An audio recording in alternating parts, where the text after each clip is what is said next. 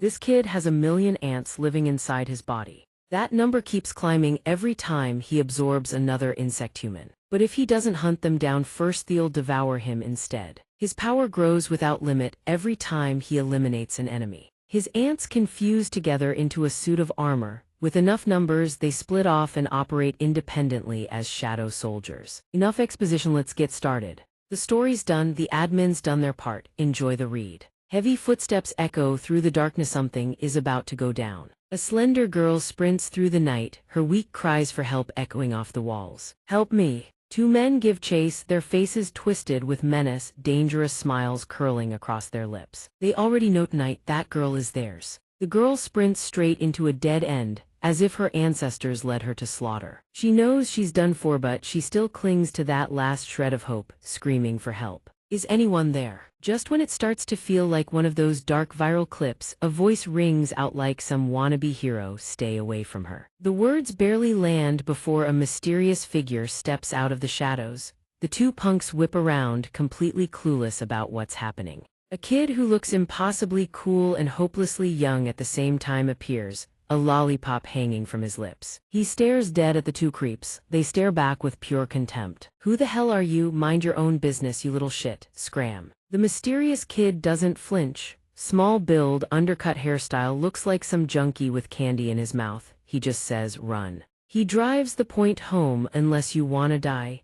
The 2 punks feel like they just got slapped across the face. They're absolutely livid. What the hell is this kid babbling about? The other one snaps. Hey pighead, you done talking yet? Not satisfied, the guy keeps spitting insults. How dare you butt into our business, punk? But the undercut kid doesn't say a word. He just unwraps the bandage around his neck, getting ready to hand these 2 creeps a beating they won't forget. Right as things hit their climax, the scene cuts just like every other insect-human encounter. One of the creeps snarls right in his face, get lost, now. The moment his mouth opens, shaft of the other guy's body drops to the ground. Red splatters across the pavement. At the sight of his partner's death, even the kid's eyes go wide with shock. What the? With a brain the size of a grape and the reaction time of someone stuck on 2G. The guy is drenched in what used to be his buddy and still doesn't grasp what just happened. What the hell is this? At that exact moment, a grotesque creature emerges, fangs sharp as blades. Someone's severed arm hangs from its mouth.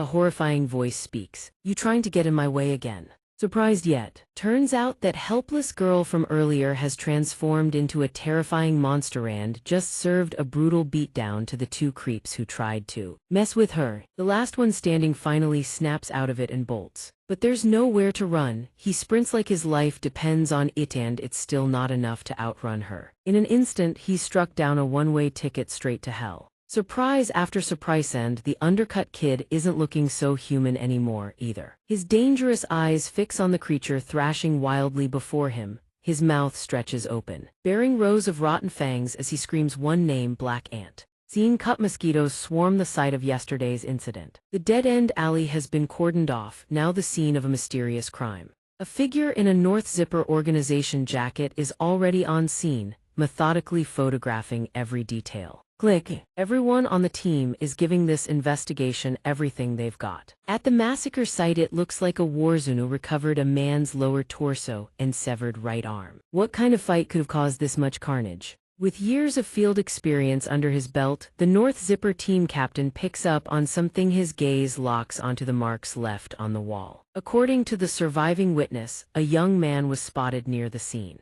Below it, a candy stick lies on the ground, crawling with black ants. He can't help but wonder. The scene is so gruesome that a massive mosquito buzzes right behind the North Zipper captain's back. He doesn't rush, calm, collected. He puts a cigarette between his lips and lights it. A hazy cloud of nicotine-heavy smoke curls into the air. He takes a slow drag, then blows the smoke right at the hovering mosquito. Whatever brand he's smoking, the smoke comes out green like poison. The mosquito can't take it. It drops dead on the spot, legs stiff. No time to even struggle. He doesn't care, he just stares at the scene and states, dead sir.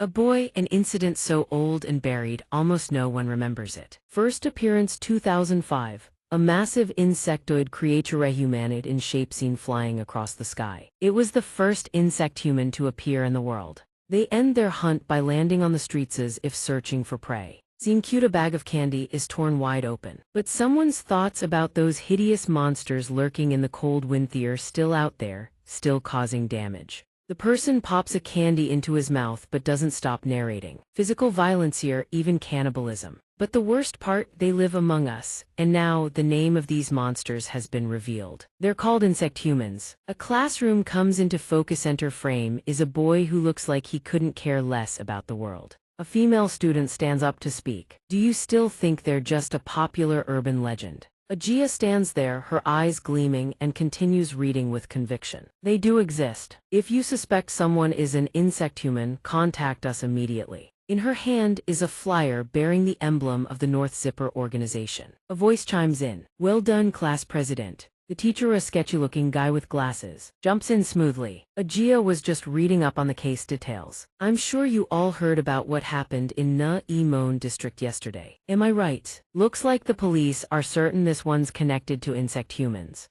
My advice, don't hang around after school unless you want trouble finding you. Fang Xin, sitting in the back row with a mask pulled up tight like a K-drama character hiding something, gleans over with barely concealed worry. Don't you live in Na-e-mon district? Ajia answers, clearly uneasy. Do you want to walk home together today? A classmate near Basomion, who clearly hasn't learned their lesson yet, asks the guy next to him with a smirk. Insect humans. You buying that? His buddy answers without missing a beat. Obviously. Then both of them burst out laughing like hyenas. One of them mutters under his breath, sarcastic because there's an insect right there in their own classroom. Mi-song stays expressionless, chewing his candy, ignoring the mocking laughter from his classmates around him.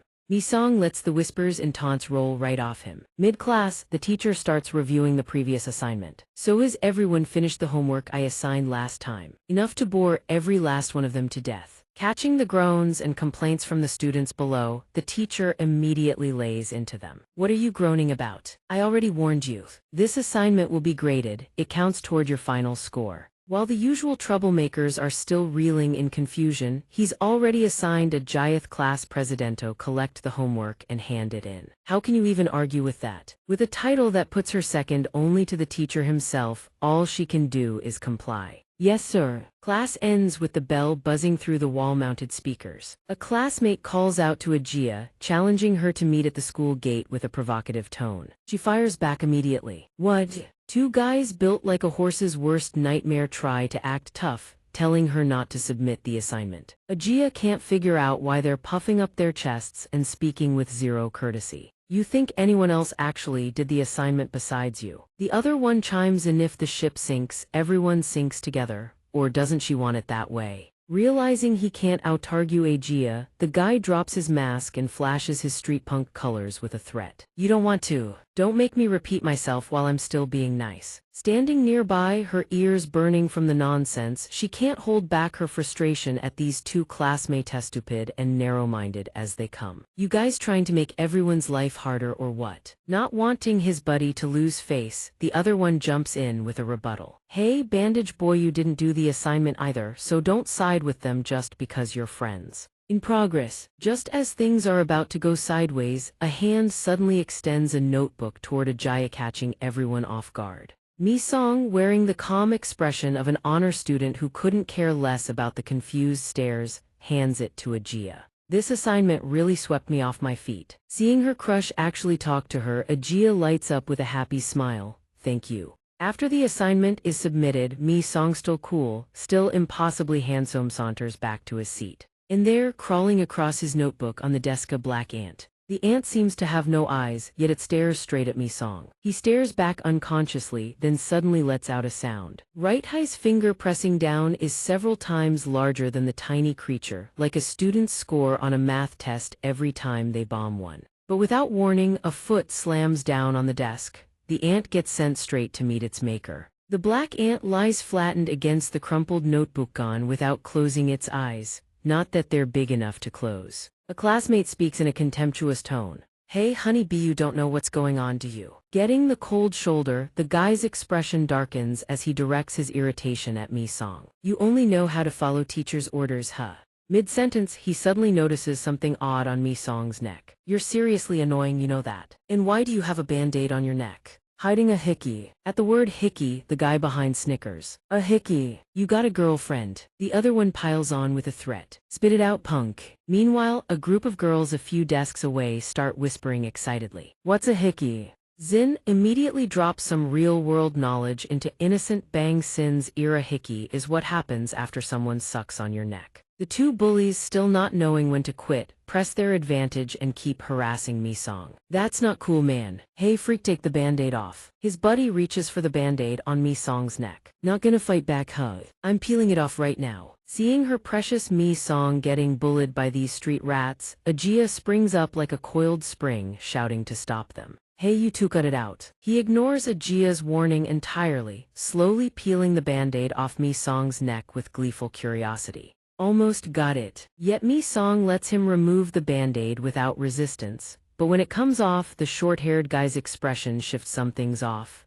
Wait, there's really no hickey. Right. The long-haired one is equally stunned, stammering as he stares at Mi-song's neck. Seeing nothing abnormal, he figures he might as well die an introvert. It's just a big black mole. Realizing he just humiliated himself in spectacular fashion, the short-haired classmate snaps, you freak, you piece of shit. You wore a band-aid just to cover a mole. Let me tell you something. But something feels deeply wrong. He freezes mid-sentence, eyes widening in shock. What the? From the dark hole on Mi-song's neck, a tiny ant slowly crawls out, then scurries at full speed down his collar. He nearly pisses himself, stammering, what the hell? He stumbles backward and crashes to the ground. An ant just crawled out of his mole. The other one tries to play it cool, correcting him. Dude, you're an ant too, calm down. Back to the inseparable bestie duo. Zin suddenly probes, sensing something from her earlier reaction. So you like Mi-song? Don't worry, your secret's safe with me. She tries to keep up her tough girl act. What are you talking about? Not a chance. But knowing her friend too well, Zin smirks. There you go, Agin. That tongue has no backbone, but the damage it does. Chef's kiss.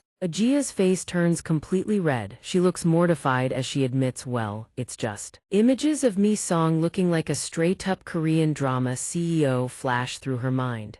He's pretty normal though. Good at sports, smart, eats like a king. How could you not like him? Seeing her friend drowning in lovesickness, Sin kindly yanks Ajia back to reality. You gonna submit the assignment or not? Snapped back to reality by her bestie flipping the metaphorical table. Ajia rushes off to submit the assignments at the teacher's office. She stands before the teacher, whose annoyed expression morphs into a skeptical question. So there's only 2 assignments. Ajia stammers out a response. Yes, but the moment she finishes, his expression darkens instantly. His attitude does a complete 180. Witnessing the teacher's terrifying face and wildly inappropriate words, Ajia's eyes go wide.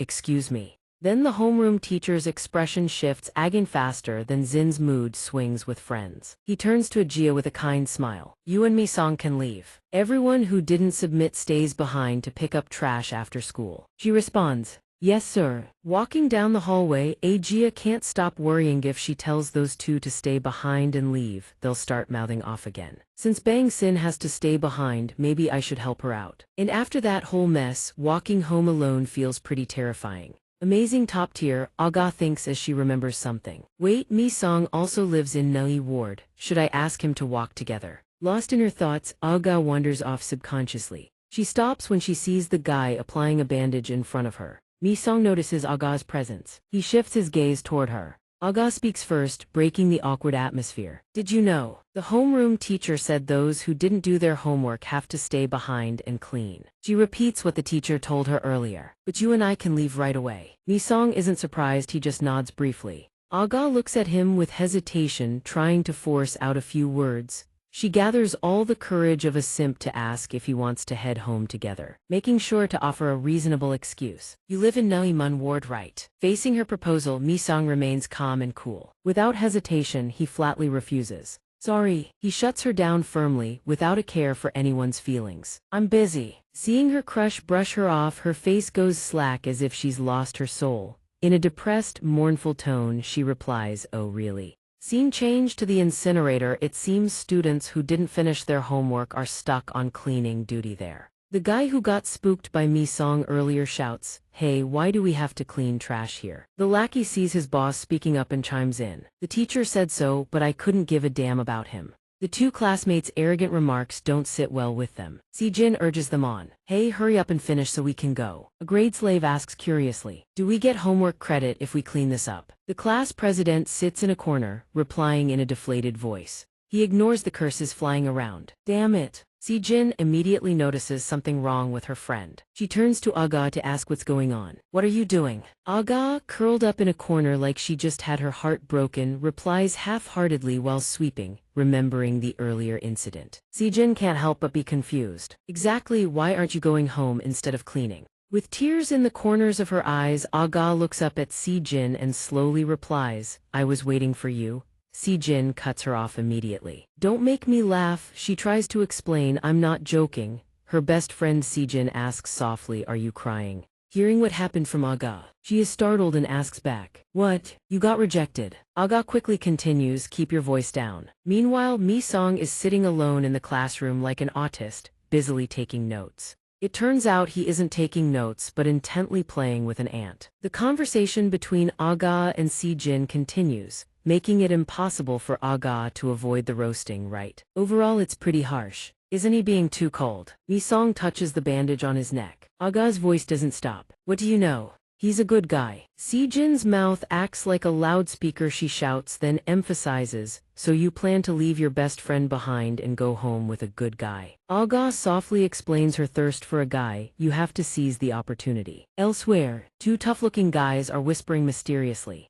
Hey, let's go. The long-haired guy rests a broom on his shoulder and starts the conversation. What were you spouting off about earlier? The other guy replies quickly. I'm telling the truth. An ant crawls out from his collar. He is shocked, unable to believe what he just heard. An ant? What the hell? Bullshit. Is it okay for him to joke around and leave because his friend is talking nonsense? The other guy doesn't waste a second, quickly replying, don't mess with me. I'll mess him up tomorrow, so you watch closely. He starts joking again. You're the one who isn't looking closely. The tough guy seems not to pay attention to his friend's words. His eyes drift elsewhere as he exclaims in surprise. Then right before their eyes, a monster slowly emerges from the dark corner, its four eyes glowing like car headlights. I told you, the guy with the cigarette in his mouth hasn't even reacted before blood sprays all over his face. Nearby, a female student wearing headphones, busy sweeping, stops when she hears the commotion. Suddenly, the head of the guy holding the broom earlier who was just running his mouth rolls toward the female student.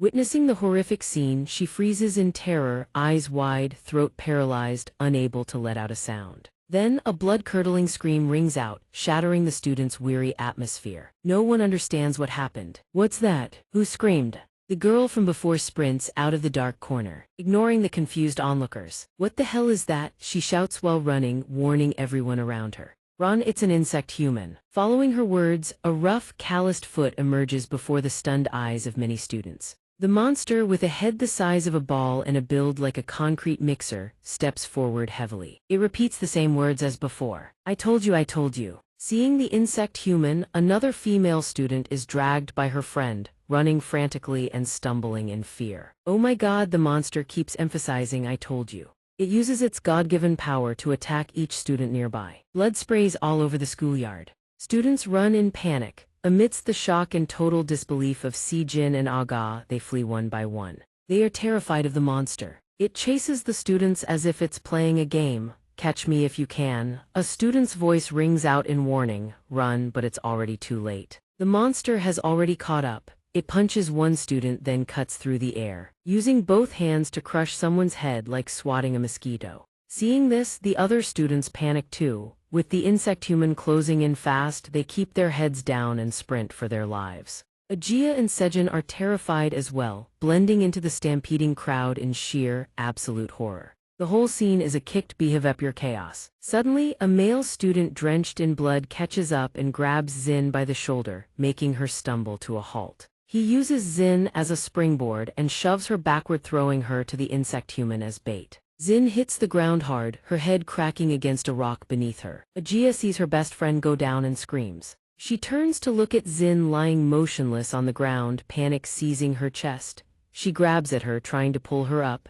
Sejin, we have to run, oh. But while she's still crying over Xin, the insect human creeps closer, its gaze fixed on the two of them. The insect human peers down at Ajia with its four grotesque eyes. Its mouth keeps twitching, muttering the same words over and over. Some luck ho, bad enough to end up like this. The insect human's body towers several times over Aegea, blocking out nearly all the sunlight. She's so scared she can barely speak, stammering, forcing out each word one by one. Don't come any closer, go away. You think it's that easy. Like it or not, you are done. The monster's maw drips with saliva at the sight of its prey right before its eyes. It lets out a guttural growl. Then, the insect human suddenly freeze frozen solid for a good 5 seconds. From within that terrifying mouth, a familiar face suddenly emerges. The insect human is actually taken aback by Aegea's presence. Class president, I told you to go home after class. Aegea seems to understand what the hell is going on, and the tears just won't stop. She recognizes the face of her homeroom teacher and stammers out a single word. Teacher, the homeroom teacher is the monster. He clasps his hands together, fury erupting all over again. Listen to what I'm telling you. He raises his clasped fists high overhead, ready to slam them down on Aegea and Zin's position. Then out of nowhere a swarm of black ants surges in like a living tide, slicing clean through the teacher's gnarled arms before anyone even registers what happened. Just like that, both arms are severed from his body. The homeroom teacher's blood sprays across the ground. Aegea, shielding her friend, is struck speechless. Tears still streaming down her face, she stares blankly into a haze of blood and black ants churning together. Sensing someone behind her, Aegea instinctively turns to look. A figure straight out of a superhero flick appears, the one who just saved her. A single thought flashes through Aegea's mind, him. His eyes burn with quiet resolve as he looks right at her. Aegea recognizes him instantly by his silhouette. He looks like a superhero in jet black armor, impossibly disappearing just in time to save them all from oblivion. Still overwhelmed with fear, tears keep rolling down the class president's cheeks, but her body has given out entirely. She collapses. Fast as lightning, Black Ant swoops in and catches the fainting Aegea in his arms. The homeroom teacher's severed insect-human arms lie cold on the ground. His voice drips with venom, a Black Ant who hunts his own kind. He stands before Black Ant, broken but defiant. I know you. Our Black Ant hero says nothing. He stares straight at the hideous insect-human before him. The homeroom teacher locks eyes with Black Ant, grinding his teeth as he demands. Why do you slaughter your own kind? His voice shakes with fury like he's facing a mortal enemy. You fight to protect humans. Unable to contain his rage any longer, the insect human screams right in Black Ant's face, saliva spraying everywhere. We're ones who sat at the bottom of the food chain. We transcended evolution and conquered. We weren't meant to protect some inferior species. But before he can finish his speech, Black Ant drives a fist straight into his gut. Too fast, too vicious, the insect human can't even react. The blow sends him flying straight into a wall, leaving the insect human plastered against the wall. Black Ant slings the unconscious Zin and the fainted Aegea over his shoulders and walks away coldly. He sets the two unconscious girls down at a safe distance, far enough to be out of danger. But his voice still rings out, steady and sure, answering the insect human's challenge. Fight to protect humanity. Black Ant tilts his head up at the sky and clenches his fist. This isn't fighting, I'm just hunting, going out to eat scum like you. Then he turns back to the teacher insect human, ho barely clinging to life after the beating still manages to spit insults. What the hell are you saying? You don't just kill your own kind, you eat them too. Scum. Turns out he wasn't finished at all, he was just catching his breath. He springs back up, seething, then forget any fantasy about eating me. I'll chew you alive on behalf of every dead brother you left behind. In an instant, the teacher insect human transforms into a massive stone ball and barrels straight at Black Ant. That bastard rolls like a wrecking ball, pouring every ounce of power into crushing him flat. Black Ant catches the attack barehanded, feet digging in, trying to hold his ground, but the force is too much. He gets slammed straight through a fence. Under the sheer impact, even the fence can't hold it tears apart. He gets hurled into a tree trunk. The air around them turns pitch black from the clash. The teacher insect human sneers down at Black Ant, killing an ant like you would just dirty my feet. Without missing a beat, he keeps taunting. An ant is still an ant. Next, the teacher insect human launches into the air, morphs into a stone boulder and drops straight down on Black Ant. The boulder is massive and jagged, don't hit, and it's going to hurt like hell. He grinds his teeth and roars, die you worthless bug. Face twisted with murderous rage, all four eyes of the teacher insect human blaze as he bellows. You damn Black Ant. Black Ant finally sees the attack coming straight for him. The insect human slams into the ground, nearly crushing our hero into nothing. After the hit, he suddenly lifts off Black Ant for a split second, then repeats the exact same move, leaping up and dropping right back down. Once again, the teacher insect human morphs into a stone boulder, rockets up, and comes crashing down. Our Black Ant hero now looks like a real ant squashed flat under someone's shoe, absolutely pitiful. The teacher mocks him from the top, "An ant really is hard to kill, huh?" After the relentless barrage, Black Ant suddenly bolts upright, ready to move. Seeing he's still alive, the teacher runs the same trick again. "I'll crush you nice and slow, little ant." Pathetic ant. Black Ant looks up at the insect human, ready to counter. The massive stone boulder crashes into the ground again, leaving a deep, gaping crater. Dust and debris choke the air from the impact. Blood splatters across the dirt, no one knows whose. At first glance, it looks like Black Ant's. The insect human laughs triumphantly, thinking he's won. Now you know what it feels like to be squashed, but the grim reality is that Black Ant's weapon has already pierced clean through his body. Only now feeling the agony, the teacher insect human screams, "What the hell is this? You hit a weapon." In the face of his accusations, Black Ant stays silent. No reply, he just gives a cold order to move. The suit, made of what seems like a swarm of tiny ants, gradually dissipates, revealing a student's sneaker.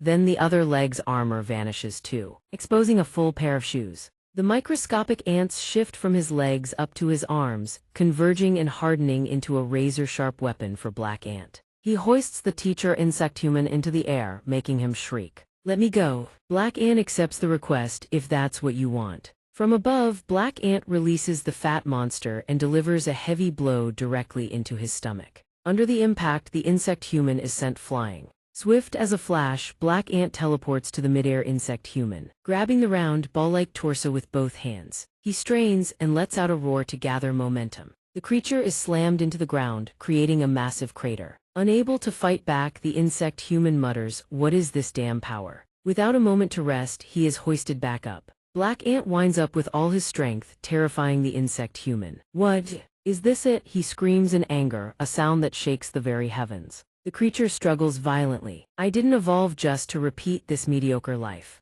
Black Ant digs his hands into the creature's body and crushes it. The insect human clearly doesn't want to die, muttering incessantly. "I already submitted," the creature stammers, "in the assignment right." Before he can finish, he is sent straight to the afterlife. Black Ant uses both hands to crush and tear him into hundreds of pieces, viscera sprays everywhere. The teacher's shattered glasses fall to the ground in shards. After finishing the job, Black Ant walks away. "You're muttering to yourself again." "That's enough, go." The ants seem to understand human speech. At his command, they scatter, shedding the ant armor from his body. Mi-song walks away without looking back. A shadow seems to emerge from behind a tree, yet he remains oblivious to the other presence. Now just an ordinary student, Black Ant returns to school, indifferent to the observation. Behind the tree, a silkworm-type insect human has witnessed everything. The scene of the broken glasses lying amidst the debris and blood signals the start of a new journey. After the battle between Black Ant and the teacher-type insect human, the cleanup crew finally arrives. They ask the gathering crowd to step back and stop filming. Nothing can stop the human-powered camera brigade. The crowd whispers, "Aren't those freshmen insane?"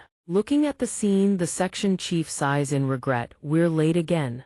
The combat team leader standing beside him shares the sentiment. "We prepared so much to come here." Jin squats down, grumbling, "It looks like a battlefield." The only explanation is infighting between the same species. After making his deduction, he turns to look at Bit and asks, "But why were they fighting?" Then he recalls the interrogation from earlier. A student, face filled with confusion, recounts the event. "A boy stepped in before the girls were captured. He told us to run." Bit puffs on his cigarette, pondering. "Fighting for the sake of protection." At this moment, a member of North Zipper's team approaches to report. "Captain, the student who faced the bug has woken up." Bit blinks, turning back to listen to the update. He said someone in black saved them. Elsewhere, the student named Sudong, who was finally rescued, wakes up to answer questions from the press. A reporter cautiously extracts information. "The homeroom teacher was an insect human." "Wasn't that terrifying?" he replies clearly. "It was very scary, but I couldn't abandon my friends. I reported it directly to North Zipper." The bystanders praise him for his courage. Following that, Sudong takes his phone out of his pocket to show off. "I caught a snapshot, do you guys want to see?" The reporter quickly agrees. Of course, he searches through his phone, laughing. "Wait a moment.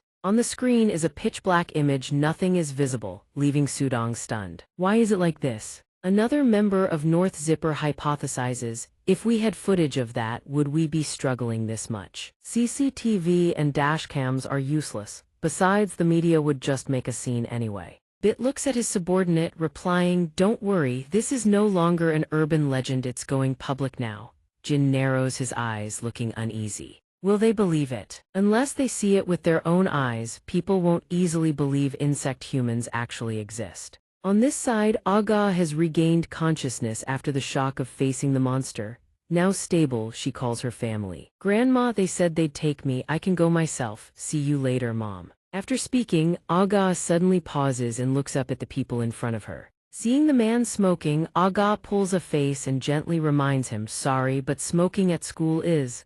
Before she can finish, Jin hurriedly explains. It's insect repellent. Knowing that, what now? Bit hears this and immediately puts out the cigarette. Din, standing beside him, helps his comrades. Sorry. This guy is heavily addicted. This isn't a cigarette, it's insect repellent. The sun sets, casting the evening glow as Bit promises Aga that he will smoke in moderation if she dislikes the smell. In the end, Aga recounts the entire incident when the homeroom teacher, or rather, the monster, tried to kill them. A person in black appeared. Bit repeats the thought in his head out loud. Jin questions her tentatively. Why do you say it was a person? Aga recalls the image of Black Ant, describing it as she remembers. He looked very much like a human. I fainted immediately, so the memory is hazy. But he was different from that monster. Sitting in the ambulance. She continues, saying that person saved them. Hearing this, Bit wonders about the rescue. During the cleanup, was any student missing? Aga replies immediately. A person on the other side continues the investigation. Do you know which student that was?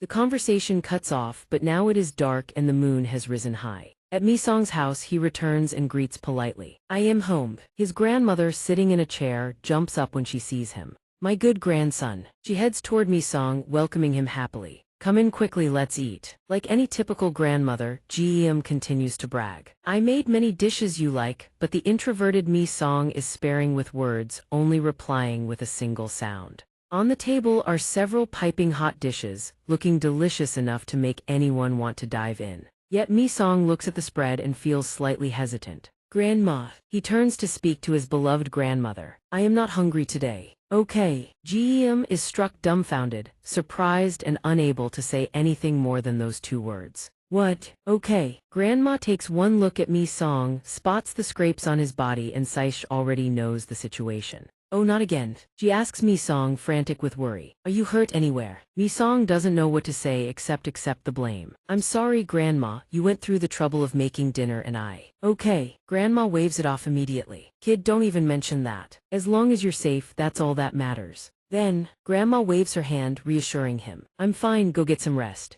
Mi-song heads into his room, then turns back around to remind her not to clear the table, he'll eat it in the morning. Okay. Grandma agrees right away. He shuts the door behind him, leaving nothing but her wistful gaze. Grandma blinks back tears, wiping them away with the back of her hand. Heaven is so cruel, what has my grandchild ever done to deserve this? She curses silently on his behalf. Cut to outside the apartment building, a single black ant scurries upward in a hurry. A little farther out, an entire colony marches in perfect, orderly lines. Way out a massive stream of ants crawls from ground level all the way up to Mi-song's room. They pour in one by one through the gap in the window, each one hypnotized, drawn inside as if by instinct. A serious voice echoes from inside the apartment. Breaking news plays on the TV. This afternoon, at a high school in the Gujil district, a horrifying attack by an insect human has resulted in multiple student casualties. The insect human is a monstrous insect entity previously known only in urban legends. The creature's identity has been confirmed as Mr. I.M., a homeroom teacher, sending shockwaves through the student body and faculty. He looked perfectly normal. Mi-song doesn't sleep.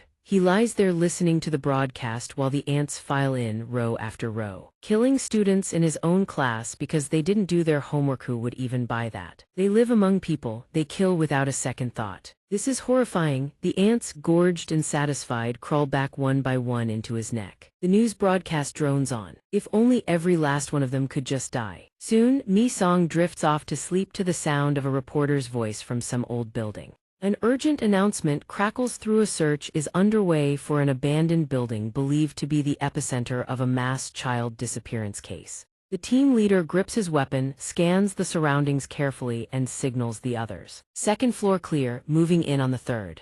They stare up the dark, gloomy stairwell inside the derelict building. Confirming it's safe, each officer steps onto the stairstile on razor-sharp alert, weapons raised. The team leader, sharper than the rest, immediately snaps his team against the wall in defensive positions. He peeks out from behind cover, cautious, and looks inside. What he sees freezes him to the bone. His eyes go wide with shock. The scene inside is straight out of a nightmare. Giant cocoons hang suspended in midair. Outside, a white van has pulled up. Looks like a kidnapping vehicle parked just nearby. You gotta be kidding. Inside the van, North Zipper operatives sit around, bored out of their minds, just waiting. A North Zipper combatant slumps against the steering wheel, completely fed up. This waiting is killing me. Can't we just storm in and get it over with? Another North Zipper member combatant Sam. He disagrees. If anything, he looks thrilled as he responds. We're still under national oversight evaluation. The police hold priority investigation rights until an insect human officially appears on scene.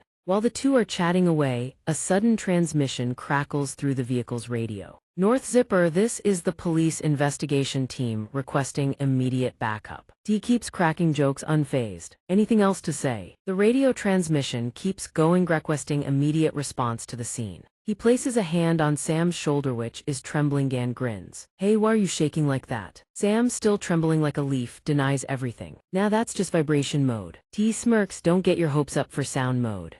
North Zipper team leader Bai, sitting in the back seat, listens to these two clowns and feels his brain cells dying. But the instant the orders come through, Bai snaps, dead serious. He pulls a cigarette from his jacket pocket and commands, "Quit screwing around, move out." The other two comply immediately. "Yes, sir. Roger that." A sharp slicing sound rings out. The silk threads suspending the giant cocoons in midair snap cleanly in two. Police officers work to secure the scene left behind by the insect human. A masked Special Forces operative holds his rifle at the ready, scanning the area, then glances at his superior, curious. "Sir, weren't we supposed to wait for North Zipper to arrive?" The team leader answers without hesitation.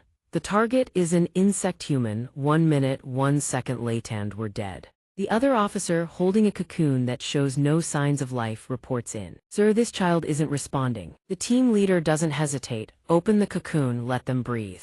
The officer complies. He tears open the top of the cocoon. "Hang on, we're here to rescue you." Inside the cocoon is a child. The child feels the open air and gasps desperately, gulping down breath after breath. Seeing the method works, the officer quickly grabs a knife and slashes away the rest of the cocoon still wrapped around the victim. The child inside the cocoon stares at the officer in front of them. "Are you okay?" A furious voice suddenly tears through the space. "What are you?" The team leader whips around to check on the child. Before he can finish the sentence, the black-clad officer is sent flying instantly. An iron wing, razor-sharp, slices through the cocoon like butter. The team leader clutches another victim still trapped inside a cocoon, his face twisted with horror at the insect human looming before him. It snarls, relentless, "What are you doing to my children?" Before them stands a venomous mosquito insect human, its face flushed crimson with rage, shrieking. "I asked, what are you doing?" Officer Hata sees the insect human and opens fire, unloading round after round while screaming for the team leader. But every bullet is meaningless. The venomous mosquito moves faster than lightning gone clean strike, and the officer drops dead on the spot. The team leader stares, eyes wide, at his comrade's body crumpling to the ground, faster than a bullet. His eyes burn bloodshot red. He watches the venomous insect human charge straight at him, the only thought running through his head.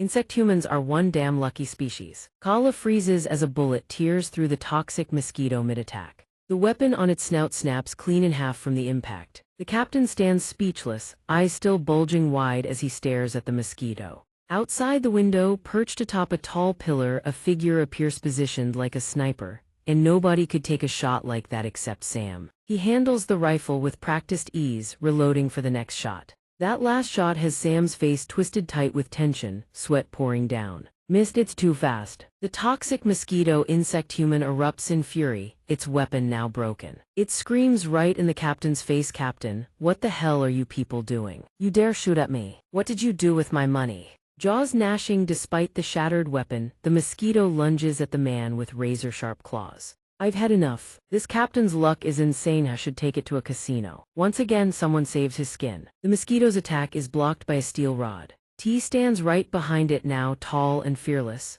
The mosquito insect human flinches. Me, what? T sneers, voice dripping with contempt. The hell kind of attitude is that? Brett, I told you. He slams the rod straight into the creature, making his identity crystal clear. I'm North Zipper. The impact sends the mosquito hurtling straight into the wall. Bip steps in, the cops get the memo pull back and let North Zipper handle it. He tells the captain, get the kids out of here. The man scoops up the two children wrapped in the cocoon and bolts. Yes, sir. The mosquito snaps back from the hit, raging as it takes flight again. Where are you taking my money? Bip doesn't even acknowledge the insect human. He exhales a plume of iridescent, pastel-colored smoke. Under the haze's effect, the mosquito's strength drains away completely. It staggers like it just downed a pound of sedative, sluggish and bewildered. My body, what's happening to me? Bip looks down at it with the calm confidence of someone who's already won. He explains, you'll stay nice and high on this smoke and you will tell us where the kids you snatched were sold. The mosquito yanks the broken weapon from its body, cursing under its breath. Damn it, the black ant doesn't show and I get stuck with these flies.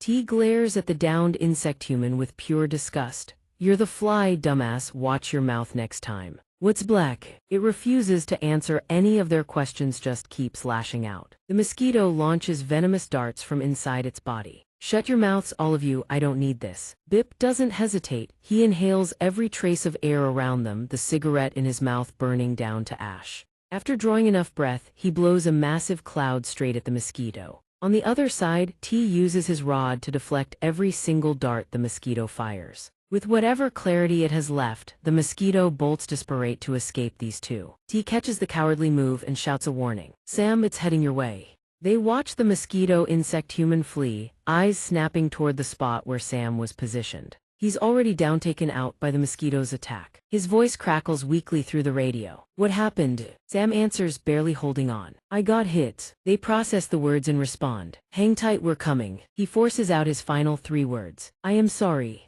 T watches the toxic mosquito escape, fists clenched, powerless to stop it. Son of a bitch, how dare it go after the captain. Bip seems all too used to situations like this. He gives the order, let's move. The scene cuts to the school. After the homeroom teacher was exposed as an insect human, a 1-week school closure was officially issued. Deep inside the school, in the classroom of that insect human teacher, the memorial for the lost children carries on. Next, images of Nu Zudong receiving his commendation spread across social media. Nu Zudong, first to report to North Zipper, has been awarded the Citizen Courage Medal. The person holding the phone scoffs in disbelief. He didn't even do anything. Cut to a hospital room. A student curls up on the bed, still shaking from the aftershock. Z, fresh out of brain surgery, refuses all visitors without exception. Meanwhile, Ajia sits in a park, babysitting her little brother. She stares at her phone, cursing under her breath. Damn it! A boy wearing a fly-shaped mask suddenly leaps out to scare her. Ajia doesn't even flinch. She looks the kid dead in the eye and smacks him right on the head. Hey, I told you to cut it out. The little brat giggles and bolts after scaring his sister. I'm telling mom.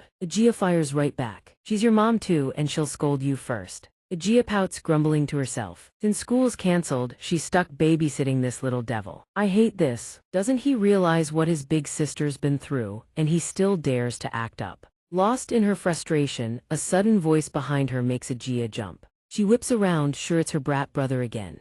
I told you to stop, are you deaf? Turns out her little brother had just outed her secret crush, and there stands Mi Songwater melon popsicle in his mouth, zero expression, completely unbothered by her scream. And Mi Song. And so the 3 of them end up huddled together, each with a popsicle. Let's eat.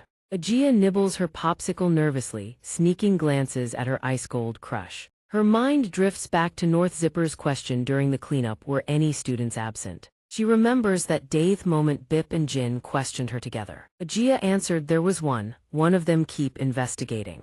Do you know who that person is? She gazes at Mi Song, lost in thought. Why do I keep worrying about this? Am I just being nosy? She finishes thinking, then calls out to Mi-song. Ajia looks at him and quietly voices the question gnawing at her. Did something happen to you that day? Like some chain-smoking old dude coming to find you? Mi-song casually tears open a pack of rice crackers and gives a one-word reply. He answers and Ajia just gives a non-committal hum. Oh really? She secretly breathes a sigh of relief. Thank God. Meanwhile, Mi-song finishes his ice cream and hands the empty sticks to Ajia's little brother. A stray ball suddenly rolls over while Ale is stacking blocks. The kid abandons his stick castle and chases after another boy. Sis, I'm gonna go play ball. Ajia quickly nods. Don't leave the play area. Mi-song is enjoying his ice cream when he suddenly bites clean through the cone. Hearing the crack, Ajia stops and looks at him, confused. But Mi-song doesn't seem to notice his own strange behavior. He stares straight ahead. Ajia can't help but wonder. A strange thought crosses her mind. What's wrong with him?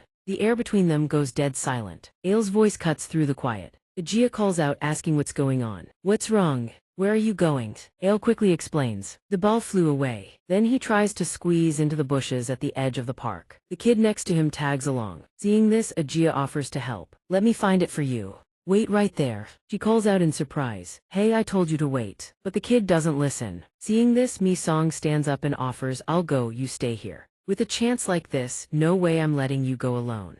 Ajia follows, I'm coming with you. In no time, Mi-song steps out of the park. He walks into a dense cluster of trees, eyes scanning everywhere until he finally spots his target. Mi-song sees a kid wearing an insect-human nose mask holding the ball. He approaches casually. What are you doing? The kid doesn't answer. A child's voice rings out. It sounds like Ale. The little one runs back to where Ajia is packing up, making her wonder. You're back already, Ale. Did you find the ball? Ale answers, not yet. Then he relays Mi-song's words. He told me to come back to you, sis. Turns out Mi-song had pulled Ale out of the bushes. Back where Mi-song is, the kid with the nose mask speaks up. This is MY territory. Mi-song recognizes something. Gan smirks. Looks like we're the same kind. Same hunting style. It speaks with pure rage. I almost had it. Because of you I lost my catch. And on top of that, those North Zipper bastards stole everything from me yesterday, but I'm still in a good mood. It's the venomous mosquito insect human from before. It watches Mi-song peel the bandage off his neck, sizing him up. Looks like you just awakened recently, so I'll let it slide. But if you step into MY territory I will get angry. After peeling off the band-aid on his neck, the black ants inside his body swarm around him like they've received a command. The venomous mosquito insect human stares, stunned. Mi-song speaks up again, territory. He transforms, ants coating his body like armor. He looks at the mosquito with contempt. What did you just say? It holds the ball, hand trembling as if seeing something horrifying. What? What? The venomous mosquito insect human crushes the ball in fury. It snarls with hatred about the black ants, the kind that hunts its own. The ball explodes in its palm. I've been waiting for you. It points straight at Mi-song's face, then transforms. I've been hearing a lot about you lately. You eat your own kind. Really? Am I next? You arrogant bastard, I'll crush you. The mosquito drops into a fighting stance. You dare break the celestial insect's law and devour your own kind. All I need is your head. It transforms into the venomous mosquito insect human from that day. The larvae will hatch any moment now. It shatters its mask in rage and rockets straight at the black ant. I will become a celestial insect. The venomous mosquito insect human attacks Mi-song in a flash. A flash of red flickers for an instant. Mi-song stares at the mosquito with ice-cold eyes. After the strike, it circles back, ready for round 2. Using its lightning speed, it plays cat and mouse, laughing with sadistic glee. How's that? I'm fast all right. Just thinking about killing both mice and birds makes my mouth water like crazy. Mi-song scratches his head, thoroughly unimpressed, while the thing keeps bragging. Can't even catch me. All you can do is stand there and watch, huh? Froze up completely. Surprised, you old hag. Took just one hand. He doesn't hesitate for a second. His ultimate move fires off and nails the venomous mosquito insect human dead on. He slams its head into the ground with a deafening thud. One punch and the venomous insect is pinned flat against the dirt. Mi-song's eyes blaze with fury, murderous intent pouring off him the moment he strikes. Then he spins back toward Ajia like a little kid, blinking in confusion. The kid steps out of the tall grass, a fresh wound scarring his face, looking cool as hell like some street drama protagonist. Mi-song covers the scrape on his face.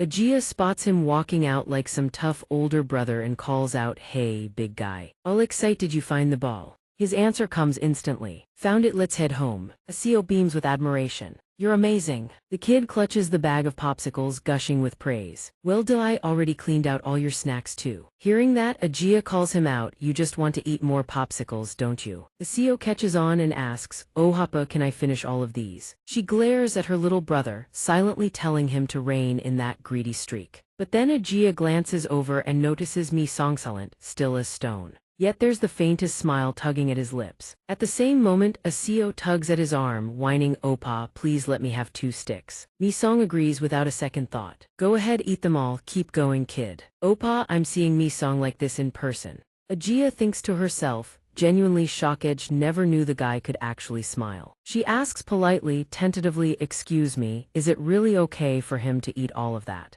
Mi Song gives a single nod, then looks at Ajia and confirms, I'm full already. She stares at Mi Song, dazed and utterly defenseless against the arrow of love that just pierced her heart. A gust of wind sweeps through, rustling the tree canopy under the changing sky. Deep inside that patch of overgrown greenery, the venomous mosquito insect human has already keeled over, becoming fresh prey for the ants. Like every other morning, the slaves to grades haul themselves to school. Mi Song is no exception. Evan, an Ant-Man's gotta drag his ass to class like everyone else. He's walking alone when a voice full of teenage angst groans from behind him. Damn it, an immediate reply bounces back, what's wrong?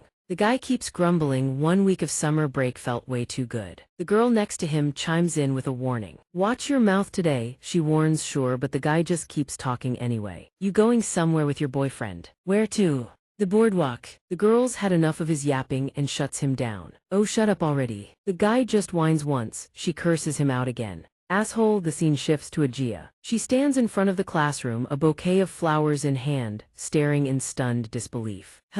Closed. A notice is posted on the classroom door. Class 3 is temporarily shut down. Ajia can't believe the school's decision. She murmurs slowly, Class 5. The hallway buzzes with students filing past, everyone stunned by the announcement. Ajia's mood sinks. Visiblish realizes she's no longer class president. I'll come visit every day, you guys, take care. The scene cuts to a new classroom where Ajia's new classmates will study together from now on. Year 1, Class 5. Ajia slumps face down on her desk, clearly not used to her new class yet. As if remembering something, Ajia picks up her phone, eyes glued to the screen. On the display, a string of unanswered messages. Season, I'll visit you often, please take care of your health. How are you feeling? I still haven't been able to visit time, really worried about you. Hey, is your condition getting any better? Today's the first day of school and our classroom is already shut down. I got transferred to Class 5, same one as yours. Once you're discharged, I can look after you, get well soon. Her eyes drift toward the far corner of the room. Spotting something, she lets out a petulant sigh. A class transfer is whatever, but why? Ajia glances toward the classroom door and keeps grumbling. Stuck with New Zudong again. A guy with a grin like some cheesy pop star opens his mouth first. Yo Zudong, so what actually went down that day? Tell us, man, spill it. Hearing the question, he fires back, I thought I was gonna die that day. One more punch and your head would have blown clean off.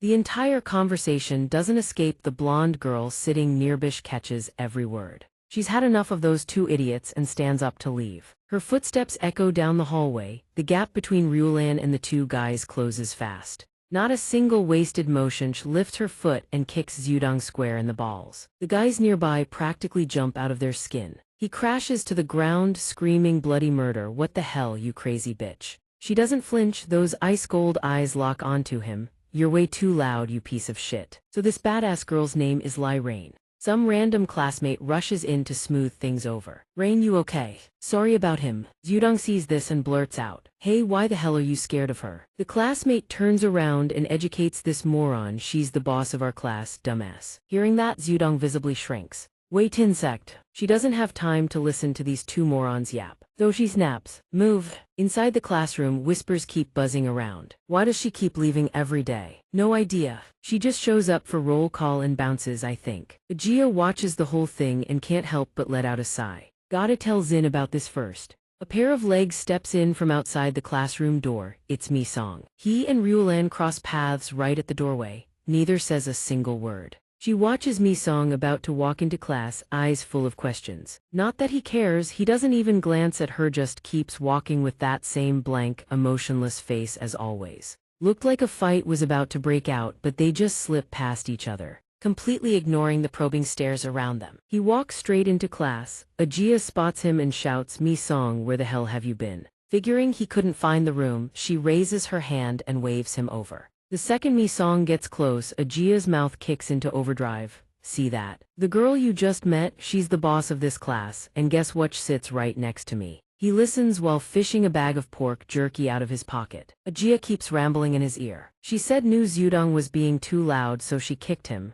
Honestly, felt damn good to watch. Mi Song responds flatly like a certified ice king. "That's so." Ajia can't shut up. Doesn't matter whether Mi Song's listening or not. She got transferred to a new class and expected it to be hell. But the start's been amazing. All she gets back is a half-assed reply. "Guess so." One side keeps rambling about whatever, the other pulls out a strip of jerky and chows down like a starving dog. Scene cuts to the first class in the new homeroom. The teacher is lecturing at the front. "This will be on the test." Mi Song, along with everyone else, is studying hard, but barely 5 minutes in, his stomach starts growling like a war drum. Looks like he's starving. The noise is so loud that Ajia, sitting nearby, questions her entire existence and whips her head around to stare. Seeing him clearly starving, she seizes the moment and leans over with an offer. "Hungry? Let's grab lunch together later." Free food served on a silver platter. An idiot would say no. Mi Song replies instantly. He looks back at the board. The teacher's still droning on about the same thing. This won't be on the test. But Mi Song feels it from the darkness. A cold, piercing stare burns bright as headlights. It's watching something. Mi Song's pupils contract. He's detected the creature's presence. A cold sweat breaks out. The insect human flashes through his mind. A strange sound echoes in Mi Song's ears. "Song, you can't leave." A moment later, the bell rings. Ajia whips around to face him. Mi Song ready to eat. Forget the lunch invite. Mi Song vanishes at light speed. 1 second his desk is occupied, the next it's wiped clean. She sighs. He must be really hungry. Guess I'll eat alone. His pace doesn't slow down one bit. Then Mi Song bursts out from the bushes, legs pumping fast without a single hesitation. He just keeps running head down. A deep male voice speaks up. "Where the hell did that little mosquito disappear to?" "Can't find him," another voice answers right away. If he's smart, he's hiding somewhere. If not, their voices keep going back and forth. "So what if he's curious?" Bit replies coolly, "He's dead." Ignoring T's surprise at the blunt statement, he keeps walking, completely unfazed. "Besides us, there's another nosy bastard out there." A second later, Bit asks, "Why do you call him a mosquito?" Seeing his boss ask something so random, T fires back, "Captain, then why is the cuckoo bird called a cuckoo?" The words barely leave his mouth when Mi Song glides past like a ghost, accidentally bumping into Bit's shoulder. Seeing someone crash into his boss, T immediately turns to check on him. "Captain, you okay? Hey you, looking for your old man or something? Too old to pick fights with punks." Bit keeps walking without a care, telling his "Forget it, let's go." But T's expression sours like he bit into a chili. Probably just another punk. Bit hears this and asks, "How do you know?" T puffs up with pride at his boss's question. "Experience." The scene cuts to the school's staff room. Ajia has been called in by the North Zipper team. Bit sits across from her. "We're looking for a student who was absent from the incinerator cleanup area." Ajia answers honestly, "The one who smells like incense. He already went home." Still hungry, T remembers what happened earlier and gets curious. Could that be the punk from before? Bit drops the subject. Focused only on the insect humans, he pulls out a North Zipper business card and asks, "Could you pass this to that friend of yours?" Ajia agrees immediately. "Yes." With that, the two get up and leave. Bit speaks as they walk. "You want to know about the recent admissions to Sam Hospital, don't you?" T answers, "That's right." Ajia's attention is now locked onto the business card in her hand. She can't help but mutter aloud, "Insect Human Extermination Team, Captain." The scene shifts to a massive bridge. Something is about to go down. An insect human clings to the edge of a wall, looks like some bootleg Spider-Man. From deep within the shadows, footsteps echo nonstop. A blackened foot steps slowly out of the darkness. It's the Black Ant. Mi Song emerges with a cold, detached bearing, closing in on the insect human step by step. He's locked in the creature's crosshairs. The two stare each other down without breaking eye contact. Suddenly, the insect human drops its Spider-Man routine. It releases its limbs, dropping to the ground, and raises its appendage, taunting Mi Song like some deranged freak. The insect human fixates on him, thrumming with wild excitement. Mi Song doesn't flinch. the creature's body suddenly spasms in violent convulsions, provoking him over and over. Seeing the insect human practically begging for a beating, he charges straight at it. Mi-song's attack gets blocked effortlessly by the creature's limbs. Seeing Mi-song's opening fail, it swings both legs and kicks square into the black ant's chest. Too slow to dodge, Mi-song takes the full blow and staggers back in pain. The insect human grins with smug satisfaction, its face twisting uglier than ever. But Mi-song's not about to take that. Lying down, he surges forward again and drives his fist straight into that ugly mug. The creature slams into the wall, seething with rage, its body writhing nonstop. Caught off guard by the bizarre movements, Mi-song stumbles. His mind races, trying to make sense of what the hell just moved. Nobody notices when it happens, but a single black ant appears on top of the insect human's head. Mi-song's eyes light up the moment he spots it. His heart practically sings, there it is. In his palm, countless ants swarm together, coalescing into a tight, writhing sphere, nothing but ants upon ants. Mi-song thinks, let's confirm it. Strike while it's hot. He hurls the sphere straight at the insect human without hesitation. Direct hit, the insect human staggers back, completely blindsided. Black ants coat his entire body, a solid wall of black that pins him in place. White threads surface through the swarm, glistening like spider silk, unmistakable in the darkness. The ants trace those strange threads, crawling upward along them until they hit the top of the bridge. The insect human's secret is exposed. He's seething. He snaps the threads connecting to his own body without a second thought. The instant those threads are severed, his entire body seems to come apart, collapsing downward along with the severed strands.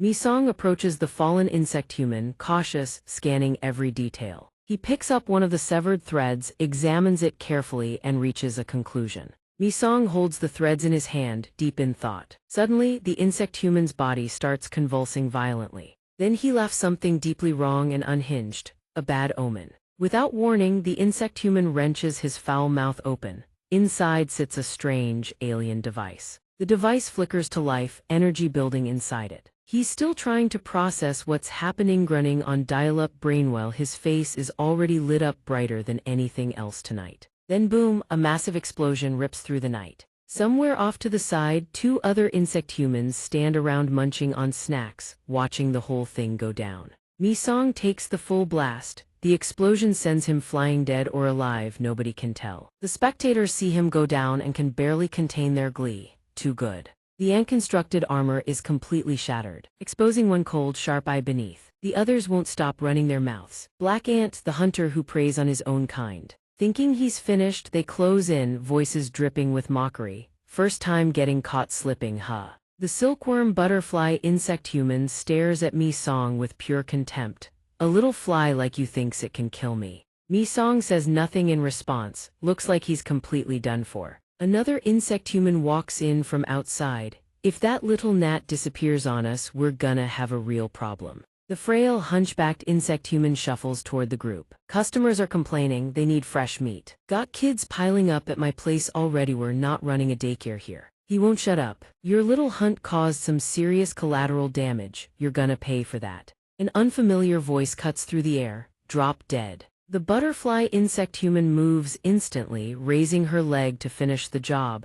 One clean strike is all it would take to snap Black Ant's neck. Black Ant's head is gone, looks like he's sleeping in the dirt for good. Classic bait and switch, thinks the job's already done. The silkworm butterfly stares at the body, calmly realizes nothing but an empty shell. The other insect human looks up and shouts a warning, watch out. Above them, Mi-song, channeling every ounce of Black Ant's power. He clasps both hands together, dives down, and brings a devastating blow crashing onto the butterfly insect human's skull. Mi-song's feet barely kiss the grass before he springs up, again ready for the next strike. The other insect human realizes Black Ant's next target is him and braces to fight back. But it's already too late. Black Ant strikes like lightning, a relentless chain of punches, each one crashing into his face, spraying blood everywhere. This piece of shit refuses to go down without a fight. The insect human counters with a bomb attack, a direct hit that detonates against Mi-song's body. He throws up both hands still coated in ants and blocks the blast.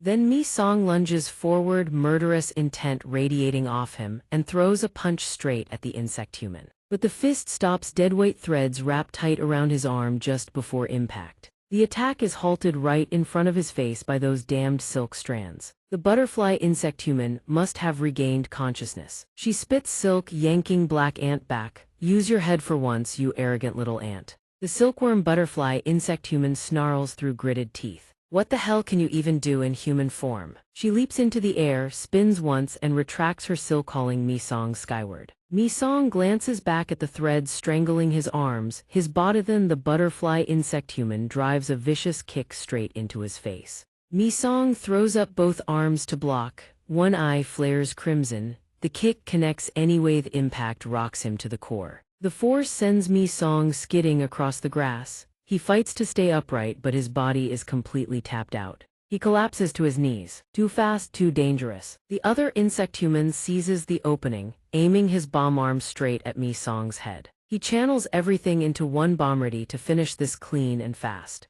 Mi-song glances at the bomb hovering beside him. Part of him wonders if this is it. He screams a raw, desperate command, ordering the swarm to move. The ants, frozen in place like armor, snap into action and scatter instantly. They surge toward Mi-song just as he's about to get his ass handed to him. At the same moment, the bomb's charge reaches full capacity. The insect human says goodbye, hunt's over. Then the bomb detonates. An explosion of massive proportions rips through the area. The bridge shatters, blown apart into a massive crater. A familiar, teasing voice cuts through the smoke. You know, setting off fireworks in the park gets you fined, right? Tae appears, staff in hand, blocking and deflecting the bomb's trajectory. He throws out another quip. What do bugs use as currency? Leaves, he says, dead serious. Tae swings his staff at the insect human, but the bastard dodges and leaps back. He and the silkworm butterfly insect human stare down the North Zipper agent. But that's not Alan. Author figure emerges from behind. Look at this, everyone's gathered here, trashing the place.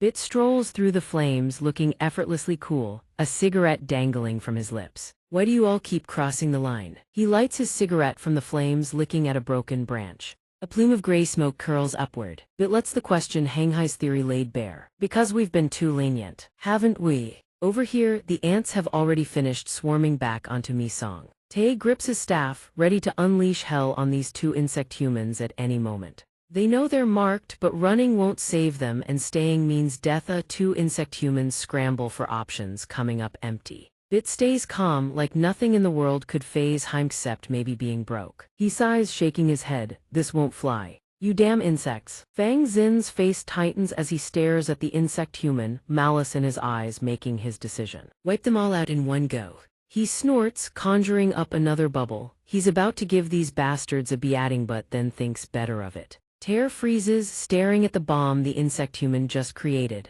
The word slips out on reflex: bomb. Fang Zin can't help himself either. His cigarette drops from his lips as he echoes in unison: bomb. The stubborn insect human and his remaining crony huddle together. The bomb hits the ground. What happens happens. The explosion rips through the air instantly. In that same instant, the silkworm moth insect human grabs him and rockets skyward, scared of getting their asses handed back to them. Watching the insect humans escape, Tear groans. They flew away. Winged bugs are the worst. He glares up at the sky and resumes puffing on his cigarette. Should we call for helicopter backup? Is that even an option? He stops staring at the sky and glances sideways, pointing a finger. It's a shame, but didn't we catch a black one? He suddenly remembers black ant. Right, almost forgot about that. They only now turn their attention to where Mi-song was. But he's long gone. Fang Zin frowns. Where'd he go? Tear, growing a spine for once, shouts at Fang Zin. If the captain finds out what we just missed, his face is gonna be darker than a cast iron pan. Meanwhile, on ZQU letter 1EA1 NH Street, drops of blood hit the pavement, the stench of iron rising thick. Mi-song, weak, drenched in blood, forces himself to keep walking through the agony. He drags himself through a narrow alley, leaving a trail of blood wherever he passes. Back in the familiar apartment building, at Mi-song's place, a boy covered in blood is hunched over the table, shoveling food into his mouth like a starving animal. His grandmother watches, heartbroken, as her grandson eats like he hasn't been fed in weeks. You hungry, sweetie? You haven't even washed up yet, look at the state of you. She places food in his bowl, tears streaming down her face. Didn't have anything to eat again today. He mutters between bites, haven't eaten a single thing, gotta fill this up with something. Then Mi-song shoves another spoonful of rice into his mouth, ravenously hungry. After the meal, he retreats to his dim room without a word. slips inside, locks the door tight. Mi-song doesn't want to be disturbed. He leans against the door, nearly collapsing. No matter how much he eats, he can't feel full. Veins bulge across his neck. His face twists in agony. Mi-song recalls the words of the insect-human teacher. Why would they kill their own kind? The image of the man alive, interrogating him, burns in his mind. You fight to protect humans, really? Those words loop in Mi-song's head, 4 words over and over. Protect humans. He tears off his shirt in pain, revealing a chest covered in angry red welts. The ants, they're the reason. Something inside him rejects a defiant answer to the insect-human teacher's challenge. No, another memory surfaced, venomous nose insect-human's words, you dare break the celestial insect's law and devour your own kind. He answers silently, to hell with insect rules. Mi-song has stripped almost entirely. His body is flushed red, mottled with dark patches underneath. He mutters to himself, screw it, devour them, keep devouring, eat every last one of them. Inside Mi-song's body, the ants rip and tear at his flesh in unison. Mi-song screams multiple raw, agonizing cries, and from enduring this pointless suffering, a single thought crystallizes in his mind: he will not be prey. Deep in the still of night, inside a derelict, crumbling house, a blonde girl in hazmat gear drags something heavy. 3 cocoon siege, trapping a person, scrape across the ground behind her. This powerhouse of a girl hauls all 3 massive bundles solo, dragging them like bags of rice chips toward a freezing cold storage vault. Its door sealed shut. The suited figure pops it open. She hurls each cocoon inside a freezing chamber packed wall-to-wall with human cocoons. The blonde girl continues her grim labor. Suddenly, a feeble voice pierces the silence. Help! It's coming from inside one of the enormous cocoons. He croaks out a plea, but even alive, still able to beg, nothing changes. He gets tossed into the freezing vault like the rest. The blonde in hazmat gear doesn't even glance at him. His cries mean nothing. Someone help me. She slams the door shut without a word. His pleas are sealed inside. Please. Zhang Yan slams his fist on the table in fury. He'd been a coward running away, but he should have captured the black ant. That would have gotten the celestial insect's attention. He curses through gritted teeth. Didn't expect those North Zipper bastards to show up. If those assholes hadn't appeared. He turns to Ryulan, who's removing her mask, and barks out an order. Don't increase the human shipment quota. She responds ice cold. Increase what exactly? Ryulan sneers at him. Don't get it twisted. You think I enjoy doing this? Jiang Yan shoots her a glare, his voice turning sharp. What did you just say? He stands abruptly, his prosthetic leg visible, and strides toward her, dismissing the topic entirely, pivoting to something else. Hold on, second thought. He reaches out and touches Ryulan's school uniform like something out of some sleazy anime. She flinches. What the hell are you doing? Get your hands off me. He's piecing it together, the image of the black ant, linked to what he's seeing now. Jiang Yan speaks slowly, deliberately. Your school uniform, it's the same as his. Jiang Yan has just stumbled onto a critical clue about the black ant's identity. Could it be, you know who the black ant really is? Ryulan swats his filthy hand away, disgusted, deflecting to save herself the headache. What are you even talking about? This is so annoying. How would I know who that guy is? Seeing her attitude, Jiang Yan withdraws his hand and clasps both behind his back. He declares, I don't care if he's a classmate, even better. If you don't know, find him. Once you find him, kill him. You actually think I'd stoop to something that dirty, killing some kid for you? Her fury flares. I came here for my own. Before she finishes, Jiang Yan snaps. His hand shoots out and clamps around Ryulan's throat. He looms over her, dominance radiating from every inch. When I tell you to do something, you do it. Filthy, useless trash, no resolve whatsoever, and yet you dare dream of touching a celestial insect. Suddenly, a dog's bark shatters the tension. 2 of them were about 2 seconds from going at each other's throats when they freeze. They hold their ground, eyes snapping toward the source of the barking. The dog barks relentlessly, one sharp yap after another, like it just spotted the devil himself. Outside, a bare foot slams into view, nothing on it. Someone is hauling ass like their life depends on it, because it does. A man wearing nothing but a pair of boxers. Bald head gleaming, a barcode tattooed across his chest, sprinting for his life from a snarling dog. The mutt's racket catches his attention. Jiang Yan releases Ryulan's throat and strides to the window, peering out before turning back to the monitors running the camera feeds. He zooms in on the cold storage footage from earlier. The door is blown wide open. Jiang Yan's irritation hits a breaking point. You forgot to lock the cold storage. Ryulan cradles her bruised neck, answering slowly. Impossible, never. He turns to face her dead-on, eyes drilling into hers. Good, because if you screwed up I won't let it slide. Humans are stupid like that. Jiang Yan raises his hand on arm already mid-transformation, morphing into something inhuman. Let's continue our conversation. He resumes talking to his colleague, voice dropping low, feigning understanding. So what exactly are you trying to say? Ryulan steadies her breathing and speaks her piece. I want out, we're ending this partnership. Jiang Yan strikes without hesitation. Oh, way in hell, he's letting his little bird fly the coop. He snaps his fingers, just like that, mid-conversation with Ryulan. The instant the sound leaves his hand, the man outside lets out a blood-curdling scream. His chest it's glowing. What the? Get it out, my body's burning up. And then from inside his left chest, right where his heart is, it emits a blinding, bomb-like glow. The man panics, doesn't know what to do. He stops dead in his tracks, then he detonates. Explodes into pieces right before Ryulan and Jiang Yan's eyes, sent straight to the afterlife. And Jiang Yan, his expression doesn't even flicker. He just warns Ryulan, I know exactly how to deal with things that get in my way. He repeats the same gesture. That same eerie glow now pulses across Ryulan's body. Jiang Yan's voice stays calm, almost lazy, but he enunciates every single word, hammering each one home. His eyes narrow into dangerous slits. His mouth still dripping with threats, he gives the order, go kill the black ant. Elsewhere at school, home to the hungriest ghosts on earth, the cafeteria. Students pour out of literature class looking half-starved, all screaming for food. Ma'am, can I get some sausage, please? The cafeteria lady shuts him down with a stone-cold face. No, freshman can't order that, but inside her head, these starving brats make me sick.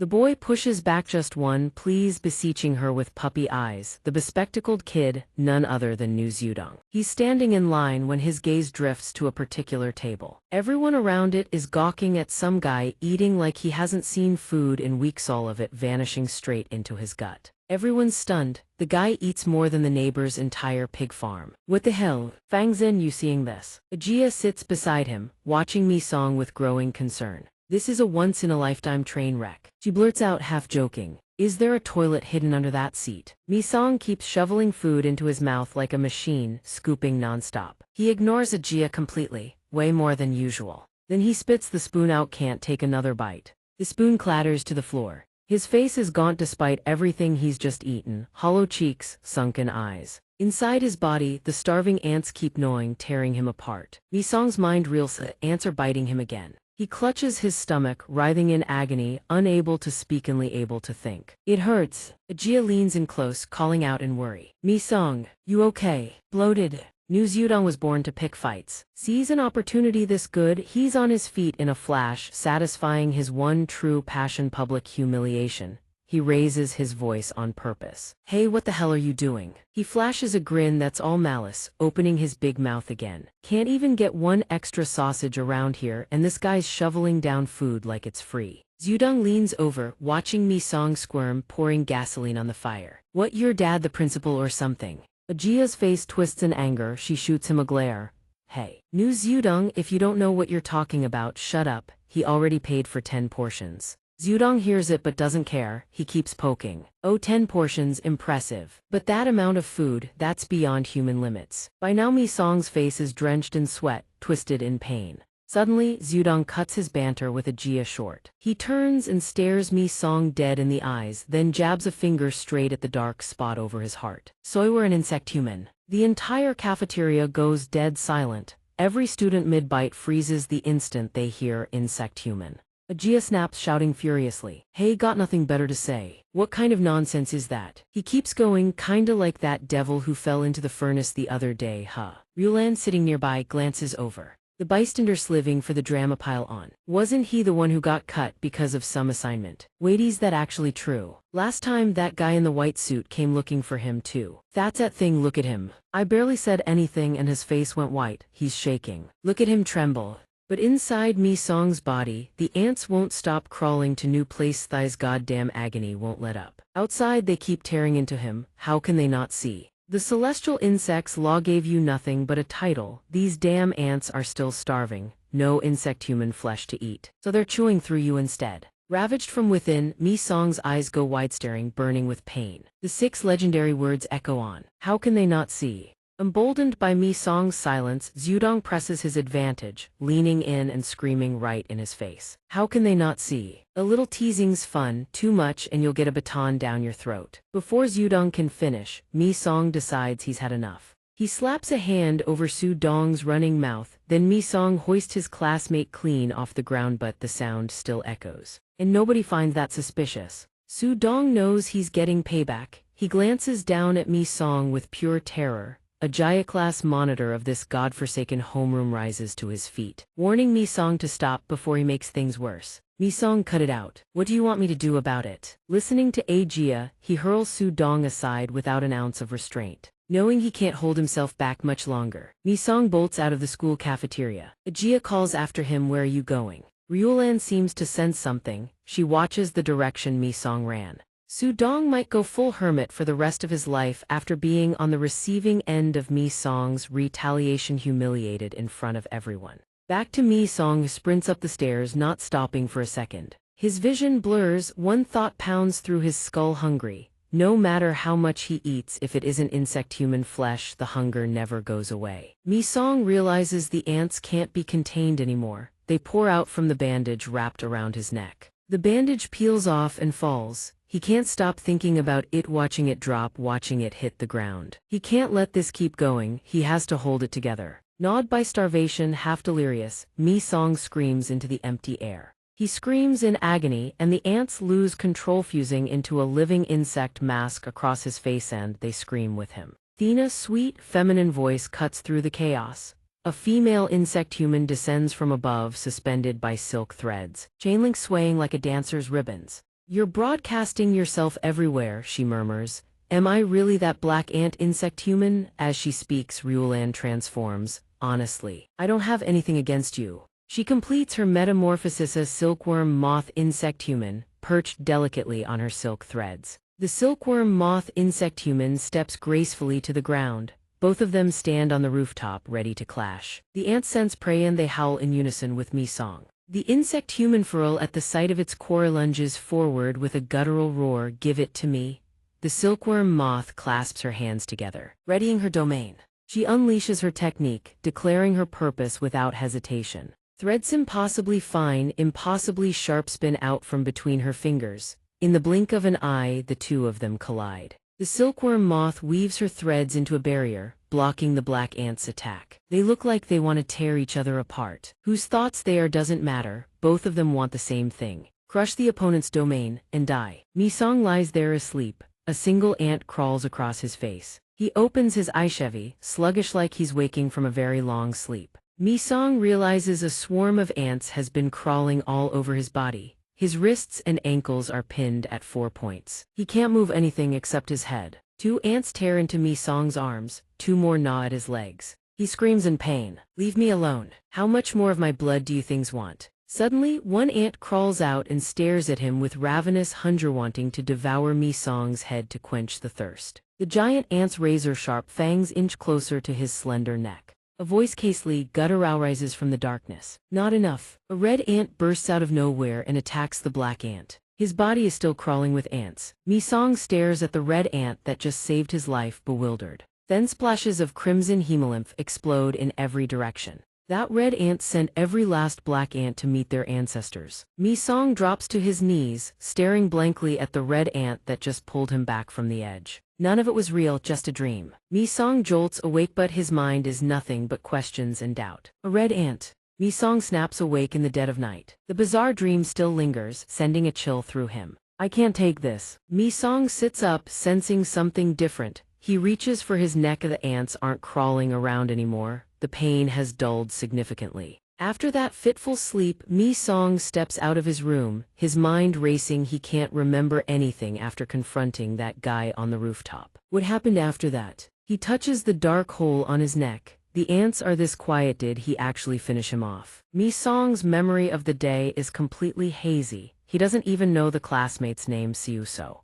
He walks into the living room where Grandma Gum sits watching TV. She notices her grandson up and about after being unconscious and rushes to ask, "Good Lord, you slept the whole day away. Eat something." "Yeah," Mi Song politely declines. "I'm fine, thanks." Gum presses, "You're not eating. Did you catch any bugs yesterday?" Mi-sung. He opens the fridge and grabs a carton of milk, still not forgetting to answer it's not that grandma. He asks about his condition the day before. How exactly did I get home? Oh, okay. Gum recounts everything that happened while he was out cold. You don't remember? A short-haired girl carried you home. She doesn't forget to mention the girl's blonde hair. Short-haired blonde. Mi-sung freezes mid-sip. Yesterday's image flashes Ryulan, stained with Shizo's blood, struggling to carry Mi-sung all the way home. Okay. Gum continues as the narrator. Wasn't she covered in blood too? That's why she helped you back. That was her reaction yesterday. Good heavens, what on earth happened? Ryulan looks exhausted, her clothes smeared with blood. She politely greets the elder. Hello, ma'am. Oh,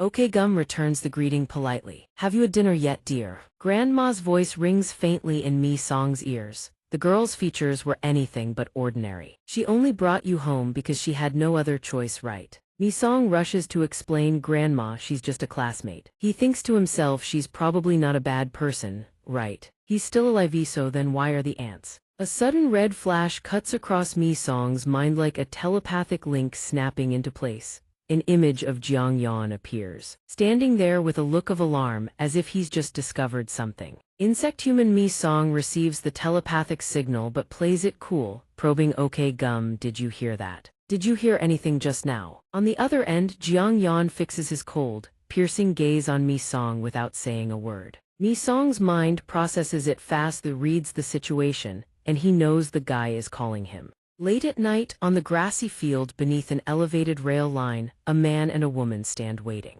Jiang looks thoroughly annoyed as he interrogates. You've made a mess of everything. Ryulan hears the venom in his words. She turns her face away but replies flatly. I did my best. Spotting her defiance, Jiang isn't having it. He challenges her again. Your best? Then you should have killed it first, then come to me. She whips back around, staring him dead in the eyes. Excuse me. Rain knows she picked the wrong side, so she doesn't hold back for any spitting crude words without a shred of respect. The hell, look at the state I'm in and you still have the nerve to say that. If you want him dead that badly, old man, just do it yourself. No one can deny the truth. Jin grinds his teeth, forcing the words through clenched jaws, making damn sure the guy understands one thing: that kid is a monster. Jiang glances sideways with half a look, then turns away, locking onto the target. He signals his teammate Ryulan. He's here. Turns out Mi-sung has arrived. Rain looks at Mi-sung, her face scrunched with undisguised irritation. Below the rail tracks lies a stretch of pitch darkness, and among those shadows lurk the silhouettes of black ants. A high-speed train rockets past, its blue floodlight sweeping across the scene and illuminating Mi-sung standing tall beneath. He advances step by step toward the two untransformed insect humans, eyes sharp, issuing a challenge.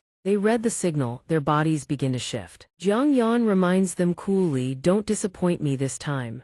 Rain snaps back with a snarl. If he's got time to talk shit, he should finish his damn transformation. Rain demands of him, back me up properly. Black ant swarm surges forward on its own, ready for war. Signature move: silkworm moth insect human launches a kick straight out of a Hollywood blockbuster. Mi-sung, draped in armor that's peak cinematic spectacle, cape rippling, raises his armor enforced with a living gauntlet of ants to block the kick. Mi-sung raises his hand and commands the swarm on his arm. Move. The ants swarm around his fist, morphing into a razor-sharp gauntlet, and he drives it straight into the silkworm moth's gut. The impact sends Ryulan flying. She can't hold her ground, her abdomen cracks open, and the silkworm moth is hurled an insane distance away from Black Ant. After a blow like that, lucky to survive, unlucky to have taken it, the silkworm moth gnashes her teeth and springs back up, charging in again. But even she realizes he's gotten stronger. Black Ant doesn't seem to care about the silkworm moth anymore. He walks past, ignoring her calls.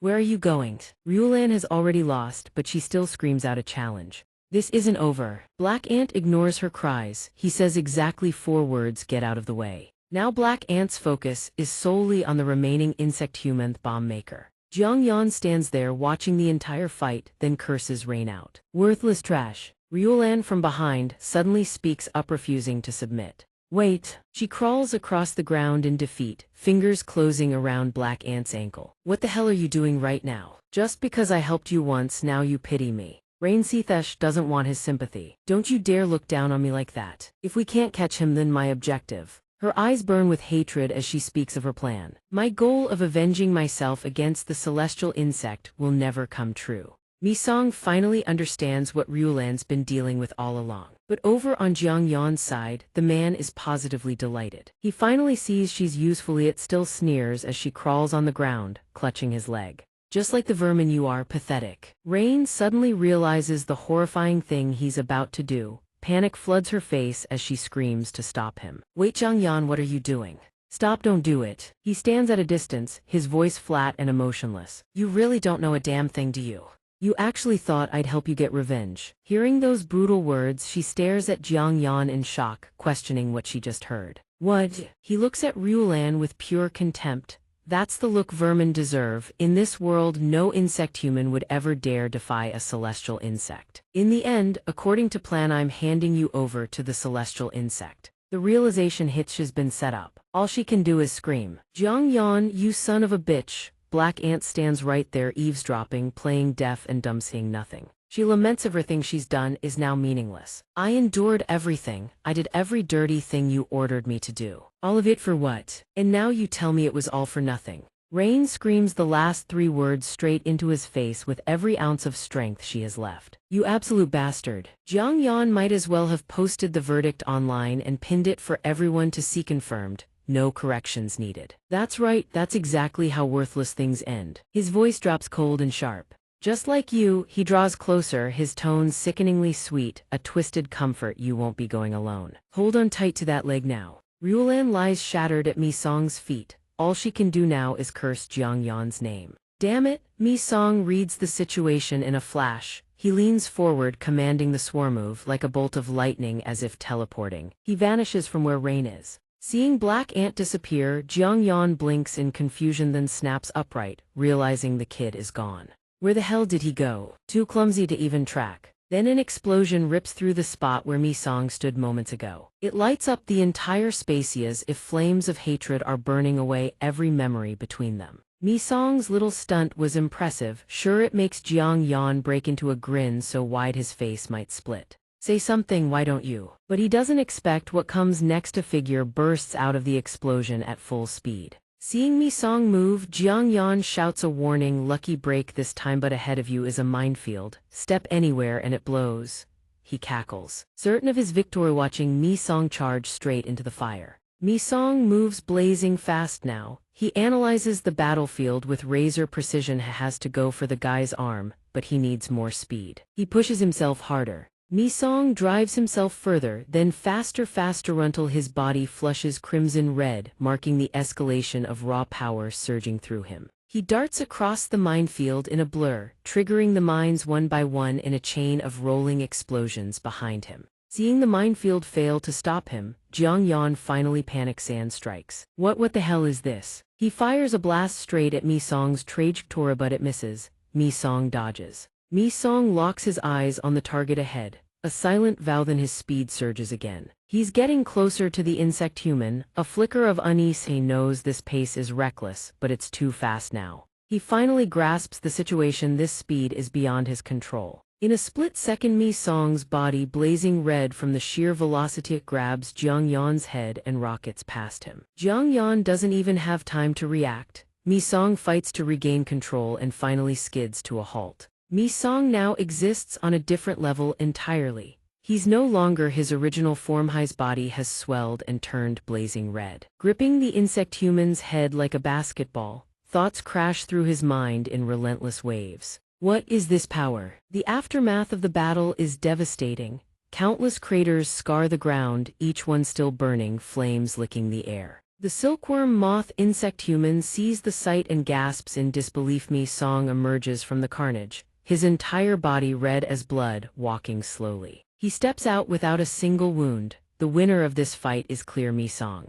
But then he stares down at his own hands, silent. The ants are dissolving, some die. Others, sensing the battle is over, simply scatter and leave. Mi-song turns to his opponent. Jiang Yan is done for, head separated from his neck, sprawled across the ground. The villain's story ends here. Mi-song's armor begins to dissolve with every step he takes, peeling away to reveal a pair of sneakers underneath. Mi-song's expression remains blank, a bodyguard's poker face. He orders his ant colony, eat up, then we're leaving. The ants spot fresh meat on the ground and abandon their master, swarming the corpse to tear it apart. The silkworm moth insect human watches the scene and nearly pisses herself in terror, not a single peep out of her. The ants finish off the insect human on the ground in seconds, then march back to Mi Song's side. Done, he walks toward the silkworm moth insect human, not a flicker of emotion, not a word. Then Mi Song suddenly fixes her with a stereo silent warning the weak shouldn't tempt fate.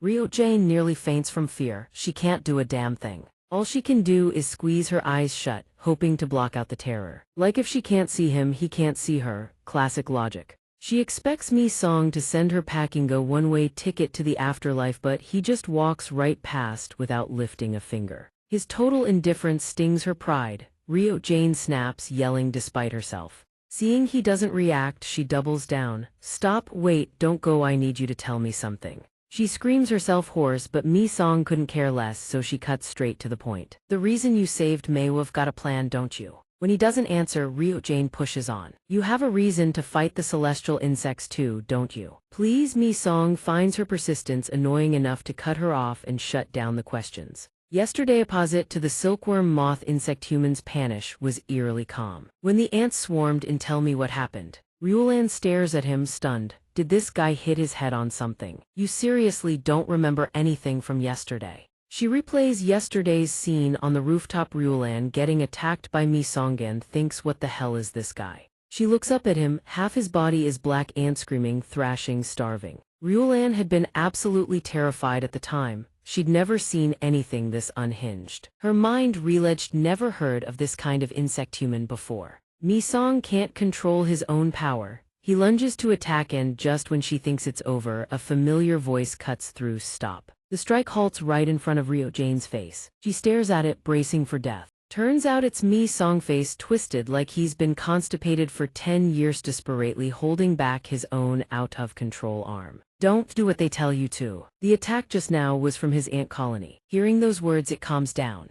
But it doesn't attack Ryo Jane. Instead, it turns on Mi Song himself. Ungrateful little shits, what a waste of food. Mi Song manages a few more words before collapsing unconscious. He's out cold, lights out. Refusing to accept such a bullshit ending, Ryulan leaps in and uses her silk threads to restrain Mi Song's out-of-control arm, saving his life. After pulling off the rescue, she curses under her breath, damn it, I did that on instinct. Why the hell do I keep doing things that don't benefit me? Ryulan notices something and realizes this world has truly gone insane. This monster has its own consciousness. Just when things seem normal, they go sideways again. From within the out-of-control arm, a glowing red ant emerges. It causes Mi Song so much pain that even unconscious, he jolts awake, screaming, and with a bang, a small shockwave disperses the ants. Mi Song finally returns to his normal state. Ryulan watches the whole thing unfold, question marks multiplying in her head. This damn brat. She looks at Mi Song differently, no, a look she herself can't quite define. What the hell is he? Ryulan sits there brooding in silence. I've thought long and hard, kill him or sell him off. She's debating whether to sell Mi Song down the river when a new idea strikes her. But suddenly Ryulan's expression shifts. Her eyes lock onto Mi Song, calculating, unyielding. She will use Mi Song for her own goals. The thought hits her, if it's him, he might be able to destroy the celestial insect. An image of Mi Song flashes through her mind. Surrounded by countless insects, the words celestial insect looming large above. Ryulan makes her decision. My one and only trump card. The flashback ends. She turns to Mi Song and replies coolly, that's exactly why I helped you back then. Ryulan turns to him and explains, black ant, no, Mi Song. Think about it, you've already become a target of the celestial insects. She pulls out every argument she has to bring Mi Song to her side. Since Jiang Yan died, the human food supply has dropped drastically. If they dig deeper, it's only a matter of time before they find you. When that happens, you'll be in their crosshairs, obviously. Ryo Jane strikes at his core family, friends, anyone who's ever crossed his path. They'll hunt down everyone you know and everyone who knows you. Then she slides in the offer, I'll help you, and you fight alongside me. If either of us acts alone, it's nearly impossible, but together, we can pull it off. Mi Song looks at her with contempt and asks one question that leaves her completely frozen. Help me.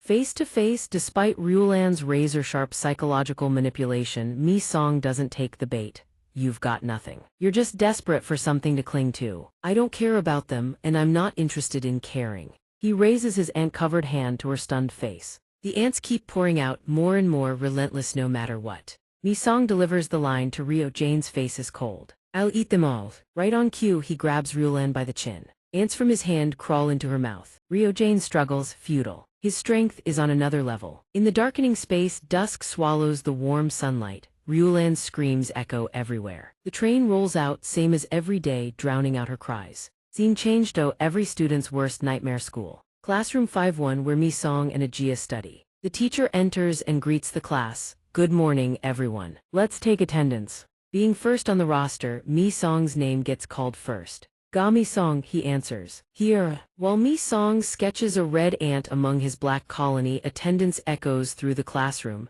Kim Min-her, New Zudong-her, attendance done. Mi-song tunes everyone else out. Then a familiar name gets called Ryulan. No response, the teacher calls again. Ryulan's still not here. The teacher drops a loaded comment. The one who looks like a delinquent but has never missed a single day, where'd she run off to? If anyone's close with Ryulan, give her a call. A few of the class clowns snicker and start running their mouths, as if she doesn't even have friends who'd willingly hang out with her. Zudong laughs and piles on. Heard there was an accident at No Mu station yesterday. The guy next to him jumps in, egging it on. Maybe it was her. I've seen her hanging around there before. If it was her, we'd all be insect chow by now. The joke's so stupid even someone else scoffs. You sound like an actual insect yourself. Ryulan arrives at class. She spots those two idiots still laughing. She drops a line to remind them who really runs this block. You two stay after class. The two nobodies hear that and whip their heads around to see who just spoke. Wish they hadn't looked. One glance and they know their lives are basically over. Ignore those two clowns. She strolls back to her seat, raises her hand for roll call. Ryulan, present. Mi-song watches her, memories from yesterday flooding back. Two words slip out of his mouth, celestial insects.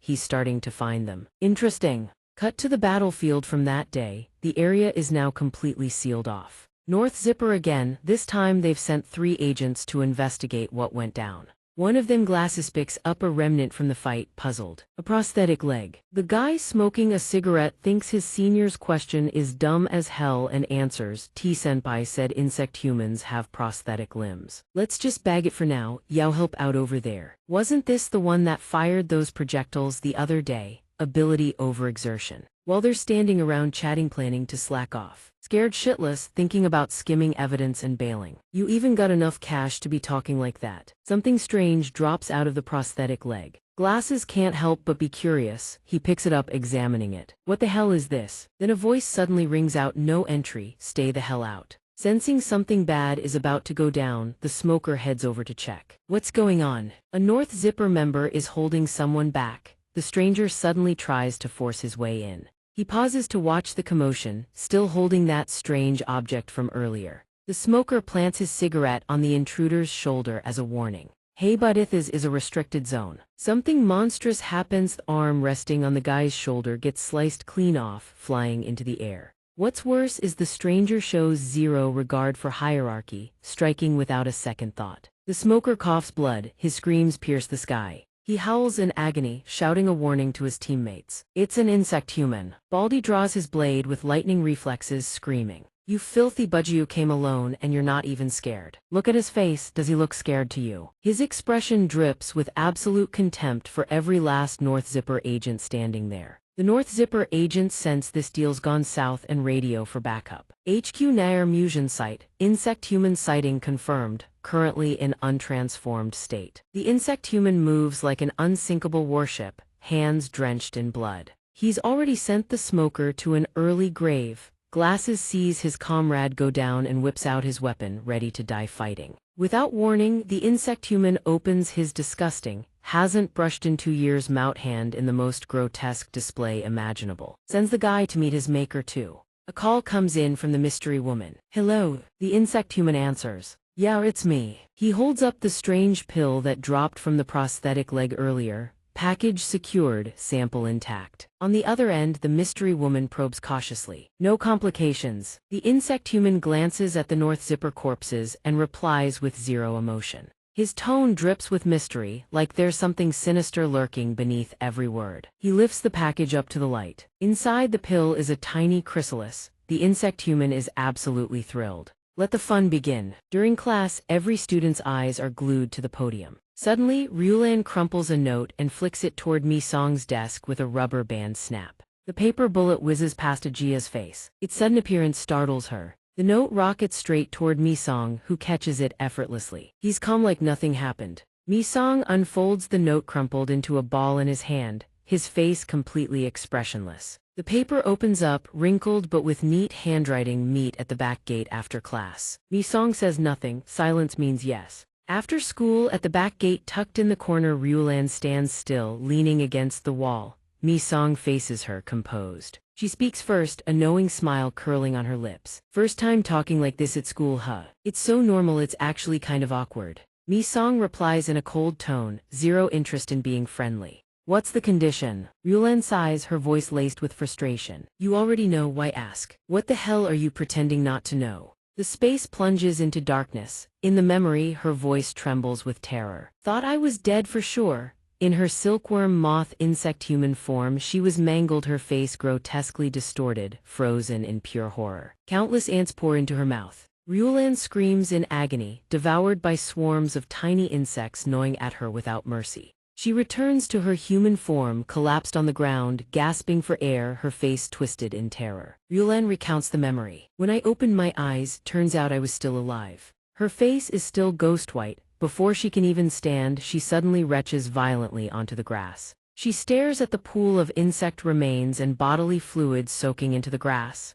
Ryulan speaks again. Crypticalias, if the fuse has already been lit. Back at the school, she walks toward him, voice energized. You saved my life, walking away like that. Of course I can't just let it slide. Ryulan leans in close to Mi-song, proposing eagerly. Let's work together. Deal. Mi-song echoes the words back, mockery dripping from his voice. Deal, he answers with a warning, his expression dangerous. Don't get it twisted, you're nothing but rations to me. One day, I will devour you. Ryulan flinches, stumbling back several steps. A mix of fear and accusation in her voice, goosebumps all over. You're absolutely vile. Ryulan's face hardens with anger. She shouts, think it through, have you already forgotten what I said? Someday, you too will become a target of the celestial insects. The words celestial insects are swarmed by countless bugs. The celestial insects have only one goal: eradicate humanity and ascend to the top of the food chain. Celestial insects are ice gold killers. To achieve that, they cultivate their bodies and eliminate anything that stands in their way. Ryulan anxiously tries to persuade him. So if you keep going solo, she doesn't finish before Mi-song coldly shoves her away in rejection. I don't care.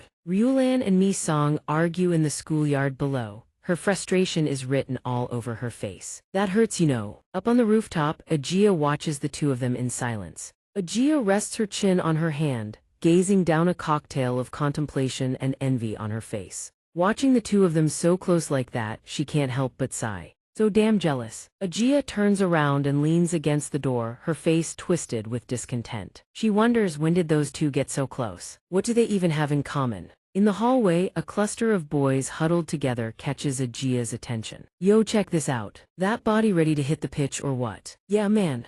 On screen, one of them is wearing a dark blue-green insect human suit. One of them says, fired up, that's the combat armor for fighting insect humans. Badass. Inside the lab, T is wearing the insect human suit. Outside, scientists stare wide-eyed through the glass. Someone calls into the room. How's it feel, T? He answers calmly. Not bad, I guess, but do I seriously have to wear this thing? Bit fiddles with a pen in his hand, reasoning aloud. The recent incidents have already cost us 4 squad members. We can't just let this slide. Sam listens blankly beside him. If they're boosting their survival rates, we need to keep up. Dr. Ba Ko from North Zipper's tech division watches the exchange, his expression perfectly calm. Just watch, we'll know soon enough. A sudden command rings out, begin. The strange voice continues, ordering the machinery inside to open the gate. T isn't thrilled about this. Wait, you are not even giving me a weapon. The voice remains ice cold. This trial is to test the armor's capabilities. No personal weapons allowed. The voice instructs him to activate his right arm instead.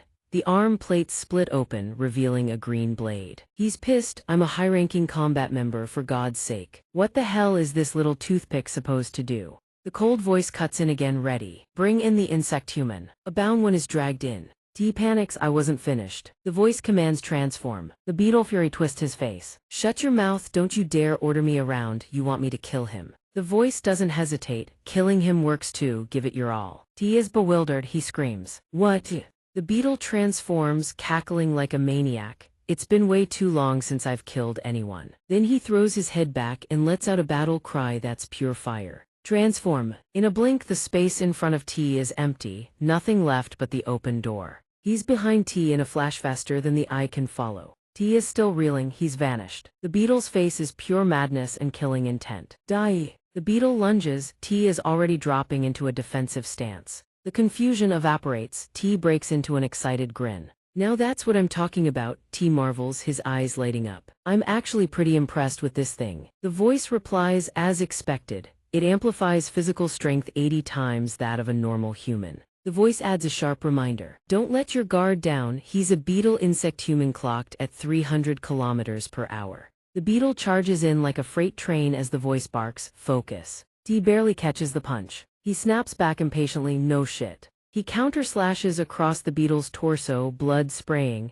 Then T swings his leg and sends the bastard flying. Wounded, the beetle stumbles back, still laughing like a lunatic right under T's murderous glare. The beetle goes feral, taunting through the pain. Interesting. Is it the armor that's got you spooked, or the fact that I hit the same spot twice? My arm. The voice analyzes, can it only withstand 2 hits? Let's see how far this armor holds. T shouts in frustration. What?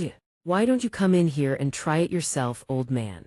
The beetle rockets forward, grabs T by the throat and slams him backward. T's too stunned to react. T grits his teeth, glaring at him with pure rage. He growls, you bastard. The collar around the beetle's neck surges with a massive electric jolt, making his whole body spasm. The voice explains, don't worry, if he lands a hit, the insect human gets hit with a 100,000-volt shock. T is stunned. Why didn't you say so sooner? Iron restraints clamp around the beetle and yank him up.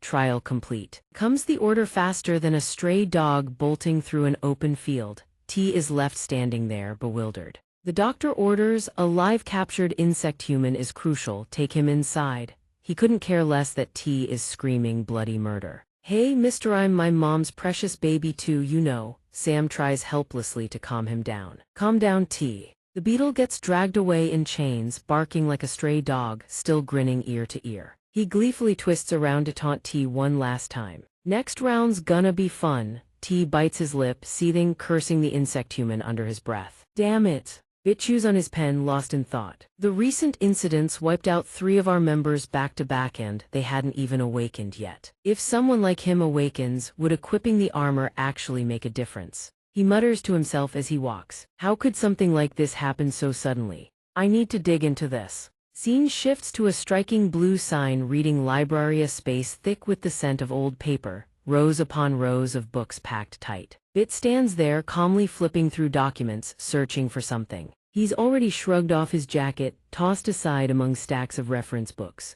Bit digs in, relentless. The strange clock on the wall keeps ticking slow and steady. Bit takes off his glasses and stretches with a groan. Useless, nothing. He figures it was just a waste of time until his gaze accidentally lands on a book. Curiosity sparks, could it hold what he's been looking for? Bit reaches out and pulls the worn, tattered book from the shelf. He rubs his eyes, muttering the question while holding the book. What is this? Fang Xin murmurs, reading the title line printed on it. Ant Colony Operation. Elsewhere, someone is screaming impatiently. I'm dead serious, just listen, will you? Mi Song listens to her, curiosity piqued. The celestial insects are celestial insects, sure, but my real target. Ryulan's face darkens without warning. All we have to do is kill that one. Meanwhile, Fang Xin keeps reading, and the more he reads, the more stunned he gets. He can't believe this tattered old book contains photos of a man named Kijima. Fang Xin stammers, barely able to say the name, Kai Kijima, as if the name is something painfully familiar. At the exact same moment, Mi Song's voice cuts in, furious, demanding, say that again. He slams Ryulan against the wall, face twisted with aggression. Mi Song grinds his teeth, growling like a cornered animal. Who? Ryulan repeats, irritated, the leader of the celestial insects. Mi Song freezes. The image of a blood-soaked beast human flashes through his mind as he hears her say, cold and flat, Kijima. In that instant, Mi-song stands rigid in a sea of fire, horror carved into his eyes. Before him, a woman stares at him with desperate, fading eyes reaching out from the flames. She stretches her hand toward him while Kijima, in his monstrous transformed state, pins her beneath his foot. Her fingers barely graze Mi-song, her lips move, trying to say something. The memory snaps shut on the sound of his own helpless scream. Cut to Mi-song pops a lollipop into his mouth, shoves his hands into his pockets and strolls out through the school gates. A voice calls from behind, "Hey, Ant Boy." Mi-song turns his head, curious. Ryulan jogs up to him, throwing an arm over his shoulder. "What's the plan today? Hang out with me." Mi-song's voice is ice, not interested, but she won't let it go. "Where are you headed?" He replies flatly, "None of your business." She doesn't back down. Undeterred, Ryulan keeps guessing. "What are you up to?" "Going hunting." "Ooh, I'm down for a hunt too." Mi-song warns her, "Don't push it, get your hands off me." She pouts, feigning disappointment.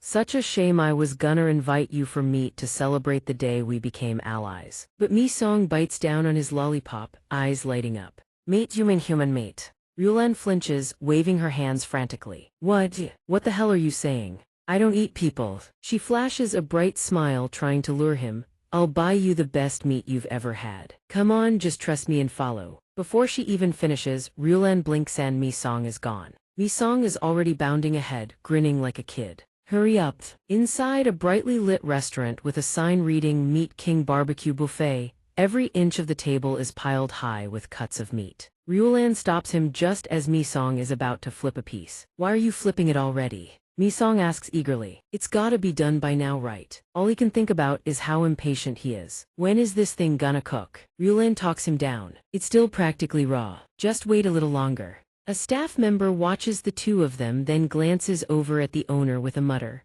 "Boss, those two are out of control. They've already grabbed so much meat it's insane." The owner's expression stays blank. "Don't say that in front of the customers." He lectures the employee with a smug look on his face. "Listen up, kid. That's literally how buffets work." He nods toward Ryulan, who's yelling, "It's not done yet, it's still cold." The owner smirks. "First they pile their plates like they haven't eaten in years, but they never actually finish that much." Mi-song is already gnawing on his chopsticks, impatient. "Cook faster," the employee presses on. "Right. But what if they actually leave a ton of leftovers?" The owner grins. "If you worry about every little thing like that, how are you supposed to run a business?" "That's just how it is these days." Before he can finish, the employee glances at the two customers and starts sputtering for the boss. Mi-song and Ryulan shout in unison. "It's done." The employee stares, mouth agape. "I can't believe this." The owner keeps talking trash, full of confidence. "Relax, nothing's gonna." He stops, looks up, his eyes go wide. "What?" Mi-song shoves 2 pieces of meat into his mouth at once. Ryulan immediately scolds him. "Hate at a time is wrong." She calmly wraps a massive roll of meat with greens and stuffs it into her mouth, grumbling. "Do you seriously not know how to eat this? You're supposed to wrap it with fresh lettuce." The owner's jaw drops, he nearly spits out his drink. "What the hell is happening?" Ryulan probes. "Hey, are you just gonna eat in silence the whole time? How do you know about Kijima?" The image sears through Mi-song's mind, again his mother, dying in a sea of fire, pinned beneath Kijima's foot. Mi-song dodges the question, doesn't look at her. "I'm not really sure myself." Ryulan presses, voice laced with speculation. "What do you mean?" "He must have gone after your family." Mi-song stays detached. "My story's nothing special." Ryulan sinks into her own memories. Herself as a child covered in blood, wailing. Her voice turns clinical, cold. "He killed both my parents." Ryulan trembles, the memory is chaos, tears and screaming. "I still can't forget what he said when he let me live and walked away." Kijima blurs in her memory, called inhuman. "I don't kill my own kind, but inferior creatures, they don't matter." Then he suddenly screamed, "My kin awaken." Meanwhile, Mi-song keeps shoveling meat into his mouth, completely unbothered. Ryulan snaps, "Hey, I'm being serious here." She ignores him and calls out to the 2 petrified staff members by the counter. "2 more servings, please, we're almost out." "Oh, and can you bring us another grill? You're gonna need to bring more meat, by the way." She doesn't even glance at the owner, who's drenched in sweat. "Just bring the whole box out, that'll do." "You said you were a model student, that actually true?" "Smart one." The shop owner's face darkens as he quietly calls over his employee. "Hey kid, you are freaking him out too." Yes, sir. The owner can't take it anymore and starts cursing up a storm. You two little bastards. Jin and Mi Song get kicked to the curb while the enthusiastic employee waves them off with, "Thank you, come again." Mi Song mutters with regret, "If only we could keep eating once the food ran out." Rio Jane huffs in frustration, "That killed the vibe, keep eating. Or go grab drinks." She walks up to a nearby stall like a pro a strawberry smoothie, a vanilla shaka, then hesitates on the third one and turns to yell, "Hey, what are you drinking?" He answers instantly, "One extra cream cocoa. One matcha with extra cream, one mocha latte with extra whipped cream." Rio Jane asks the vendor, "You got all that?" But Mi Song doesn't seem to be paying attention. His gaze stays locked forward. And suddenly, every nerve in his body snaps to high alert. The sounds around them buzz with life. Where to next? Let's hit a karaoke spot, trust me I can sing. Let's go, let's go. Check this out, grab some more soju while we're at it. This is fun, right? Ever listen to love ballads? It's our first time meeting and you're already dragging me to karaoke. Which coffee shop do you want to hit? Somewhere cute. Suddenly, a man's mocking laughter cuts through the air. "My place is nice too, you know, and I make great coffee." The girl next to him doesn't catch the red flag. "You're so sneaky. If I go, what would you do?" He grins and throws the question right back. "Do what exactly?" Mi Song glances over. The man with the unsettling face answers, dead calm. "Devour you whole, of course." The girl takes it as a joke, hilarious. "He literally just said he'd eat you alive." Ryulan stays oblivious. "They mix drinks faster than you can order them, huh? So good. Drink up, drink up." She moves closer, notices Mi Song frozen in shock and asks, "What is it?" "Huh, why are you shaking again?" Following his gaze, Ryulan teases, "Wait, you are shaking because you saw that couple. That lonely huff." Mi Song's voice drops ice cold. "That's an insect human." She panics, about to scream. "Don't," he cuts her off before she can say another word. Mi Song is already moving, walking fast. Ryulan calls after him, "Hey, wait, I'm coming with you." The bus rolls to a sudden stop mid-route. At a desolate forest stop, not a single soul in sight. A figure in yellow sneakers steps off at the stop. Ajia stares blankly up at the sky, lost in some unspoken question. The hospital looms ahead, draped in a gloomy haze. Ajia stands quietly outside a hospital room. She's here to visit someone. She forces a cheerful tone into her voice. "Zin, I'm here, you don't even want to look at me." Zin in a hospital gown says nothing. Ajia, used to this, says, "I'll leave the gift here, okay? Make sure you check it, I'm heading out." Zin's eyes glisten with tears. She whispers, "Go." Outside the room door, there's a letter and a ring set with a green gemstone. Ajia goes quiet, remembering a fight. She was about to debut. Did you cut her hair? What are we supposed to do now? The doctor beside her explains, if we hadn't done it immediately, the patient's life would have been at risk. Zin says to Ajia, voice bright with excitement. "Ajia, I auditioned and I passed." She grabs Zin's hand, beaming. "Really?" In the flashback, Ajia says, genuinely, "Congratulations." She thinks stunned Zin has waited for this debut chance for so long. But just as her heart aches, she spots something that chills her to the bone. Ajia turns and murmurs about the nurse who just passed by. So beautiful. Inside the dark hospital room where Zin sits in misery, the door slowly creaks open. Zin screams in fury. "Seriously, why won't you listen? Please just leave." But when she sees who opened that door, she freezes. The person speaks cold and detached. "Zin." The voice startles her. The person steps inside, voice dripping with mockery. "Why so angry?" Jayan Hana saunters in smug and asks. "Ahem." She steps closer, taunting, "Are you angry at the whole world?" Unable to contain her rage, she leaves Zin stammering and speechless. "What?" From Jayan Hana's mouth, a bizarre larva emerges, slick with salivane-side yellow larva eggs pulse with excitement. Jayan Hana coos, "Want to kill every last person who gets on your nerves." She tilts Zin's chin up, ready to transfer the parasite from her own mouth, and whispers, "Big sis will make that happen for you." Zin doesn't resist. She accepts it and swallows the larva whole. A sudden agony tears through Zin. Her eyes bulge wide. Jayan Hana watches with a sinister grin as the transformation takes hold. "Go wild." Zin convulses uncontrollably. Larva's metamorphosis is agonizing. She howls like a starving beast in the dark. Amid the screams of agony, Jayan Hana's manic laughter never stops. How exciting. At a luxurious villa on the hilltop, the girl for a beast has no idea what's coming. She's still gushing with excitement, gawking at the interior and oohing at every detail. What kind of house has an indoor pool? Minan, his face twisted with malice, fakes enthusiasm. "Why so surprised? You're making me shy." He bursts into manic laughter, then shoves the girl into the water without warning. "Go on, play all you want," she screams bloody murder. She thrashes upward, gasping for air after getting ambushed. It takes a moment, but she manages to pull herself together. The girl's screaming dies down, replaced by a whole new kind of fear. But still, the pool's way too deep. She's struggling just to stay afloat. She can't even see the bottom. "I'm running out of strength." But she barely gets a few words out before that bastard vanishes without a trace. She calls out for him over and over, no answer. Suspicion creeps in. What the hell? Where did he go? Unnoticed at the bottom of the pool, Minun the insect human lies in ambush, waiting for his prey. Up above, she's still whining about being left to swim alone. Then, beneath the surface, Minun flashes a dangerous grin, watching his dinner enjoy its final moments of playtime. He's generous enough to let the girl have her fun until the very end. She's still swimming, muttering to herself, I'm done, time to get out." The words barely leave her mouth when something lunges upward, launching her out of the water. Her eyes go wide with terror, then, with a single hand, the creature lifts her entire body into the air as effortlessly as a feather.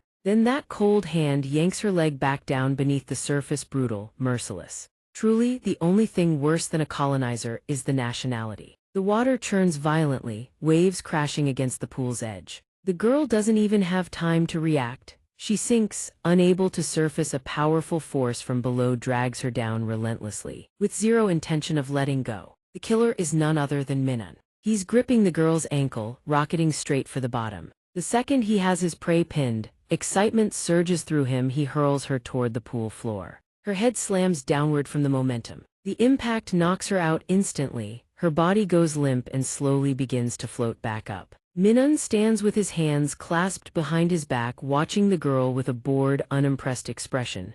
He sighs. "How boring." He mutters a complaint. What a hassle, having to hunt on his own every day when they're supposed to feed him and foot the bill. Then he quickly reassures himself. Whatever. The next second, Minun's jaw unhinges grotesquely as he consoles himself. "Should fill my stomach first, right?" But something feels off. He freezes when a black ant leaps onto his face. Then a flicker of surprise. Something strange is happening. A lethal gaze pierces straight toward Minun's position. Reflected in the glass-cold, razor-sharp eyes, the powerful mandibles of an insect human. Mi-song, in his black ant form, stares directly at the creature's hiding spot. He swings his fist, glass shatters, shards explode in every direction. Minun stares at Mi-song in shock and screams, "What the hell? Damn it!" No words needed. Mi-song drives his foot straight into Minun's body. Minun coughs up red syrup, his vital fluid, then gets kicked clean through the wall by the black ant, crashing through in a way he never saw coming. The sheer humiliation sends his rage through the roof. A vicious voice cuts through the chaos. "Where the hell did this lunatic come from?" He roars, swinging his fist at Mi-song. "What the hell do you think you're doing?" The punch lands hard. The black ant staggers, flying backward before crashing straight into the pool.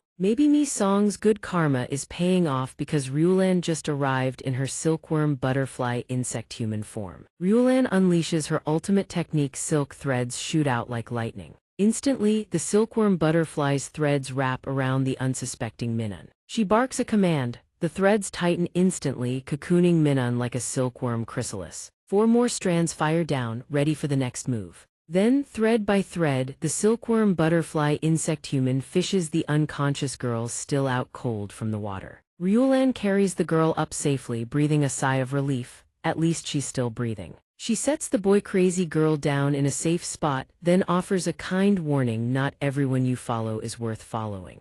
Meanwhile, Minun hangs in his cocoon, his face twisted with frustration. "What the hell do you bastards think you're doing? Who are you nobodies to interfere with someone else's meal?" Ryulan and Mi-song don't bother responding. The two regroup together. Minun seethes with humiliation, grinding his teeth so hard they crack. "You dead bastards, how dare you lay a hand on me? Can you handle the consequences? You really that confident?" Mi-song couldn't care less about whatever taunts this guy's throwing. He normally doesn't bother responding, just keeps doing his thing. He's about to send the guy 6 feet under, but Ryulan suddenly shows mercy and holds him back. "Wait," she advises caution. "It's not time yet. If they interrogate him, they might find something useful." "No coffin, no tears." Minun keeps running his mouth, provoking them. "Oh yeah, so you're that guy, huh? The one who hunts his own kind. I heard the rumors. You look even more pathetic than I imagined." His expression shifts, his voice dripping with mockery. But you think you can hunt me? You too.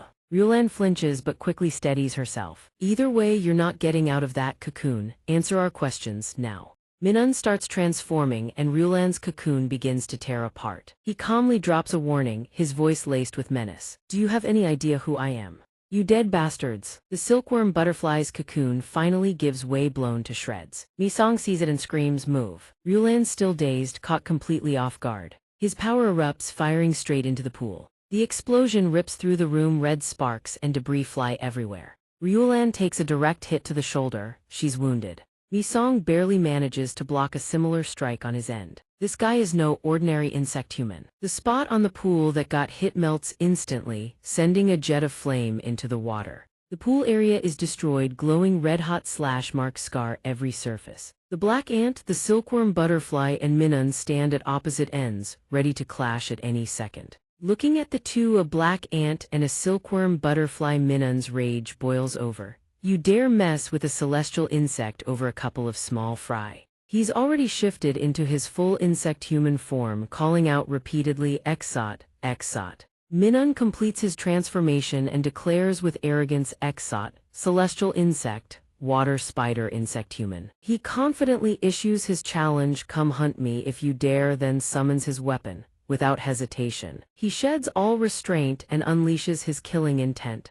Silk threads shoot out as Misong and Ryulan move instantly, both vanishing from sight. They disappear from their positions at blinding speed, charging straight at Minun, one wielding silk, the other fists. But Minun blocks the attack effortlessly, calm as ever. He murmurs the name of his technique under his breath, Exot sword kick. The blade in Minun's hand slashes across the water at breakneck speed. A single devastating strike sends both of them flying.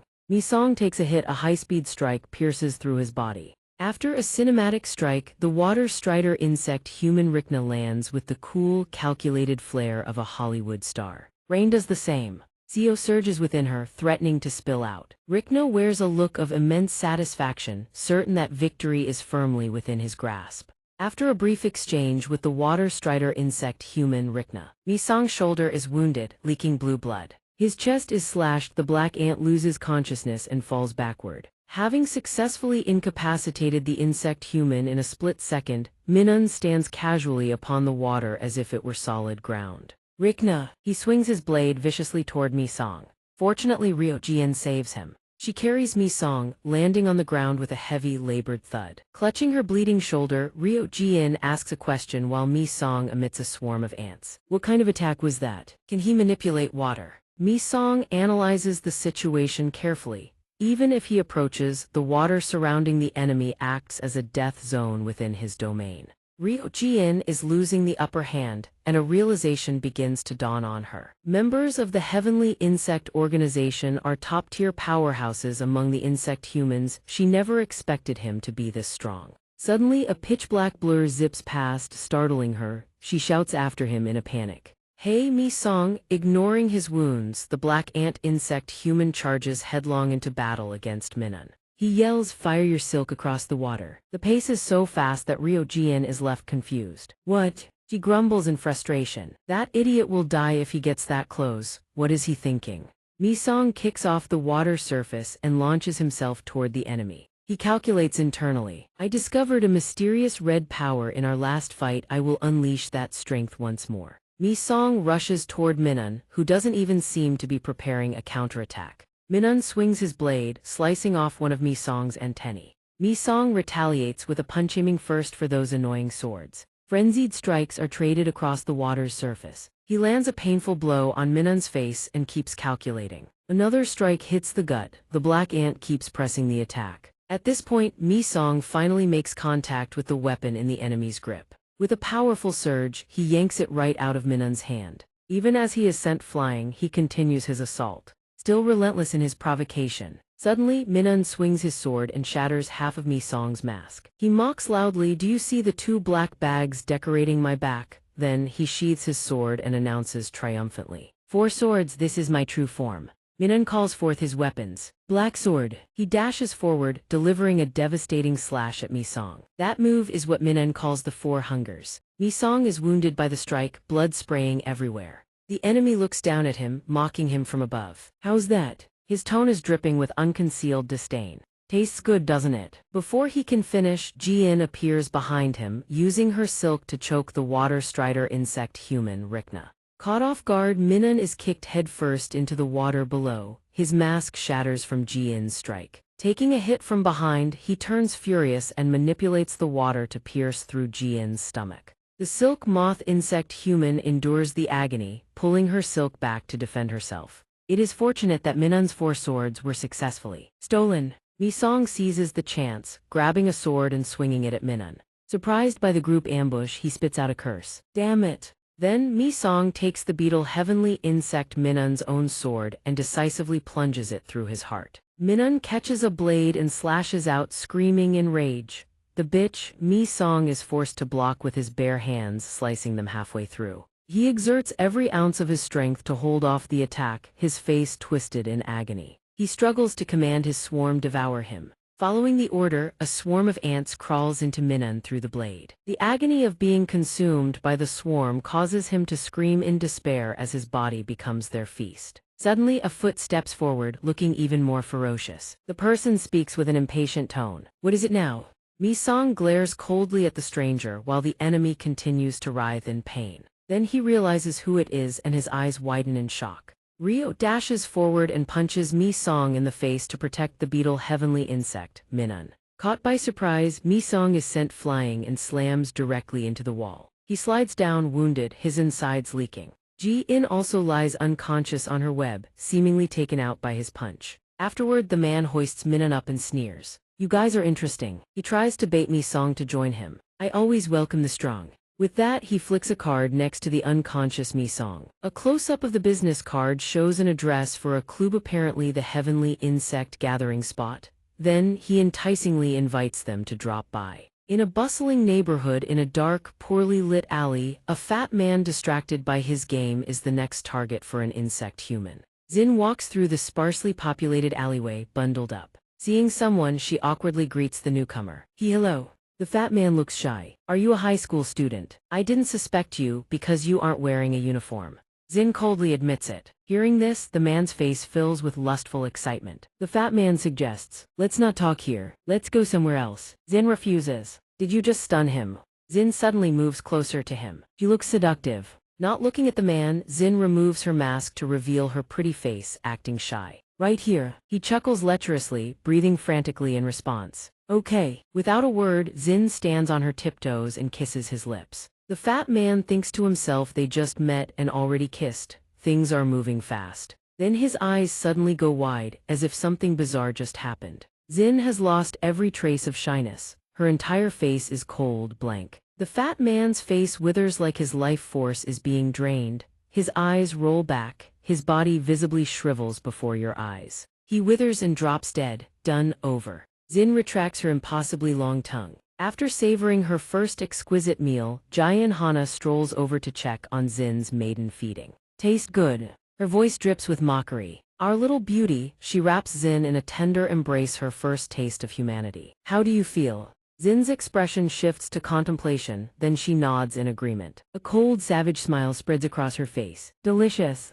A subway train hurtles through the tunnel at breakneck speed. At the far end of the car, a mana larva stands trembling. His voice stutters out from within, me too. Then he speaks again, agreeing with himself. But I'm hungry. His voice rises, still shaking. A passenger takes notice. I'm so hungry. What else am I supposed to do? His gaunt face pleads desperately at everyone around him. I'm sorry, I'm so sorry. Hungry. His voice whimpers on and on. So hungry. Then he turns to a passenger and whispers, ice cold. I'm going to eat well. The larva unhinges his jaw. Inside, a famished tongue unfurls with it. The tongue impales passengers, spraying blood across the car. The grotesque appendage looks eerily similar to Xin's, probably the same mutation strain. The remaining passengers erupt in pure terror at the monster. The car fills with desperate screams, the air reeks of fresh blood. He sweeps through every car with his rope-like tongue, clearing everything in his path. Corpses litter the subway, an absolutely horrifying scene.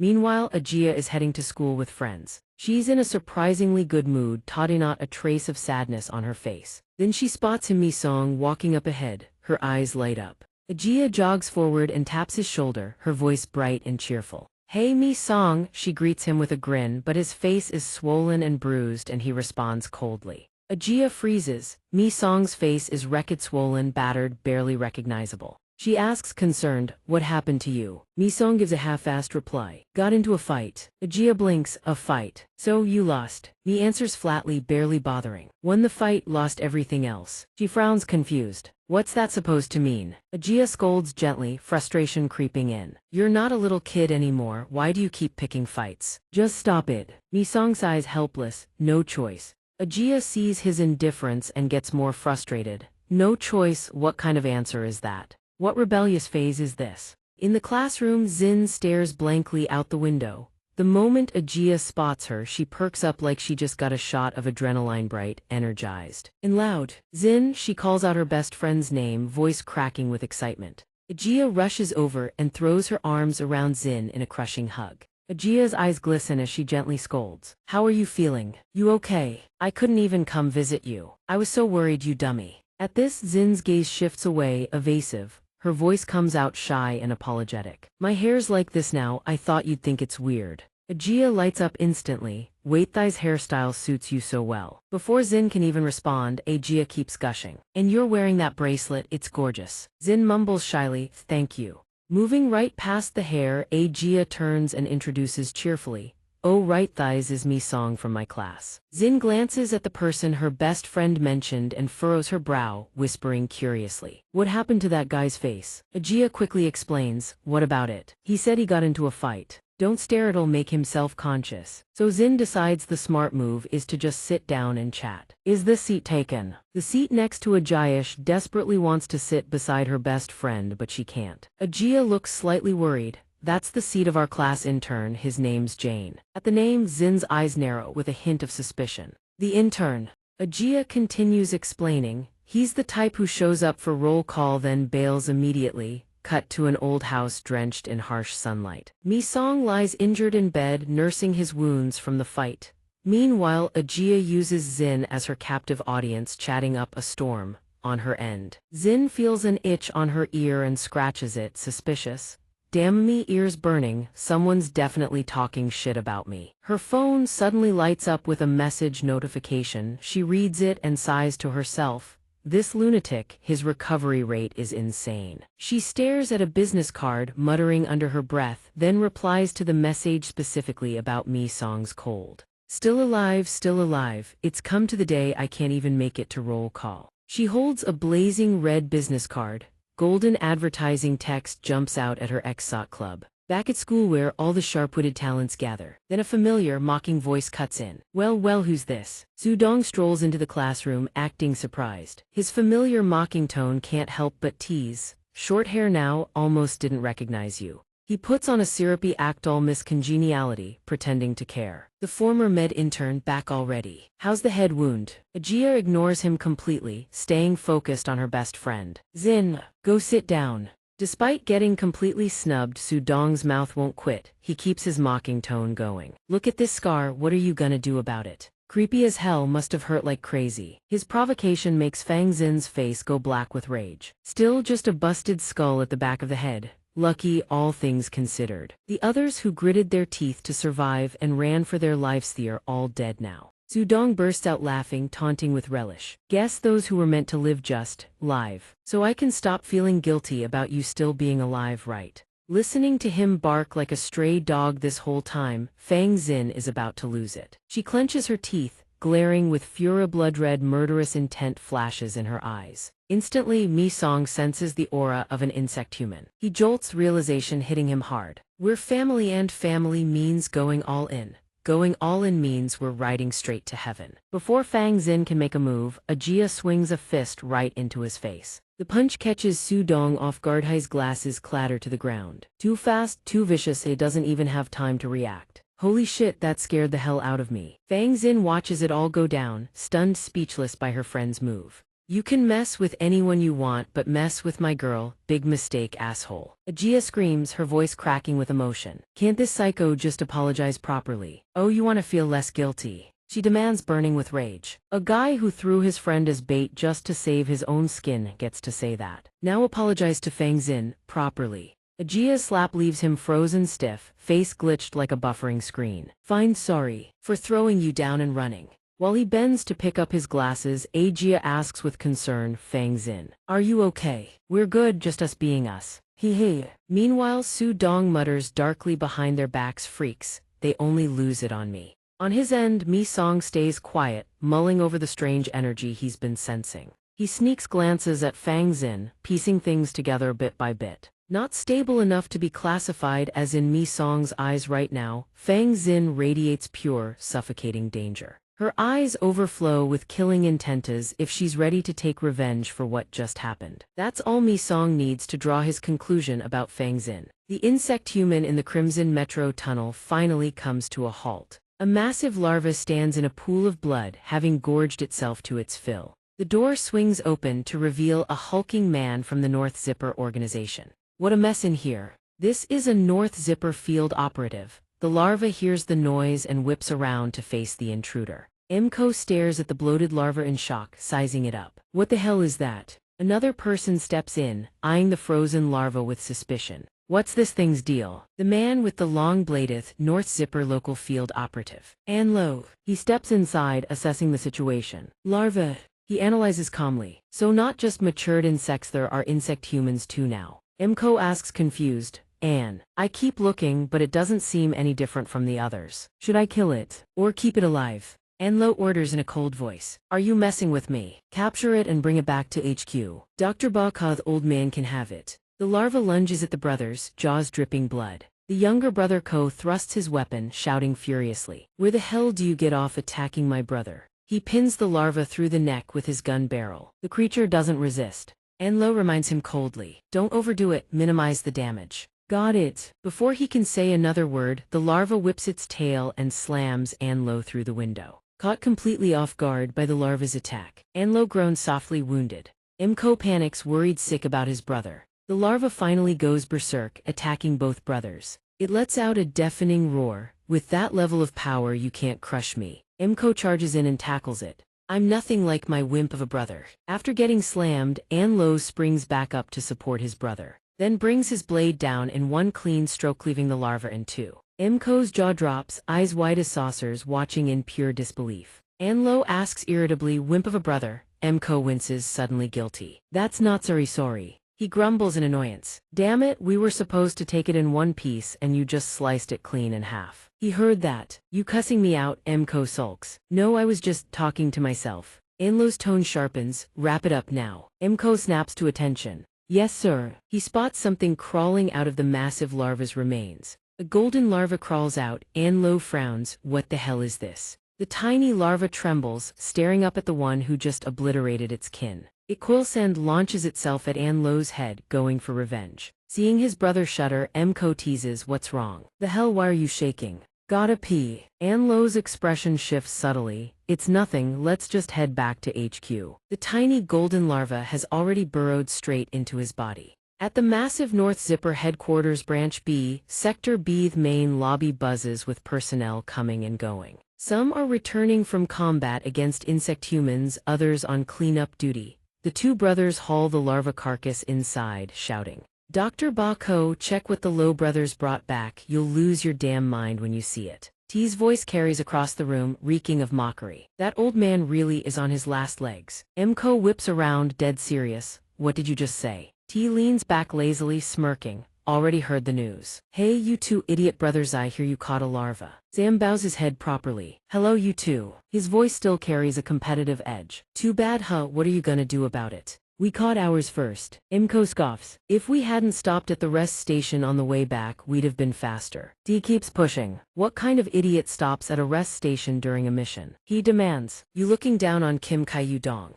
T doesn't let up, he keeps attacking. So what happened to your target, huh? Too heavy, had to hack it up and split the load. He puffs up his chest, glances at Sam and brags loudly. Our catch came back completely intact, by the way. Even if it got singed a little, what's the big deal? He drags the creature containment bag past them, cold as ice. He bumps T's shoulder and says icily, I was already going easy on the shot. your sword dropped to the ground just from a shoulder bump. T snaps back furious, that's the gap in class between us and the idiot brothers. He thinks to himself, what's that smartass's problem? Sam, beside him, guesses he's back to disrespecting his older brother again. Scene cut: the doctor's operating room. The professor looks every bit the villain. Dr. Bossi letter 1 EDD discusses the larva with his assistant. The Low brothers caught one of these too. Another one. Whoever caused all this. Dr. Boxy letter 1B0 letter 1 EDD NG remarks gravely. It is a serious pain in the ass. The professor drops the larva into a solution presumably for research.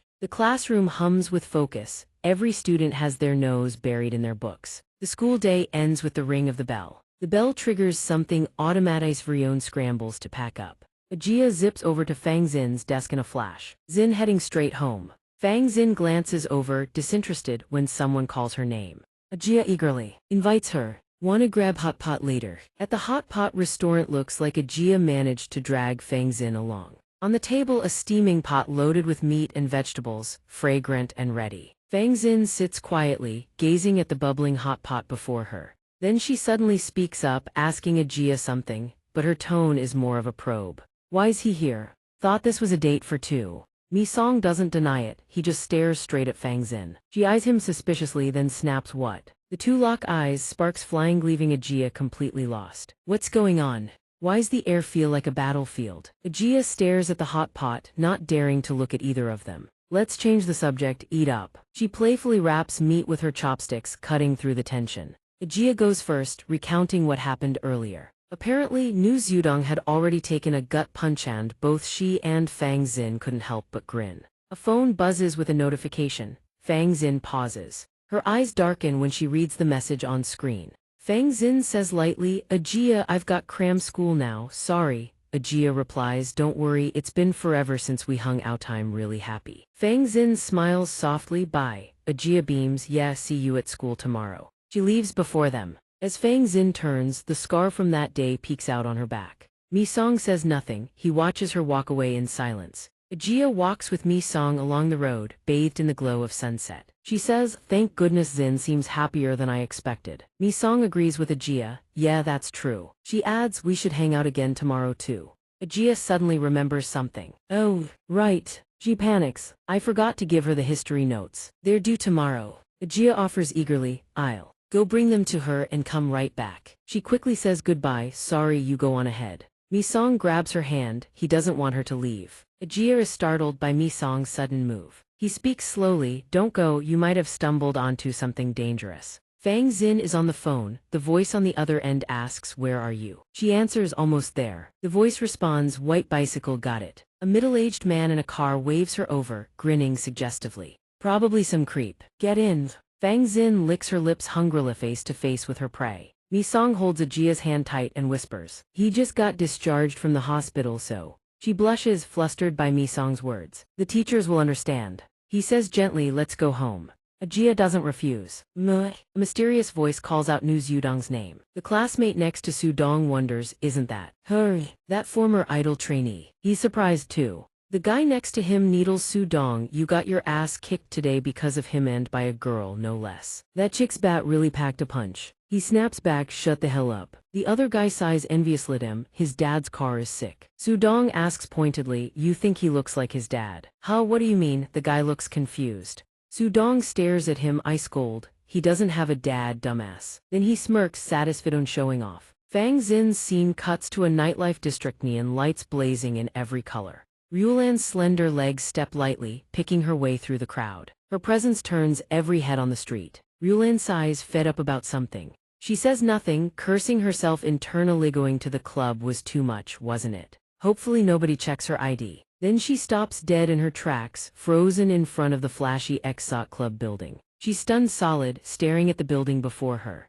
Eyes wide, mentally screaming she's done for. The Exot Club is packed wall to wall. She gawks in disbelief. This whole massive building is the club. And what's with this insane line? Are people seriously queuing up? Ryulan panics, desperate for backup. Holy shit, this really is a whole different world. SOS. She frantically texts Kemi, who responds with a blunt, useless reply. Hey, where are you? Go home, dress right, and get your ass to the Exot Club, now. Are you kidding me? These freeloading leeches are completely useless. Yulan scratches her head, racking her brain for a plan. She came all this way, is she really going to bail? That's a total bust. A male voice calls out from behind her. Hey you. Yulan hears the voice and startles, whipping her head up. He asks gently, noticing she's just arrived. First time here. She spins around in surprise, recognizing that familiar voice but can't place it. That voice, it sounds so familiar. It's a celestial insect in human form. Minun grins, haven't we met somewhere before? Ryulan's heart drops, running into that celestial insect again. She's done for. Minun asks warmly, you okay over there? Don't worry about it. It's fine, come here. Ryulan digs in her heels, refusing to budge. Seriously. The lights beam down, making it hard for Ryulan to even open her eyes. She forces her eyes open, struggling to adjust to the glare. Down in the lobby, lights flash everywhere and people are having the time of their lives. Girls in killer outfits laugh and dance together. Ryulan is frozen in shock, completely at a loss for words. Her eyes lock onto the scene without blinking once. The ceiling lights pulse, casting radiance in every direction. It's dazzling. Minun grins slyly. Well, shall we go in? Ryulan is like a silkworm, hypersensitive to light. She reaches out excitedly. What is that? Lost in wonder, Ryulan snaps back to reality and quickly schools her expression into a stiff, forced smile. The vibe here is amazing, right? He replies with a flirtatious drawl, this is nothing. If someone like you graces the place, this club's gonna heat up real fast. Ryulan asks, caught off guard. Really? Ryulan silently sizes things up. On the surface, this is just a club, but if she wants intel on the celestial insects, she thinks with steely resolve. Fine, she's come this far, might as well go all in. She hesitates, then pulls out an invitation card. I was invited here. Minun is taken aback. He looks at her with fresh interest. Well, Minun says, clearly amused. So you're a guest from their side. He extends an enthusiastic invitation. Then let's enjoy the night together. Ryulan asks, puzzled. Where are we going? He leads the way, deflecting, just up ahead. Minun gestures for her to follow. In here, then head down. She's shocked. What? An elevator this huge? He replies casually, of course, VIP space has to be special. Ryulan mutters, VIP. Her mind reels, it's bigger than her entire room. Minun swipes a card, glancing at her meaningfully. Not everyone gets an invitation. He's curious, you must have a special connection with the owner, huh? Ryulan plays dumb, blinking innocently. I'm just the type who catches people's eyes. Minun probes carefully. After awakening, what type are you, butterfly or mantis? Ryulan doesn't hesitate, dog shit. Minun doesn't even flinch, he just rolls with the bullshit. Minun is intrigued. Ryulan seizes the opening. What about you? He replies nonchalantly, American giant water spider. Ryulan teases. Big talker, huh? The elevator stops on the 6th floor. Minun speaks up. We're here. Minun gushes with excitement, promising she'll love it once she sees the place. What do I do? Ryulan screams inside her own head. How do I get out of this? Can't wait. A gathering spot for insect humans. I bet the drinks are already laid out, huh? The elevator doors slide open. She peers inside and freezes. Minun excitedly calls out a greeting to someone new. Welcome. The crowd is going absolutely wild, screaming toward the arena. A pack of humans tries to kill an insect human and fails. The spectators on the stands curse like lunatics. Damn it, stop hesitating, fight back, I bet good money on that human, don't you dare waste it. The announcer's voice rings out, dripping with disbelief. This is the VIP box of the Exot Club. A one-eyed man drives a blade across an insect human's throat. The stands erupt. That's it, the rest on the floor charge in, hacking away like maniacs. The entire audience loses it, chanting, charge. Kill it, kill it. Where insect humans and humans slaughter each other without rules, thighs is the lawless realm. Ryulan's entire body locks up. She stands frozen, utterly paralyzed by the scene before her. A massive foot slams down onto the arena floor. It belongs to another insect human, Jay, a giant beetle type. Jay throws his jaws wide and lets out a deafening roar, flexing his raw power. After the roar, he stomps his foot down hard, sending shockwaves rippling across the arena. The humans trapped beneath Jay's foot are instantly reduced to pulp. The entire arena goes berserk with cheers. JC, they chant, they love the carnage. Ryulan is in complete shock. What the? How can humans? Minun chuckles, thoroughly entertained. Her reaction is exactly what he hoped for. He asks, calm as ever, not your thing. Ryulan's mind reels in terror. Betting on battles between humans and insect humans, this scene is beyond anything she could have imagined. The stands chant wildly, we believe in you. Ryulan curses under her breath, absolutely nauseating. Minun gestures grandly, beaming, enjoy the place. That terrifying figure is Queen Jithe, reigning star of the lawless realm. Jay has no equal in raw strength or species advantage. Of course, there are exceptions. But from the arena floor, a fist suddenly punches clean through his body. Insect human Z bursts out from inside Jay's torso. His body gives out from the blow and crashes to the ground. Minun watches the fight helpless. Z, that son of a bitch, the stands scream in outrage. I told them to take it easy. What about my money? It's over, that's it. Kill him. Ryulan forces a shaky smile, probing cautiously. This is brutal. Does violence like this even mean anything? Minun stays unfazed. It means everything. He says it like it's nothing. Humans get their thrill, insect humans earn their honor. Ryulan hears the word and something clicks in her mind.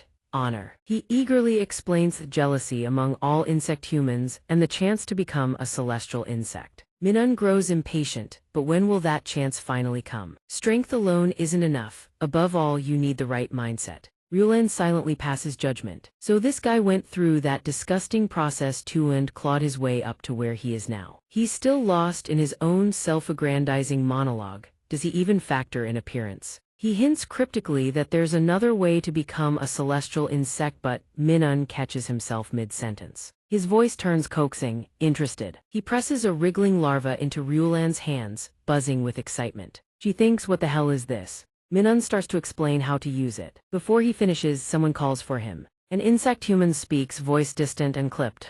You. The boss wants you. Minun snaps, irritated. You're scaring the guest, you moron. Fine, let's go. He casually tells her. Wait here for me. Ryulan sees her chance and immediately swipes the red card. Minun stands outside the elevator, staring in, stunned. Hey, he asks urgently. Where are you going? Ryulan forces out the fakest smile of her life. My stomach suddenly hurts like hell. I'll just be a minute need to find a bathroom. Minun blurts out quickly. There are restrooms here too. Before he finishes, the elevator doors slam shut. Ryulan slumps against the wall, exhaling hard. I'm losing my mind. She mutters under her breath, Gami song, you better make this worth it tomorrow. Damn it, all for nothing. An insect human dares to remind the boss. The guy swings his arm and severs the subordinate's head clean off, a casual display of authority. Minun watches with nothing but contempt. I told you I was coming right away. Damn it, back to the place where grade slave students are forced to drag themselves to every day. Ryulan wearily shoves open the classroom door and trudges inside. She locks eyes on Mi-song and screams. Ga Mi-song. She storms over, swings her foot, and kicks him, curses flying.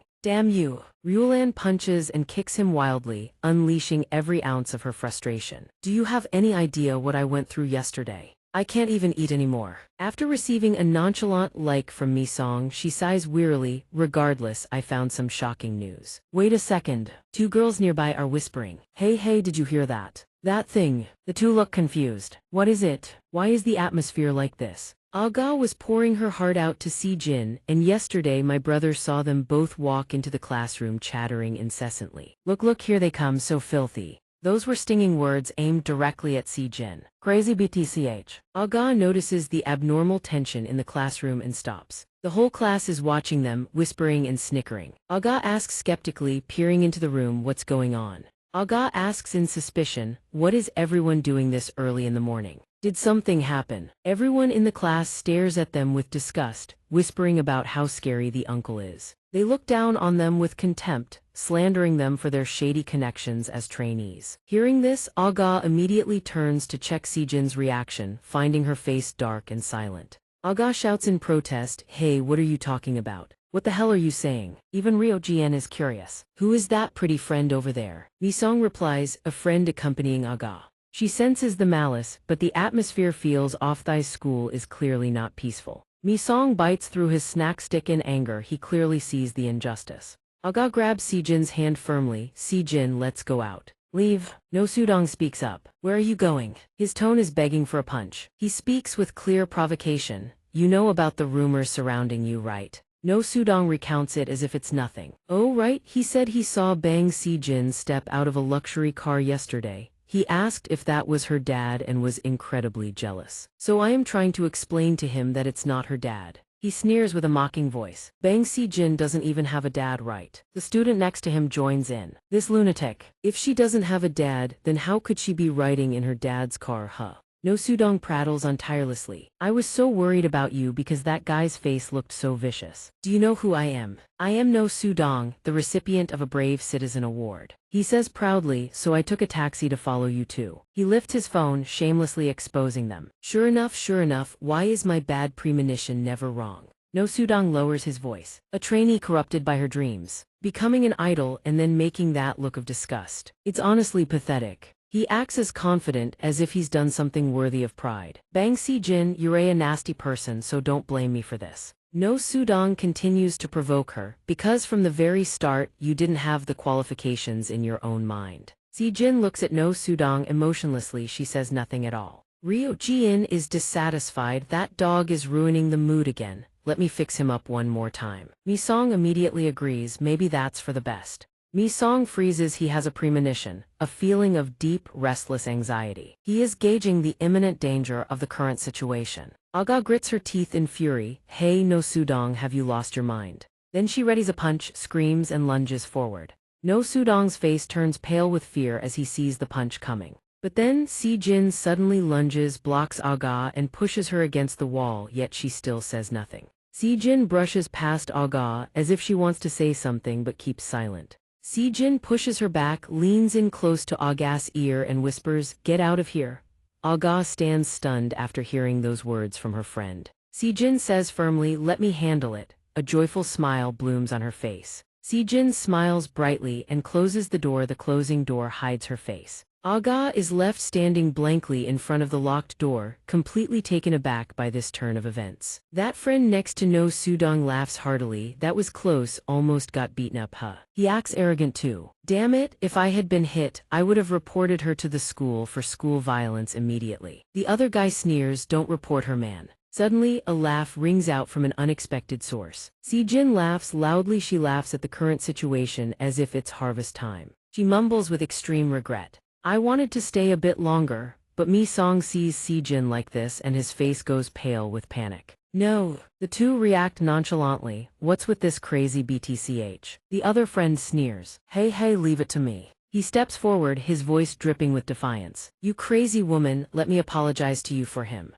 Is an apology enough? He stirs the pot, but how much do you get paid for that? His voice is full of mockery. I accidentally made a few too many orders lately, so I need a decent sum. He gets a little scared looking at Si-jin's face. I will send you a message. Si-jin transforms into an incomplete insect human, growling as she questions him back. Ryo Ji-in is panicked. Mi-song is just as shocked as Bang Si-jin, and the other guy is pale, stuttering, and unable to speak. Si-jin throws a punch straight at his face, a truly painful blow. The guy collapses with a terrified scream. The insect human causes chaos. Everyone runs toward the classroom door. Si-jin's face is cold as she watches the terrified crowd. Her hand extends, blocking the crowd, refusing to let them leave. Aga watches in shock as a chair pierces through the classroom door. She is panicked, unable to find words for what she just saw. Aga stands outside the door, anxiously calling out to Bang Si-jin. Inside the chaotic classroom, everyone is trying to stay as far away from Si-jin as possible. A student trembles. The door is blocked. What do we do now? Ryo Ji-in looks anxious. Hey, shouldn't we be doing something about this? Mi-song answers cautiously, there are too many witnesses.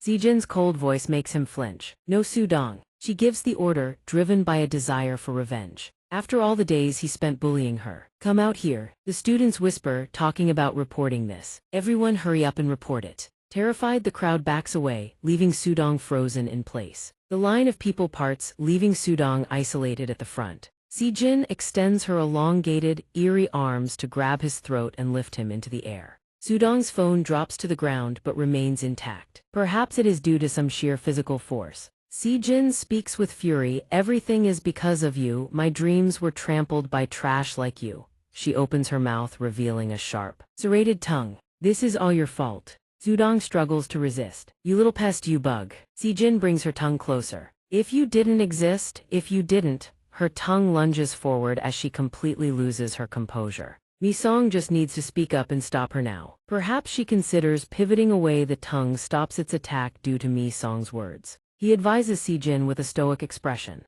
Stop. He steps forward in his sneakers. After doing this, Mi-song tries to snap Si-jin back to reality. How do you intend to face Aga? Aga's voice echoes in, full of concern. Si-jin, are you okay? What's going on? She screams while pounding on the door. Open the door, Si-jin. Aga, his tears welling in her eyes. Sudong stubbornly continues to curse Si-jin viciously. You bug. She squeezes tighter. He is terrified. Hey, you damn idiots, are you just going to stand there and watch? Hurry up and report it. Do you want to die with your brains smashed in two? The crowd stands coldly silent. Everyone is paralyzed by fear. Sudong yells in rage, you damn losers, don't just stand there like statues. Hey, Mi-song, you idiot, stop standing there, report it for me, he commands arrogantly. Hurry and report it so North Zipper comes to kill this bug. Report it now. Si-jin offers a cold, bitter smile at his pathetic display. She lets out a hollow laugh. Aga shouts from outside, hey Mi-song, no matter what happens, you cannot report this. Si-jin softens her tone, pleading with Mi-song as if it were a final request. Got it. I'm counting on you. She throws Sudong against the wall. He lets out a pained cry. Si-jin steps closer. She reminds him, listen carefully.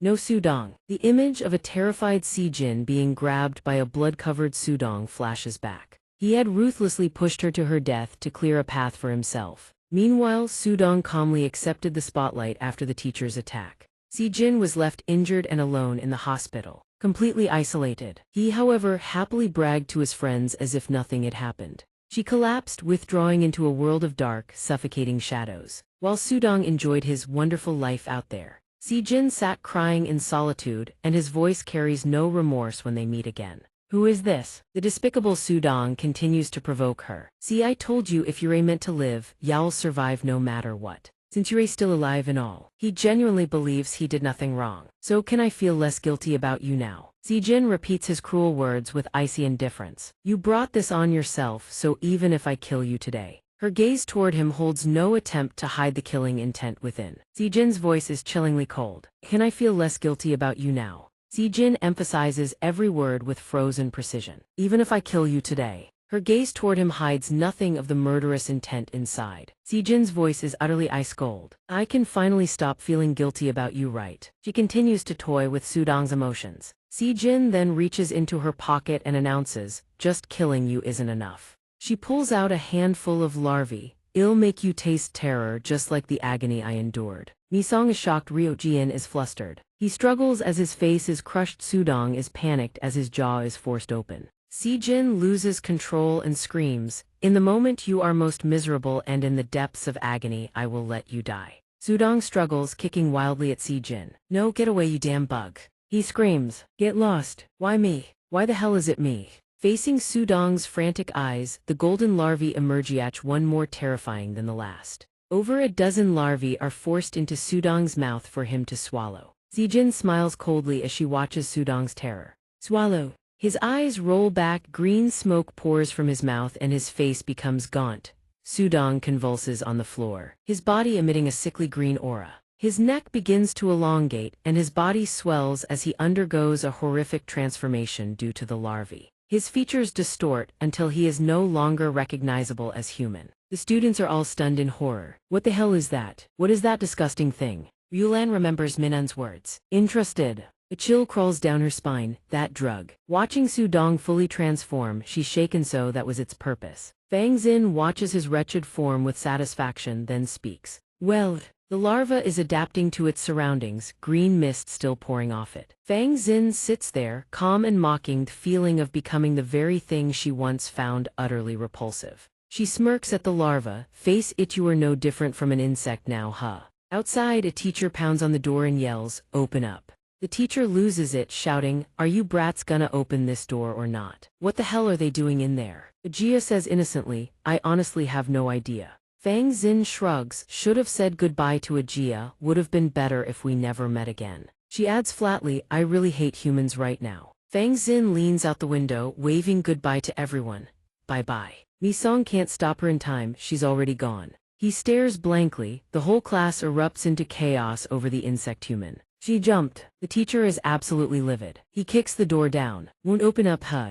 The flung open door sends a chair flying smack into the guy Fang Xin knocked unconscious. He jolts awake, dazed, dead. Shit, what was that noise? The teacher, panting, shouts at the students. Settle down, all of you. The larva turns toward the teacher, coughing, trying to say something. The teacher is stunned. Insect human, a student echoes the alarm. Yeah, damn right it is. The boy suddenly remembers and screams. That Fang Xin, that was really Fang Xin. Ajia can't believe it. That's an insect human. His fear flips straight to excitement. Holy shit, this is my chance, I'll become one too, a brave evolved human. Ajia frantically tries to stop him. Don't, the boy snaps at her. What the hell are you doing? You want that thing to eat you alive. She snatches the phone. No way, I said you can't do this. The boy refuses to back down. Are you insane? We need to report that damn monster. He yanks hard, Litgano. Neither of them can hold on. The phone slips free and lands right at the feet of the coughing larva. A voice crackles from the phone. This is North Zipper. How can we help you? The clear voice continues. You're calling to report an insect human, correct? The larva freezes in fear.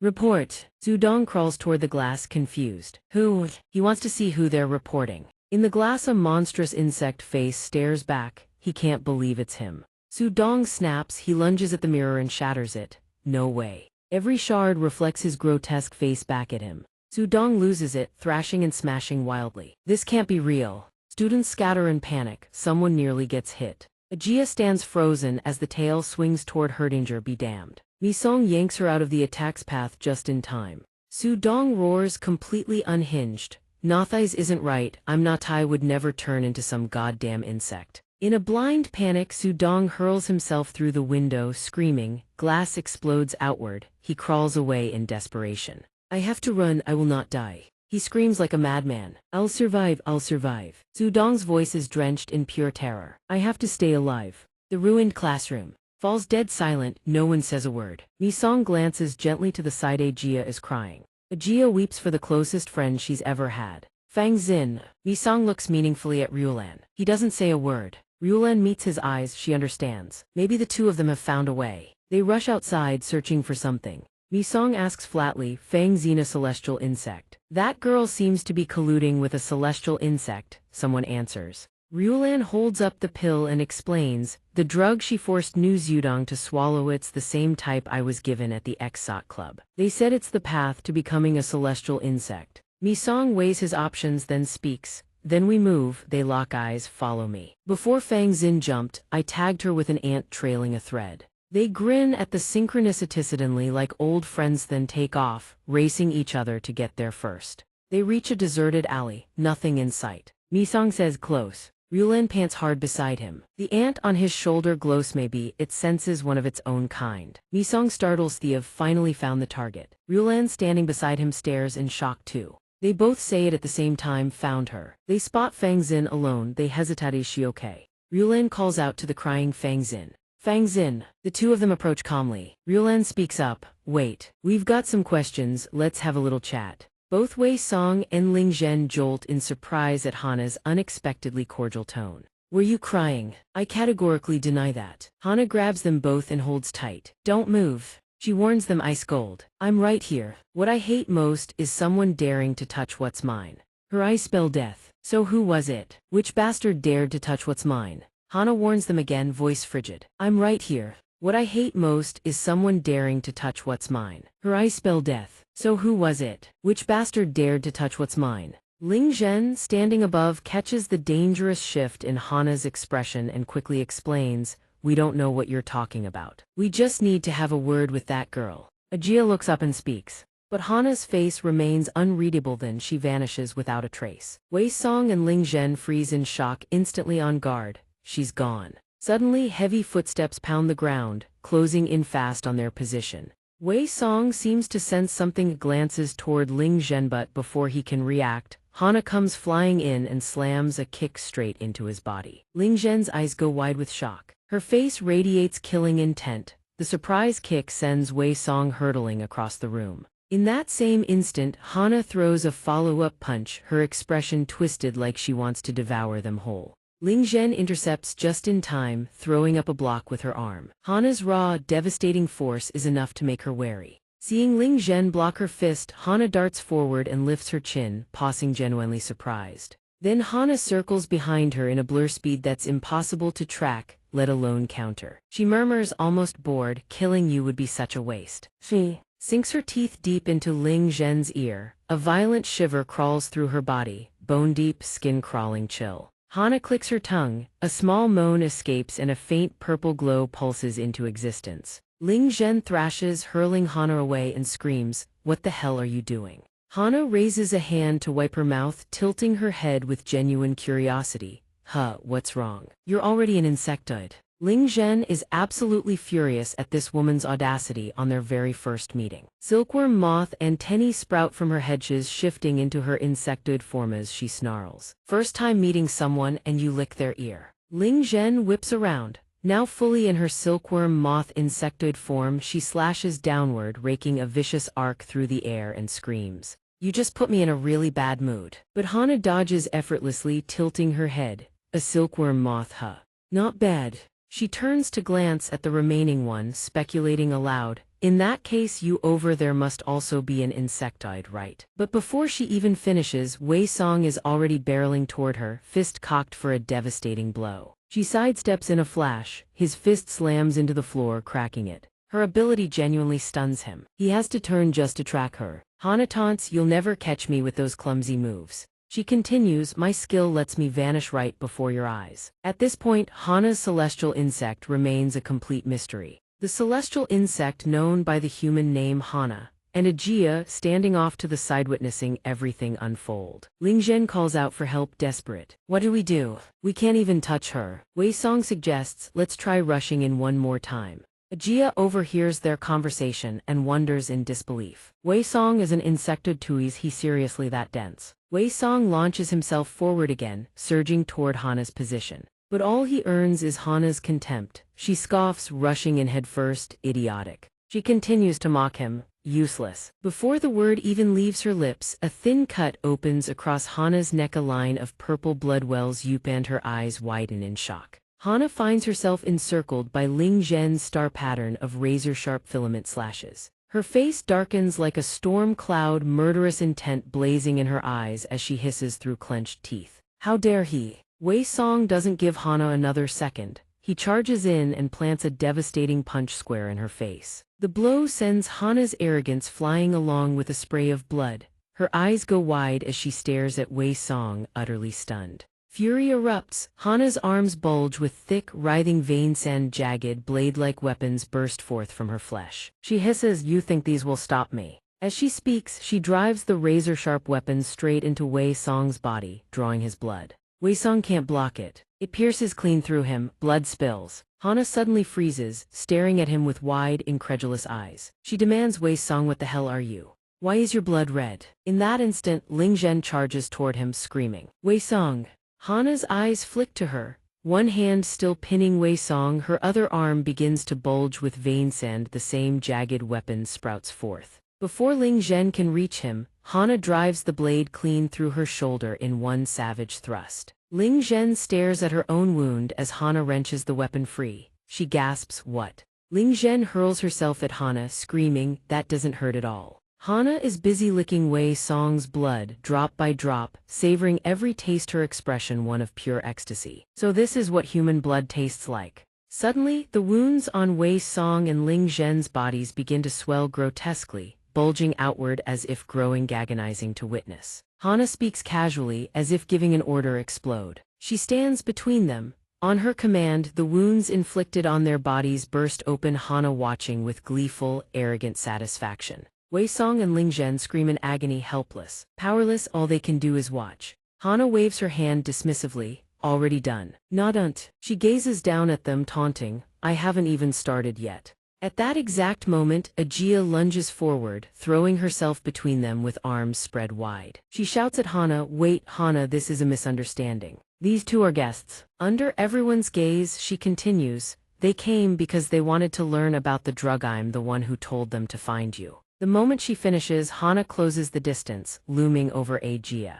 "Really?" Her suspicion wavers, hesitation creeping in. Then her attitude does a complete 180. She turns to Ajia and asks, "What did you just say?" "Then you should have said so sooner." She covers her mouth with a laugh, dashing off as if to fetch something, adding, "I almost killed both of them." She presents the insectoid creation pill before them, looking slightly awkward. "But what do we do now?" I only have one left. Ling Zhen turns to Wei Song and says, then next time you pass out rain, tell Hannah that's not what we need right now. I want to hear the explanation first. She says to them, you still haven't heard the explanation. Kahana turns around and begins her introduction. This is a special Drugance absorbed, it grants tremendous power. Conversely, if a human eats it, they mutate into a larva. If you consume that larva instead, the effect is naturally 100 times stronger than just taking the pill. Wei Song looks confused. Goen hears her words and widens his eyes, blurting out, what? You're telling us to eat the larva? Right then, two young men come running toward them. Kahana smirks. How convenient, seeing it firsthand makes things click faster, doesn't it? She calls out to them, hey, you two, hold on a moment. They turn around, surprised and bewildered. They're two boys from Yenisar. She approaches without a word and shoves the insected creation pill into one of their mouths. The transformation hits instantly. Bulging blue veins erupt across his body, his eyes roll white as capillaries burst. He can only choke out, what the? Then he mutates into a larva on the spot. The guy beside him can only scream at the sight. Ling Zhen witnesses the scene, eyes going wide.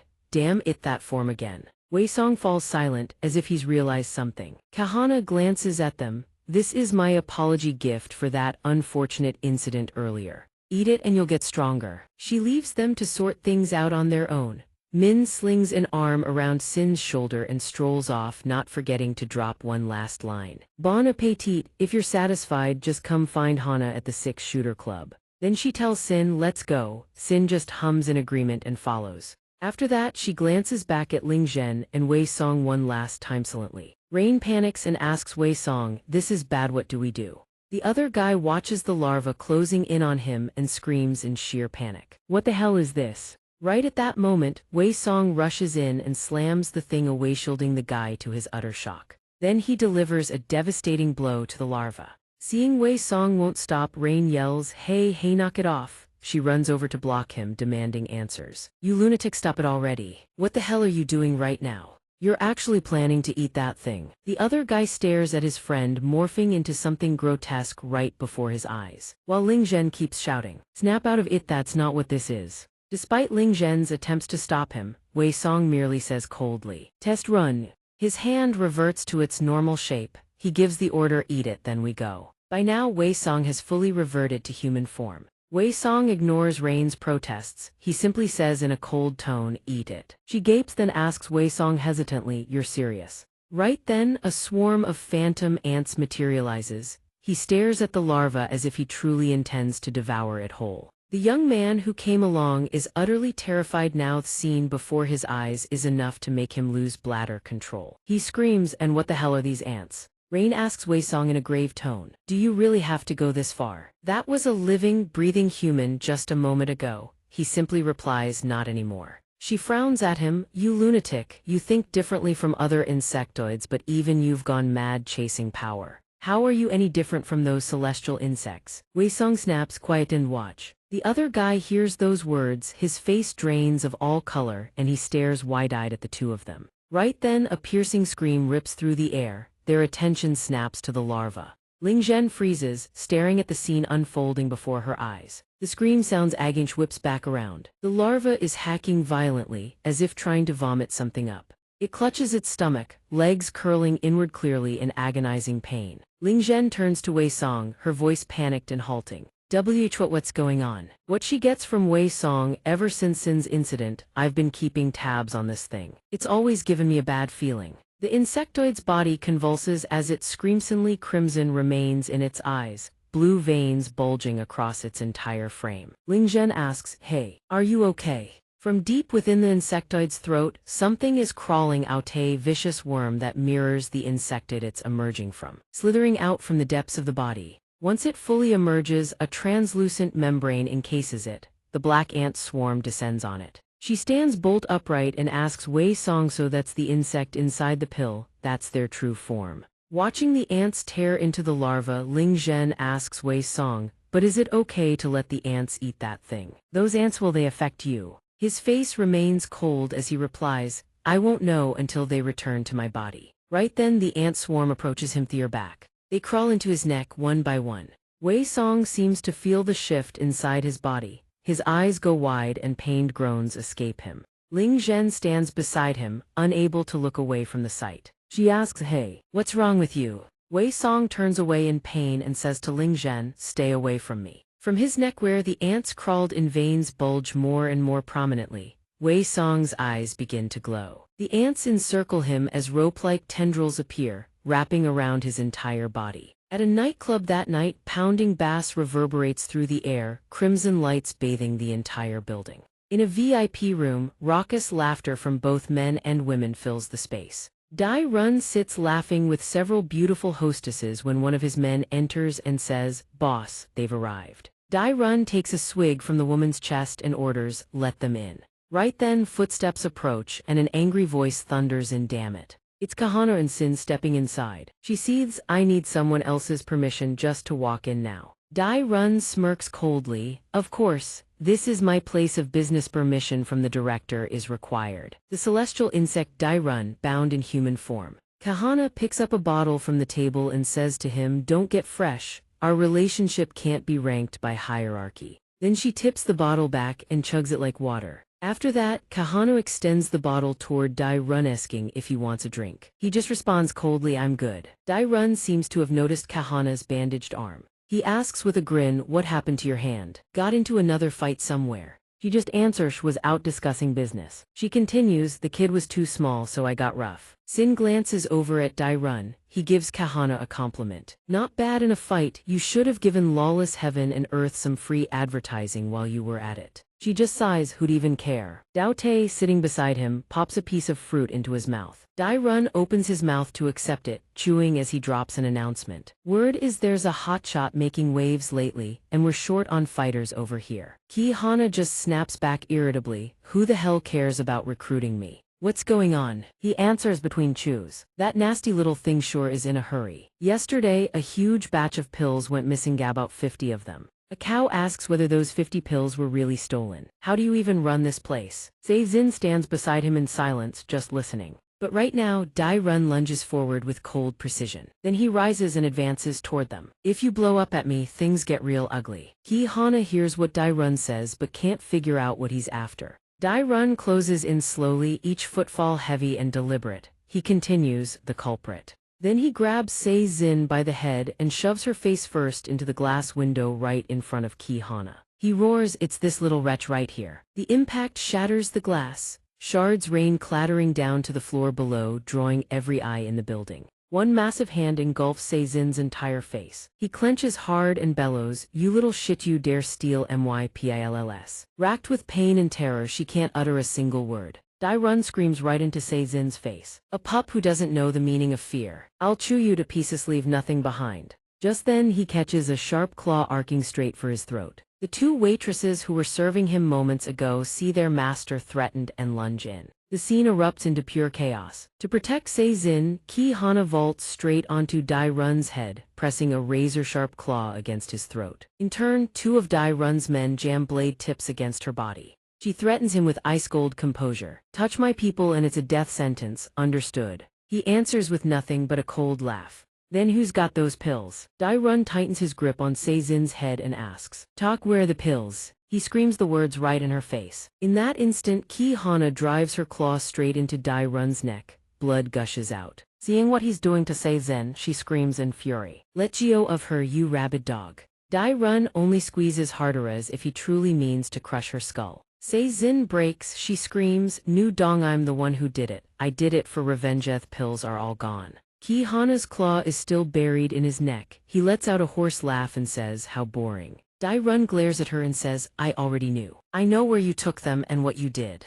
Sei Zin is utterly stunned by his words. Her eyes go wide. Dai Run releases his grip on Sei Zin's head. The imprint of his massive hand is still branded across her face. Sei Zin crumples to the ground. Ki Hana rushes over to her. "Are you okay?" He bursts into laughter, thoroughly amused. "How the hell did you cook up something that insane? You're even more rotten than your master." Sei Zin stares at Dai Run, confused. "You knew?" Ki Hana cuts her eyes over, demanding an explanation. "You knew all along and you still pulled this sick stunt." Flanked by two women clinging to his arms, Dai Run speaks with arrogant ease. "Last night when I found out your little pet was the culprit, I tailed her. They should be arriving right about now." Dairun licks his lips hungrily and says, 50 of them took the pills, I'm going to devour every last one. Meanwhile, the North Zipper organization is in hot pursuit of the insectoid. This is Squad C. A team of North Zipper operatives closes in on the insectoid at breakneck speed. Everyone pursues the insectoid. The fleeing creature snatches up a larva desperately trying to escape the chase. Report the larva is molting, it keeps letting out panicked wails. The instant they catch it, they don't hesitate, blades plunge straight through its skull and body.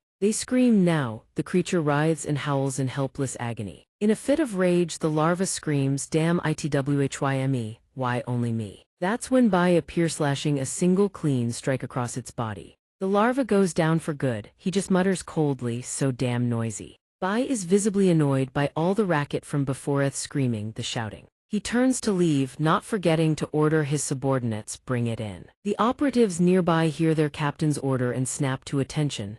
Yes, sir. Before they can act, the ground shakes violently, grabbing everyone's attention. Bai hears the strange rumble and whips his head around. Two silhouettes appear before them, the squad shouts it burrowed underground. Bai immediately turns back and demands, what are you two doing? Min Run speaks up, grab the cargo and fall back, his way too strong. Yongkyo responds, then let's attack together, why the hell would we retreat? The atmosphere turns razor tense, the two of them stand there as if declaring war on Bai. Yongkyo urges, let's wrap this up fast. The standoff looks impossibly tense, everyone present is being swallowed by the sinking ground. Right then, Bai sheathes his sword as if he wants no part of this fight. Emblazoned on the blade is the North Zipper emblem, one side an insectoid's head, the other a human body. Watching Bai's move, Yongkyo is utterly baffled. Min Run blurts out, what the? That guy. Those two actually gave up fighting just like that.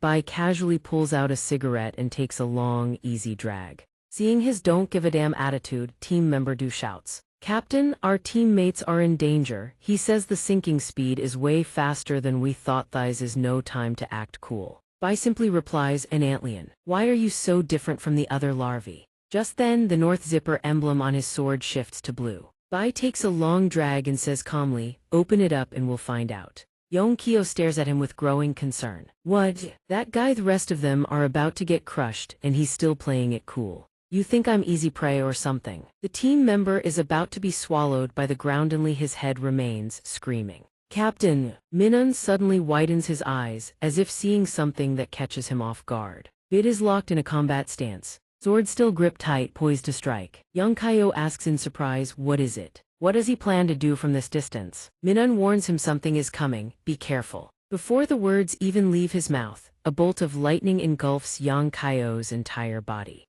Minun whips his head around in shockingly to see him knocked unconscious by the lightning. Seeing what Bit has done to Yongkyo, Minun goes berserk, veins bulging across his face, eyes blazing as he screams. That arrogant bastard. Bit swings his lightning blue sword once more. He charges straight at Minun. The bolt slams directly into Minun's head. Minun is now enveloped in the blue radiance generated by Bit. He mutters in disbelief, even the deflection is useless. Team member Du shouts excitedly to everyone, he's been dragged in. Bit leaps into the air, using the momentum to wind up his next attack. He draws his sword and charges toward Minun, barking orders to his team. There's definitely a reason these pests are interfering. The larvae must be recovered at all costs. All team members on your feet, they answer in unison. The clash between Bit and Minun erupts, both intercepting each other's blades. Bit speaks with killing intent, you're the one carrying dangerous contraband. Minun retorts coldly, that would be you. Minun seethes with irritation at Bit's smug, showboating demeanor.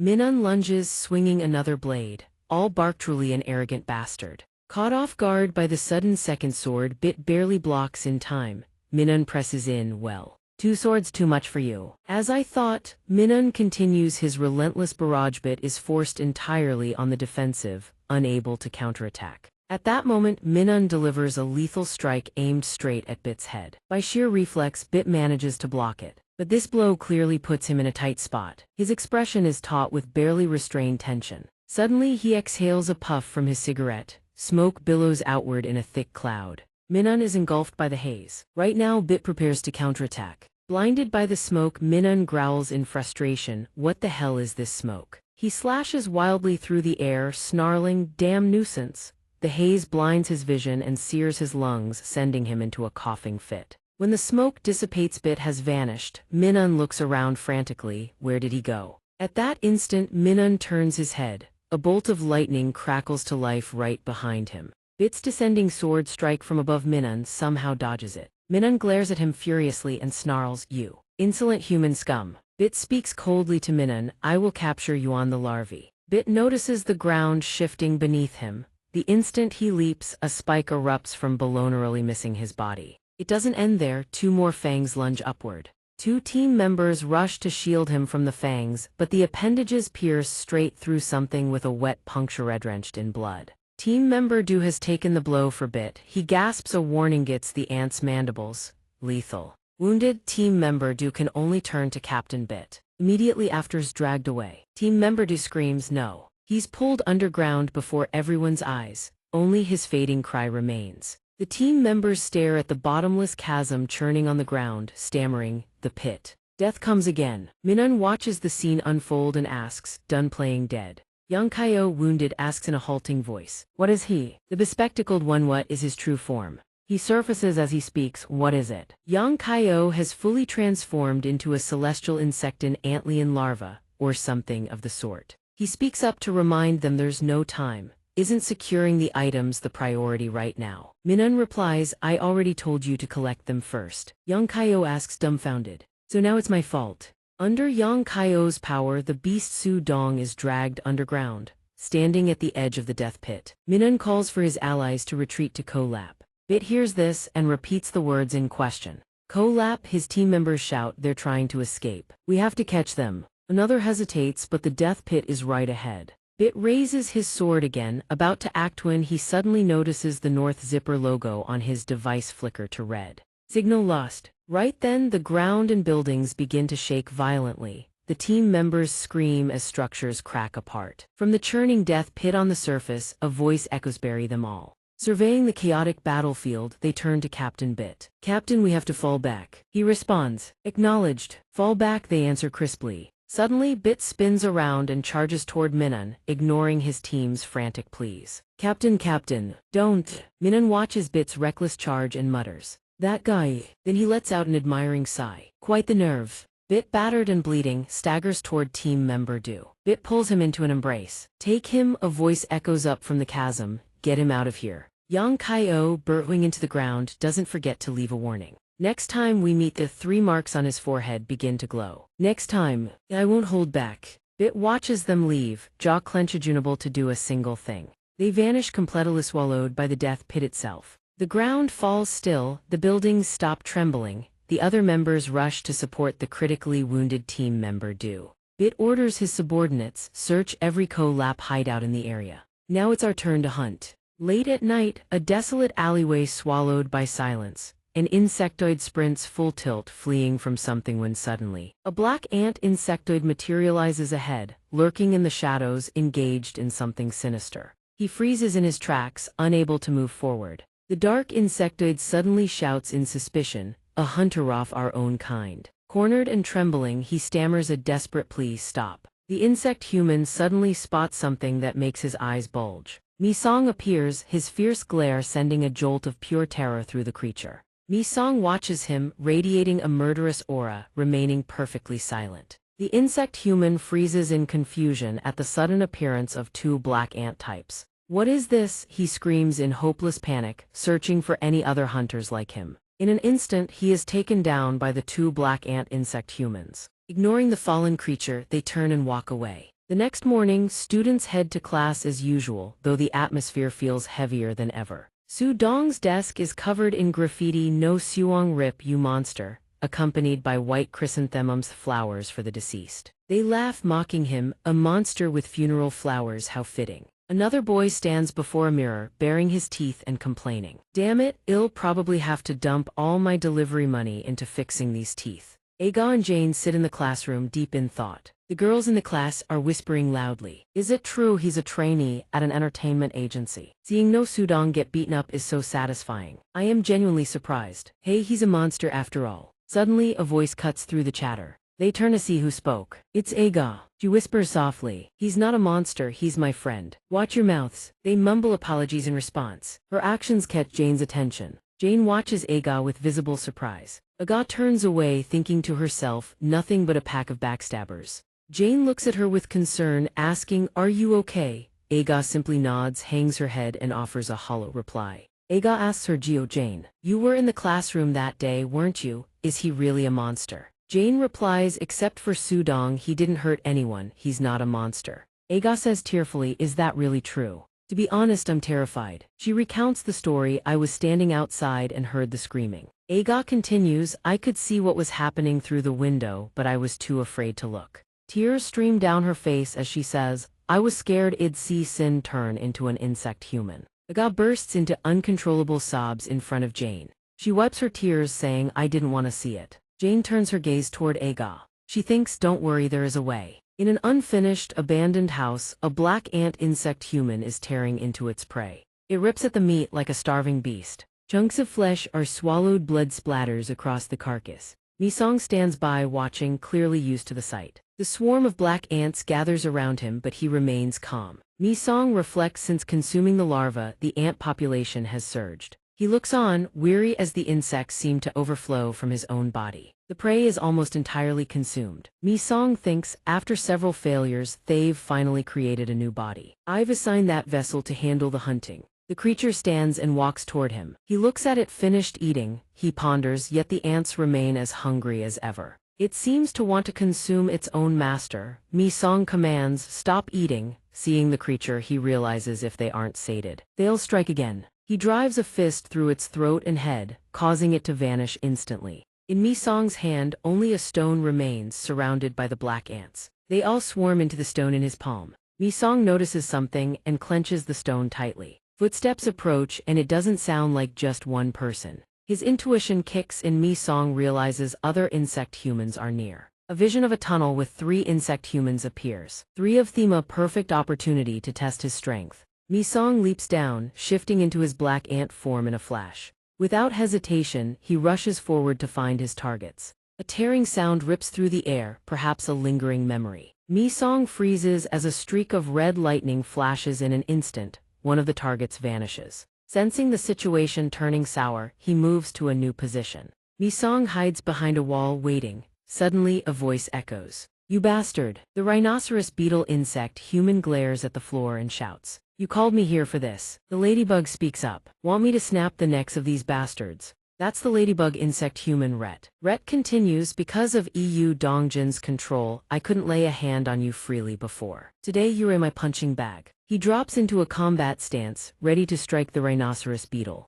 "Brace yourself." Bella, enraged, charges at Z, screaming, "You think a lowly ladybug like you can climb over my head?" He snarls, back in the lawless zone, "I only played with you once and never saw you again, right? Am I wrong?" He is the rhinoceros beetle B. Looking at Rhett's stance, he lunges, yelling, "Die!" He strikes at Z, but Rhett dodges. Watching B's arrogance, Rhett sneers, "That dog is beyond saving." Seeing the crack in the wall where B just slammed, Rhett scoffs. "You think your size is enough to beat me?" He raises a fist, dismissing them as ignorant insects. Bella fails to react to Z's attack, his eyes bulging as he stares. Z drives a fist deep into B's gut, sending him flying. The force of the strike makes Bella spew blood. He collapses to the ground, clutching his stomach and gasping. Taken down by a single blow from Rhett, blood drips from Rhett's arm onto the floor. Rhett glances over, his eyes glowing. "Hey, you've been watching the whole time." He challenges, "How about you step in for a round?" It turns out Z had spotted Misong watching the entire time.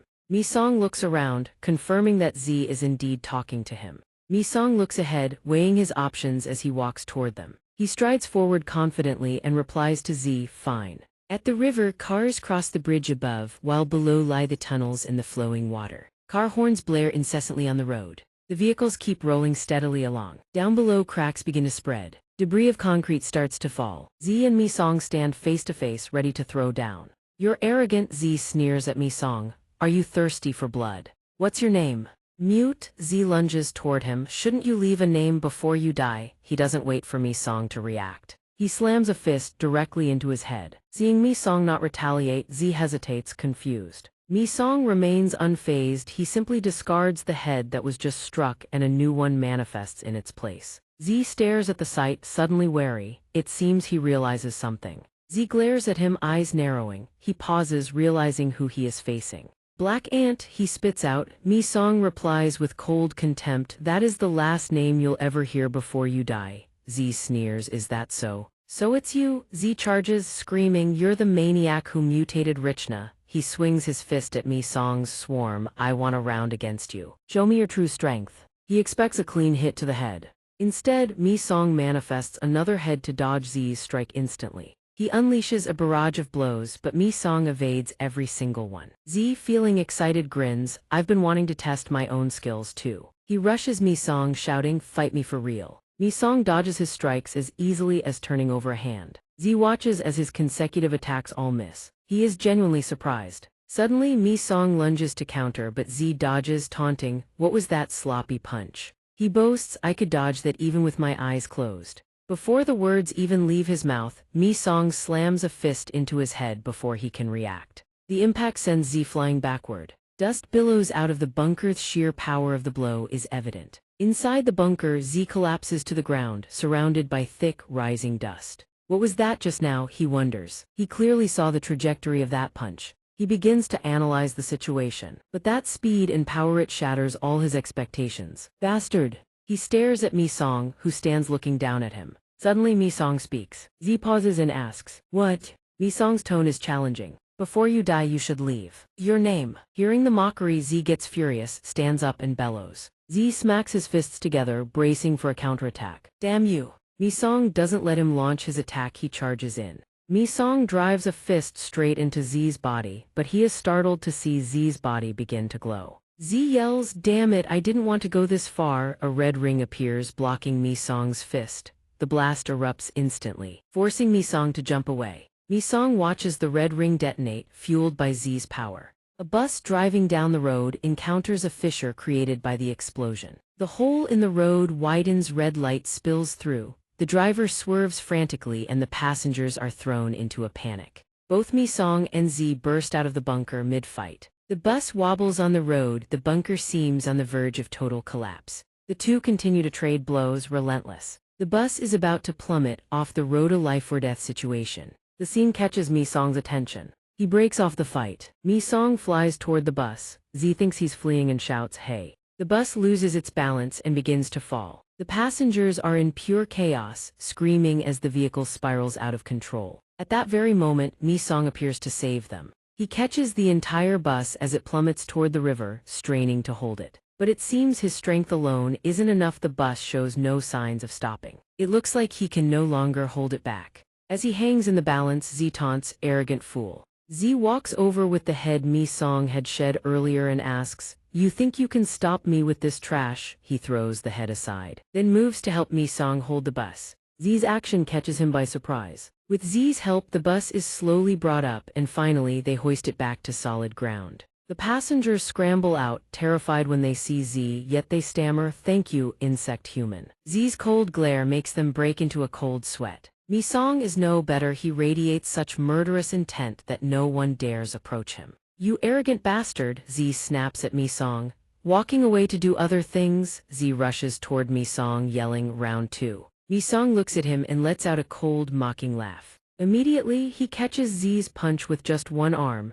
Mi Song nonchalantly slaps Z across the face, sending him flying, and says, still persistent. The slap shatters the insect-human outer shell on Z's head, revealing his true face beneath. Mi Song grabs Z by the throat and lifts him into the air. Z is exhausted and unable to resist. Mi Song prepares his second head to tear Z apart. He hesitates, thinking for a long moment, then remains silent. Mi Song drops him, sparing Z this time. Z hits the ground, battered but still glaring at him with defiance. Watching Mi Song walk away, he can only spit out in frustration, damn you, Black Ant, I will crush you. The battle ends. Despite his defeat and refusal to submit, Z remains and Mi Song departs without a word. In a small district, the buildings are packed tightly together. It is late evening. Aga is on the phone with her mother. Yes, Mom. The person on the other end asks, where are you? I went out to exercise a little, she replies. Her mother snaps, exercise. I've heard everything from A.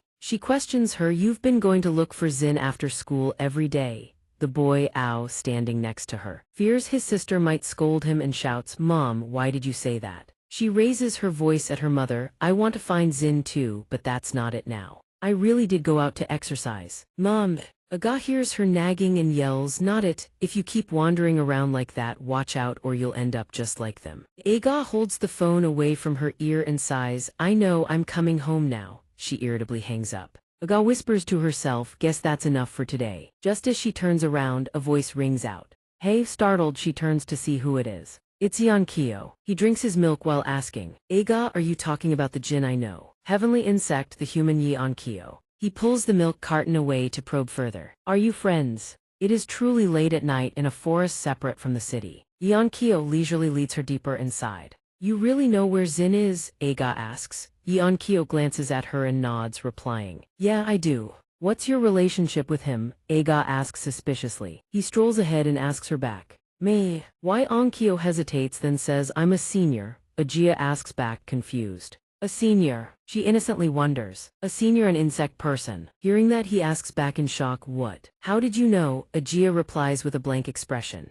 I was just guessing. She still cares about her friend just as much as before. Is she still okay? Xianxia replies calmly. Living well, is she? Moa N clings to her and won't let go. You could call it a kind of illness. Aga thinks to herself, Moa N clings and won't let go. He means she's still living well, right? She scratches her head sheepishly and tells him, well, that's enough for today, I have to go. Since you said she's still healthy, I don't want to be a burden. Xianxia looks at Aga with suspicion. What, fine. She confirms cheerfully, maybe she's made some good friends too. Before she can finish, Xianxia bursts out laughing, mocking the idea of friends. Aga stares at him in confusion. Xianxia sneers. Now you're talking about friends. He ridicules her, we so sentimental. How embarrassing. She doesn't understand what Xianxia means, so she can only ask, what? In the middle of nowhere. He continues, it's because I'm hungry. Xianxia says it with sinister honesty. I brought you here to catch you and eat you. Aga's face darkens instantly.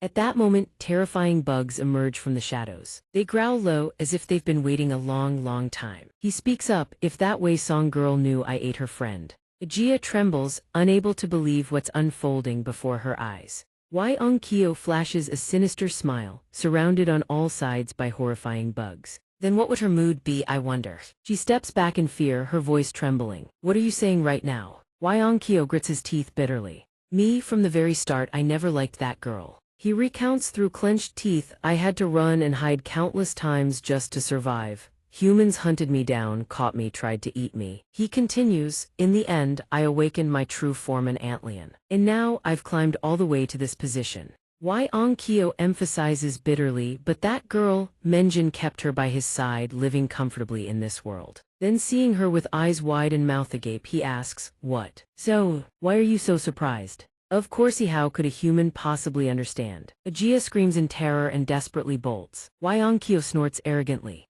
Running where? He slowly transforms into his insectoid form, warning her. If you're only running, no, it's far too late. At that moment, Aga screams as if she's hit something. It's the death pit, the same one the North Zipper organization encountered before. Aga is sucked in, crying out helplessly. Xianxia spins around and shouts at the swarm of bugs. What are you waiting for? He gives the order, dinner time. Seeing the bugs gaping their maws about to devour her whole, Aga is too terrified to utter a single word. The very moment she loses all hope and screams. A bug is suddenly cleaved in two right before her eyes. Trapped in the pit, Aga witnesses the scene in utter shock. Above, Ling Zhen has transformed into a silkworm moth insectoid, flying straight toward her. Xianxia spots her and shouts in shock. What? Right then, Ling Zhen flips down toward Xianxia and kicks him square in the head. He crumples to the ground in agony, still reeling from what just happened. Ling Zhen frees Aga, stopping her from being dragged into the death pit. Xianxia looks up and demands, what's going on? What are you? Ling Zhen touches down lightly on the ground, silk threads trailing around her. Ling Zhen responds to his question. Some know-it-all old fart who looks like a certain kind of ant called me by this name. She speaks her own name. Ling Zhen turns back to check on Aga, confirming she's safe thanks to the silk threads that pulled her up. She retracts the silk threads binding Aga's body. The threads cocoon beneath her feet, separating her from the ground. Ling Zhen tells her, run. Aga stares at her blankly. Ling Zhen can't wait any longer and urges, hurry. Aga, trembling, backs away, not forgetting to tell her savior, thank you. Leaving the two of them behind, Aga quickly runs off. The bugs furiously advance toward Ling Zhen. Seeing them, she fires silk threads from her palms. All of them are bound tight by Ling Zhen's silkworm moth silk. They thrash and struggle, but they can't break free. Then with one sharp squeeze they are sliced into pieces. Their blood rains down from above, staining everything around her crimson. Xianxia was furious. What? Why do you suddenly show up and ruin someone else's meal? He challenges her, still dripping with arrogance. Or should I just bury you alive while I'm at it? Ling Zhen bursts out laughing at Xianxia's words. How cute! On the ground lie dozens of shredded larva fragments, freshly torn apart. She speaks up, what a riot. You look like both these things and something else entirely. Ling Zhen studies him and asks suspiciously, are you a celestial insect too? Xianxia is startled that she knows his identity, then confirms it. That's right, he says, arrogance written all over his face. Now I know you're that girl, aren't you? The one who took down Zichna. You came alone, sure you can handle that. Godin holds the insectoid transforming pill, thinking warily. He's right if she goes head-to-head with a celestial insect alone. She stares at the pill, as expectantly this power will do. Dai Run notices her holding the pill and demands, where did you get that? Ignoring his question entirely. Ling Zhen thinks to herself, they can't eat this, only I can. Dai Run watches her raise the pill to her lips and screams, what the hell are you doing?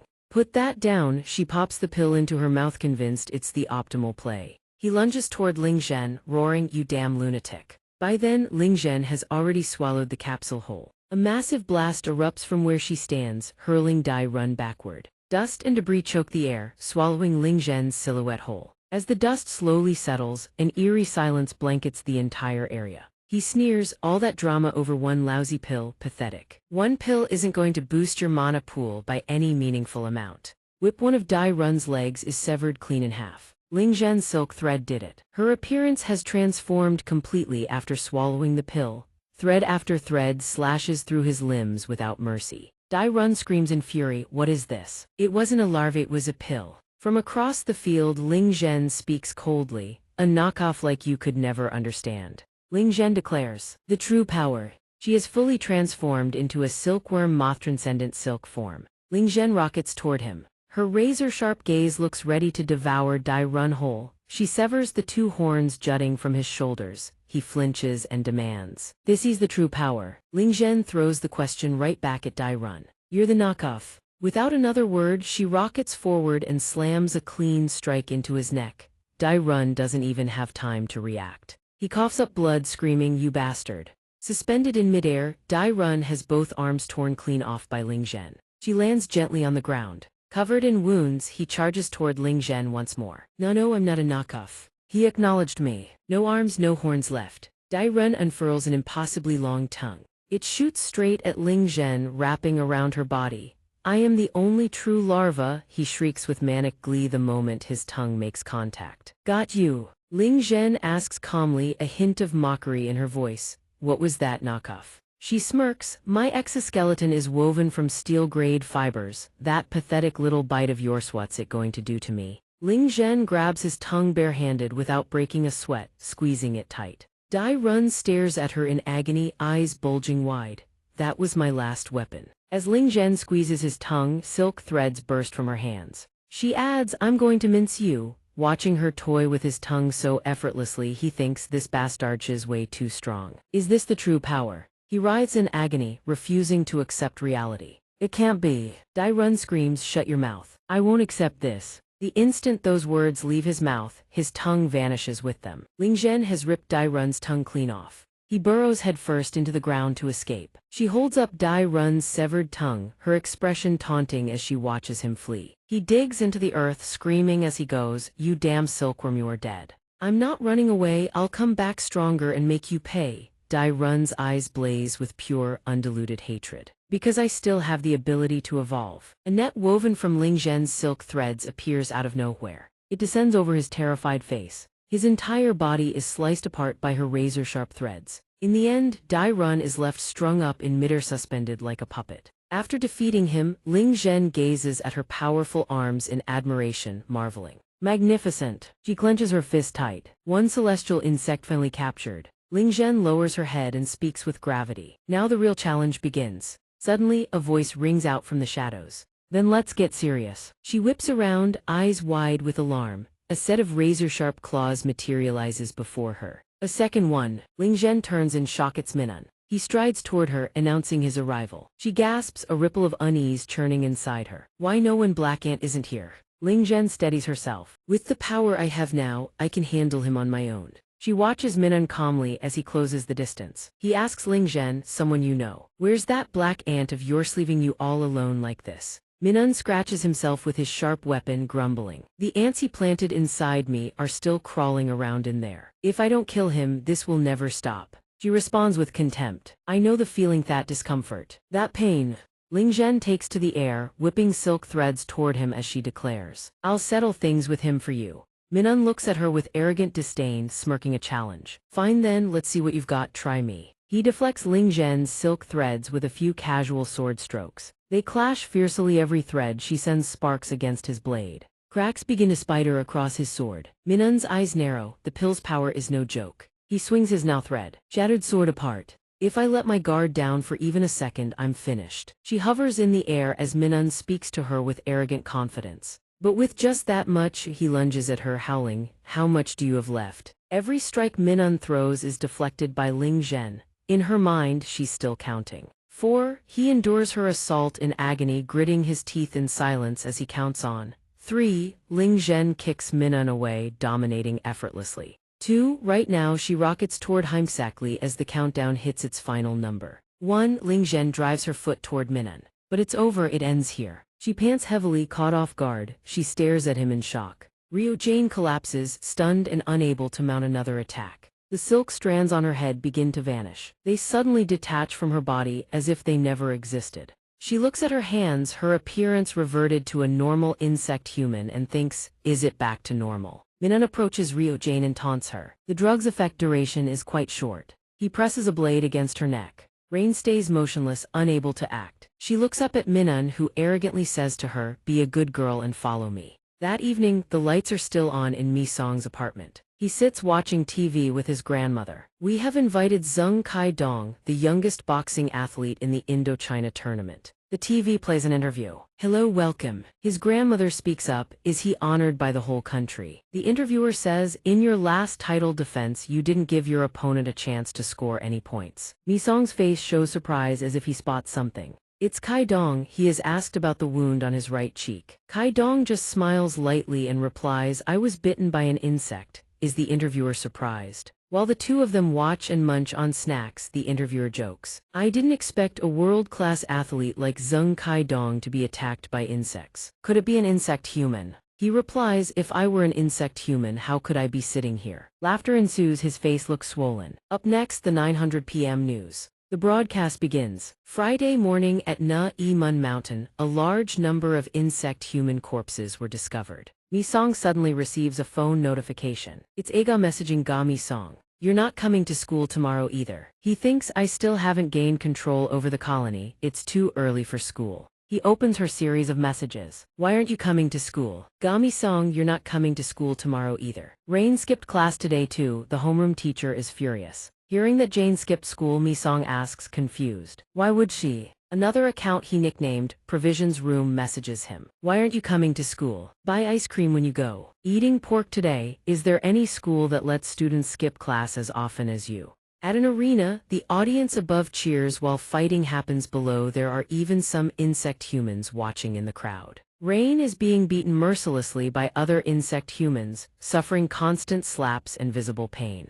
Minun is watching Rain from the other side of the screen. What is this? I've been wondering, where did that medicine come from? So it was that little girl. He sits on a chair, watching the feed on a monitor. Minun frowns, how cheeky. Suddenly his phone chimes. Minun turns, opens his bag and picks up the phone. He glares at it, then breaks into a twisted grin as if he's been waiting for this. It's a message from Mi Song. What are you doing? Minun curses under his breath, you bastard. Seeing Mi Song stand up, his grandmother asks, are you going to sleep? He replies, yes. Grandma, I'm not going to school tomorrow. She just answers him cheerfully. Do as you please, you've already skipped for a week, what's one more day? Just as he reaches his bedroom, a message arrives. It's from Provisions Room. Minun sending an image. He clicks to see what the bastard sent. Mi Song's face darkens. He stares at the phone with intense, confused anger. It's Rio Jane's mask lying on the ground surrounded by blood, with a red Club Switch business card placed on top. That evening at Club Switch, red lights illuminate the entire building.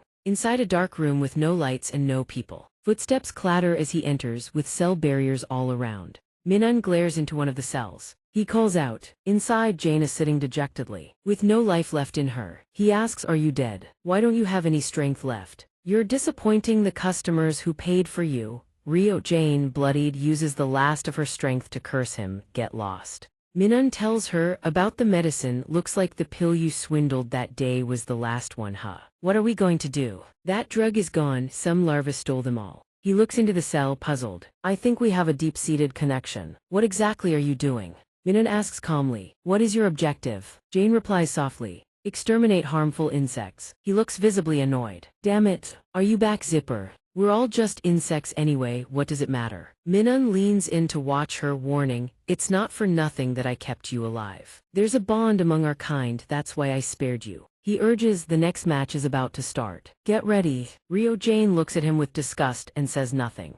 Minun leaves, calling back, because this is a special match just for you. At the arena, the atmosphere is as lively as ever. A stick insect human steps out to act as the host. He leads the crowd. Well, you've all arrived just in time. The audience cheers passionately. Up next is the main event. The stick insect human loudly declares, only one person remains alive out of 10 contestants in the death race. He sits down, shouting to stir up the atmosphere. Starting now. At this moment, Rio Jane steps out from inside. The MC introduces the first contestant, the star of the Hell race, a red-hot newcomer. The announcer continues as she super-evolves her way in. She steps out, glances around, her face stony and utterly uninterested. The host lays out the rules for the audience. The Hell race follows a simple rule: opponents are added to the arena every 60 seconds. At this point, Ling Zhen has already stepped into the center of the arena. If the contestant fails to kill their opponent within 1 minute, enemies keep stacking up. The announcer raises his voice as the contestants march toward a brutal, gruesome end. Every opponent in this battle is absolutely terrifying. At that moment, an insect appears. Contestant number 2 enters the fray. It rockets straight toward Ling Zhen. The moment it appears, it charges forward with savage aggression. She stares it down, her face ice cold, saying nothing.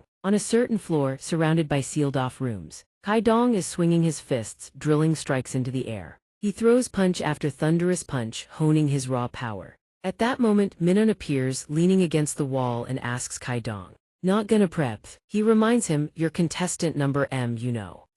Kai Dong stares at his own fist and replies, "You expect me to participate in something as ridiculous as that?" Then he points at himself. "Make me the main character, then maybe I'll cooperate." Minun scowls at him. "Who the hell are you being arrogant with? Kill all the contestants and ruin our business." In an instant, Kai Dong swings his fist right at Minun's face. The man's expression darkens. He says to Minun, "Or you." Minun stares back in silence. Kai Dong looks Minun dead in the eye and says, dead serious, "And Dai runs control." Minun sneers, veins bulging, eyes wide, glaring at the insolent punk. He lowers his head and warns, "Since you're a contestant, I've let it slide. But maybe it's time I teach you a lesson about the pecking order." Kai Dong shows zero fear. He challenges him to it right now. At that moment, Minun's phone rings, grabbing his attention. Minun answers, "What is it?" The voice on the other end is frantic. "Boss, we've got a massive problem." He presses, "What happened? Speak clearly." The subordinate stammers, "The elevator brought the VIP down, but there's a hole gouged deep into the floor. He's gone." He panicked and screamed at us, "Disappeared." Minun shouts, "What?" He hangs up and turns to Kai Dong. "Hey champ, get ready." Minun glances at him, "Because your opponent has arrived." The stick insect MC panics. What the hell is going on? Meanwhile, down in the arena, Ling Zhen fights with everything she has. Her silk threads rip and shred her opponents apart. She's already crushed the 4th opponent with ease. She ignores her wounds and fights even harder. At that moment, a sound from behind something approaches her. Drenched in blood, the announcer comments, but contestant number 5 is already standing right behind her. Ling Zhen senses the presence behind her, her eyes widen. A flicker of fear. He towers over her with his massive frame, letting out an earth-shaking roar. Jay relies on his sheer physique. Jay launches her into the air without breaking a sweat. Ling Zhen crashes to the ground in agony, coughing up blood. It looks like she's completely spent. Before she can even react, he hurls her without mercy. With Jay's massive build and having already fought 4 opponents, she's sent tumbling through the air several times. Ling Zhen collapses to her knees, utterly defenseless, dust and debris swirling around her. At that moment, footsteps echo. Someone else has entered the arena. Covered in wounds, she crumples to the ground, unable to stand. The announcer introduces contestants 6, 7, and 8, who now file in one by one. Never mind calling it dishonorable. Has everyone here forgotten what this place is called? Lawless heaven and earth. They close in around Ling Zhen. Come no, let's reach the climax of carnage. The countdown clock ticks, it flashes 1 then drops to 0, marking the end. The 60-second hell race begins anew. Despite Ling Zhen having no strength left, a sudden gust of wind tears through the arena, sending dust and smoke swirling everywhere. The MC looks up, bewildered, and screams, "Who the hell barges in at a time like this?" From the contestant entrance, footsteps draw closer and closer, revealing the silhouette of a figure. Someone's coming. Suddenly, the head drops. It was nothing but a discarded mask. Behind contestant number 9, Wei Song in his insectoid form, a black ant, steps out. Without hesitation, he crushes the mask underfoot. The stick insect MC stares at Wei Song, panicking, and demands answers. "Who are you?" The insectoid shell on his head peels away, revealing Wei Song's human face, though his entire body still wears the black ant exoskeleton. The MC keeps pressing, "Who the hell are you?" Minun stands above, watching everything unfold from the start. He glares down and curses, "Damn, I actually showed up." Ling Zhen struggles to lift her head, trying to see what's happening. She raises her blood-soaked face and stares at Wei Song, mouthing each word with effort. The MC screams again, "You're an unregistered contestant." He charges straight at Wei Song, intending to punch him right out of the arena. Wei Song furrows his brow, regarding the nuisance with icy contempt. "Fine." He catches the MC's punch in an instant. Black ants begin swarming around the MC's arm. Wei Song's second true form spins around, its massive jaws gaping wide, emitting a blinding lightrity to obliterate the insolent MC. He spins the MC around several times and sends him flying. The MC watches his own body dissolving in horror, screaming, before collapsing at Wei Song's feet, finished in an instant. Wei Song cuts straight to the point, his voice flat and cold. "I won't say it twice." His expression is grim, his gaze razor-sharp and terrifying. He speaks quietly, "Where is Ling Zhen? Take me to her." The sheer pressure causes the countdown screen to short-circuit and go dark. A voice calls out from somewhere, "Bring him here." The attack Wei Song summons radiates a blinding glow. He channels every ounce of power and launches the strike dead ahead. The insectoids have no time to dodge it, here rooted to the spot as their bodies corrode in an instant, writhing and screaming in agony. Seeing this, she lets out a soft breath, then grits her teeth, thinking, "That idiot." Watching the insectoid bodies dissolve fills her with visceral horror. When the hell did he learn a technique that terrifying? A second later, Ling Zhen lets out a furious scream. "Hey you idiot, I got dragged into this too." Her voice catches Wei Song's attention. "Over here." Ling Zhen shouts urgently, and a sword materializes out of thin air. Her expression shifts the moment she senses something wrong. Dai Run had been lurking behind Ling Zhen all along. He speaks up.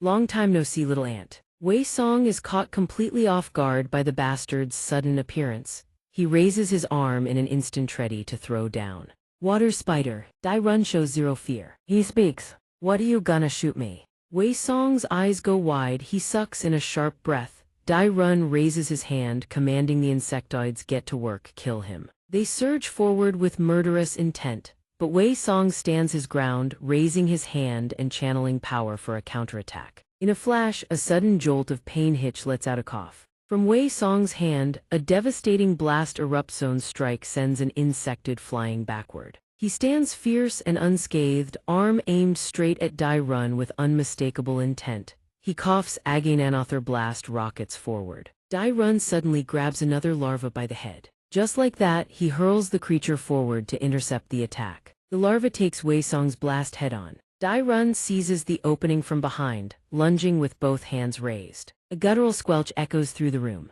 Wei Song can't react in time. Dai Run clamps down with a crushing grip, trapping him inside. The violent collision sends dust and debris exploding through the room. Dai Run, convinced he's already won, sneers in mockery. "Oh, finally using that head of yours. Don't worry, you're dead anyway."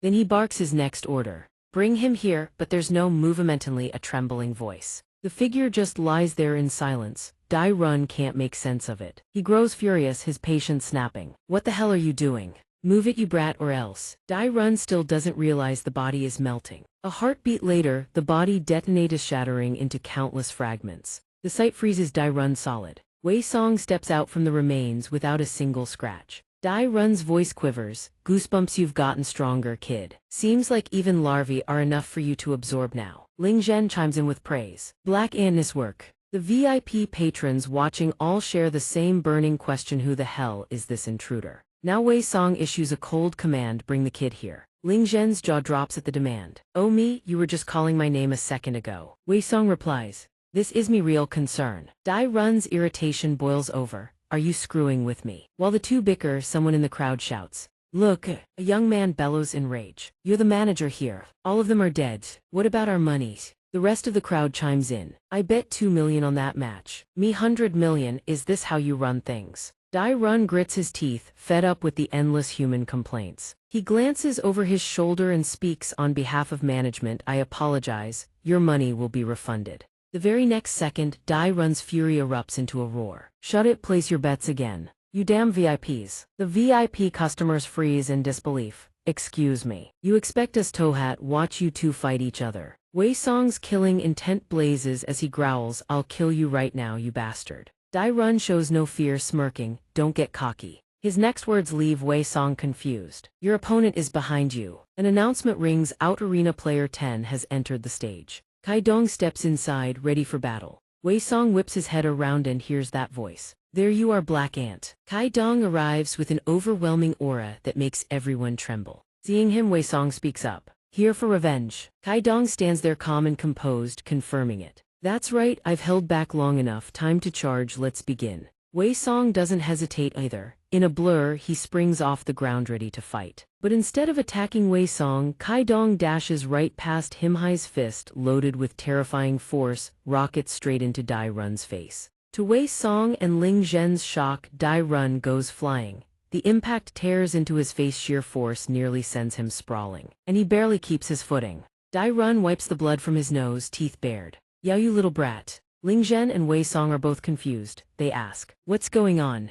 Kai Dong speaks, I saw everything from up there. Honestly, I was moved to tears. His gaze settles on Wei Song. Go, I'm genuinely impressed by your friendship, truly. Revenge can wait, leave this to me and go. His words stun everyone, even Ling Zhen and the two other true forms can't help but snicker. Friendship. A second later, she gets thrown over a shoulder and lets out a startled yelp. Wei Song orders coldly, stay put. In a flash, he launches off the ground, making his escape. The position embarrasses Ling Zhen and she screams. You can't carry me out like this. Wei Song shuts her down, quit making noise. Behind them, Dai Run reveals his true form and laughs in mockery. So that's what you were trying to pull. Can't blame you, I'm sick of cleaning up your messes anyway. Kai Dong disagrees, he bursts out laughing. Well, he was useful, so I kept him alive. If he weren't, I'd have killed him myself. Faced with his aggressive stance, the man laughed and said, in the end, you're just an arrogant brat. So be it. Minun immediately presses his blade against Kai Dong's throat, suggesting they call it a day.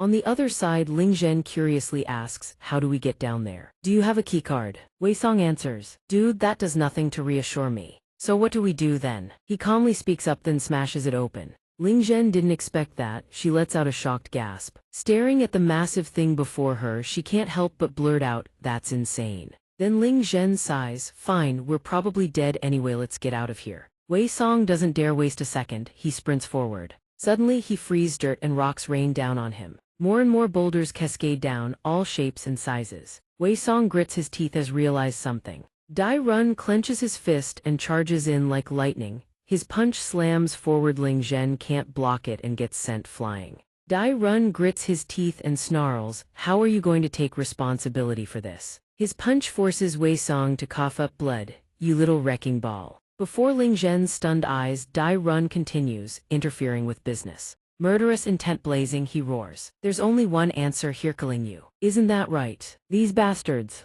Not long before, when the lights flickered on, illuminating the entire room. Dai Run was guzzling from a bottle, then he slammed it down and shouted with glee, excellent. The countless larvae before his eyes filled Dai Run with satisfaction.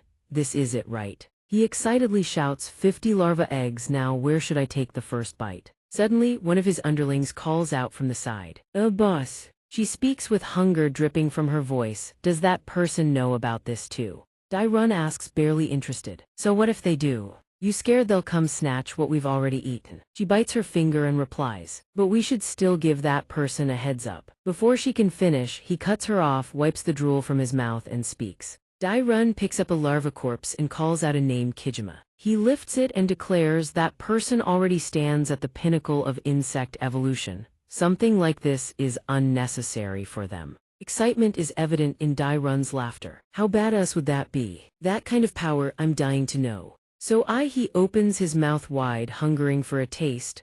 I need to climb to that pinnacle myself. Right at that moment, the lights in the room suddenly go dark. Dai-run furrows his brow in confusion. He turns to see Minun's underling rushing in to report. Boss, we've got intruders. He remains perfectly calm and asks, are the intruders strong? The underling stammers, the intruder, the VIP elevator has vanished. Now he's heading toward lawless heaven and earth. Hearing this, Dai-run drops the larva from his hand and asks, not broken, not destroyed, vanished. Then he jabs a finger at Minun's underling and sneers, so you came crawling to me to handle him. The underling trembles in fear. We need to track his movements first. Either way, it looks like he's heading toward lawless heaven and earth. Dai-run keeps pointing, mocking, so what you're saying is you weren't strong enough to stop him. Hitting where it hurts, Minun's underling panics. Boss, about that. The next second, Dai-run presses his finger hard enough to draw blood. Watching Minun's underling crumple to the ground, Dai-run sneers. Worthless trash. Having weighed everything, he perks up. Maybe I should get some exercise before the meal. Back to the present, Dai-run's grip clamps down on Wei Song's throat, making him hack and choke. Witnessing the scene, Ling Zhen stands frozen, questioning herself. What even?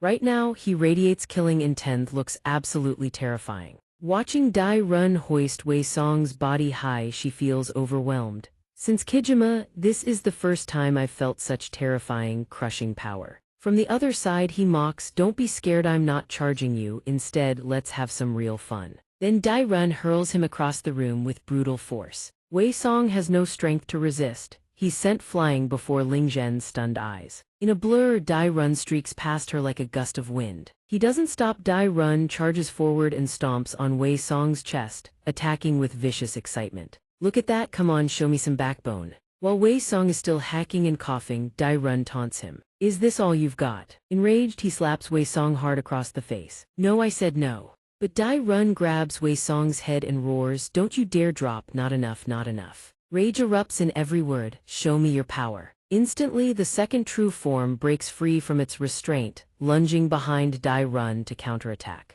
He can't guard in time. Wei Song's punch connects with his face. Dai-run whips around and seizes Wei Song. Glancing at his arm, he remarks, oh, now that's something a bit cuter. Suddenly, threads of silk shoot in from nowhere, catching Dai-run's attention. Ling Zhen is channeling every ounce of power into her technique, launching it straight at him. She pours her strength in, gritting her teeth as realization hits. Already this powerful, in just human form. Even with every thread deployed, she can't hold him back. Attacked from both sides, Dai-run shows not an ounce of fear. Look at these bastards, really begging for a beating. In a flash, his grin turns monstrous as he roars, that's it. Pour everything you've got into it, Wei Song screams and attacks. Both of them roar together, be even more brutal. In the end, neither can hold on. They're flung aside, screaming in agony. On the other side, the battle rages just as fiercely. Kai Dong's fists remain rock steady even after the prolonged fight. The battle ends, yet Kai Dong stands without a scratch. He looks down at the collapsed Minun and mocks. You're no match for me. Hearing that, Minun grips his sword tight and shouts. Then Minun glares and roars. Shut up, this isn't over. Kai Dong strides forward and delivers his verdict. Don't get cocky. Minun screams. You arrogant bastard. A sudden sound behind him makes Kai Dong flinch. He sees Dai-run erupt with power, sending Ling Zhen flying, and Wei Song slides straight toward Kai Dong's position. Both of them pant heavily, glaring ahead as his voice rings out. So you're here. Zichna. He seems to recognize the other person's identity but can't voice it. It takes a moment before Minun finally speaks up in shock. The boss looks at Dai-run with contempt. What kind of pathetic display is this? Completely wretched. Backed into a corner, Minun starts to explain. I've lost all face, but before he can finish, Dai Run cuts him off with a roar. Don't spout that weak nonsense, you are a subordinate of Dai Run. Given his orders, Minun speaks up clearly. Dear boss, Kai Dong exclaims in surprise, Dai Run. The VIP customers are equally stunned, murmuring amongst themselves. Dai Run, holy shit, that guy's huge, first time seeing him in person. Dai Run raises a hand in greeting. Oh, welcome, esteemed VIPs, I'm the director here. At that, the whispers grow even louder. Didn't he just beat that aggressive brute with his bare hands? No way, looks like a complete lunatic. Then out of nowhere he asks, I skipped my meal earlier so I'm a bit hungry, have you all eaten yet? Wei Song, Ling Zhen, and Kai Dong are all rendered speechless by the question. Dai Run continues coldly. I was in the middle of eating when I had to come out here. Since all our guests have gathered, I should play host. Shouldn't I? Then he calls out at the top of his lungs. Rina Minun responds at once. Yes sir. Dai Run simply says to him, let's eat. Minun can't believe his ears. He presses for clarification. What exactly do you mean, sir? That can wait. Before Minun can finish his sentence, Dai Run cuts him off and speaks up. Minun finds Dai Run's behavior utterly baffling. Finally, Minun understands the intent and springs off the ground. Understood. At the same time, the ceiling above begins to open. The ceiling splits apart with a thunderous rumble. The sound seizes Wei Song's and Ling Zhen's attention. The ceiling opened up. What are they planning?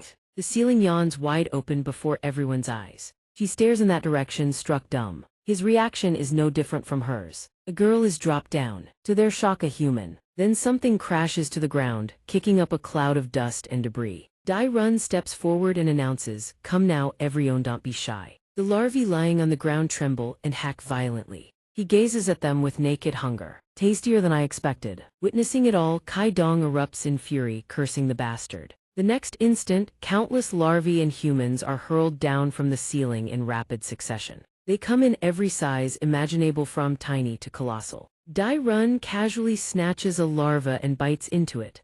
Glancing at Wei Song, who's already bracing for battle against the swarm, he calls out. Dai Run is absolutely thrilled. Savoring his meal, he announces with emphasis, let the feast begin. The larvae roar in unison, a terrifying sound. The aura they radiate puts everyone on edge. Wei Song stays silent, but Ling Zhen blurts out in confusion, what the hell are those things? Kai Dong agrees, stunned. Damn, that's something. The girl, not understanding, asks what's so great about it. What's so great about it? Wei Song answers calmly, this opportunity. You two have already cut off as much of that guy's larva absorption as possible. Leave the rest to me. Ling Zhen finds this baffling. Sure, they need to block it, but for how long? Kai Dong seems incredulous. Us. Wei Song seems to grasp something and says firmly, leave it to me. Then Ling Zhen grows curious. By the way, who are you people exactly? Kai Dong introduces himself. I'm R. Ling Zhen replies, and I'm S. Dai Run watches their exchange, puzzled. Hey, the food's right in front of you, what are you all waiting for? He devours larvae while urging them on. Eat up, stop hunting around already, you are making the person who prepared our food feel bad. Stuff like this, you can't find it even if you want to. A tiny larva appears and Dai Run lights up with excitement. There it is. He pulls it out and exclaims, the Ant King. Kai Dong's sharp eyes lock onto the target. He recognizes the moment has come. In a flash, he rockets straight toward Dai Run. Dai Run is just about to pop the Ant King into his mouth and siphon its power. Ling Zhen screams when she sees what Kai Dong is doing. What the hell is that idiot doing? He's completely lost it. Suddenly, Wei Song calls out to Ling Zhen. She turns around confused. Damn it, I was just about to say we should run. Ling Zhen doesn't understand what he means. What? Ling Zhen furrows her brow. Why are you saying that all of a sudden? Wei Song speaks clearly. I told you I came here to save you. Leave this place to me, go. Those words. She stares at him in utter disbelief. Then Ling Zhen seems to realize something and cracks a smile. What? Since when did you become so sentimental, huh? Then she reminds him, stop talking nonsense. I just need to hold on until you absorb the larvae, right? Hearing this, Wei Song sighs. Fine. Ling Zhen nods, satisfied. Good, I can't hold on for long either. Wei Song begins summoning his ant head. Eyes fixed ahead, he shouts one move. Devour them all. Obeying his command, the ant head lunges forward, jaws wide open, ready to tear into the larvae. Not stopping there, Wei Song directs the armor layers to wrap around his body. You guys eat too, then come back. They obey instantly, swarming and tearing into the larvae. In the end, a handful of protective layers coil around Wei Song's arm. Only this much left. A sudden scream rips through the air. On the other side, Kai Dong throws a devastating punch. Dai Run's eyes widen in shock. But in an instant, Dai Run clamps his jaws down on Kai Dong's arm. Kai Dong howls in pain and swings his other arm, screaming, "You goddamn beast." Dai Run catches the incoming fist without flinching. "Can't you see someone's eating here?" The next second, he hurls Kai Dong across the room with a thunderous roar. The VIP customers freeze in terror as Kai Dong hurtles toward them. Silk threads shoot out and catch him mid-flight. Kai Dong is taken aback. This sensation, it feels so familiar. Ling Zhen screams, "Run, oh, I'll cover you." Without hesitation, Kai Dong charges straight at Dai Run. Okay. Seeing this, the guy couldn't help but feel irritated. Not letting anyone else have a taste. His fist, blazing with intense heat, surged forward a devastating punch. The fist, carrying monstrous force, slammed straight into Dai Run's face. Then he followed up with a relentless barrage of savage blows to the guy's body. While throwing punches, Kai Dong muttered in awe, "This is pretty powerful, huh? I've got myself a good friend." Finally, he channeled everything into his arm with a thunderous roar. The devastating punch sent the unguarded Dai Run flying backward. It took a moment before the guy managed to dig his feet in and skid to a halt. Beaten half to hell, Dai Run still burst out laughing. Kai Dong didn't understand what he was laughing at and demanded, "What's so funny?" Ling Zhen seemed to have figured something out. Had the guy really been devouring larvae this whole time and grinding his teeth, saying it tasted great? Dai Run, brimming with excitement, bellowed, "That's it, taste the flavor." He shot forward like a bolt of lightning, attacking with savage ferocity. That was the flavor. Seeing this, he felt utterly bewildered. A punch from that distance. Kai Dong immediately used his own force to conjure a shield around himself. Ling Zhen and the others, unable to withstand the blast, were hurled backward. She looked down in disbelief and let out a horrified scream. The others were crying out for help. Ling Zhen was still reeling, utterly overwhelmed. Most of the impact was from the shockwave alone, but the destructive power of that punch was beyond comprehension. Watching the guy casually wipe the blood from his mouth with a cold smirk, her terror only deepened. Again, with nothing to provoke him. Suddenly someone asked, "Want a taste?" Dai Run immediately turned away, replying, "Gotta eat them all." But that move only enraged him. "Where the hell do you think you're going, you bastard?" Kai Dong swung his fist from behind his sneak attack. "We're not done yet." Ling Zhen sensed something wrong and screamed. No Guj was in a state of utter panic, no more threads left. Just as Ling Zhen feared, Kai Dong was met with a vicious counterattack. The pain hit so hard that Kai Dong couldn't help but scream. A split second later, Dai Run's foot stomped squarely into his face. The crushing force smashed Kai Dong into the wall behind him. The devastating impact left him unconscious, slumped against the rubble. It took a moment before Ling Zhen could steady herself and sit on the ground. She stared blankly ahead and let out a soft gasp. Watching the guy wolfing down larvae, Ling Zhen's thoughts raced. She had been wrong, there was no way to beat this Gaithai's monster. In the end, she assessed the creature frantically devouring larvae for what it truly was, a genuine monster. Just then, Dai Run spotted the husk of a larva in a corner. Without a moment's hesitation, he reached out to claim it. Dai Run, his voice thick with craving, said, "This one makes 5, my body's already heating up." Glancing toward the remaining larvae, he muttered, "Probably should stop here," but the instant those words left his mouth, Dai Run let out a startled shout. The bizarre expression on its face threw him off. What the hell is this? What happened to its face? Suddenly, the larva's maw split open, revealing a smaller larva nested inside. At the same moment, Wei Song stood motionless and spoke, "Come back." It obeyed instantly, turning toward him, leaving Dai Run stunned. Wei Song then absorbed the small larva and declared, "The last one." His next words drove the guy into a blind fury, "I'll eat it." Wei Song clenched his fist, making it crystal clear. "To be precise, that makes 10 for me." He popped the larva into his mouth with a look of pure satisfaction, chewed thoroughly, and swallowed. Ling Zhen, unable to believe her eyes, asked, "You ate them all?" "You." The next second the guy's eyes bulged as he roared, "You little bastard." On the other side, everyone scrambled to rush over from a distance. Dai Run, his killing intent blazing, snarled, "I don't know what nonsense you're spewing." Furious beyond reason, he ground out, "Before those larvae even digest, I'm going to chew you up and swallow you whole." Hearing those words, Wei Song stood calmly and called out, "Black ants." Countless black ants swarmed toward him as he spoke, "Come." Instantly, black ants from every direction around the group were pulled toward him. The process happened with blinding speed, creating a bizarre spectacle. The black ants coalesced along Wei Song's arm and devoured everything in their path clean. Following his outstretched hand, countless black ants surged forward from behind, answering Wei Song's blunt command. "Get that brat." The insectoids formed two perfectly straight ranks behind Wei Song. Seeing this, Ling Zhen called out in bewilderment, "You're done." Dai Run immediately sneered. "You brought even more of these things. Now it's getting interesting. About 11 of them. In my current state, there's nothing they can do about me, is there?" The moment he finished, one insectoid charged forward with murderous intent. Not just one, all of them surged ahead at once. "Go on, swallow that bastard whole." The guy remained utterly confident, laughing with contempt. "Sure, come at me, I'll tear every last one of you apart." The insectoid stormed toward Dai Run with overwhelming force, but he simply swung his fist and obliterated one with ease. Two more insectoids quickly closed in, trying to pin Dai Run down.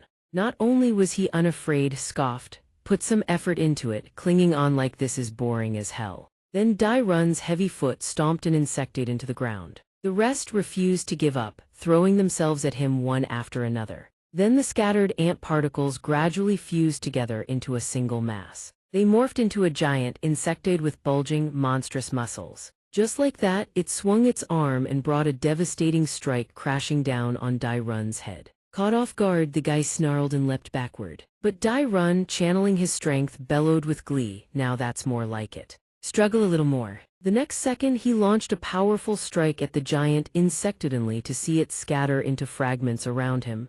Dai Run's eyes widened in shock. Then his eyes went wide with rage as two insectoids, their faces twisted with vicious intent, lunged at him from both sides, ready to strike. Wei Song stood behind and gave the order, "Detonate." Instantly, the insectoid unleashed a torrent of devastating force. He noticed another true form clamping down on his leg. The surprise made him let out a small grunt. "Huh." In an instant, Dai Run's expression shifted to pure excitement, and he let out a mocking laugh. The attack slammed into his body with tremendous force. It didn't stop there. The insectoid fired off a high-yield detonation blast. The crushing pressure was so overwhelming that Dai Run gritted his teeth until they creaked.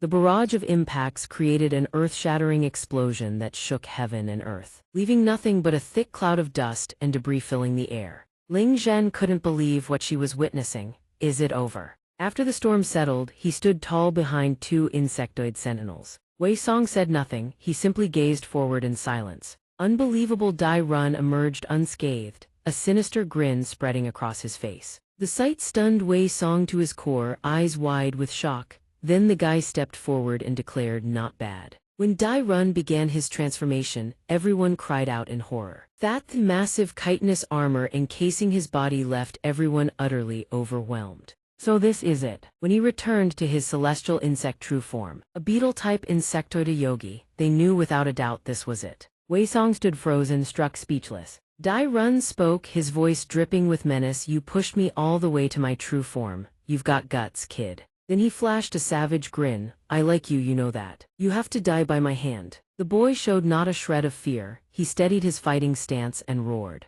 "Come on." Wei Song commanded the ant person to charge straight at Dai Run. They unleashed a deadly hail of bullets. Dai Run didn't dodge at all, he charged straight into the barrage to counterattack. Then Dai Run swept his arm. In one motion he swatted the entire bullet storm back. The reflected attacks rocketed toward Wei Song's position. Seeing this, he raised his hand and barked the order, "Assemble." The situation was falling apart. Wei Song shouted, "Hurry," but Dai Run was already hurtling toward him at the speed of light. Too late. In the next instant, Dai Run slammed a vicious palm strike into his body. Wei Song was hurled into a pile of rubble. Thud. Ling Zhen screamed in anguish. But Dai Run didn't stop there. He pinned Wei Song against the wall behind him. Pain crashed through Wei Song's body. He couldn't help but cry out. Dai Run was practically ecstatic. "This is the price of 10 larvae," he declared. Then he yanked Wei Song's body down to the ground with brutal force. Dai Run slammed Wei Song into the rubble with overwhelming pressure. Unable to endure the pain any longer, Wei Song let out a faint groan. Gripping Wei Song's head, Dai Run muttered to himself, "Is it over already? The true form is getting inconvenient." Dai Run spoke. "What kind of corpse doesn't even collapse? Well, no other choice, I guess. I'll just take the remaining 10. At that moment Wei Song forced the words out, "Eat me." His words left Dai Run confused. "What?" Wei Song strained, voice hoarse, "Eat me, assemble." At his command the ant molecules began converging. They swarmed in droves, surging straight toward Dai Run. In an instant the ants snatched Wei Song right out of Dai Run's grasp. Then they began gnawing and tearing at Wei Song's own body. The spectacle left Dai Run bewildered. "What the? Are you offing yourself?" Across from him, an ant person opened its monstrous maw wide. Just like that, it lunged forward and swallowed Wei Song's head whole. The ant person fused with Wei Song, forming a colossal true form. The two faced off, radiating an overwhelming pressure. Wei Song let out a thunderous roar of pure rage. He glared at Dai Run, who stared back, baffled. "What in the hell is that shape?" Wei Song roared again, unleashing a suffocating aura. Dai Run clenched his teeth. "Good, I've been waiting for you to show yourself." Both surged toward each other, each aiming to strike the other down. Dai Run's excitement only grew. The savage grin never left his lips, the kind that made your skin crawl. Two silhouettes watched from above. One of the mutants spoke, reading the situation. "Boss Soso has broken free from the arena." Minun mused from his position. He was provoking Boss So's awakening. "How much stronger can you possibly get?" Black Ant insectoid. He considered it seriously. This wasn't the time. This situation had surely already been reported up the chain by now. Then he would definitely come. Celestial insect hexeropoda. Then Minun issued his order, "Grab the money and get out." "Today is the day the six-shooter club ceases to exist." His subordinate asked in confusion, "What? Where are we going?" He reminded them the situation down there. Suddenly someone appeared out of nowhere, irritated. What a pain in the ass. He jolted at the sudden appearance. "Who are?" The newcomer cut him off. "Take me with you. The distance between me and this wretched place is far too great. I can't find the exit." The man glanced over and said, "Lead the way." Deep within a cavernous pit in the war-ravaged chamber, Dai Run threw a punch straight at Wei Song. Wei Song gathered his strength, launched himself off the ground and lunged. Wei Song suddenly went berserk, raining blows onto Dai Run. The violent collision between the two cracked the floor wide open. Every strike Wei Song threw, Dai Run countered with blistering speed. In the end, Dai Run seized the upper hand, driving his fist straight into Wei Song's face. In an instant, Wei Song's body shattered into countless fragments. Dai Run spoke with deep satisfaction. "Now that's more like it." But Dai Run's triumph was short-lived. His eyes widened in shock. Wei Song's body fragments were reassembling, morphing into an enormous weapon. A massive barrel took shape, fusing with Wei Song's body. Then a colossal blast rocketed straight at Dai Run. He desperately tried to block the attack. Glancing at his opponent, Dai Run judged his structure is fairly simple. He launched himself off the ground with absolute confidence. However, Dai Run's counterpunch was even more straightforward than that. In the next second, he struck Wei Song's weak point with precision. The impact shattered the ground, sending debris crumbling and crashing down. Everyone caught in the shockwave screamed. Then came an earth-shattering explosion that rocked the heavens. Ling Zhen shouted in disbelief. "Wei Song still fighting?" She turned to the other person and snapped, "Hey, snap out of it. This isn't the time for that." He coughed blood, dazed, and replied, "I'm fine." The battle between Wei Song and Dai Run raged on with ferocious intensity. Wei Song's razor-sharp arm grazed Dai Run's shoulder. Dai Run roared, "No matter who you are." He channeled everything into his fist. "No one can stop me." The devastating strike hurtled toward Wei Song with a howl, but Wei Song counterattacked in a flash. Clamping his jaws onto Dai Run's arm, claws raked forward. Dai Run gritted his teeth through the pain. "All your efforts, every desperate thrash in these final moments." Fury burned in every syllable. "I will trample them all." Wei Song reacted with blinding speed, dodging Dai Run's attack. Dai Run's punch missed. Wei Song vaulted behind him, ready to counterattack. It was precisely Wei Song's razor-sharp reflexes that truly caught Dai Run off guard. Dai Run whipped his head around with a sharp grunt. Wei Song snarled from behind, "You disgusting filth." Dai Run clenched his fist and smirked. "Yes, keep throwing yourself at me just like that." He lunged again, no matter how many times. Then without warning, his arm was severed clean off. Dai Run froze in disbelief. He couldn't believe his own eyes. A bewildered cry escaped his lips. "Huh!" The severed arm crashed to the ground. It fell away from Dai Run's body, blood gushing out in a crimson torrent, a gruesome sight. He stammered, demanding an answer. "Why? This makes no sense. You what the hell are you doing? You insect filth, how dare you?" A second later, Dai Run screams at the top of his lungs. rage consuming every fiber of his being. A worthless bug like you dares do this to me. He has lost all control. He charges forward in a blind frenzy. Dai, just get out of my sight. But Dai Run's attacks carry almost no real damage. Something feels off, a creeping suspicion worms into his mind. I clearly poured everything I had into crushing him, so why? Dai Run throws another punch, yet the harder he strikes, the more his own body feels like it's being consumed from the inside. Dai Run notices the anomaly. The moment he realizes it, the sensation of being devoured alive intensifies tenfold. He refuses to believe it, bellowing, "A bottom feeder like you dares to devour me. What a sick joke. I am the apex predator here. Hunting is my right." The very next instant, both of Dai Run's legs are severed clean off. He lets out a guttural roar of pure fury. "You bastard!" Dai Run cannot accept this reality. "You lowly insect scum, how dare you do this to me?" He looks at Wei Song's massive body radiating dense killing intent. Something feels deeply wrong. What is this? His eyes begin to shift, that feeling. A suffocating pressure, a nameless dread wraps around his mind. Facing this creature fills him with sheer terror. Dai Run's face drains of all color. He begs someone, "Help me." Wei Song opens his maw wide, his voice rising to a guttural, inhuman pitch, "So hungry." Then Wei Song brings a clawed strike down across Dai Run's body, pins him to the ground, and begins his feast. Wei Song devours him, savoring every last bite. He unleashes a thunderous roar that shakes the air, one that makes everyone freeze in their tracks. Right at that moment, Ling Zhen steps into the scene of carnage. She and Kai Dong stare at the sight before them, utterly disbelief etched on their faces. Wei Song, victor of the slaughter, stands motionless over Dai Run's mangled corpse. Ling Zhen's eyes go wide. She calls out softly, "Wei Song." A sinister aura clings to his body, radiating pure dread. A strange red glow pulses across Wei Song's face. His bloodshot eyes turn toward her. He mutters under his breath, "So hungry." Like a beast sizing up fresh prey, Wei Song stares at the two newcomers and rasps, "So hungry." He slowly turns his head toward them. Both of them recoil at the sight of Wei Song's monstrous appearance. Ling Zhen murmurs, bewildered, "Is he?" Smiling, Kai Dong snaps back at her, "Is that really what you're worried about right now? Look at him, his eyes have gone completely red." Kai Dong mutters to Ling Zhen, he's clearly lost it, gone berserk. Before either of them can react, Wei Song has already lunged, appearing right in front of Ling Zhen.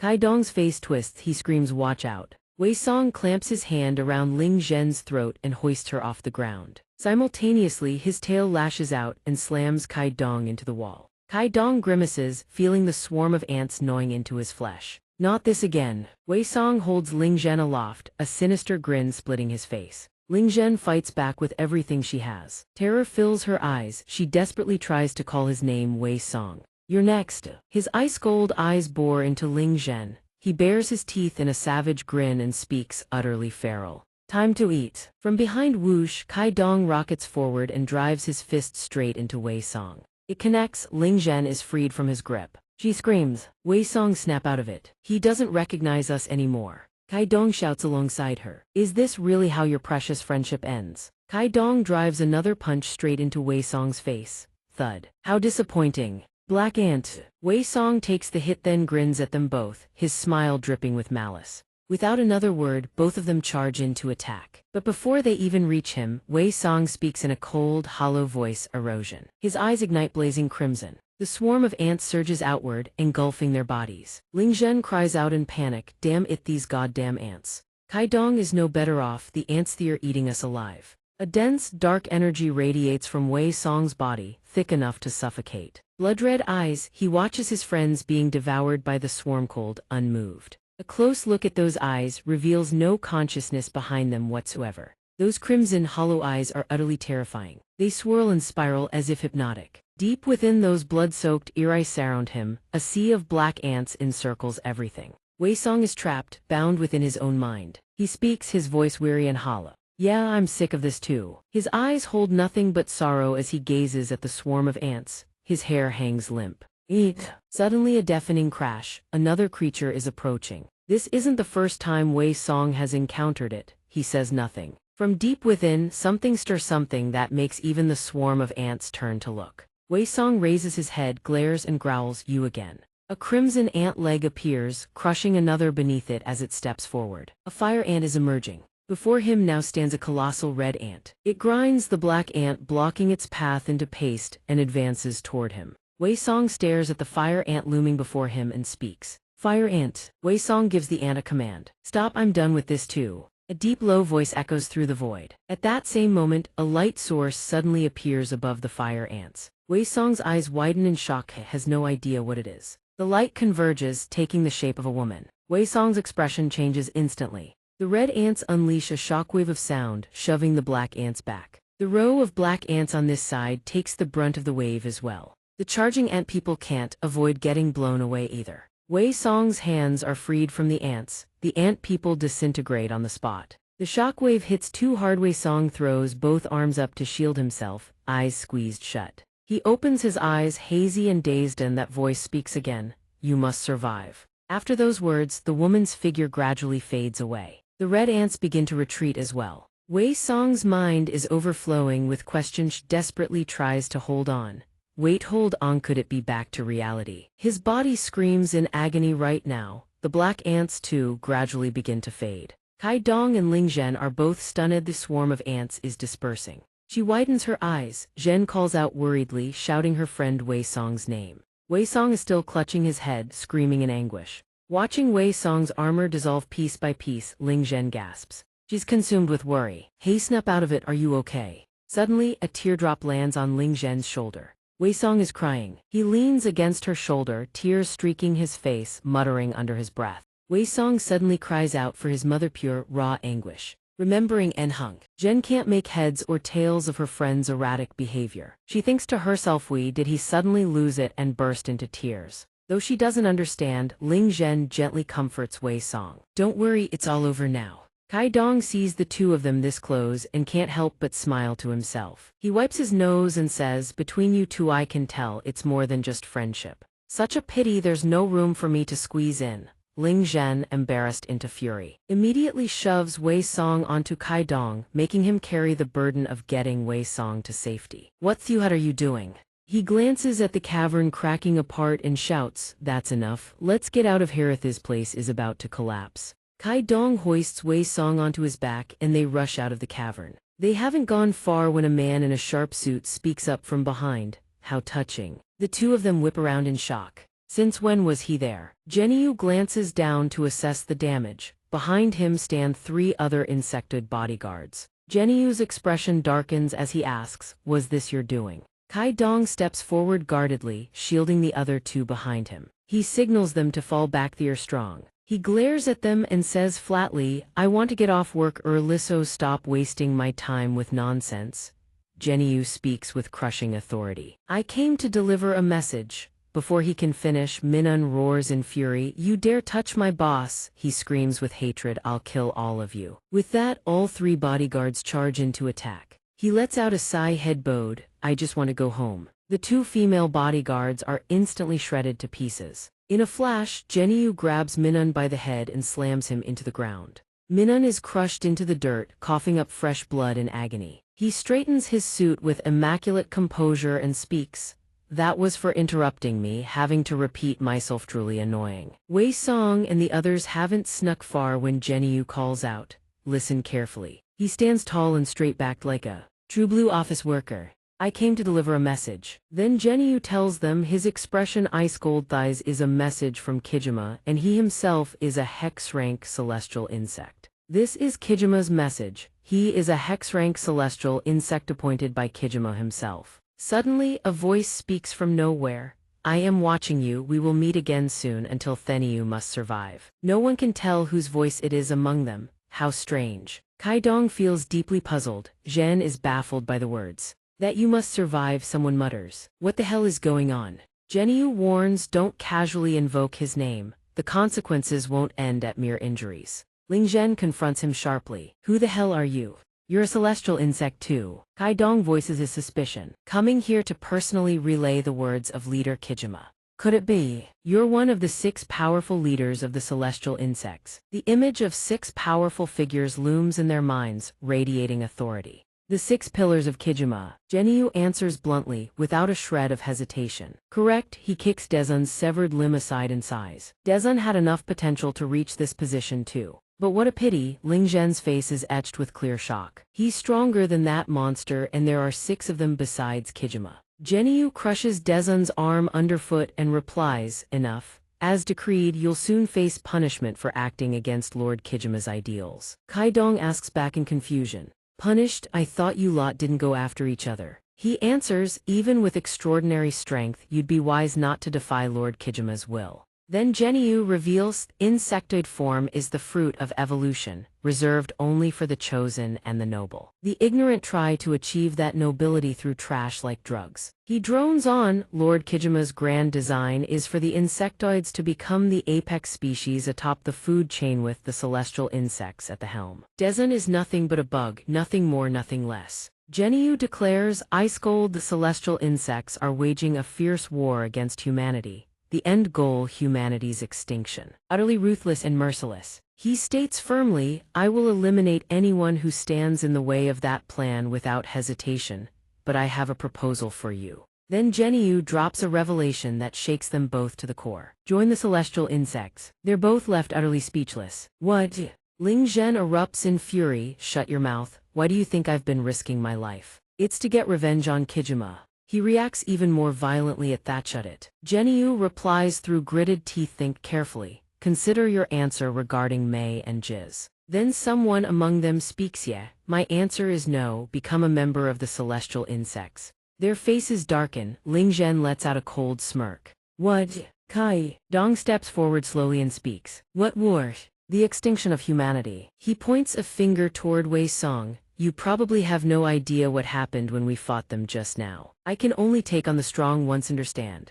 Kai Dong's pretty arrogant, huh? Can you really fight someone stronger than even Dai Run could handle? Even if you fight to the death, don't you dare give up. Rain spoke up at that moment. If you came to talk business, you've come to the wrong place. You want me to join hands with the very people who murdered my family. Her face is twisted with fury as she spits out the words, I'd rather die. Genyu suddenly bursts out laughing. Kai Dong is confused. What's so funny? He covers his mouth with one hand and asks, what the hell are you guys even babbling about? Are you out of your minds? Then Genyu doubles over in a fit of laughter. It's been ages since I laughed this hard. You guys keep coming up with the most ridiculous lines. He just keeps talking without end. I've heard your little wishes. Let me finish laughing and then I'll repay your sentiments. With that, Genyu hurls Minun's body toward them. I'll give this to you. Bastards! Minun lies crumpled on the floor, blood gushing from his mouth in relentless waves. Ling Zhen demands angrily. What is that? Consider this my repayment. A massive insect swoops down beside him. Genyu replies, I heard it from Lord Kijima. Genyu reveals a chilling truth. Among you, one of you has to consume insectoids to survive. He turns away as if the conversation is already over. Anyway, that piece of trash, eat him, kill him, do whatever you want with him. With that, Genyu vanishes into thin air. Well then, until next time. The air falls deathly silent, not a single word is spoken. Kai Dong finally lets out a calm breath. Those celestial insect bastards, forget it, let's just get moving. Then the two of them hoist Wei Song onto their backs and take flight. Once they've escaped the underground bunker, they touch down safely. Rain surveys the surroundings and can't help but let out a sigh. It's too quiet, has everyone been evacuated? He calls out. No, she speaks up, then notices that Minun's corpse has already been dragged up from below. She shouts furiously, why did you drag that guy along? Kai replies reluctantly, if we left him down there it'd be too cruel. Besides, that place is about to collapse. I figured I'd use him as a sandbag. Suddenly, the sound of rushing footsteps closes in. North Zipper has the area surrounded. They have found us. Kai Dong whips around in surprise as someone shouts insectoids have been spotted in the underground passage lobby. Outside at the 6-Shooter Club headquarters, Sam speaks into his comm, this is Unit 3, we are breaching the 6-Shooter Club building. After confirming the blast site, the remaining agents charge in with weapons drawn, moving to capture the targets. Rain clenches her teeth, damn it, it's Dr. B. She turns to Kai Dong, then Ling Zhen uses her silk threads to conceal everyone's faces. Kai Dong whips back around, staring at what she's doing. What the? Rain shouts urgently, you idiot, what are you still standing around for? Run! The North Zipper operatives signal to open fire. Fire! Kai quickly raises the hardened carapace of his wings to block the incoming rounds. He raises his fist and roars, don't you dare stand in my way. With that, Kai Dong slams his fist straight into the ground, shaking the earth to cut off their pursuit. Sam hears the report through his earpiece. The insectoids are fleeing the building. He asks in disbelief, "Yes, sir." Sam looks up just in time to see two figures burst from the building and take flight. They flee, watches them soar farther and farther, away from the building. The gun in his hands can't reach them, no matter how hard he tries. Sam stares in shock. They have shrunk to nothing but tiny specks in his vision. Sam looks stunned, unable to believe what he's seeing. Those are insectoids. A field operative reports in they've captured one insectoid. He continues, "We believe it's the last survivor on site." At this point, Su Dong, originally meant as prey for Dai Run, has already escaped. North Zipper's voice crackles through the comm, "I'll do one more sweep, then head back." Bai, who's been overseeing the situation remotely, responds, "Understood. Good work out there." He thinks to himself, "We were one step behind, again." Bai calmly enters a room. Glancing at his phone, he speaks, "My apologies for being late." Every pair of eyes in the room locks onto him. The room he's entered is none other than the venue for North Zipper's council meeting. With all members now present, the meeting is about to begin. At this moment, at North Zipper's main headquarters, the core leadership members have all gathered in the briefing room. North Zipper's Branch D leader, D Zich, speaks up, suddenly summoning all branch leaders like this. "I'm curious to know what this is about." North Zipper's Branch A leader, Ao On, chuckles and chimes in. "Nothing more than a hunch, really. Janer, was it B who called us all here, right? Naturally, this is a matter decided by those above our pay grade." Over here, North Zipper's Branch C leader, Roy, calmly speaks up. "In any organization, hierarchy is essential." The branch leaders are all clearly frustrated with the current situation. North Zipper's branch leader, Emin, a candy dangling from his mouth, looks mildly irritated. He winks with one eye, putting on that know-it-all expression. After all, Jane and Bai hold different ranks. Ever since our days as field agents, he's been demoted, no longer a branch leader. His original rank was director after all. Don't be so hard on him. How about we hear everyone out first? North Zipper's Branch E leader, Nan, closes his eyes and speaks. "This isn't just about rank. I've heard that in the territories under your two jurisdictions there have been numerous incidents and significant member losses. As a result, North Zipper's reputation has taken a nosedive." Ling Zhen joins the conversation. "We know exactly what everyone thinks of us. That's precisely why we're here to develop a strategy that prevents further casualties." Awan scoffs. "A strategy to prevent needless sacrifices. And what would that be exactly? What's the matter? Even a disciple who's left the fold still gets called back, doesn't he?" He grows more heated, jabbing a finger straight at Ling Zhen's face and laughing loudly. "Am I wrong? The kid under your command already received the insect factor and got promoted to special class as a combat squad captain." Lan gently reminds him. Awan, talking about that person in front of Ling Zhen is a bit. Ao-on immediately fires back, "Well, did I say something wrong? He volunteered for a life-or-death experiment just to protect his master. Now he's charging through the battlefield as a special-class operative, and yet someone had the gall to turn their back on him." He sneers. "What's so wrong with accepting the insect factor? Actually, aren't you just jealous?" Jane replies, "You've been antagonizing me this whole time." He draws everyone's attention to himself. Jane warns in a deep voice, "This is a gathering for back Zipper's bug hunters. But why is there a bug buzzing around here?" He narrows his eyes, his gaze seeming to spark with fire. "We should kill it, shouldn't we?" Owan is furious at the provocation. "What did you call me, a bug? You bastard." The conversation drifts off and Jen complains, clearly displeased. "Shut your mouth for a second." "What now? Let's wrap this up quickly." Bai finally speaks up. The branch manager says, "That's right. Both of you stop it. Let's get to the main point." He continues, "As you all know, we have been continuously losing to the insects. But we are not here today to review our failures." Bai stands before the conference table and declares, "We are here to prepare for the insect assault and to brace ourselves for an all-out war that will likely occur." Roy crosses his arms, looking puzzled. Bracing for an all-out war, has the insect army made a new move? Images of the insect humans appear. Bai replies, "Yes, recently the insects have been acting strangely. At first glance, it looks like they are acting individually."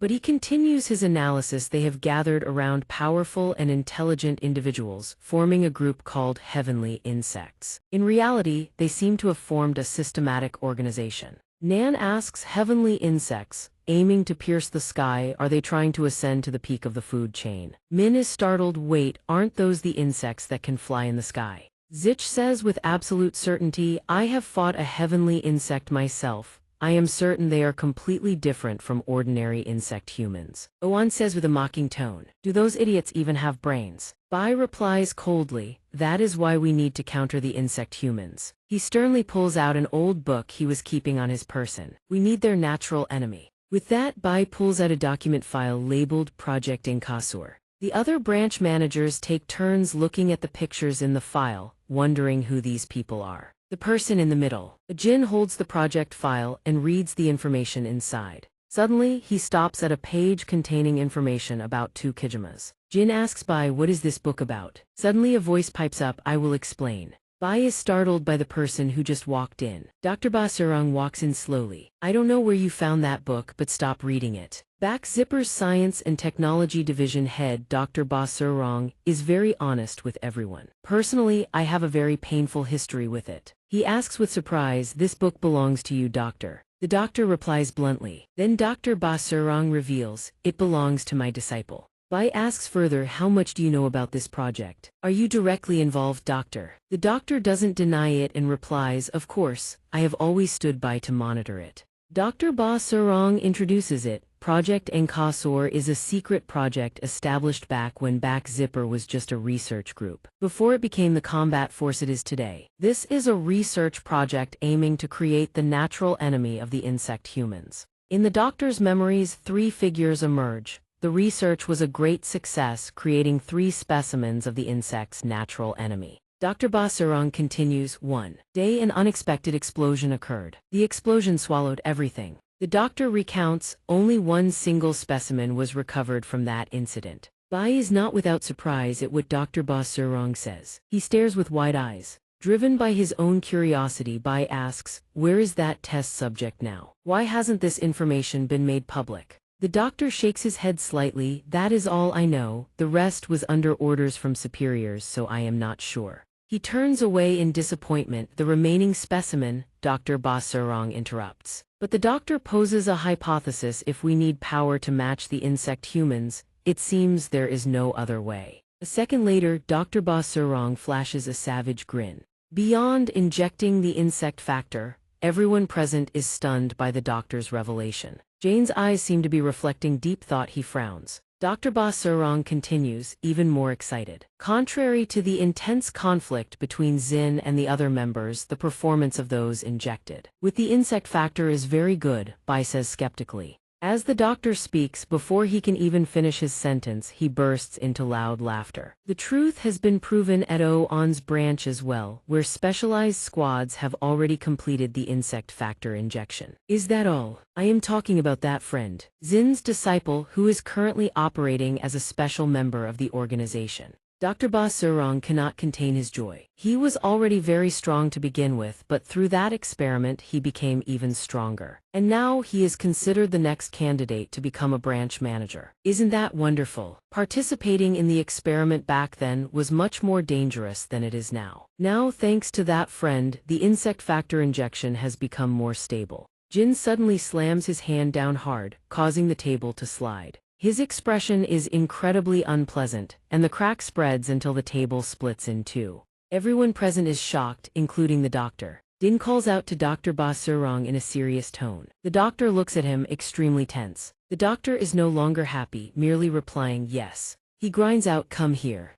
This makes Dr. Ba Serong break out in a cold sweat. Jane's face is taut as a wire, filled with fury. Enough, that's it for today. Each branch manager stands up. Oan doesn't forget to throw a jab. Anyway, pretending to be noble is very tiring. Human dignity, huh? How many more people have to die for that stubbornness? Dr. Ba Serong is deep in thought, feeling a bit somber. The doctor, don't be discouraged. I fully support your research, he said, stepping closer to comfort the doctor. Oan smirked, his eyes narrowing with cunning. So, when will we proceed with the enhancement experiment we discussed for our team? The doctor grows visibly anxious upon hearing his words. The branch chiefs depart one by one, including Dr. Bako. Only Bai remains behind. He walks over to where Jin is standing. Bai approaches Jin and calls out his name. Jin. Jin bows his head, saying, I'm sorry, don't say anything about that kid. Let's head back now. At the back Zipper branch, twilight descends. Beneath the water pipes, a low moan echoes. M. Ko is wounded and bleeding.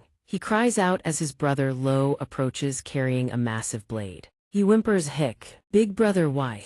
Ko stares at his brother, who has fully transformed into an insect human. With a guttural cry, Lo plunges his blade into Ko and turns away coldly. He mumbles as he walks, "Awaken." Lo heads toward the gates of Back Zipper. He continues to mutter, "Awaken, awaken." Before Lo stands the forbidden door of Back Zipper. He presses his thumb against the biometric scanner. The door slides open, accompanied by an ominous, malevolent aura.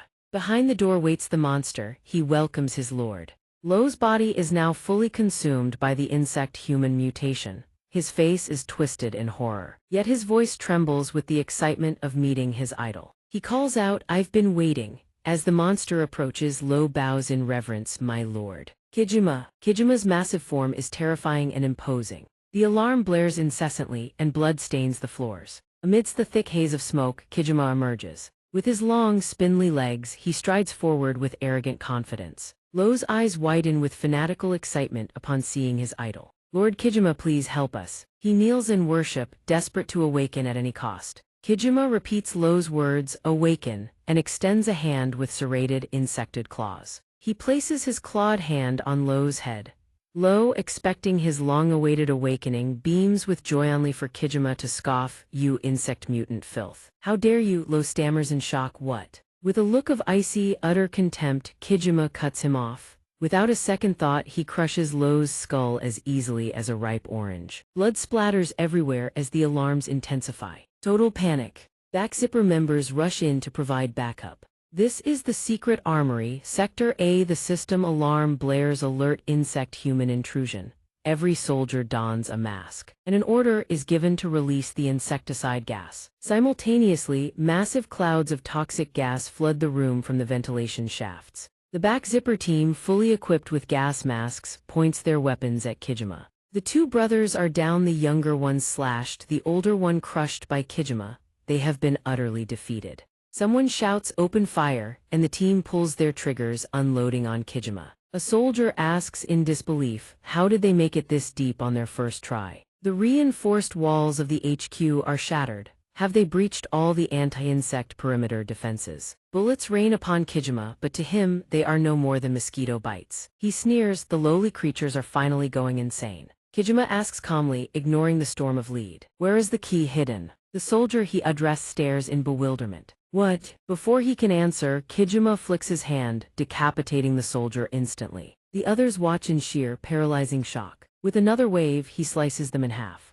Kijima gazes at the burning Back Zipper base and strolls away as if he were just out for a walk. Elsewhere, a white car speeds down the road. Bai and Jin sit inside, clearly restless. A voice crackles over the radio, "Captain, where are you?" Bai responds, "We're almost there. Is it still holding over there?" The voice sounds frantic. "Ko, he's not dead yet. Please hurry. Only one insect human has infiltrated." A familiar name echoes Kijima. All three of them gasp in unison. "What?" Jin speaks up. "Bai, isn't Kijima supposed to be the result of the insect-human battle? But how could he be?" Bai screams, cutting Jin off. "Damn it, how would I know?" Bai floors the accelerator, shouting into the radio, "Ko, we're coming, just hang on a little longer." The car approaches the HQ from the distance. They see a wing of the building engulfed in flames. Bai squints, staring straight ahead. That column of fire. From the center of the blaze, two pillars of green light flash, followed by a thunderous boom. The entire Back Zipper headquarters erupts in a massive explosion.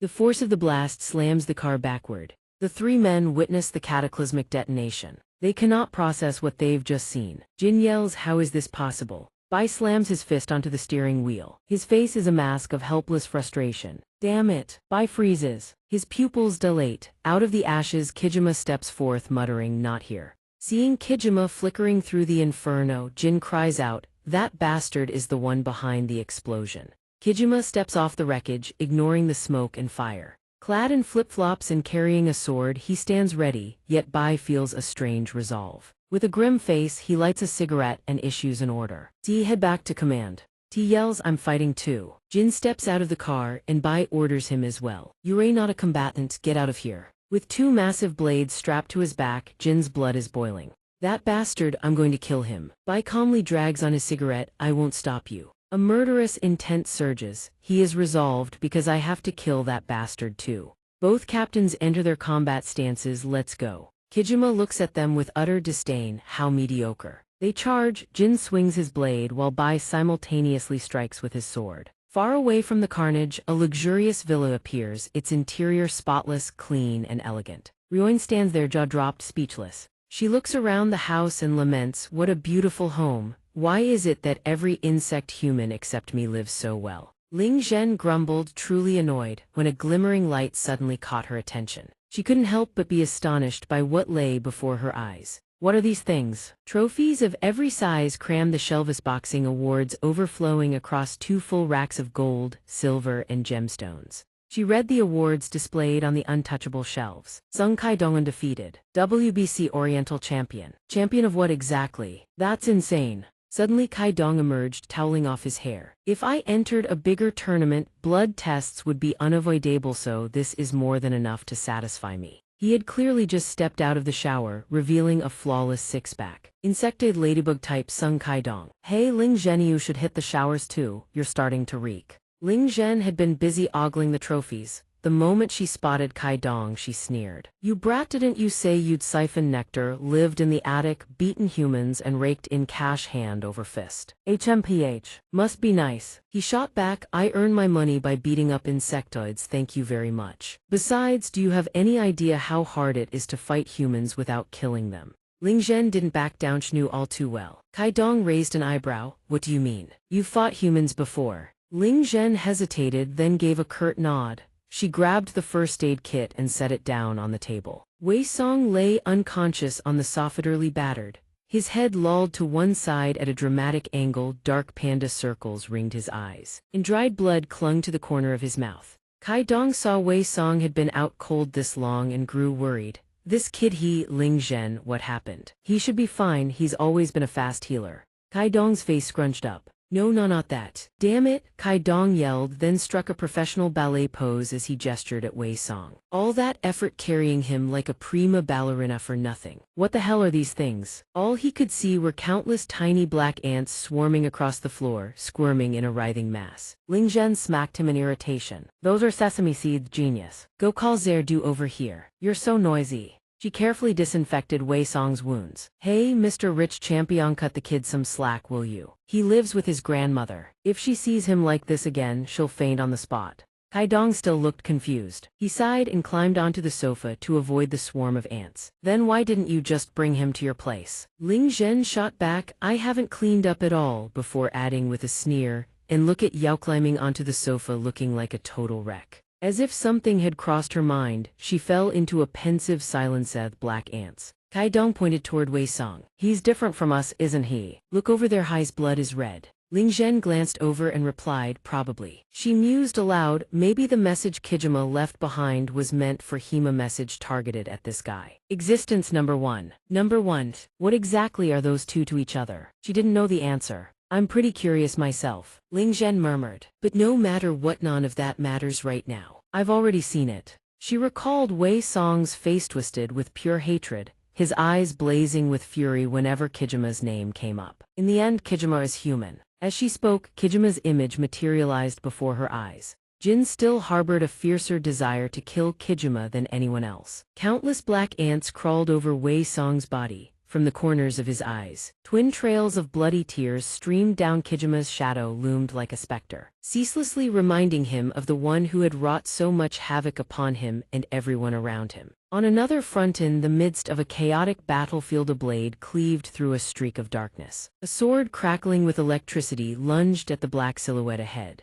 Both Jin and Bai poured every ounce of strength into their forward assault. Black smoke choked the air. Bai let out a war cry, his blade flashing. Both of them tried to strike Kijima, yet not a single blow landed. They couldn't even graze him. Kijima began his counterattack. He swept his arm through the air, and a cascade of crimson light erupted. The instant the attack was unleashed, Jin's razor-sharp instincts detected it. The moment the red light surged toward them, Jin and Bai snapped into defensive stances, blocking Kijima's strike head-on. In the very next heartbeat, both of them launched a swift counterattack. Kijima dodged effortlessly, then immediately launched another assault. It hurtled straight toward Jin and Bai, shattering the ground beneath, but both of them evaded the blow with ease. Suddenly, Ling Zhen froze when she spotted dark specks drifting through the air. Ants! A swarm of black ants impossibly dense blanketed every inch of space. Anyone witnessing this scene would gasp a literal castle of ants. Meanwhile, Jin swung his blade in one fluid, visceral arc with a single hand, pure instinct. These tiny insects are beyond anything we ever imagined. He hurled his blade forward, spinning it into a vortex of slashing steel. At the same moment, Bai unleashed a stream of green electricity straight into the spinning blade. Jin, go! The blade gained newfound power, spinning faster and faster, humming straight toward Kijima. The lightning lashed into his body right on its heels. This time, the blade successfully pierced into Kijima's chest. Seizing the opening, Jin launched himself off the ground in an instant. He channeled every ounce of strength into his remaining blade, swinging it overhead in a devastating arc, slamming it straight down onto the blade already embedded in Kijima's chest. Jin poured even more force into his arm, finally wounding him for real. Purple blood erupted from Kijima's body. The scar across his face only sharpened his murderous aura. Look at Yao, what the hell are you, an insectoid, some great demon? But it seemed that slash wasn't enough to bring him down. Kijima sneered. You think slashing me like this is enough to finish me off? Jin didn't flinch. What a disgusting color. He readied his next strike. Let me paint your entire body with it. He aimed his next attack straight at Kijima's head. Jin poured his strength into another swing of his blade for good measure. Then another slash, each cut heavier than the last. He hacked into Kijima's body with savage fury, as if he could destroy him right then and there. Thousands of slashes rained down upon Kijima's body. His blood gushed out like a downpour. Yet for Kijima, these wounds were nowhere near enough to bring him down. This body is the king of insects. Jin stared in disbelief as Kijima stood there, utterly unfazed. He continued, standing at the apex of all species. The moment those words left his lips, Kijima glided past Jin. I am Kijima. He counters too quickly. Jin fails to react, only seeing his leg and arm severed in a flash. Bai sees his comrade critically wounded and screams, Jin. Upon realizing what happened, Jane is equally enraged. He curses in anger, you bastard. Ignoring the deep wounds on his body, he charges straight at Kijima with his remaining limbs. A single slash descends, severing one of his arms. Jin grips Kijima's severed left arm tightly. He's still as calm as if he hadn't just lost a limb. Jin thinks, you are truly no mere mortal. Comparing him to Jane, who lost both an arm and a leg, the enemy sneers even harder. Is that really all you've got? Kijima says triumphantly. This is the limit of humanity. Jin is losing strength. He struggles to urge his friend forward. Bai, run. It is already too late. The enemy stands right in front of Bai. Blood continues to gush from his body. He freezes, staring up at the one known as the king of the heavenly insects. Kijima doesn't attack, instead asking, Bai, do you know what the time tree is? Bai panics, wondering what a time tree could be, casting his eyes around the area. He tries to stall for time, looking for any clue before questioning him back. If he's asking about it, it must be something top secret. Why do you want to know that? Kijima begins to lose patience. Don't even think about playing games in front of me. He continues, the time tree is a box holding immense power. With that child, the insect humans will be immortal. Bai is stunned. Yet he still does not know what that secret is. As soon as he finishes speaking, a car crashes straight into him. T steers the car, slamming the gas pedal. Get lost, you filthy insect. The tires spin faster, grinding against the asphalt, but Kijima stands firm, completely unfazed by the pathetic vehicle. He raises a hand toward the car. Resistance is useless. In a blink, the car is torn in two, exploding into a ball of fire that engulfs Kijima. T luckily escapes before the vehicle is destroyed. Bai calls out in a daze, T, you answered his call. Captain, I'll stall for time. T urges anxiously. Captain, run first. How long do you think you can hold him off? He shouts. He doesn't understand. Looking at the inferno, he realizes the enemy has already reached his monster state. Despite missing an arm and being surrounded by flames, Kijima remains unscathed. A wave of power radiates from him, forcing everyone to tread carefully. Suddenly, a missile launches from the sky. It streaks toward the target below. It's Kijima. In an instant, his image blurs as the missile successfully plunges Kijima back into the sea of fire. A voice calls down from above. Captain T, are you two okay? Bai turns back to call out to Sam. Sam stands on a helicopter, holding a large cannon as he shouts down. Sorry I'm late. He urges them. Get on the chopper, I'll provide cover. Below, Jin hands Kijima's left arm to T. Keep this arm safe. The helicopter speeds away, leaving the chaos behind. The survivors are anxious, wondering if this is finally the end. The bombs were dropped, we just need to withdraw. From within the flames, Kijima is not yet defeated. He watches the helicopter, muttering, that kid isn't dead yet. A new day dawns with a blinding sun, and dragonflies dance in the sky. At the high school, sunlight streams in warmly, reaching deep into the classrooms. In the classroom, it's empty save for Mi Song and Ryo Jane, sitting lonely in the back. Jane can't take it anymore and sighs, cursing. Damn it. Mi Song stays silent, staring intently at his phone.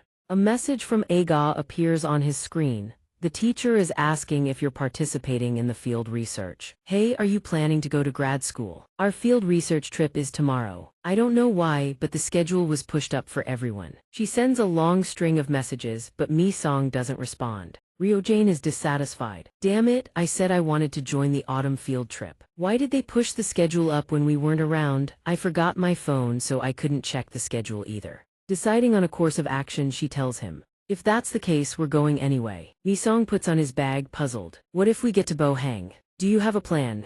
Ryo Jane holds her head, a sinister smile spreading across her face. She laughs triumphantly. In that case, leave it to me. The two stand aimlessly in front of the school gate. Ryo Jane speaks up, looks like we're getting to Bohang no matter what. Mi Song comforts her, don't worry, I can get there faster than anyone. A distant engine roar echoes, and both Jane and Mi Song look toward the sound. Do you hear that? That engine sound. A red car appears in the distance. It stops right in front of them as if to offer a ride. The red Mercedes parks neatly beside them. The door opens and a foot steps out. Kai Dong leans against the car, radiating a wealthy or a typical arrogant rich kid. He lowers his sunglasses and flashes a smirk. Let's go eat, that's the way to travel. Ryo Jane excitedly grabs her bag, leaving Mi Song standing blankly beside her. All three get in the car. Ryo Jane and Kai Dong don't stop talking. So cool, typical successful person. Kai Dong preens, call me big brother, she follows suit. Let's go big brother. Since getting in, Mi Song maintains his cold, aloof expression, eyes glued to his phone. He's texting his grandma. Grandma, is Bohang far from here? I'm planning a field research trip. If it's too far, I'll just head to the highway. Yes, I understand. Wei Song flashes a barely there smile. The kind of cold, detached smirk a boy wears. The whole group erupts in cheers. Let's go. Field study time. At the same moment, the car pulls away. None of the three notice a dragonfly is tailing them from the sky. It drifts on the breeze, but there's something cunning about its glide. It watches the red Mercedes with an eye bigger than its own head almost tenderly. Elsewhere, under a clear blue sky, a swarm of dragonflies circles the air. They descend lower and lower like an old folk omen of incoming rain. One dragonfly alights on a blade of lush green grass, just soaking in the scenery when out of nowhere. A hand snatches it by the wing. Gotcha! He pinches it tight, brandishing it in front of the other soldiers as it writhes. See that? My hunting skill stagging along with the pack air pretty damn top tier, wouldn't you say? Another soldier speaks up, Kim Da Marines for real catching dragonflies every single day.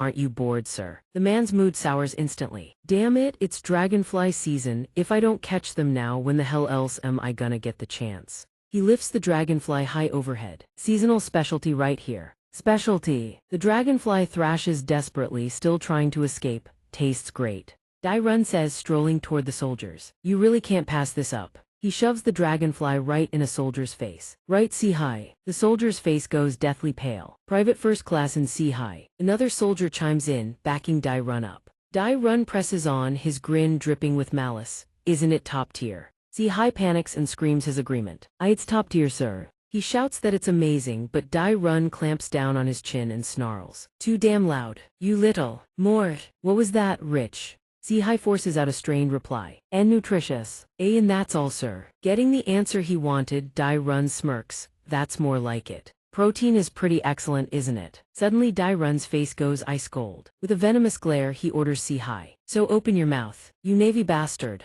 See High's face drains of all color, panic written all over it. Without another word, Dai Run pries his mouth open and shoves the dragonfly inside. See High writhes on the ground as Dai Run coldly commands. Swallow it, spit it out, and I'll cram it right back in. The other two soldiers don't lift a finger to help, if anything, they look disgusted. All three walk away, leaving him to suffer alone. Kim Dean from the Marines sure loves his jokes, huh? They laugh and joke without a care in the world. How many dragonflies have you eaten today? 5. That's insane. I've eaten too many of these damn things. Hey, if I didn't eat them, I'd have been kicked out of the ranks ages ago. They show not a shred of guilt for what they do. You guys know how lucky you are to have me, right? Thanks, bro. Gonna grab a smoke. Meanwhile, Sihai grits his teeth and sobs quietly in agony, the half-chewed dragonfly still lodged in his mouth. On the sports field, the soldiers kick a ball around together. Sihai stands alone as goalkeeper, utterly isolated. He can't stop fidgeting, sweat pouring down his body.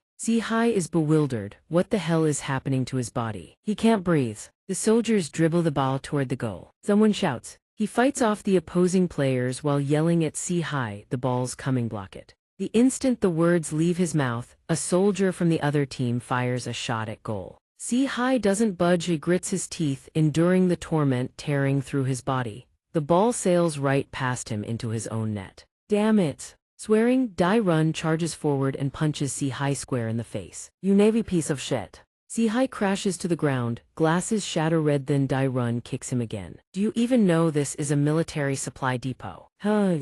What the hell kind of work ethic is that? Dai Run furiously vents his rage on Sihai. You're nothing but a dog. The others watch and turn away, utterly indifferent. One soldier asks, confused, hey, why does that guy keep picking on him? He's even trying to get him kicked out of the ranks. The other one answers flatly. He just doesn't like the sight of him. Even after his rage subsides, Dai Run keeps cursing viciously. You little punk, tonight's night shift, I'm coming for you again. You! Leaving Sihai writhing on the ground in agony, truly pitiful sight. A while later, the entire squad assembles in the yard. The commander addresses them. It's almost time for duty. Anyone feeling sick, raise your hand. Everyone responds in unison, no sir. Sihai stands trembling in the rank. Something is clearly wrong with him. Wei Song's entire body trembles so violently that his rifle shakes with it. The commander's sharp eyes catch the irregularity immediately. Hey, that kid over there is shaking. The commander asks with concern, what's wrong? Wei Song still won't stop trembling. His face is flushed red from Dai Run's punch while the latter's expression turns dark as a storm cloud.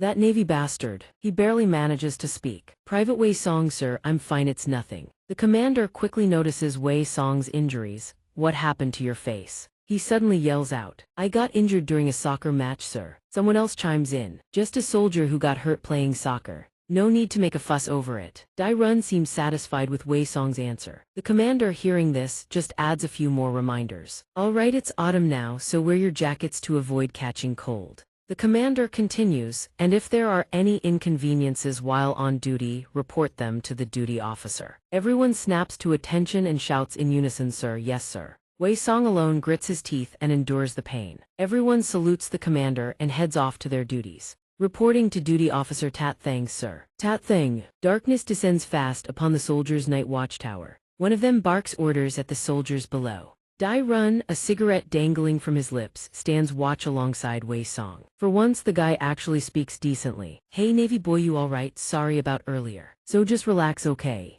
Dai Run says, I won't make you eat dragonflies tomorrow. Silence is his only answer. Hey, are you even listening? The dragonfly Dai Run forced Wei Song to eat that morning is slowly seeping into his body. Dai Run leans forward, peering closer. Hey, what's going through your head? I said I'm sorry, didn't I? There goes that moody attitude again. The dragonfly inside begins to decompose, releasing an indeterminate purple substance. Dai Run loses his composure, raising his hand to strike. A sailor slacking off, that's unacceptable. Gotta beat you for you to listen, don't I? Dai Run swings his fist down, but this time, Wei Song dodges effortlessly. The dragonfly has now fully decomposed, releasing even more of that purplish substance. He misses and immediately curses. You dodged me, you dog.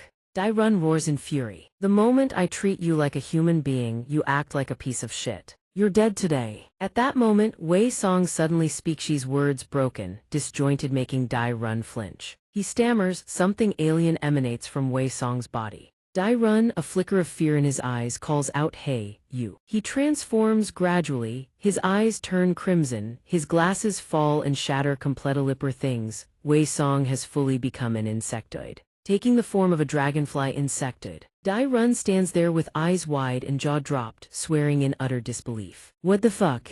The moment those words leave his mouth, gunfire erupts from every direction, shattering the silence. The next morning, a beautiful day. In a residential area, a large covered bus rolls along a hilly road. Inside, the TV broadcasts news about the massive fire at North Zipper's Branch B. The passengers buzz with commotion. "All right, who wants fruit?" Me, I want some." The TV breaks in with another news report. "We now bring you another piece of tragic news. A firearms accident has occurred at the Navy Corps barracks in Bo Hang. Details on casualties remain unavailable at this time. However, sources indicate that a soldier has deserted, taking an undisclosed quantity of weapons and ammunition with him. The station urges all residents, particularly those in the Bo Hang area, to limit outdoor activity to an absolute minimum. The teacher listens, bewildered. "Is this the end? Is this the apocalypse?" "Wait," said Bo Hang. "The students are still busy eating. Hey, less already." The teacher asks the driver, "How much longer until we reach the lodge?" The driver answers, "About 10 more minutes and we'll be there." A student holds up a lollipop and asks the girl next to him, "Want one?" The girl looks at him with pure disgust. "No, stop trying to make conversation." Ajia, who has been sitting quietly watching the scenery, suddenly spots something outside the window, a faint, dragonfly-like silhouette gliding past. "A dragonfly." The student, after being brutally shot down, forces a smile. "Okay. Ever since that day, everyone looks at me like I'm some kind of creep. Damn it." Then he notices someone else. He turns toward Ajia, holding up the lollipop. "Hey, want this? It's a gift." He strikes up a conversation. "You're here alone too. Want some of this?" He keeps rambling. "If you take this, that means we're partners for this field trip, okay?" A silent fist flies out. Ajia raises her fist right in his face, startling him so badly the lollipop goes flying. The lollipop hits the ground, most rejected piece of candy in history. She warns coldly, "Don't push your luck before I blow everything away." The student slinks back to his seat in defeat. "Damn it, this field trip is a total waste." Ajia says flatly, "Pick up what you just dropped." She then bends down and picks up the lollipop herself. The dragonfly silhouette from moments ago has closed in on the bush-overing right beside Ajia's window. 2 guns, dual-wielded. Aim straight at the vehicle. The instant Ajia's fingers touch the lollipop, gunfire erupts, bullets tear through the other students' heads. Every student slumps forward, blood splatters everywhere. Ajia freezes on the spother, pupils dilating to their absolute limit. Stunned, Ajia stares at the carnage. Very classmate motionless, bus windows shattered, blood smeared across every surface. "What?"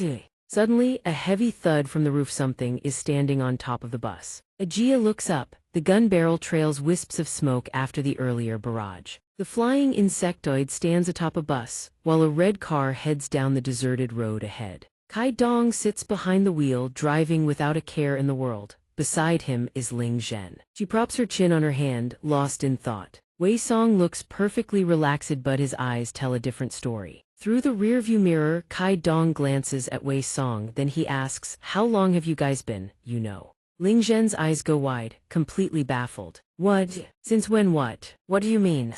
Kai Dong turns his head. "You guys, since when did you awaken?" The 3 in the car each look in a different direction, but Wei Song just sits there, looking utterly indifferent. Ling Zhen murmurs, "What do you mean? Why are you bringing that up all of a sudden?" But in her head, she's already judging this guy Kai Dong all nice and innocent on the surface. But get to know him and he's nosy as hell. Seeing Ling Zhen stiffen like a taut bowstring, he bursts out laughing. "It's nothing. Just figured now's the right time to break the ice, you know. So let me go first, I'll tell my story." Ling Zhen is speechless. She clicks her tongue and lets it slide. Fine then." Kai Dong begins his story. Back in the turbulent days of his first year of high school, unlike his peers, he was passionate about sports and took up boxing. He was quickly hailed as the new king and he feared no one. One day, some well-known punk from Inchai Kai picked a fight with him on the street. Kai Dong beat the living hell out of him. He says it all as calmly as if nothing happened. The very next day, that punk brought a whole crew. Kai Dong ended up battered head to toe. His face was beaten beyond recognition, and yet he still cared about his pride. Damn it, how humiliating. Those guys just got together and look at me already. My strength may be limited, but my pride is boundless. I absolutely cannot let this stand. I have to kill them all, every last one of them. He couldn't stand being trampled on. And in that moment when his rage spiraled beyond all control, I awakened. Kai Dong pauses for a beat, then continues. The first time I was shocked to find out I was an insectoid. The second time I started questioning how the hell I ended up becoming some common ladybug. So once I became a member of the 6-shooter club, I asked Hana, the one who created the larva drug. As Canning recalled, Hana had said, "Did you know this? Humans, whether they realize it or not, come into contact with roughly 100 different species of insects throughout their lifetime. In those days, I endured countless insect-related agonistings, bites, ingestion." He recalls part of what she told him in the lab about how the insect factor from certain special specimens couldn't be fully absorbed into the body. All at once He continues explaining, "They slowly seep into our bodies." Kai Dong's voice drops lower. Humans are unknowingly infected little by little like insects. Their physiology and blood no longer resemble those of ordinary people. They blend into the crowd, living out each day as if perfectly normal. And if that trigger gets pulled, Kai Dong continues, the insect factor floods into the body, becomes their blood and flesh, transforms them completely into insects. That's when they've awakened. He pauses, lost in thought. That's when I realized. Also, I'd eaten or come into contact with all those insects without knowing. As for Hana, that girl, after she came to the 6-shooter club, she just vanished. That girl was drop dead gorgeous too. Ling Zhen glances over. "You sure talk a lot." Kai Dong's expression goes ice cold. "Your turn now," he says flatly. Ling Zhen ponders for a moment, then replies, "If that's how it works, then I must have eaten or touched some kind of insect too. My father's a farmer, so I used to help him out on the drive home one time." Back then, Ling Zhen had stuck her head out the window, screaming into the wind. Her father teased her, "A bug's gonna fly in, close the window quick." While Ling Zhen was freely enjoying the cool breeze, some unknown insect flew in from out of nowhere. Just her luck, it flew straight into her mouth. Her father panicked. "What happened?" She clutches her throat and answers, "A bug flew in." He flipped out. "Where?" Ling Zhen's face flushes red, eyes brimming with tears. "Right here." Her father frantically tells her to spit it out now. The car lurches forward at breakneck speed, and Ling Zhen is absolutely terrified. "You swallowed it," her father screams. "Why the hell did you eat it?" Back to the present, Ling Zhen looks up at the sky. "And a few months later, on the day Kijima killed my parents, I awakened." She fights back the anguish. "That's the only reason I survived. That guy doesn't kill his own kind." Wei Song couldn't care less. Kai Dong tenses up slightly, watching the girl's expression. "That's so. Sorry to hear that." He catches Wei Song's reflection in the rearview mirror and calls out softly, "Hey, Black Ant." Godin looks curious too, leaning in to eavesdrop. Kai Dong presses on, "Your turn, when did you awaken?" Hearing this, Wei Song is immediately at a loss, confused, uncertain how to answer. "When I was little, the specifics I don't remember." Ling Zhen remarks, "What? If it was when you were little, not remembering makes sense, I guess." Kai Dong leans in eagerly, "Try thinking about it, you might recall something."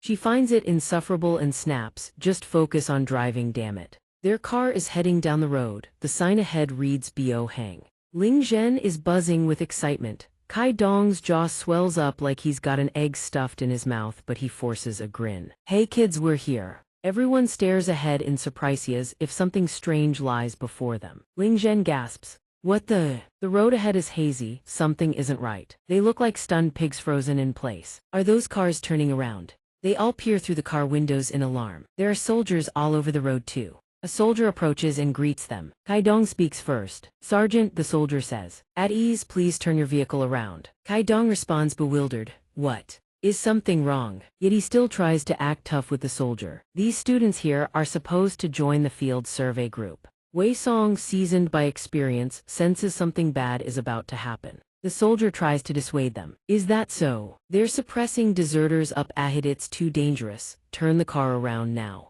Hearing the commotion ahead, the soldier warns them it's already starting. "Turn back now." Kai Dong and Ling Zhen exchange nervous glances. Gunshots. What the hell is going on? What about the classmates who went ahead? Wei Song doesn't hesitate. "Let's go." Ling Zhen frowns, confused. "Go where? You want us to turn back?" Wei Song is resolute. "Another are definitely insectoids up ahead. Hurry." Kai Dong breaks into a cold sweat and speaks to the soldier. Yes, Trung Than, thanks for your hard work, sir. We'll make a U-turn up ahead." The soldier nods in response. Trung Than. The soldiers are directing traffic. Kai Dong floors the pedal. The car surges straight ahead. The engine roars to life. Exhaust fumes blanket the surrounding area.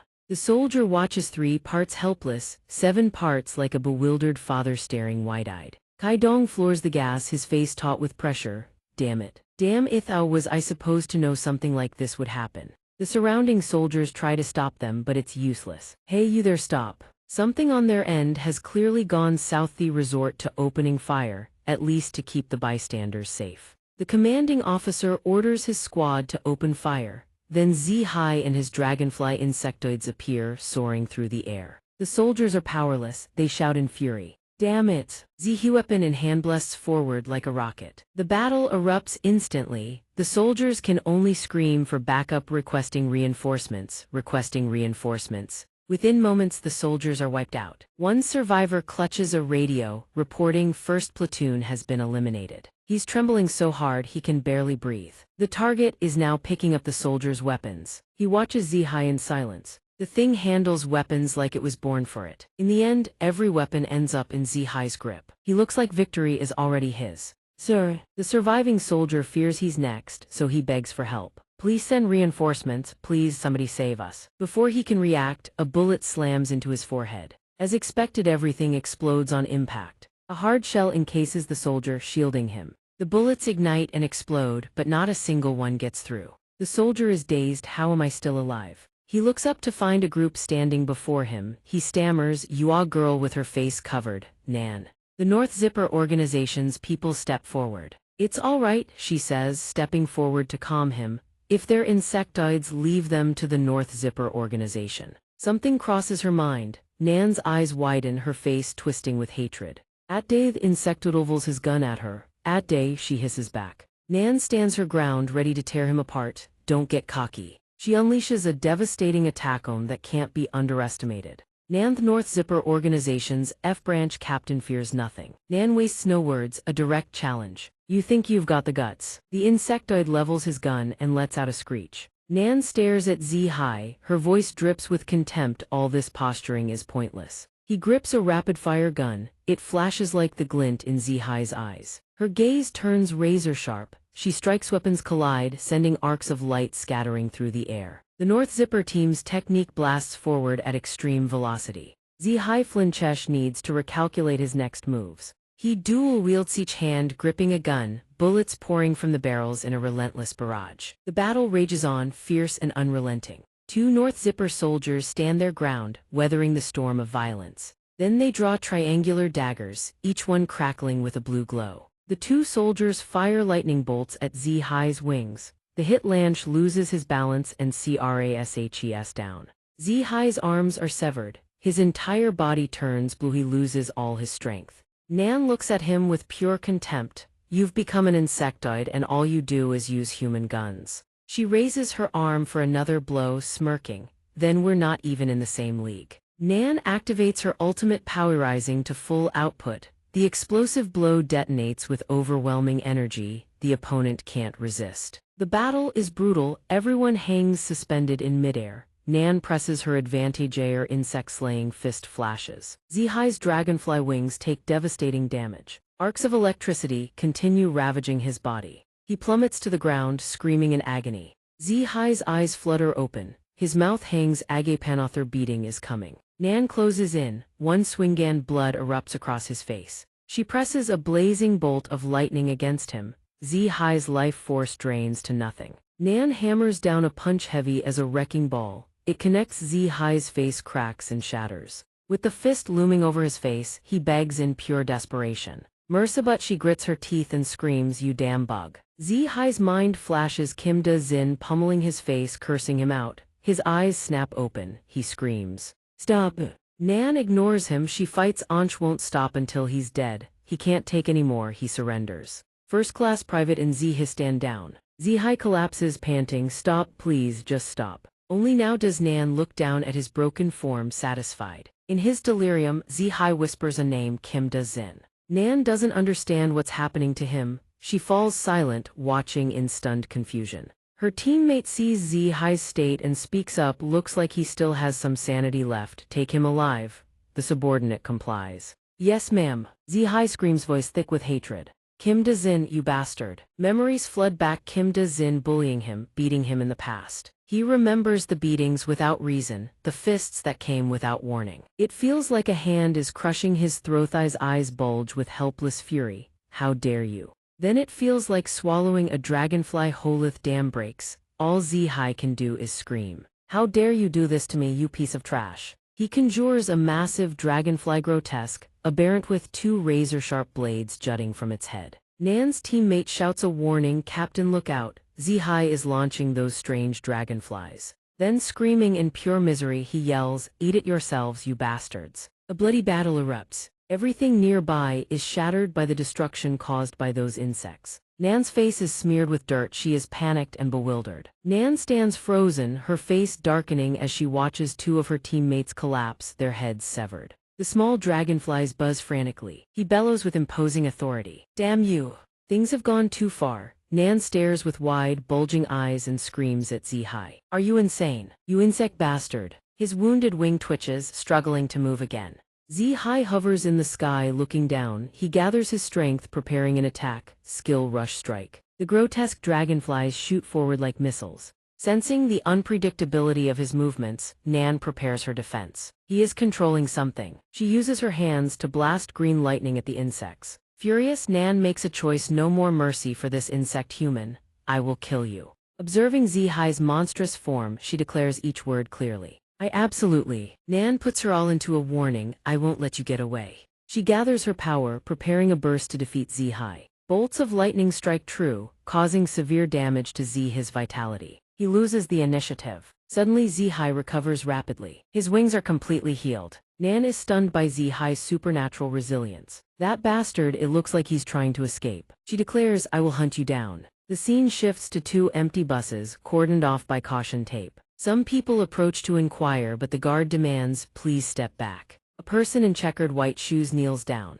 Rain approaches one of the empty buses. On the bus is a sign reading Naemoun High School first year. Rain boards the bus and quietly observes the surroundings. Seeing the interior torn apart and empty, she is surprised. Where did everyone go? Kaidong receives some unbelievable news. What? The police officer replies, I don't know either. When we arrived at the scene, the bus was already empty. Kaidong thinks to himself, a teacher. The officer continues, the face looks familiar. Without any leads, Goen looks out the bus window. He signals an X with his hands. The officer turns to someone else. You're saying there's no record of them being moved to the hospital? It's strange. Mi-song is running through a desolate wooded area. He runs while talking on the phone. They are asking you, Mi-song, have you found him yet? Mi-song replies, not yet, he's moving very fast. How are you guys doing? The person speaks to him in an anxious tone. It's a big problem, I can't find the others anywhere. It turns out the one on the other end is Jane. She guesses that for so many people to disappear in an instant, he is clearly hoarding them as food.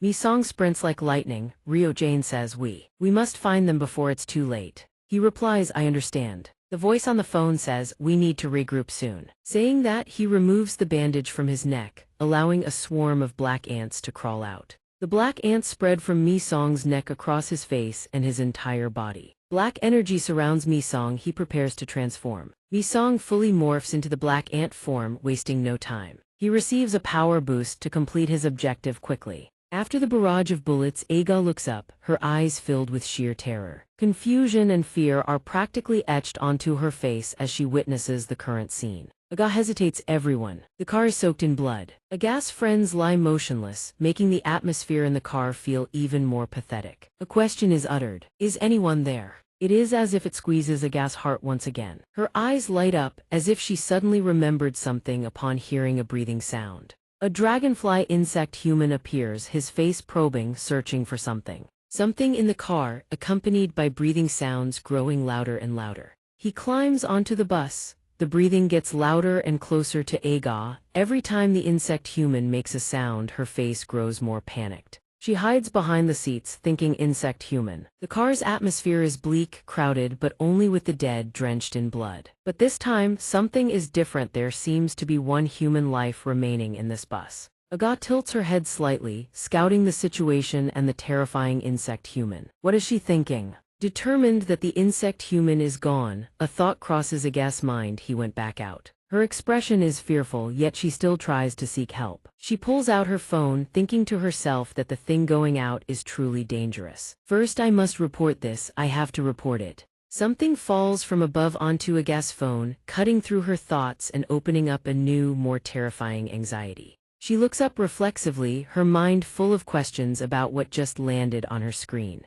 The image of the dragonfly insect human appears before her, terrifying sight, eyes glowing like a predator spotting its prey. A hungry insect human spots its target, his eyes shining like car headlights. He cannot stop drooling, acting like a starving beast craving meat. From him comes a blessing to himself. Bon appetit, it is nothing less than a death threat to the prey. He finishes his sentence, opening his mouth like a bottomless pit, fangs bared at the prey as if he's been starving for days. As if he will die if he doesn't eat right now. A blurry image appears before her eyes, a bloody face with gray, vacant eyes. Aga opens her eyes wide. Before her is her classmate covered in blood. The sight startles Aga. She is not dead yet, not chewed up by that insect. The area around Aga is a warehouse, but it looks more like an abandoned morgue or perhaps a place belonging to the autonomous region. Blood and corpses are scattered around her, and those corpses are her friends. Besides the familiar corpses, there are also the bodies of people in military uniforms lying everywhere,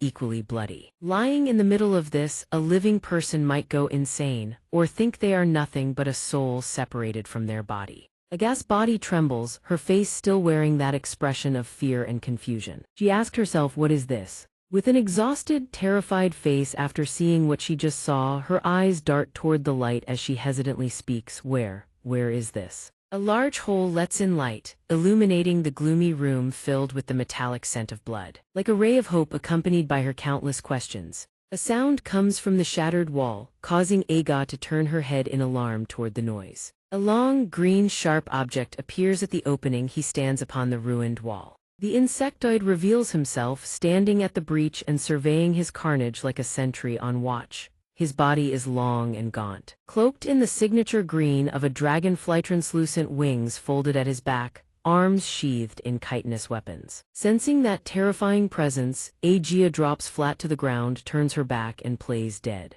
Though her face has gone deathly pale, Zai-Hai's eyes still gleam with the cold light unique to insects. His gaze and words suddenly grow airy, almost weightless. With a decisive beat of his wings, Zai-Hai steps inside. His wings clap together as he advances into the room, speaking as he moves. Awakens. Zai-Hai's eyes brim with killing intent, seizing the head and neck of a soldier like a starving predator. So hungry. Aga lies on the far side, eyes forced wide open, holding her breath to avoid detection while he gorges on his meal without a care. Chu bon appetit. As those words fall, the wet sound of the creature tearing through flesh fills the air. All Aga can do is squeeze her eyes shut, praying it won't be her turn next. Zai-Hai's blood-slicked, pointed mouth savages each strip of meat with brutal relish, his face twisted in grotesque pleasure. He savors the meal he has made for himself, a feast that Zai-Hai himself has laid out. His entire body seems to resonate with that pleasure, undergoing visible changes in appearance.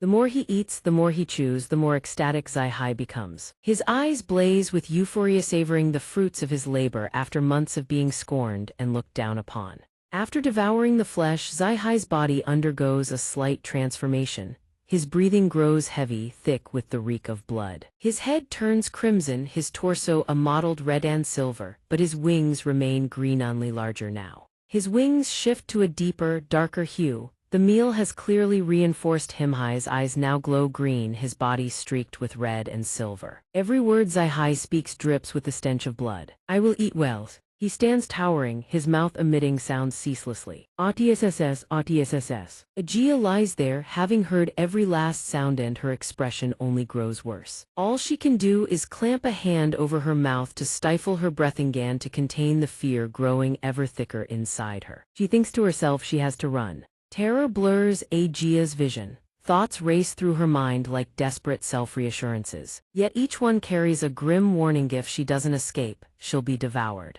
A phone rings, shattering the dead silence and somehow making the air reek even more of death. The phone catches her completely off guard. Aga steals a glance sideways, her face still frozen in fear. She silently questions it. The insectoid also notices the ringing phone. Ajia opens her phone and curses under her breath, "We now, of all times." A glimmer of hope flickers in her eyes. The name on the phone screen might just be the source of that hope. Ajia holds the phone. The screen lights up with a name that sends a surge of relief through her. Wei Song. Ajia adjusts the phone volume to a moderate level, just loud enough for the scanning device on the creature's ear to pick up. She answers. Wei Song's voice comes through from the other end. "Ajia, are you okay?" His voice still rings clear. "All right then, wait for me." Meanwhile, the insectoid turns toward the source of the sound. Every word Wei Song speaks seems to calm her, like a steady hand pressing against a wound. "I'm coming to find you." It sounds like a lifeline in the most desperate of moments. The call ends. Now Ajia must face death head-on. The insectoid stands right behind her, his body drenched in blood.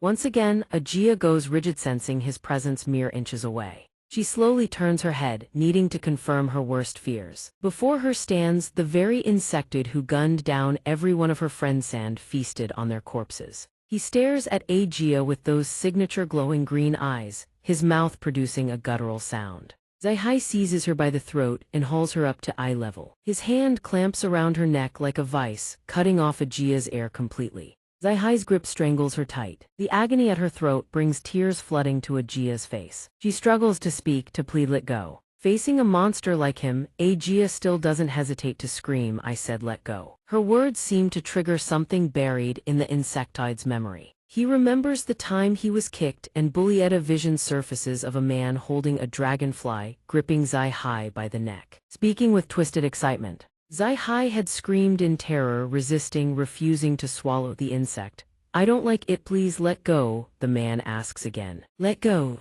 The man clearly didn't appreciate Zai-Hai's defiance. Jane cursed furiously, "Your mother, are you ordering me around?" As if warped by that brutal past, the insectoid repeats the same words to Ajia. "You ordering me around?" He squeezes harder still, as if avenging himself against the one who once tormented him. And Ajia is forced to bear the full fury of that rage, to endure the suffocating, crushing grip. Her eyes bulge wide. Now she can only think, never again scream. "Please." The thought keeps running through her mind as her body dangles limply from Zai-Hai's grasp. "Save me. You said you'd come save me." He opens his massive jaws wide, preparing to swallow Ajia whole. Facing death, she has no time left for emotion. All she can do is stare in frozen terror into that yawning, bottomless mouth. In Ajia's mind, only one name screams on loop: Wei Song. Then suddenly, a jet-black fist slams into the insectoid's face, punching straight into his eye socket. As if he heard Ajia's silent scream, Wei Song appears, tearing her free from the insectoid's arm by severing it clean off, his fist crashing into the monster's face.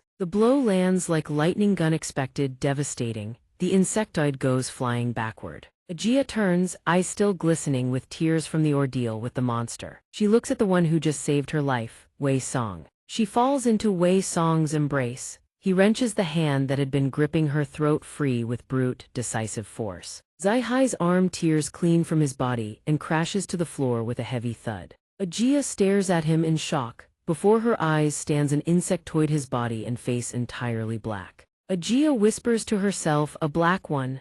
Zai-Hai beats his wings furiously, purple blood streaming from his severed stump, enraged. He trembles and speaks, "Intruder detected." Wei Song hears this and produces a small orb containing an ant inside. The instant he hurls it, a swirl of black energy spirals outward, forming small vortexes in the air. From those vortexes, an entity materializes and introduces itself in the most blunt way imaginable. Meng Taem. Every muscle fiber on Zai-Hai's body tenses and ripples. He speaks with a declaration of war. "Begin." From the severed stump of his arm, Zai-Hai morphs it into a gun. The barrel is just wide enough for a small round bullet to pass through. He shouts, "Fire." Wei Song gives his Bet Kung an order, "Protect her." The battle between two insectoids erupts. Zai-Hai's gun unleashes a barrage of rounds at blistering speed, each bullet screaming straight toward the intruders who dare trespass on his territory. Wei Song doesn't hesitate, charging straight ahead, dodging every bullet Zai-Hai aims at him. The bullets miss Ajia. She lies under Mong Tang's protection, still screaming in terror. Wei Song rockets toward Zai-Hai like a bullet, as if he wants to kill this guy as fast as possible so he can get back to his day. The bullets from before now flutter like tiny dragonflies, winging straight toward the enemy. He charges in, not just dodging, but tearing those little dragonflies to shreds. Every slash lands dead on 100% precision, not a single millimeter off. One strike is all it takes to shatter the mutated bullets Zi-Hai fires. Reflected in Zi-Hai's eyes, Wei Song barreling toward him, fist cocked and ready, about to land a thunderous blow. But no, he stands firm and sidesteps the punch with effortless ease. In retaliation, Zi-Hai swings his fist straight at Wei Song, landing a soul-crushing punch. Wei Song throws a knockout uppercut at the insected, a rising blow that slams into the opponent's jaw. Zi-Hai presses his hand against Wei Song's throat, shoving him back in retaliation for the last attack. Wei Song's hand snatches Zi-Hai's wing. Wei Song seems caught off guard by something. His eyes, hidden beneath his black ant form, still widen in astonishment at what he sees. Zi-Hai twists his body, and the other wing slips free from Wei Song's grasp, losing the chance to rip those wings apart. He looks at Wei Song with the eyes of a winner Somyeon who has read every move of his opponent, then levels his gun barrel straight at Wei Song, aiming with the precision of a seasoned marksman. Wei Song is caught off guard by Zi-Hai's fast, fluid movements. And there's something else he can't react to in time, with bullets already leaving that barrel. Bullets slam into Wei Song one after another, flying at blistering speed, leaving him no time to react, taking too many of those winged rounds. Wei Song can't hold himself. Tojder coughs up blood. Zi-Hai beats his wings and takes to the air, unleashing a volley of winged bullets down on Wei Song. Wei Song follows the trajectory, watching each needle-sharp bullet hurtle toward him. Wei Song can't react in time. All he can do is stare wide-eyed at the carnage unfolding before him. Zi-Hai commands his winged bullets, focusing them into a tight encirclement. They begin closing in around Wei Song. They circle around him, obeying orders like living creatures capable of thought. The swarm attacks Wei Song in unison, engulfing him. Hai's black form flushing red, blending into the same color as the creatures. Those creatures slice across Wei Song's body, as if cutting him clean in half. Mongtang wraps a Jia inside itself, shielding her from the outside chaos. Its master had ordered it to protect her.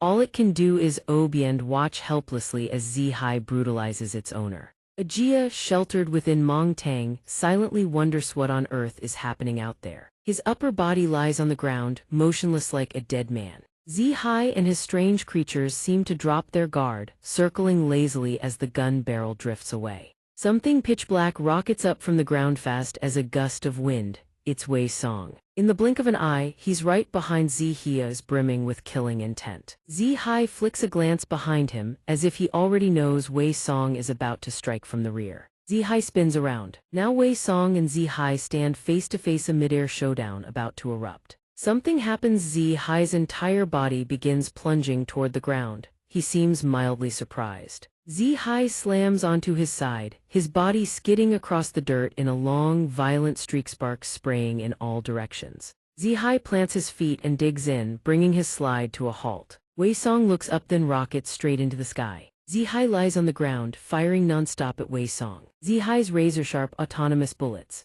Wei Song crosses his arms before his face, forming a shield to block the incoming rounds. Wei Song's eyes flash red. He shouts his signature war cry, "Black Ant Insectoid." The moment the words leave his mouth, tiny black dots rise from behind Zi-Hai's loyal swarm, ready to back him up in battle. As the black specks rise, Wei Song bellows the command to assemble. The black dots are ant swarms of them, converging together. And that is something Zi-Hai can barely believe with his own eyes. A swarm of black ants encircles him the same way he had rallied his dragonflies to attack Wei Song. The ants coalesce into terrifying visages. They glare at Zi-Hai, as if ready to devour him alive. After giving the order, Wei Song touches down lightly on the ground. Black motes still linger in the air around him, drifting like dust. Wei Song lands on the ground, scanning the surroundings with calm, measured caution. His eyes widen, stunned by a scene he never could have predicted. Among the wreckage, he sees only half of Zi-Hai's wing buried in the sand, a leg jutting out above it. Purple blood seeping from the wound, grotesque and alien.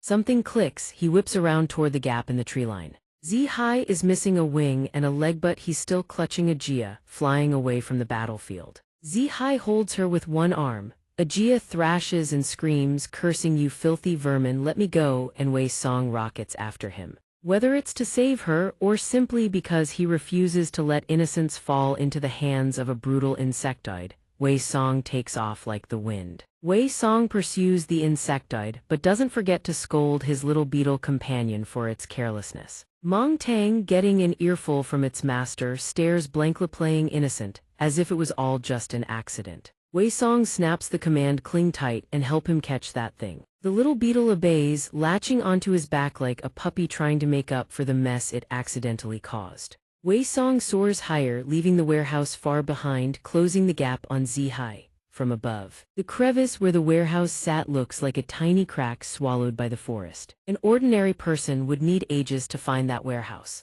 Ajia is held by the insectoid and carried through the air like a lightweight piece of cargo. She realizes someone all black from head to toe is chasing after them. Ajia thinks to herself, that person behind us is giving chase. Could it be because Wei Song has been protecting me from the very start? Zihai asks in a wounded voice, why does he keep trying to save you? That question catches Ajia somewhat off guard. He stares at Ajia with sorrowful, accusing eyes. Why has no one ever saved me? Why? She looks at Zihai, the one who just threw that question at her, with a bewildered expression, wondering why he would even ask such a thing. All the bitterness, the frustration, the pain Zihai endured as a human, it all comes pouring out. He breaks down crying. His tears carry hatred and the lonely, aching sadness that someone as gentle as Zihai was forced to bear. He keeps crying, repeating, I hate everyone.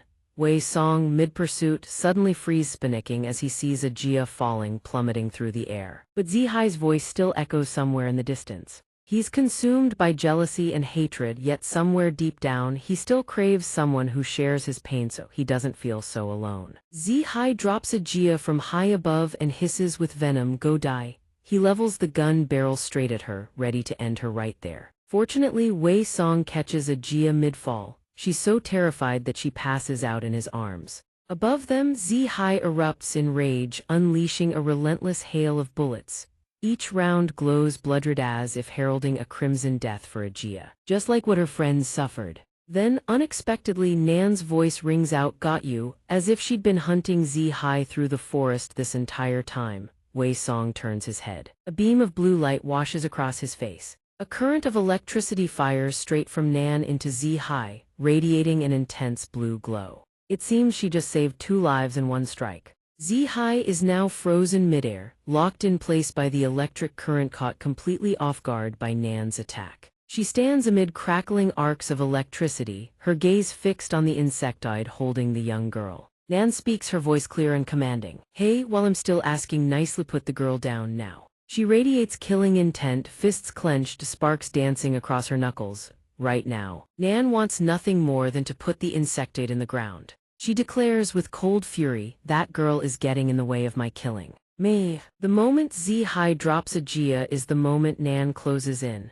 She witnessed everything and thinks, I saw it all. The image of Ajia flashes in her mind, followed by a storm of internal questions. Just before the bolt struck, her sharp eyes scrutinized the entire situation once more. That black freak carrying the girl, was it really because he wanted to save her? There's no way, never. Because of those thoughts, she becomes even more determined to rescue Ajia from Wei Song's grasp. The image of Nan hovering in the air after taking down Zihai is the moment she declares war on Wei Song to save Ajia. Thoughts keep tangling and overlapping in Nan's mind. That vermin Zihai, Nan knocked him unconscious. He lies on the ground, dirt and grime smeared across his face and body, as if to prove that everything she does is for the greater good. Now facing Wei Song, the electricity that took down Zihai and sent him crashing to the ground still courses with tremendous power. The stream of thoughts. Nan churns over, there's no logical reason for any of this, and yet something inside her insists she must save Ajia. Nan clenches her fists tight, faces Wei Song head-on and asks bluntly, you planning to take that kid hostage? Wei Song, still holding Ajia in his arms, is taken aback and thoroughly confused by the question. From start to finish, all he's done is protect her. Harming her was never part of the equation. Nan clenches her fists and charges straight at Wei Song, shouting, don't you dare play dumb. He can't let go of Ajia hovering midair, so he can't even block the punch. All he can do is stand there and take it, bracing for the full force of her fury. A punch hard enough to send Wei Song flying. It would have been devastating if the one taking the hit weren't an insectoid. The instant Wei Song crashes down, his grip on Ajia slips. Nan doesn't miss the Chansesh snatches the girl by the collar. Wei Song doesn't bother explaining, he hands Ajia over and flies off. Nan catches the girl she just rescued, holding her steady. She reaches up and peels the jacket draped over her like a shroud. Nan sets Ajia down on the grass and covers her with her own jacket. Her frame is lithe, but that one arm is hardened for combat, built tough, charged with electricity, primed to fight insectoids. Nan looks striking right no beautiful, carrying the raw power of sheer determination. She launches into the air, electricity crackling around her. Determined, she rockets straight toward Wei Song. Below, Ajia furrows her brow in discomfort, like someone waking from a long, brutal battle. Ajia opens her eyes, lifts her gaze to the void, and tilts her head toward the streaks of blue electricity. Her eyes go wide as if she can't believe what's unfolding right in front of her. Nan is charging at Wei Song, hammering him with electrified punches. She throws a barrage of strikes, but Wei Song offers zero resistance, and nothing like how he faced the insectoids. He only dodges, trying to minimize the damage to himself. Her eyes burn with determination, every blow aimed straight at Wei Song with savage intensity. The thoughts racing through Nan's mind refuse to back down. What the hell is this guy? He's only defending, no intention of fighting back at all. Wei Song crosses his arms in an X-guard to block her punch, his face the very picture of resigned patience. The lightning arcing from the battle seems entirely one-side, dull coming from Nan. Bolt after bolt crashes into the tree line. Large bolts, then smaller ones, a crackling web of electricity blanketing the entire area.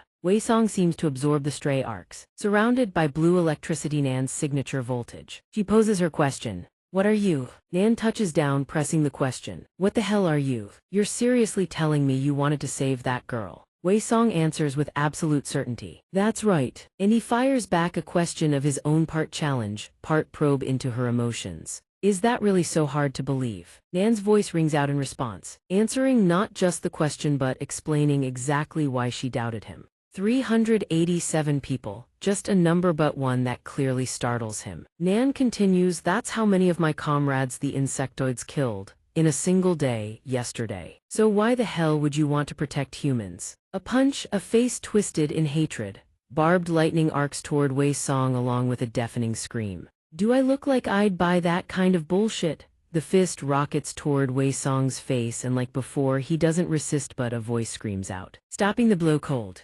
No, stop. Nan whips around toward the source of the shout, confusion etched on her face. Ajia calls out to stop her. Please don't. Her eyes waver, her voice carries a tinge of fear. Please don't hurt him. Wei Song hears Ajia's words and, once again, looks genuinely surprised. Nan turns to Ajia, eyes narrowing with suspicion. She asks a quiet question. Ajia meets Nan's gaze head-on, her expression full of resolve. You're from the North Zipper organization, right? The ones who defeat insectoids and save humans. She continues, trying to make Nan understand. He's the same, he defeated the insectoids and saved me. And this isn't the first time. Ajia steps forward without a shred of hesitation or fear toward the woman before her, and continues. So please. Nan still doesn't seem fully convinced. Every step Ajia takes makes Nan tense up. Nan says, hey, you right now. Nan's eyes narrow, tension etched deep into her gaze as she issues a warning. It's dangerous. Ajia moves in front of Wei Song, facing Nan. She spreads her arms wide and stares at Nan with pleading eyes. Please stop. Nan strides toward Ajia, gripping her shoulder firmly, making her stance clear. Listen carefully, that thing is an insectoid. An insectoid. Nan locks eyes with Ajia, treeing through both words and expression to make her understand just how terrifying insectoids truly are. They hurt humans, they kill humans, that's what they do, even if right now it looks like he saved you. Wei Song seems to be listening to every word. Nan presses on, but who knows, what if he's hiding his true nature, what if he's playing you? The persuasion keeps flowing from her. What if your family, your friend Civrion you care about is threatened? Can you really bear that weight? Every word forces Ajia to remember her friends, transformed into insectoids. Even the friend she treasured most, the corpses of her friends scattered around her. All of it surges back, vivid and brutal. The words carry enough weight to make her waver, even if just a little. Ajia presses her lips shut, unable to speak. Nan keeps going, talking about what her teammates endured. You don't know what kind of monsters my comrades had to face, do you? I mean, they were killed by insectoids, just like that one. Nan says, strictly speaking, the insectoids are just children too. She fixes her sharp gaze on Wei Song, continuing her unfinished thought. They all died protecting humans skilled by insectoids that humans themselves created. All of them were slaughtered by someone named Kijima, fighting against the insectoids. Hearing this, Wei Song jolts something clicking in his mind. He thinks Kijima, the name makes so many things suddenly clear. The question he asks himself, Kijima targeted the North Zipper organization. Why? Because they got in the way. Even so, there was no need to take direct action. It is highly likely he acted directly after realizing my existence. He discovered my presence and made his move. Mi Song seems to realize something. His eyes widen as he thinks, could it be that Nan brushed Ajia aside after explaining all that? Does she understand what I said? Now stand aside. Ajia just managed to say, hey, listen to before being cut off. Step back or you'll get hurt. A pitch-black hand with razor-sharp claws rests on Ajia's shoulder. It pulls her backward, leaving her stunned and clueless about what is happening. Mi Song speaks up, that's enough. A familiar voice makes Ajia think to herself. That voice, Mi Song is gradually returning to his human form. You're sure, I told you I would save everyone. Pieces of Mi Song's body flake off, like a suit of armor being dismantled. Nan watches with wide, surprised eyes as the thing before her changes shape. Mi Song speaks with a tone of utter confidence. Leave it to me. He begins to explain. Is Kijima's target the tree? His cold, sharp gaze locks onto his target. He replies, I know. In a dark room, someone is tied tightly to a chair, head bowed low. An ant crawls from under their shirt up to their neck. A black ant, its eyes glowing, long legs twitching, and its trisegmented body resting on the neck. A voice echoes, searching for someone. Where is he? His eyes glow redam mix of blood and the darkness of the insect. A light flares within his gaze, shrouded in mystery and unsolved secrets. On a quiet night, a bus rolls silently down an empty road. Inside the bus, two figures are dimly visible, Nan and Ajia sitting in the back row. Ajia stares quietly out the window, deep in thought. Nan makes a call, her expression as sharp as ever. This is Nan from Kai Ung Nam, reporting to the Kyungbuk Medical Department. In the dark, cramped vehicle, her voice rings out. Mi Song is tied up, having successfully captured the dragonfly insector, a naval deserter. We lost 2 team members during the process. Mi Song's face darkens ominously. He forces himself to listen as Nan reports that they have also captured the black ant, which holds information on the case and are currently transporting it to the nearest medical headquarters. Mi Song glares coldly. Nan continues her report. Once they arrive, they will proceed with a public interrogation. Please prepare for containment. A moment later, the bus rolls into the prominent white building of Back Zipper. A scanner activates, casting a beam of light over the vehicle. Nan leans out the window, identifying herself. I am Nan, branch chief of Kai Ung Nam. The guard replies, understood, please proceed. Not long after, a sleek red car screeches to a halt. 2 figures exuding an intense aura emerge, Jane and Kai Dong. He smirks, I never thought it'd end up at the Back Zipper headquarters in this lifetime. Jane replies, looking annoyed. What exactly is he trying to do? I can't even begin to guess what's going through his head. The 2 of them bolt toward the entrance like lightning. Suddenly, Jane glares as if discovering something. She shouts and reaches out to stop Kai Dong, leaving him completely stunned. Stop, he rubs his neck, nearly sliced open by her strike, and jumps back in alarm. What the hell? In the distance, a group of armed personnel stands guard. Jane asks herself, Back Zipper. Looking closer, she sees Mi Song being restrained by the guards. Jane confirms, hey, is that Mi Song getting arrested? The 2 of them tense up, veins popping on their faces. Kai Dong exclaims, what kind of situation is this? Both he and Jane transform, launching themselves forward, ready for combat. Kai Dong calls out, I'll take the purple-haired when you handle the rest. She snaps back, visibly irritated. Don't order me around. Suddenly, Kai Dong is hit by a surprise attack, unable to react in time. He turns to Jane. Cut it out. She screams in protest. What? I didn't do it. A strange black creature with many legs scuttles toward them. The 2 of them stare at the tiny thing, baffled. It lets out a strange noise. Kai Dong stares with his mouth agape. What is that? Is this a chihuahua? Jane guesses. Mang, Tien. The jet black creature wags its tail slightly and releases a cloud of black dust. They watch in shock as the dust forms words in the air. They read it aloud, don't do anything.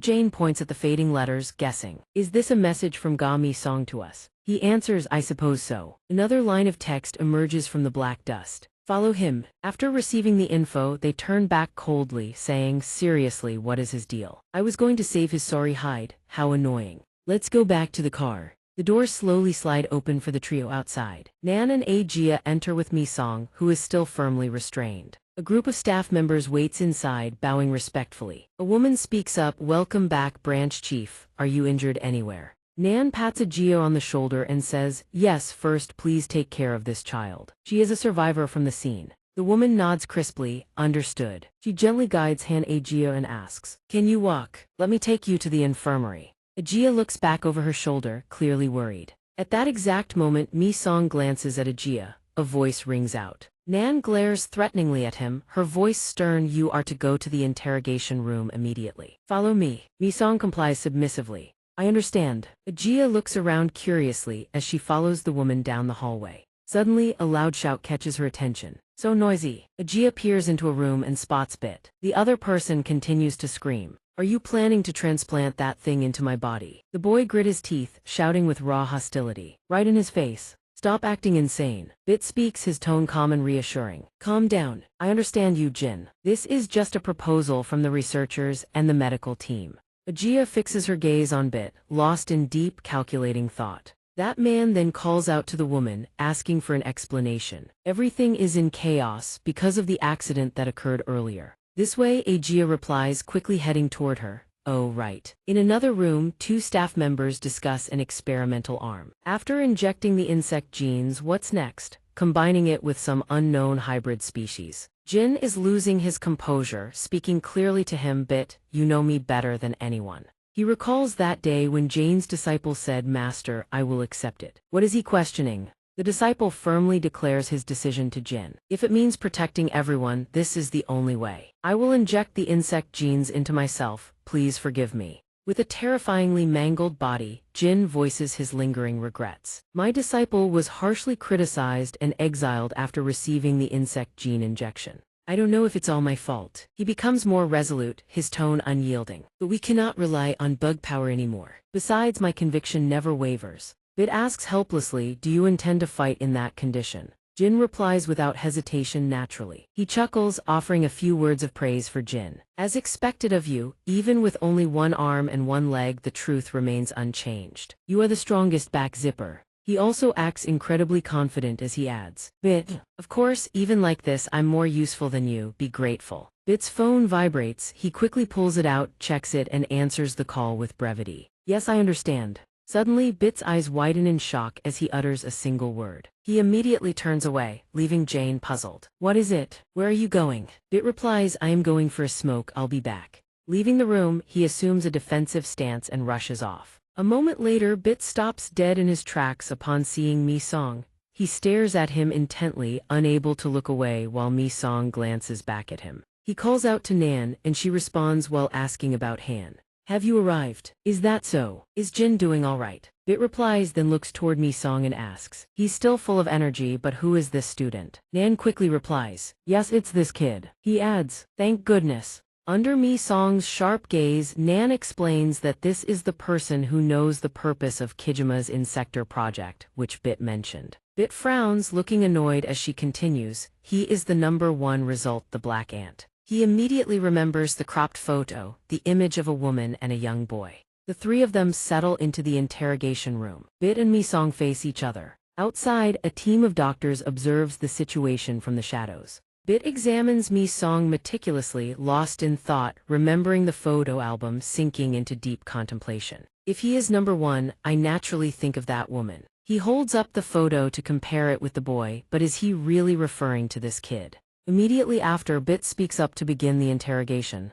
"I will ask a few questions. Do you know about the one called Kijima, who claims to be the king of Insectorcer, in other words, the product of the project? Are you the same as him?" Mi-song maintains a cooperative yet serious attitude, refuting him. "Sir, do not equate me with him. Even if my childhood memories are hazy, I know exactly what kind of entity he is." He continues, revealing significant information. Project #2, the fusion between the strongest insect and the Insector project, currently the leader of the heavenly insects. Bit asks him another question. What is his gold thing called the Hour Tree? He adds to himself. The Hour Tree is information that even high-ranking officials don't know about. Is this kid's information real? Mi-song explains, a vessel created to contain everything. Suddenly, his eyes flare with a terrifying red light as he continues. My sibling, both Bit and Nan, are stunned, asking in unison. A sibling. Outside the room, the doctors whisper amongst themselves, regarding what he just said.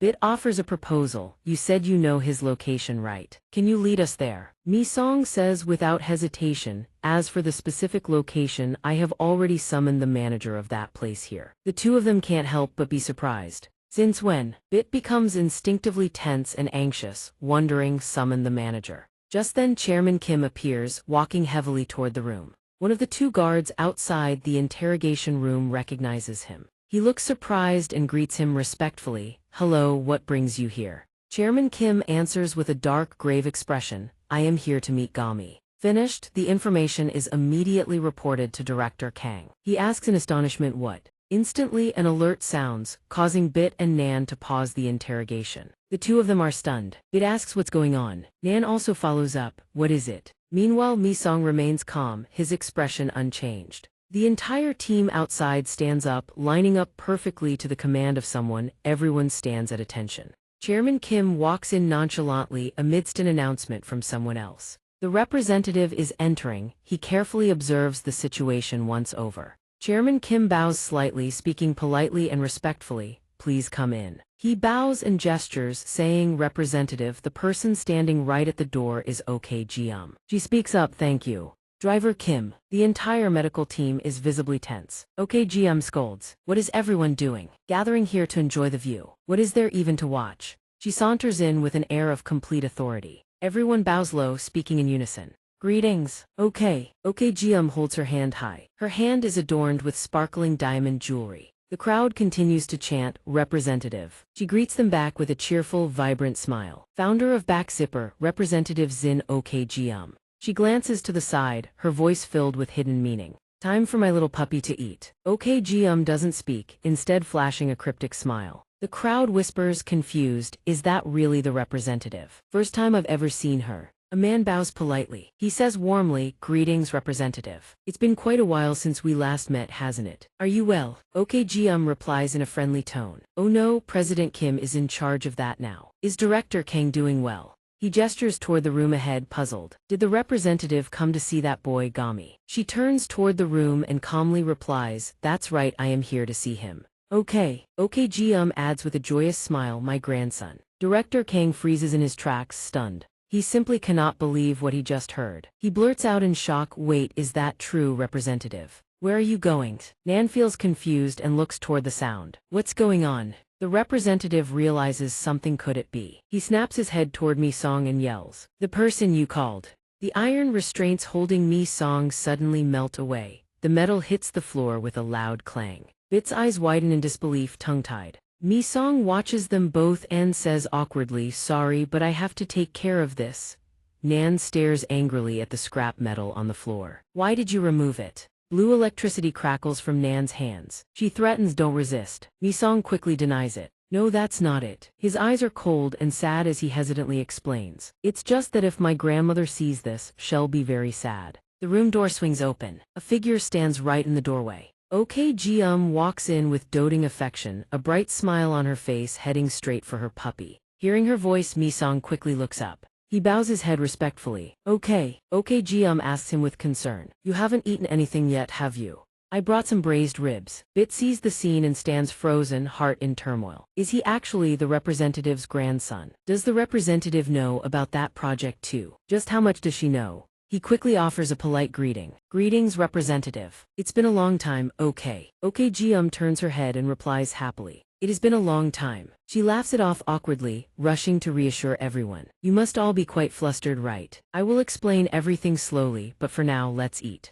Everyone takes their seats at the table. OK Jium introduces the meal warmly. I prepared all of this, please enjoy. She excitedly turns to President Kim standing behind her. President Kim, come sit too. He refuses bashfully. It's okay, Bit urges him. President, please have a seat. Mi-song is stuffing food into his mouth. Bit and Nan also enjoy the meal. She looks completely satisfied. OK Jium is happily feeding a piece of food to President Kim. When the food is finished, she puts her chopsticks down and speaks up. Her voice resonates, drawing everyone's attention. Now let's get started. She recalls the past with a serious look and begins. This happened before back zipper was even established. Time rewinds 18 years to a massive skyscraper where insects crawl over a large tree. In a lavishly decorated chairman's office, Chairman Kim, in his younger days, speaks while looking at a report. I'd like to report the revenue for the first half of 2005. OK.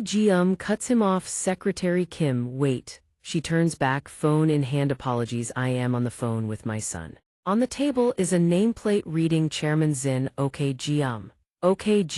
Caring voice comes through the receiver. Son, what are you eating to get by? Sung-Ti replies happily, what do you mean, how am I living? Of course I am eating the banchan mom made. Her voice comes back, have you tried the braised ribs yet? He teases, of course. Everyone out west is going crazy because it's so delicious. Sung-Ti continues along with her story. It's even better than OK. Actual ribs, eating them right now. OK. Chuckles joyfully. Braised ribs are nothing special. Nothing special. I'll send you more next time. He suddenly changes the subject, announcing excitedly, oh, by the way, it looks like I'll be getting promoted this time. OK. Proud voice comes through the phone, oh my honey, really, what's happening? She laughs happily, mother's wish has finally come true. Secretary Kim, having been promoted, chimes in cheerfully to congratulate the chairman. She says with concern to Sung-Ti, son, a promotion is great but take care of yourself, hear me. Did you hear me? He responds with a happy smile, don't worry mom, you know I'm strong. Don't worry mom, you know I'm strong. Suddenly, a call sounds from afar. Hey Kim. Sung-Ti, he shouts back immediately. Yes, the man says hurriedly, there's a murder case, prepare the car now. Sung-Ti complies instantly. Yes. He rushes off, speaking into the phone, mom, I have to go, I'll call you back later. OK. OK. Reminds him anxiously. All right. Don't get hurt, be careful. She looks regretfully at the phone that has just clicked off in her hand. Hung up. Secretary Kim quickly praises her. The chairman must feel relieved to have such a son. She responds irritably. Relieved? I'm terrified he'll get hurt, I'm worried to death. Okay. Looks at the photo placed neatly on the table and sighs. I told him to just take over the business for an easier life, but he insisted on being a police officer like his father. How could I stop him? Secretary Kim ponders seriously and speaks as if to comfort her. That just means he respects his father deeply. The chairman has developed Go Power very well, but I think you raised your son even better. Okay. Places both hands on her face to steady herself. Alright, enough, I'm going to cry. Let's look at the report. He replies quickly. Yes, second quarter revenue increased by 23% compared to the same period last year. Then Secretary Kim's steady, monotone voice continues. Improved internal company benefits have boosted employee performance. Overseas exports account for 47% of total revenue. China is at 40%. Southeast Asia is at 30%. Customer feedback in the Chinese market is quite positive. Regarding this, we plan to expand the product line. Somewhere the insect still moves slowly on the tree. Suddenly, it twitches as if it senses something. A stark white shadow whooshes past behind it. In a remote basement, the policeman looks at the corpse in front of him in panic and questions. What are you? Sung-Ti fires his gun frantically, shouting incoherently. What kind of thing are you? The monster stands still after being hit, glaring at him. Sung-Ti is frozen by the sight, his eyes wide with shock. The monster growls in fury and lunges at him. I will kill you. At that moment, a white bug swishes past the tree. The beast roars as it lunges at Sung-Ti. Die! He starts firing his gun in panic, screaming in fear. A whoosh and Sung-Ti's voice cuts off. Blood splatters across his face. This is a monster. The white bug immediately flaps its wings and flies away. At the same time, OKGM's choked, sorrowful voice echoes. She kneels to the ground in agony. 3 years before Sung-Ti's memorial, she laments, what am I supposed to do now that I'm alone? On the portrait, Sung-Ti is still smiling happily. OKGM's miserable voice echoes. That kid. The doctor bows his head and explains with difficulty. The autopsy results are in. It's madness. These are not wounds a human could inflict. Okay. Cannot believe her ears and asks, what are you saying? The doctor continues, it can only be explained as an animal attack. She questions him in pain, do you really expect me to believe that? Okay. And Secretary Kim weep miserably. A determined voice rings out from behind the chair. Secretary Kim, hearing this, does not object and replies quickly, yes, Chairman. Okay. Without turning around, orders, no matter the cost, you must find the one who killed my son. Secretary Kim hesitates but complies. Yes. Chairman on a deserted road, a stark white figure walks by. Xianxia stops and looks up at the building ahead. Go power. A frantic call rings out. Chairman Okjiam looks confused. What is it? Secretary Kim hesitates as he opens the door and speaks inside. A guest. The guest is here. She sighs wearily, looks away, and orders with dissatisfaction. Honestly, I told you not to let anyone in. Secretary Kim continues, unyielding, your son. His voice rings out, making Okjiam freeze in shock. They have something to say about your son's death. Okjiam sits across from Xianxia, both remain silent. Okjiam's incredulous voice breaks the silence. What did you say? She opens her eyes wide in shock, stuttering as she questions him. What are you talking about right now? The one who killed my son T. Jiam hesitates as if she cannot believe her ears and cautiously repeats, a bug. Xianxia confirms seriously. Yes, it is the truth. He slides some photos toward her and continues to explain. We call them insectors, Madam Chairman. Jiam scoffs at him with contempt. The forensic team said it was an animal, and now you're telling me it was a bug. Xianxia replies seriously, I'm not joking. She demands furiously, who the hell are you? He cuts her off, his expression dead serious. Forgive me, I forgot to introduce myself. I'm Dr. Xianxia, currently leading research on the insect-human hybrid prevention project. He wastes no time making his pitch. We've sought you out, Chairman, in the hope that you can lend your support to this project. Jian listens to him, completely stunned. Xianxia remains stone-faced, pressing forward with his promise. If it's the entity that killed your son, we will hunt it down and eliminate it. He swiftly lays out his offer. In return, you simply agree to fund the research for our project ancestor. Fine. Jian hesitates, her voice heavy with conflict. I desperately want to find the one who murdered my son and kill them. She raises the teacup to her lips, then states firmly, but not a single thing you've said has any evidence to back it up. How am I supposed to believe a word of this? If you can't give me certainty, I won't invest a single one. Xianxia doesn't miss a beat. Then let me show you. He immediately calls out toward the door. Come in. The doorknob turns, the sound echoes through the room. Jian and assistant Kim whip their heads toward the door in alarm. The door cracks open and red shapes pour in from the other side. Her eyes go wide with horror as she stares at the objects flying before her. A head encased in iron bearing two massive fangs suddenly steps through the doorway. Both of them freeze solid, staring at the red-armored monstrosity in front of them.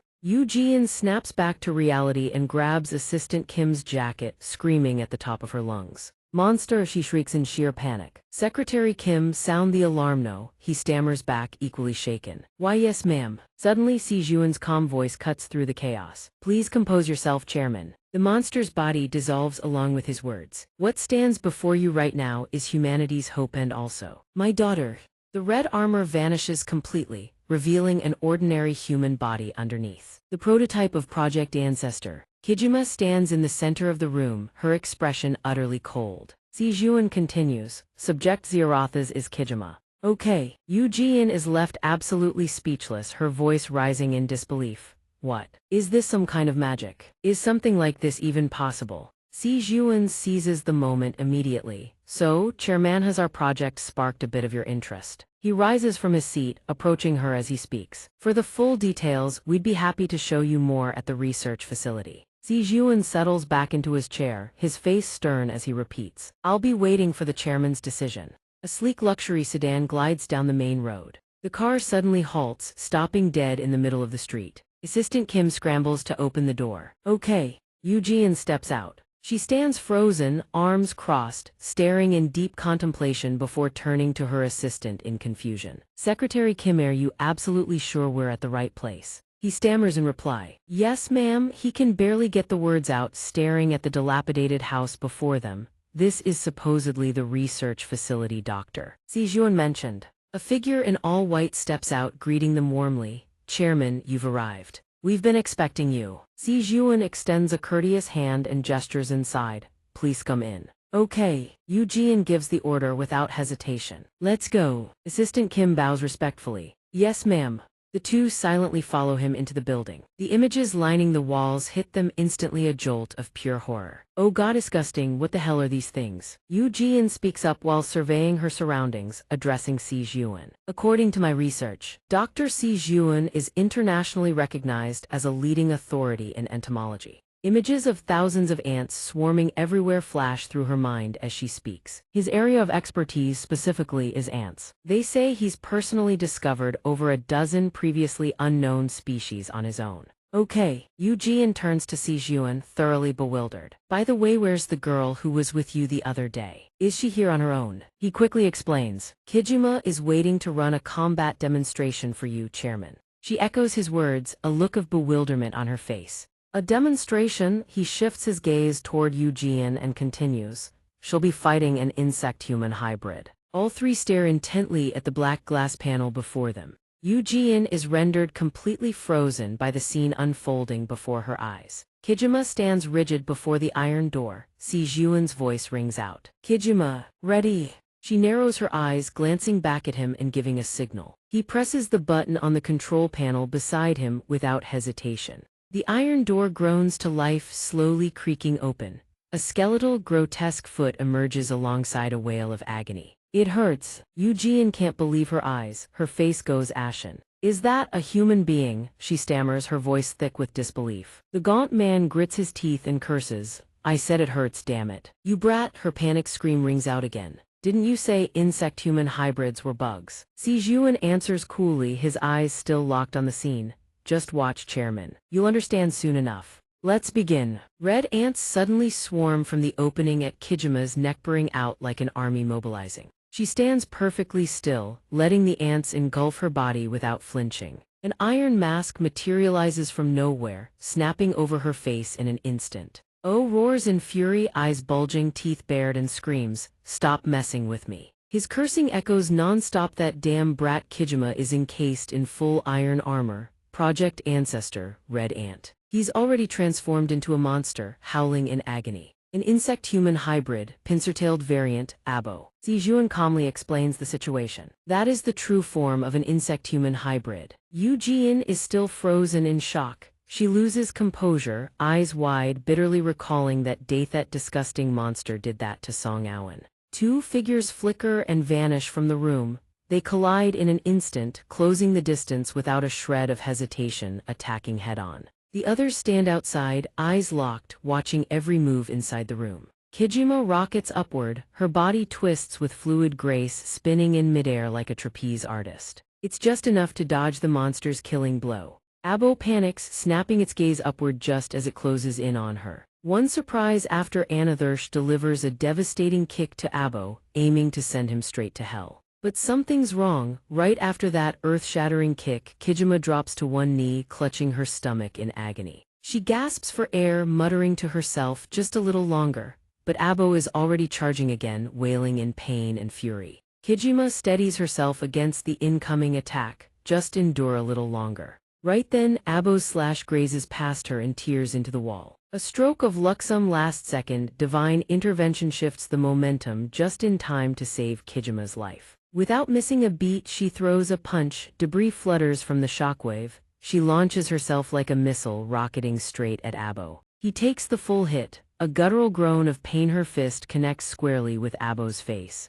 Kijima slams him into the wall. The concrete behind him shatters on impact. She unleashes a relentless, savage barrage on the monster. Yu Jian finally snaps out of her daze, stammering. Fear floods her face. It drains of all color, turning ghost white. They created an identical monster. Si Juan's expression hardens. He turns to face her and answers. Kijima is different from them. The three of them stare at the scene before them in heavy silence. Meanwhile, below, Kijima grips the torn half of the creature's body. Si Juan's voice continues, calm and measured. The product of this project will not harm humans. He goes on, when hybrids fight each other, only other hybrids are the enemy. They hunt them, they consume them. Yu Jian repeats his words like a question. Consume. Consume, Si Juan continues evenly. It's the hundreds of millions of ants parasitizing Kijima's body that do the absorbing. He recalls a single red ant and adds, that is the mission of the insect anti-anal Zeeth countermeasure we created ourselves. She explodes with fury, glaring at Si Juan as she demands an answer. What the hell have you done? A deafening crash, the monster's body collapses to the ground. Kijima reverts to her original form. She turns and walks away. Si Juan's voice calls after her, eat something before you leave, you've earned it. She quickens her pace toward the exit, calm and composed. Without warning, a wave of pain crashes over her. She lets out a pained groan. Kijima crumples to the ground, desperately clutching her stomach. Yu Jian shouts in alarm, "What's happening? Where is she hurt?" Si Juan falls silent for a moment, then he speaks, his voice cold and detached. "Kijima." She trembles in pain as Si Juan's voice continues, steady and emotionless. She's not alone in there. Yu Jian's face goes dark, she can't believe what she's hearing. What? She grabs him by the collar and yanks him down to her level. Fury radiates from every word as she screams at him. "What kind of nonsense is that? Have you lost your mind?" Yu Jian keeps screaming, lashing out at him in rage and accusation. "How could you use your own pregnant daughter as a test subject?" She doesn't stop her furious tirade, trying to shake some sense into Si Juan. "No matter how difficult it is to catch whoever killed my son, that's your daughter in there, and an unborn child. I didn't want to cause you trouble like this." Yu Jian's screams echo with fury, but Si Juan's expression doesn't waver. "But what kind of parent does something like that?" A voice from behind cuts through the chaos, startling her. "Because they're parents, that's exactly why they had to do it." Kijima holds her stomach, slowly approaching. She steps forward to explain. "Please don't blame my father." Her head lowers with sorrow as she carefully lays out the truth. "My husband was also killed by an insect-human hybrid. When the experiment was conducted, I didn't know I was pregnant. I made a rash decision driven by blind revenge, but I don't regret it." Kijima's voice is unwavering. Yu Jian stares stunned. "Because my child's future matters more than vengeance. I can't bring my child into a world overrun by hybrids." Kijima's plea is desperate, raw, and utterly sincere. "For this project to continue, please help us." She bows low, nearly prostrating herself, her voice rising in supplication. "Please, Chairman, for the sake of the world's future." Yu Jian is rendered speechless by Kijima's plea. She struggles with herself, fists clenched tight, words caught in her throat. "How can I turn my back on parents who would sacrifice everything for their child?" She wrestles with her conscience, then speaks haltingly, I'll support it." Yu Jian suddenly shouts through her bitterness, pointing straight at Kijima with ironclad resolve, but nothing happens that pushes that child beyond its limits. Her voice thunders, "Does everyone understand me?" Si Juan bows his head and answers in solemn silence. "Yes, thank you, Chairman." The two quickly extend their hands and seal the deal with a firm handshake. Time passes. Kijima watches Yu Jian with deep admiration and gratitude. In another location, Assistant Kim peers through binoculars, surveying the area below. Song Aowen wears boxing gloves, his face battered and bruised. Si Juan studies the insect specimen before him with intense focus. Yu Jian, curious and delighted, presses her ear against Kijima's swollen belly. She beams with a joyful, happy smile. In the hospital room, a baby's first cries pierce the air. Yu Jian cradles the newborn, tears of happiness streaming down her face. "You worked so hard, so tiny, so impossibly tiny." She looks up at Kijima with a questioning gaze. "So that's the baby's name?" Kijima lies in the hospital bed and answers softly, "Yes. His name is Mi-song." "Okay." Yu Jian happily takes the child's hand and chimes in. Mi-song, Mi-song." He takes the mother's surname. "What a beautiful name." "That was me." She lifts her head, looks in another direction, and asks, "And the other one?" Kijima looks in the same direction. Her gaze lands on Si Juan's back. "His name is Mi-chan. Mi-song's younger brother." He turns around happily, carrying another child who looks identical to Mi-song but with striking white hair. The child is fast asleep in his arms. Yu Jian's voice rings out again. "Ba-chan." The two kids are playing ball together on a vast grassy field. A small foot kicks the ball in a hurry. The ball flies straight into Yu Jian's face. The two kids freeze in shock. Her groaning voice rings out. "Oh my god." A clear imprint is left on Yu Jian's face. She grabs the ball and glares furiously at the kids. Yu Jian chases after the two kids with the ball, yelling at the top of her lungs. "Take this, you little," the kids panic. "And bolt. You're so mean, we said sorry." At an old but well-maintained base, a family photo of Kijima and the two children sits on a table. All three of them are smiling happily. Yu Jian, sprawled out exhausted on the floor, suddenly speaks up. "The kids are 5 years old now, aren't they?" The two kids lying next to her answer right away. "Yes, 5.5. She relaxes, closes her eyes, and sighs wearily. "I'm gonna die. Raising kids at this age, nothing about this is normal." Mi-chan suddenly looks up. "Yu Jian," he calls out, then curious he asks, "When is mom coming back?" She looks at Mi-chan's sulking face and answers hesitantly. "Oh, do you miss mommy? She'll be back after tonight, don't worry." Dad calmly stares at the ceiling, reassuring the two kids. "Mom will come back safe and sound." Yu Jian's voice rings out, disbelief evident. "What?" You found him. Assistant Kim slides photos out of an envelope toward her and explains. Yes, we've been tracking him. This footage was sent by our surveillance team. She responds hesitantly, even if I look at it, I won't understand. The photos show a black creature walking along the riverbank. Not long ago, 64 deaths were confirmed on Gu Island. The wounds on these victims share many similarities with those on your son. Furthermore, all the DNA samples we've recovered are identical. His voice is steady, each word crystal clear. He is the insect-human hybrid that killed your son. Eugene is completely frozen. Kijima suddenly steps into the room, a question already on her lips. What about the location? Jian looks up in surprise. Kijima, assistant. Kim responds to her, he still hasn't left the island. Our team is tracking him closely. Hearing this, Kijima is resolute. She tells him directly, prepare for departure right now. He complies immediately. Yes, ma'am. Jian rushes over to her, alarmed, trying to talk her out of it. Kijima, he's no ordinary enemy. And what about the children? She hesitates, then speaks. It's time. She leans down and says earnestly to Jian. It's time to fulfill the promise to the chairman. Jian hesitates. Even so, Kijima continues recalling the image of Herselfand reassures her. Thanks to the chairman's support, the technology has advanced significantly. I can achieve a complete transformation now. She happily takes Jian's hand to comfort her. I'll capture him and come back safely. Please don't worry, chairman. She accepts, her heart heavy. All right. Suddenly she leans close and whispers into her ear. Also, there's something I need to tell you. She looks confused. In a quiet, deserted corner of the stairwell. Jian is stunned. She asks hesitantly, is what you just said really true? Kijima responds calmly. Yes, it is. She asks anxiously, is the boy all right? Since when did it become like this? In the middle of the stairwell, her voice continues. Not long ago, I was sitting and watching TV with the kids. Kijima recalls Mi-chan and Mi-song intently watching the screen. The two kids stare at the TV, captivated, as dialogue continues to pour from the speakers. Die already, Tiger Man, don't let it be in vain. The character on the screen points their sword straight ahead. Tiger BL.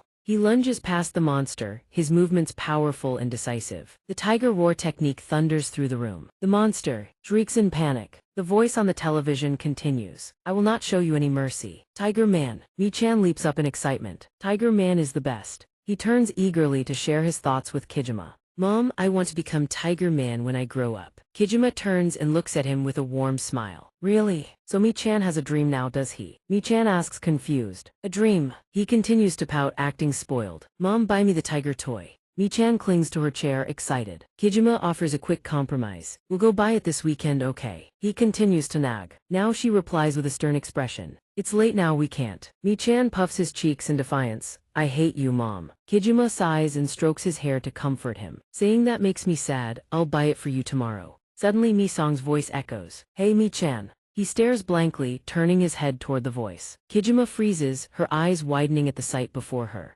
Mi-song holds a black sword and hands it to Mi-chan. Here, take this. He is ecstatic. He takes the sword and asks curiously, how did you do that? Tiger play. Mi-song warns him seriously. Don't make Mom sad anymore. Mi-chan runs around the room excitedly, shouting. Ultimate technique. He raises his hand, swings the sword and yells. Tiger roar. Suddenly a hesitant voice speaks up. Mi-song. He looks puzzled. He turns to look behind him. Kijima, heartbroken, hugs Mi-song tightly and cries, I'm sorry. She is so pained that she weeps while holding him tight. Mi-song. Mom, I am so truly sorry. Mi-song asks, confused. Kijima lowers her head, worried, and explains further. The first time I knew was that day. Mi-song said he had known about the ants living inside his body for half a year already. Okay, Jium. He's clearly distressed and asks urgently. What about Mi-chan? Is the boy okay? She hesitates and answers yes. She recalls the image of Mi-chan standing between two machines and continues. I took him for a checkup, but luckily nothing was found. She exclaims. That's a relief. Kijima speaks wearily to OK Jium. Until now, only your father and the chairman know about this. She asks in confusion. What did Dr. C say? She imagines the image of Si Cheon hugging Mi-song and replies. The chairman knows your father's personality. He only gave Mi-song some guidance. OK Jium bows her head painfully. If that's the case, Kijima explains, I'm afraid if I'm absent the chairman might get scared if he sees him. She cuts in, scared of what? She smiles warmly, looking up to reassure her. What kind of crazy grandmother would be scared when looking at her own grandchild? Children are all adorable. She feels distressed and sheds tears looking away. Okay, admonishes. Kijima, you don't need to worry about the children. Remember to take care of yourself. I'm afraid I'll lose the person I consider my own daughter. She says it as if she were her own daughter. After saying that, she breaks down in sobs. Kijima is stunned, her eyes wide. Chairman, thank you. Okay, is lying on the floor asleep, muttering in her sleep. That's right, don't get hurt. Meanwhile, Mi-chan and Mi-song stand silently watching her. Mi-chan then turns to Mi-song and says, let's go mess with that uncle, defeat him. He responds, let's go. A loud noise echoes from the final room at the end of the pitch-black hallway. The two children stand behind the glass, intently watching Choi Sung-yeon screaming. Yuigin's robotic voice echoes under the supervision of those outside. In Sector Project Black Ant Unit, Zichion's face darkens. He watches intensely as the transformation takes place. A layer of silver armor instantly envelops Choi Sung-yeon's body. He screams in agony. Yuigin's voice continues to broadcast the status. System in Sector Fusion rate 70%, 73%. Mi-song looks at the scene unfolding before him, confused and hesitant. Will I end up like that too? I want to be like Mom. Mi-chan replies, skeptical. Who knows? A roar and a massive surge of power erupt from the room, slamming into the walls. Mi-song stammers, turning his head, is that true? Mi-chan speaks calmly, despite the visible strain. Isn't it? Yuigin recites the data over the sound of Choi Sung-yeon's desperate roaring. 60%, 45%, the fusion rate is plummeting. Panicked by the sight, he shouts, Choi Sung-yeon, imagination is key, focus on your transformation form. He continues yelling, 30%. Si Cheon speaks up, sounding mildly disappointed. It's a failure. Yuigin adds, the transformation process is cancelled. Choi Sung-yeon stands exhausted, surrounded by swirling black smoke. He collapses to his knees, drained and in agony. Choi Sung-yeon slams his fist into the floor in a rage. Damn it, I can't imagine a thing. Yuigin reads the stats calmly and offers a cold reminder. Perhaps you haven't mastered sending commands to the ants yet. If you can't even manage this, you'll never reach the #1 spot. We'll give it more time. Choi Sung-yeon lashes out at Dr. Yuigin, his voice dripping with bitterness. Don't give me that crap. He rises to his feet, trembling with indignant rage. How much longer do I have to wait? Isn't this your fault? I gave up my promising athletic career and the chance to compete because I thought I could become a hero. But all you do is dump the blame on me, right? I've been at this for an entire year. The former champion, Choi Sung-yeon. He grabs his jacket nearby. Yuigin offers a quick attempt at consolation. Don't be so impatient. The fact that you've kept the insector alive within your body is a success in itself. But the final step, the transformation, remains. He continues, this is your responsibility, Choi Sung-yeon. There is nothing more we can do to help you. Choi Sung-yeon storms off, snarling, I'm the only one doing this hellish experiment. He marches down the corridor, venting, how many times is this now? Damn it, how did Kijima pull this off? Suddenly a voice calls out, grabbing his attention. Couldn't become a hero again today, huh? Choi Sung-yeon responds, surprised. You two little go players again. Mi-chan and Mi-song eagerly try to rope him in. Let's go play, come on, let's play. He replies coldly. Not interested. He walks down the hallway, muttering in frustration, this uncle isn't in the mood for games. Mi-chan teases him, amused. What's wrong? Failed again. Loser uncle. Choi Sung-yeon snaps. Don't call me that, you brats. Mi-chan's voice continues. Mi-song can do it, you know. He stops in his tracks, disbelieving, and turns around. What did you say? He continues to brag, my brother can control the ants too. Mi-song panics and warns Mi-chan. Mom said we have to keep it a secret. Mi-chan ignores him and continues, he knows how to do a tiger strike. He opens his eyes wide, looking at him with a blank, shimmering stare. Want me to show you? In a deserted alley outside the base, Choi Sung-yeon's eyes widen in absolute disbelief. Mi-song. He stands frozen, staring with envy. How did you do that? Before him, Mi-song raises his hand toward the sky, and a massive black blade suddenly materializes. Mi-chan delightedly grabs the sword and shouts, look at this, isn't it top tier? He waves the sword around and teases Choi Sung-yeon. My brother can do this too, jealous yet? Choi Sung-yeon stands stunned, looking at his own hands, which are emitting black smoke. Ants swarm out chaotically from his fingertips. Choi Sung-yeon clenches his fist with steely determination.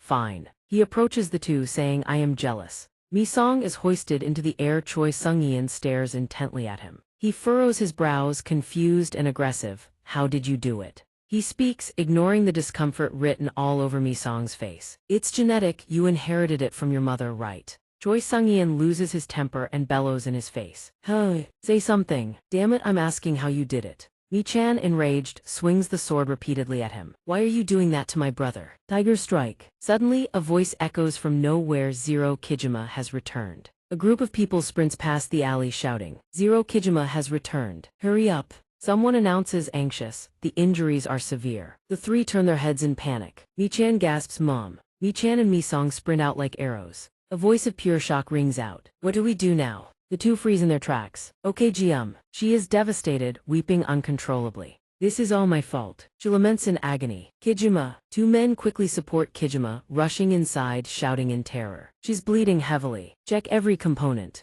The two of them stand frozen in place. Their eyes wide, the children's voices tremble as they see her bloodied face. The rescue worker supports Kijima. Suddenly she collapses forward, sending the man into a panic. Okay, runs over and calls out to her. Kijima. The two children also run over from a distance. Kijima tries to crawl across the floor, worrying the rescuer. My lady. She whispers, Mother. Okay, approaches, her expression filled with concern. Don't say another word. Kijima grimaces, her face set in a grave expression. She says, we finally caught him. Kijima doesn't stop, that bastard, we got him. On the other side of the lab, two scientists watch the experiment within. Si-cheon stares at the specimen while the other scientist provides an update. That bastard, the one behind all these incidents.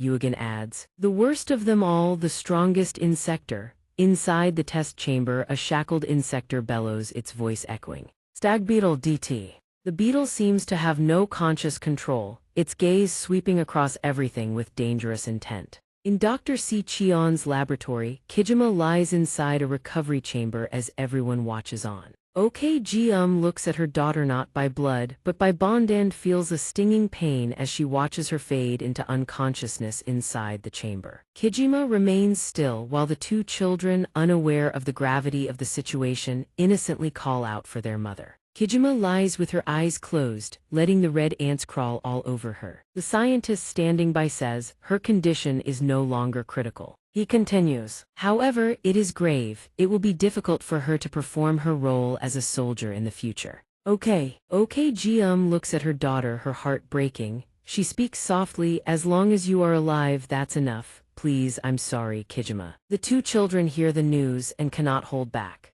Mi-chan is weeping uncontrollably. Mom, you can't die. Mi-song cries out as well, please wake up. Okay, watches the children sobbing beside her. She turns away and cries silently to herself, what have I done to these children? Mi-song calls out. Outside, Si-cheon walks slowly into the lab to observe the situation. Okay, stares at him with a chilling, dead gaze. She says nothing. Someone speaks up upon seeing Si-cheon, Dr. Si. The scientist sees his boss and runs over to brief him. Insector Mi-jin is safe now. He hears this and gives an order. Leave us for a moment. The man replies yes. Si-cheon walks toward the chamber where Kijima is recuperating. He stares coldly inside, his face completely expressionless. Then Si-cheon touches the glass of the chamber, still saying nothing. He turns and walks away, offering no words. Seeing this, speaks up to break the silence. Dr. Si, I have nothing more to say. She says this while weeping. I said I wanted revenge and now my daughter is in this state. Let's stop this. I don't want to lose anything else. Si-cheon doesn't turn his head but replies, it is thanks to you.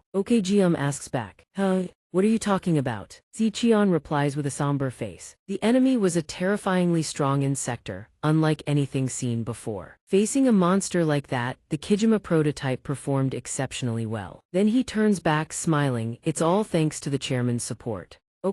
Stares in shock at Si-cheon. Did you just smile? How can you be like this in such a situation? She asked him the obvious. Don't you care about your own daughter? Si-cheon replies, I have worried enough. Then he looks toward his grandson Mi-song and says, let's go. Mi-song. Si-cheon leaves both Mi-song and Mi-chan startled. He reaches out to take Mi-song away with his grandfather. Mi-song looks at his grandfather and asks curiously, where are we going? Knows Si-cheon has no good intentions, so she quickly pulls Mi-song by the shoulder. She protects her grandson. Why, where are you planning to take this child in such a situation? Si-cheon calmly explains. Mi-song is a special specimen chosen by the ants since birth. He is cold and ruthless. I will examine his physical condition and attempt to improve upon the traits that Kijima lacks. Curses him, calling him insane. She hugs her grandson to protect him. She is furious, wanting to confront him head-on. What are you saying? He is just a child. Then okay, Jium screams. He is still too small. He speaks calmly, his face unchanging. He is not a normal child. She answers angrily, I know that.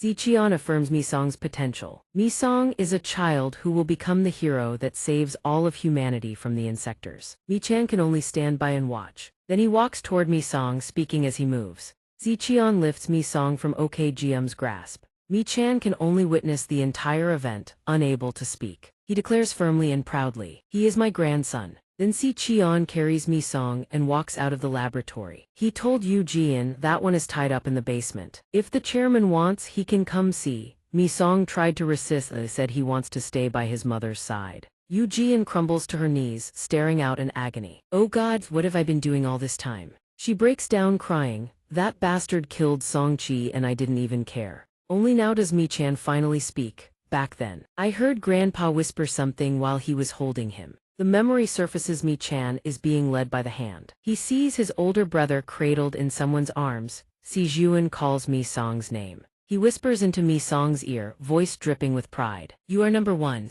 Mi-chan turns his back on Yu Jian now. That's what he said. His hair falls over his eyes, his expression darkens. I also want to become number one. Yu Jian immediately rebuts him. Mi-chan, why would you say that? Don't talk like that, it's too painful. He replays every memory one by one, speaking through the tears. But if I become number one, everyone will hold me and protect me. The moment Si-juan whispered softly into Mi-song's ear, then smiled at him. The moment Kijima held Mi-song close and cried for him. Mi-chan screams at Yu Jian, raw anguish tearing through his voice. I'm the only one who's worthless. He screams and bolts outside. I hate everyone. Yu Jian scrambles to her feet, calling after him, Mi-chan. Suddenly, the lab chamber where Kijima lies begins to glow. The red ants inside the chamber have lost all control. They swarm around the chamber at blistering speed. A warning, something terrible is coming. Meanwhile, outside, Mi-chan runs out and sits down to eat with Song-awan. He eats while taunting him. So you came crawling here after turning your back on your family. That about right? Mi-chan answers, yes. His voice is small, innocent. He turns to ask, Uncle, you also want to become number one so someone will hold you, right? Song-awan snorts, hold me. By women. You're still a kid, I just want fame. They keep talking. What's fame? He answers, I mean I want to become a superhero and be famous. Song-awan grits his teeth. Insects crawl out of his neck in a writhing mess. Something about imagination. He tries to control the insect's movement. If this works, the insects follow Song-awan's pointed finger and dive toward the ground. Mi-chan watches without flinching. He says bluntly, it's a failure. Uncle failure. Song-awan stares at the failure inside himself and screams. Damn it, he slams his fist into the nearest tree. Furious at himself for being so useless. What the hell, a 5-year-old kid can do it, so why can't I? Mi-chan stares at Song-awan, eyes wide. He says softly, Uncle. Song-awan turns back. Huh. Mi-chan buzzes. Mi-chan calls out clearly, buzzing to summon. Wasps swarm toward them, agitated and lethal. Song-awan shoves Mi-chan behind him and screams, run. He channels his ant powers to fight back. Even if I can't transform, I can still catch a few goddamn wasps, right? Each ant obeys Song-awan's command. They leap up and attack the wasps. Song-awan screams, cursing at the swarm. Damn it, the wasps refuse to go down. Mi-chan's eyes go wide as he watches the hornets barrel in, ignoring Song-awan's warning entirely. It's dangerous. He stumbles, trying to shield himself from the swarm. Ugh. A hornet rockets toward Mi-chan's hand. It lands dead center in his palm. Mi-chan's palm ignites with light. Song-awan's jaw drops, he stares wide-eyed. Mi-chan is stunned too. He watches the wasp sink into his body. Song-awan panics, Mi-chan, are you okay? He screams in disbelief. The wasps just went inside. They just phased in. Song-awan falls silent, watching the impossible unfold before his eyes. The wasps emerge from inside Mi-chan's body, bursting back out, and even he can't believe it. What is this? He turns to Song-awan, voice trembling with shock. They went in and came back out. Mi-chan stands up, clutching his chest. Unkleluk, Song-awan stares in disbelief. Mi-chan falters, I. His face begins to mutate, veins bulging, eyes shifting into something inhuman. It feels strange. His face distorts further, eyes glowing with an eerie abnormality. I feel like it's two. A heartbeat later, veins erupt across Mi-chan's face, pulsing dangerous. Song-awan braces his hands on his knees. Should I take you to the hospital? Mi-chan shakes his head. No. His eyes are strange, no alien, even, but they still shine with a child's joy. I want to go show Grandpa. Elsewhere, Mi Song stands alone in a corner, surrounded by ants. They crawl out from his neck one by one. Mi Song looks down at his hand scrawling with ants. Wu Yaijin watches the screen, reading the numbers aloud. Linkage ratio 90.1%. Mi Song raises his hand to the sky. A pillar of ants spirals upward. The counter climbs 93%, 96%. The ants converge into a bladia sword forged entirely from living insects. The ratio keeps climbing 98.9%. Wu Yaijin is pleased, perfect. Even though it's not a combat armor type, the highest bond rate the fire ant swarm ever achieved is 97.8%. The boy just shattered that record. Si Zhuan nods approvingly. Well done. Mi Song turns to him, sensing something strange stirring inside himself. But after playing with this ant swarm, I feel so hungry. They keep squirming around inside me. Wu Yaijin frowns. Really? Then let me give the swarm a little treat. Something is hauled up from a lower level below ground. The swarm, shaped into a blade, spots the prey. They can't hold their formation. They writhe and twitch uncontrollably. The scientist notices and teaches Mi Song how to command the swarm. Can you order the swarm to eat this? Mi Song obeys, raising his voice, eat. The instant the word leaves his lips, the swarm surges toward the prey like fish hitting water. The ants swarm over the monster's arm and devour it ravenously. Si Zhuan watches the ants and slowly analyzes. Black ants, unique organisms that exist naturally within Mi Song's body. He breaks down each ant type, superior to both the fire ants and green ants we've engineered. The black ants outperform them in every metric bond rate. A command execution speed. Si Zhuan watches the swarm shred through their target, lost in thought. However, they're extremely aggressive, like wild forest ants. But their numbers are still low, so they haven't harmed Mi Song's body. He watches Mi Song staring in shock at the swarm's appetite. A heavy thought settles in. If the ant population grows large enough to form a full suit of armor, what gets devoured won't just be the hybrids, it'll be the boy himself. The worst-case scenario flashes through his mind, but he steels himself. I will never let that happen. An elevator connected to Si Zhuan's workspace displays the number 83. The doors slide open, a familiar purple streak darts out. It's Mi Chan. He runs in, giddy with excitement, thinking, me too, I have powers now. Mi Chan can't wait to show off his new abilities and become a hero. He happily counts off the family roster. Mom is number 0, Grandpa and Big Brother are number 1, I'm number 2. Number 2, Mi Chan pinches his own cheeks as he walks. We're a superhero family. He stops at a random room and presses his finger to the biometric scanner. The machine beeps, fingerprint confirmed. Mi Chan pokes his head inside and calls out innocently, Grandpa, look, I have powers too, look closely. Then did silence. Standing in the pitch-dark room, Mi Chan speaks to the empty air. Nobody's here. He rubs his chin, thinking aloud, Grandpa's not in the basement. A chain binding something snaps and clatters to the ground. Hearing the noise, Mi Chan spins around. Before him stands the most powerful creature of all, stag beetle hybrid. The alarm lights blare to life, shrieking and flooding the room with alternating red and yellow flashes. Picking up the danger signal, something has broken. Containment researchers spin around. An emergency broadcast crackles through the facility. Insect-human hybrid detai has removed its restraint device.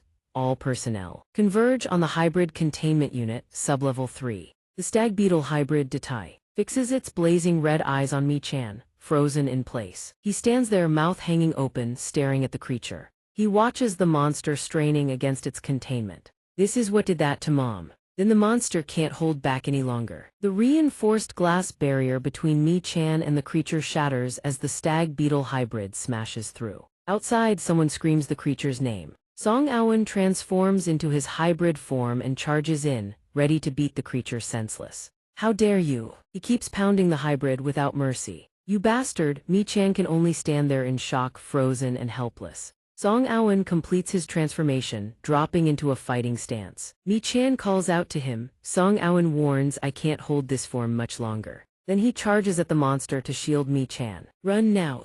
Song Aowen screams the creature's name again. Detai slams a fist into him. Song Aowen dodges the blow and strikes back. He glares at the monster with pure, burning hatred. That kid, how the hell did he trigger this? The stag beetle hybrid takes the hit and staggers backward. Song Aowen still hasn't completed his full transformation. Blood sprays from his face in an instant. Song Aowen uses his speed to press the attack against the creature. Even as hot streams of blood pour from his body, he's ready to fight to the bitter end. He throws a punch fueled by absolute hatred, giving the monster zero chance to retaliate. But unfortunately, raw power always wins out. In a flash, the monster counters a brutal punch straight to Song Aowen's face. It seizes the opening, hammering blow after relentless blow into his body. Mi-chan watches it all unfold, paralyzed. He can do nothing but stare. Mi-chan screams, "Uncle!" Song Aowen spews a torrent of bright red liquid. Mi-chan's face contorts. His eyes begin to burn with rage, veins of fury pulsing beneath his skin. Mi-chan commands the monster, "Stop!"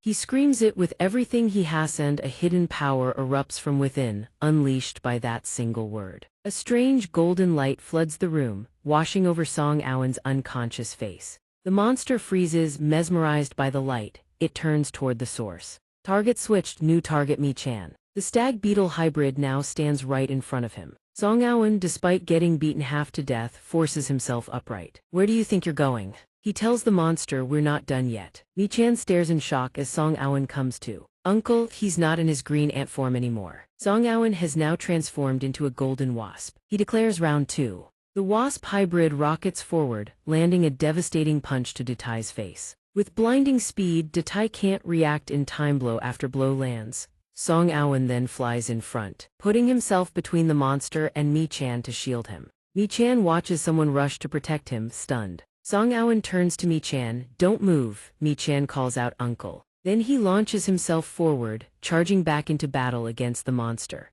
Song Aowen drives a sharp needle into the insect-human hybrid's abdomen. He punches, sending the hybrid's body hurtling backward. Fluid splatters everywhere. The stag beetle insect-human hybrid lets out a blood-curdling scream. One hit from him, and the stag beetle hybrid howls enough pain to remember for the rest of its miserable existence. Not stopping there, Song Aowen senses his advantage and drops low, coiling for the next strike. Mi-chan stands there in a panic, calling out after Song Aowen, "Uncle!" The hybrid monster, it's roaring.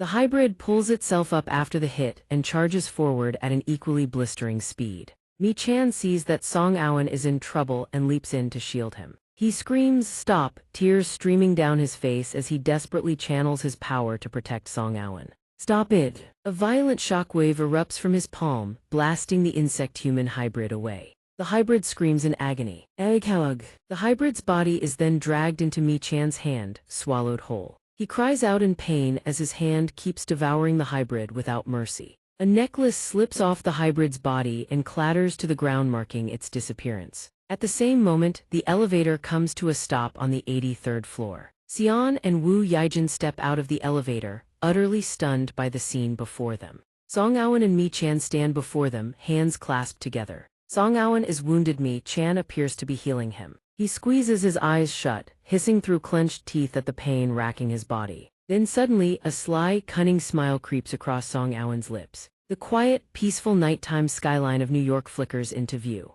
On the streets below, people scream and panic at the sight before their eyes. What the hell is that? Insect-human hybrids roam the streets hunting down humans. One of them even shouts, "Oh my God." The people see it and lose it completely. This is insane. A car tears down the street, swerving wildly like its driver's life depends on it. Inside the car, Wu Yaijin speaks up, "You ready?" The one in the back answers cryptically, "Of course." A massive, yellow, muscle-bound insect-human hybrid roars into the sky. Insane. It pins an old man against a wall, cornering him until he screams, "Help." Suddenly, a pair of blazing eyes flash through the darkness along with a pitch-black silhouette. The blue-winged insect-human hybrid blitzes in at impossible speed and instantly sends the hybrid before it to an early Graveth old man left gaping in disbelief. The other hybrid's head is severed, its mouth still screaming insane. The blue hybrid stands over the carnage, admiring its handiwork. Then a scream pierces the air.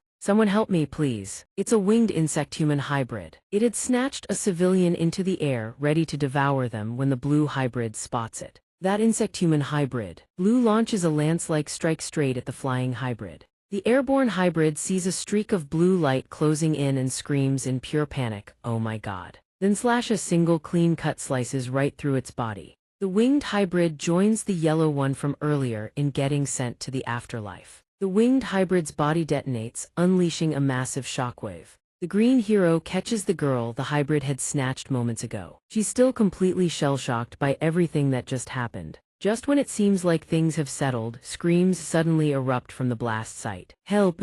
Oh God! The blue hybrid sees the scene and is utterly horrified. The scene cuts to a building belonging to a mysterious organization. Inside a stark white room, nothing but a single window breaking the blankness. Two men stare down a young blonde-haired man before them. A mechanical voice sounds off. 36 civilians dead. Wu Yaijin. Wu Yaijin reports American media is spreading news that a monster caused this. We've ensured surviving witnesses will keep their mouths shut. It was my failure to conduct a thorough check. I'm sorry, Si Zhuan speaks in the coldest voice imaginable. I sent you to New York to eliminate the insect-human hybrid sand. You killed civilians. He continues his reprimand. Are you a hero or a hybrid? No, Tuso, that was the green ant from earlier. Song Aowen speaks up in his own defense. I thought those sacrifices were unavoidable for the greater good. But the cost turned out to be far greater than I expected. He flashes back to the moment Mi Chan transferred some kind of overwhelming power into him. 2 months ago, after that incident, I was reborn.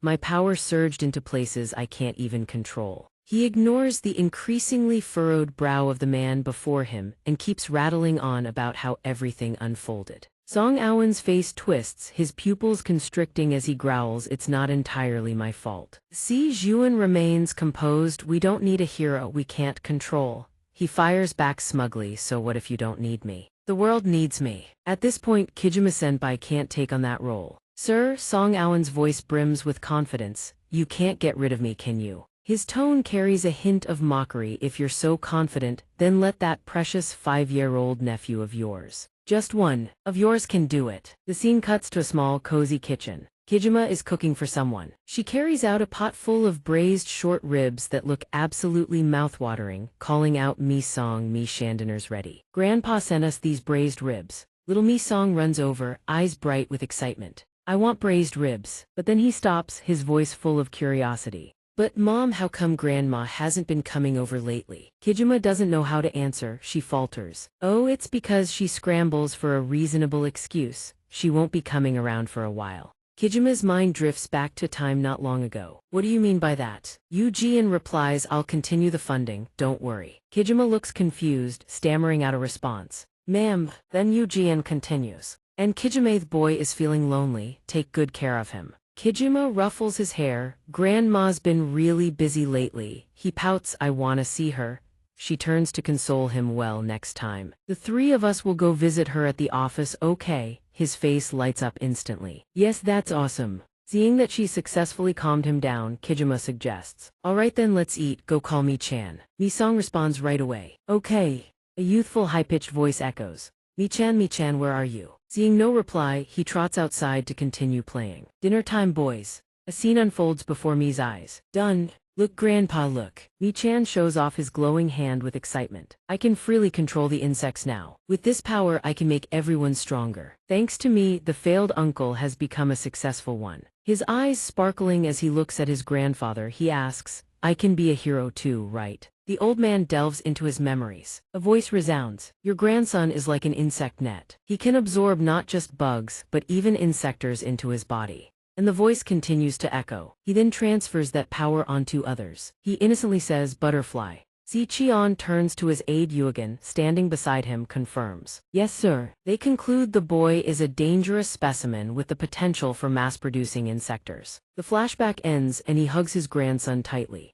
The boy, caught off guard, asks in confusion. Grandpa, what are you doing? He calls out to Mi Chan. The boy answers obediently. Grandpa, are you crying? Si Qian embraces the unfortunate child with emotion. His voice drops, stuttering with every word. You are. The boy expects praise. But instead, a cold sting occurs. You are a failure. Little Mi Song witnesses the entire event in shock. Kijima, who was in the kitchen, calls out, dinner is ready. Seeing her call his brother, Mi Chan suddenly says while eating, I'm so sleepy. Suspecting something, she asks, really? Suddenly both boys act strangely, causing Kijima to worry. She doesn't understand what is happening to them. Night falls and the atmosphere turns chillingly cold. In the dark room, the 2 boys are already fast asleep. Suddenly, Mi Chan snaps awake like a sleepwalker, while Mi Song remains sound asleep. Mi Chan turns to look at his sleeping brother. His actions are utterly bizarre. Kijima hears a piercing scream from the room. What are you doing? Stop it! She jumps up, her eyes narrowing at the miserable cry.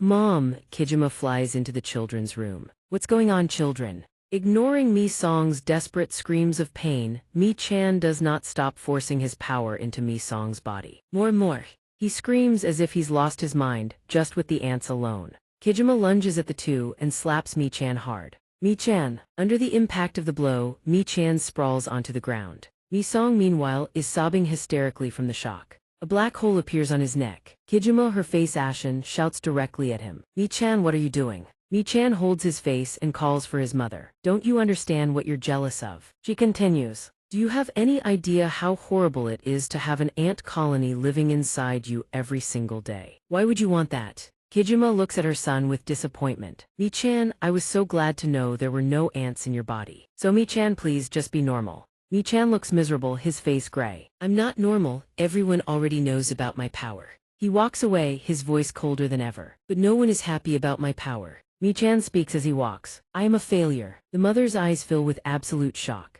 While she stands stunned, her son leaves the room. Only then does she snap out of it and call for Mi-chan. Her eyes turn panicked at his words. Kijima's father quickly pursues. Before her eyes is her father and two bodyguards. He is staring intensely at Mi-chan. She calls out, Father. With an ice-cold expression, he says, I am taking Mi-chan with me. Si-cheon had seen everything through the room's camera. He hurt Mi-song, his mother tries to hold her son back, they're just kids fighting. He replies with a cold gaze, you should have done something sooner. Then Si-cheon orders them to take him away. The subordinates standing by immediately respond. Yes, they quickly restrain him. To prevent the boy from using his abilities, they bind his hands. He turns and says, let's go. They answer, yes. Mi-chan calls for his mother in terror. Kijima screams her son's name in despair, Mi-chan. But the situation remains unchanged. In the glass room, a mechanical sound rings out. Mi-chan possesses power, specifically the ability to absorb and release insect energy, and is considered a dangerous specimen. Mi-chan is locked in a dark room, no different than a prison. The voice continues to echo until research results, countermeasures, or precise improvement methods are developed.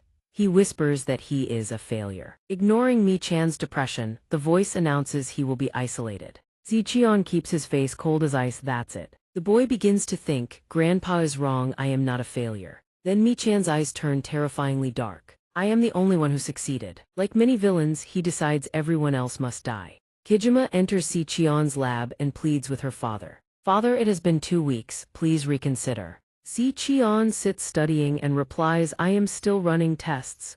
Kijima frowns in anger. Will tests change anything? Mi-chan is your own kin. He looks through the microscope and replies calmly, I have thought and calculated this dozens of times. This child will one day bring about the extinction of humanity. Si-juan's expression doesn't waver. Even if it's his own grandson, if they can purge that cursed power, the boy can go back to being a normal child. Kijima sees the man's delusion and asks, what if? What if we can't remove it? She screams at Si-juan, then what the hell do you plan to do? Song Awen listens silently from outside. He ignores the insects gnawing inside his body and shoots the old man a look of pure disgust. That bastard, there's nothing he wouldn't do to that kid. Song Awen presses a hand to his chest. He can feel the pain starting to bloom inside. The ants inside his body bite and chew relentlessly. He keeps thinking, this body is the castle you bastards are living in, stop wrecking the place. Despite the agony, a loud crash cuts through. Song Awen's attention snaps toward it, pain forgotten.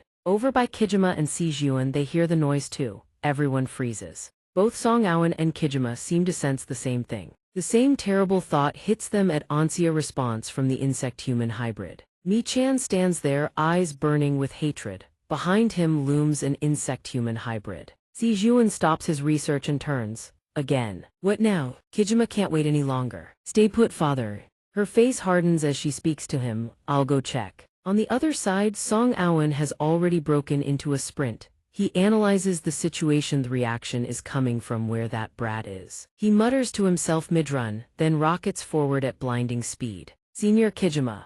2 researchers are thrown sprawling by the insect-human hybrid's sheer force. Mi-chan has broken free from his restraints, thanks to the insect-human hybrid he summoned. Guards rush out, unloading rounds toward the insect-human hybrid in a desperate bid to neutralize the threat. The insect-human hybrid shields Mi-chan from the bullets. He mutters under his breath, with this power, Mi-chan surveys everyone around him with those hateful eyes as Kijima's voice rings out. Ceasefire, that's the professor's grandson. Mi-chan sees this. He retracts the insect-human hybrid back into his body, then summons another one. Damn it, Kijima Mi-chan. The two guards stare at the terrifying power before them. They're lifted into the air, helpless, as the other scientists watch in horror. Mi-song is playing with his toys at home when a sudden unease grips him. He calls out twice, "Mama," a bad omen that doesn't bode well at all. Kijima arrives on the scene. She calls out to her son Mi-chan. Her clouded eyes go wide at the sight before her. Two insect-human hybrids radiate killing intent, glaring straight at her, and behind them Mi-chan. Kijima screams at Mi-chan, "Mommy will save you. Stay right there." She glances down at her hands where the ants reside, but Kijima knows she can't control them anymore, not with her injuries. Every vein on Mi-chan's face bulges. It's terrifying. He speaks, "You're wrong, Mom, this is me." She stares at her son, eyes round as saucers, listening to him speak. Mi-chan. Mi-chan forces out each word like a vow, "This is who I really am." As he speaks, he commands the insect-human hybrids to attack her. "Accept me." The two insect-human hybrids lunge, slamming Kijima into the wall, cracks spiderweb across the surface. Dust and debris blanket their living quarters. Everything plunges into silence. Then the debris explodes outward. Kijima has transformed into an insect-human hybrid. Her voice is still gentle. "Of course Mommy accepts you." Mi-chan falls silent, stunned that his mother truly accepts him. Then Kijima screams, "Who do you think your mother is?" She launches a vicious kick straight into the bee insect-human hybrid. She strikes again and again, cutting through them one by one. But she never stops reassuring Mi-chan. "Mommy will always believe in you." After annihilating every last one of them, Kijima rushes forward and wraps her arms around her troublesome son, gently calling his name, Mi-chan. She holds Mi-chan tight against her chest, stroking his hair. "Mommy was wrong. I'm sorry for hitting you." Kijima keeps pleading, begging Mi-chan to stop this. Hearing her words, he's moved to tears. He whispers his final words. Good. The insect-human hybrid he summoned earlier completes its mission, sending Kijima into an eternal sleep. The insect-human hybrid drives its stinger straight into her chest. Mi-chan watches in absolute shock. He whips around to face it, eyes blazing with fury. "What the hell are you doing?" It speaks a single word, and says nothing more. Mi-chan swings his fist in rage, screaming, "Vanish, disappear." Right after that, a green ant insect-human hybrid's fist Song Aowen crashes in. He punched that thing back for Mi-chan. A debt repaid in full, but it's not dead yet. The insect-human hybrid Mi-chan summoned eyes the people before it, then launches a barrage of venomous needles in retaliation. Song Aowen channels the green ant's power to shield himself. Countless venomous needles rain down on him, but none of them land. But once the insect-human hybrid exhausts its barrage, even Song Aowen collapses to his knees. Mi-chan sees that it's finally safe and turns to his mother, crying out. His mother crumbles, sobbing. "Are you okay, Mom? What do I do?" From behind, Si-juan stands towering, calling out to Mi-chan. Mi-chan looks up. He's been there this whole time. He calls out to his grandfather. Then he chokes back his sobs and explains Kijima's condition. Mom. He cries as he speaks. "That thing." In that instant, a bullet grazes across Mi-chan's face, completely unexpected. Si-juan stands there, gun aimed squarely at his own grandson. "Get away from my daughter." Mi-chan freezes, stunned by the man's ice-cold cruelty. "Grandpa." Blood splatters, then trickles slowly down. His tears stop. Si-juan remains utterly cold, as if the person before him shares no blood with him at all. "How dare you, failure, erase yourself from my history." He says it, then callously pulls the trigger, aiming to kill his own grandson. But thankfully, Song Aowen lunges in at the last second, wrapping Mi-chan in his arms and taking the bullet. Si-juan flinches at the roar of his voice. "You heartless old bastard." Song Aowen glares at the blindly obsessed Si-juan with pure hatred. "What the hell are you doing?" No answer, he gives an order instead. "Get out of the way." The two men speak, their voices cold as ice. "That thing is a dangerous entity. Move, that's an order." Song Aowen doesn't hear a single word. "Don't talk back, shut it. You think I'd actually follow an order like that?" Si-juan responds, gun already raised. "If you don't move, I'll take you out too." Song Aowen throws his head back and laughs, mocking, unwavering. "Take me out." He sets Mi-chan down on the ground and drops into a fighting stance. Song Aowen taunts him, then step up and do it. He flicks his eyes toward the kid, a silent signal. Do it. Mi-chan's grandfather levels the gun straight at the two of them, no hesitation, no mercy. He cuts right to the point. Have you given up playing hero? Song Awen stares at Si Juan, eyes blazing with defiance. Give up, don't make me laugh. He glances down at his trembling nephew, then looks back. Protecting this kid right here, that's more heroic than anything. Si Juan closes his eyes, visibly disappointed. Something gears turning behind that expression. I see. He reaches inside his coat and pulls out something that screams danger. Then I'll have to eliminate you first. Song Awen's eyes go wide, he can't believe what he's seeing. A device with two buttons sewn blue, one red. His blood runs cold, a detonator. Song Awen launches forward at full speed. In a blink, he's invisible, gone. He materializes right in front of Si Juan, clamping a hand around his throat, cutting off any chance of triggering the detonator. Song Awen demands, voice tight. What the hell are you planning with that thing? Si Juan holds up the detonator, yelling right in his face. I've been prepared ever since that incident. The mutant beast can barely contain his fury. Song Awen glares at Si Juan, eyes igniting with murderous hatred. You damn old man, so what? Are you telling me you planted a bomb inside my body? His answer leaves Mi-chan absolutely shell-shocked. Naturally, you'd think that's messed up enough, but nah, the old man keeps going, revealing something even worse. In the suffocating silence where even a mosquito's buzz would ring like thunder, a small voice suddenly breaks through. Little Mi-chan sits on his chair, voice heavy with sadness. I'm sorry. Song Awen has no idea what his nephew is talking about. Sorry for what? Mi-chan's voice carries a fragile, wounded edge. They said the insect hybrid system inside you activated because of me. Guilt still clings to Mi-chan like a shadow. I'm sorry. Song Awen sees the kid's face and immediately moves to comfort him. Don't be stupid. He means every word. Because of you, the pathetic, washed-up Song Awen, the nobody who'd already given up on himself, got reborn. I awakened. I became a hero. Mi-chan blinks, confused. Pathetic, awakened. Song Awen nods. He presses his hand flat against the glass, signaling to his nephew. Don't apologize. Song Awen flashes the brightest smile he's ever given. Because you're my hero. Mi-chan's face lights up, the gloom lifts from his eyes. He helped his uncle. That's all that matters. He places his small hand on the glass right where his uncle's hand rests.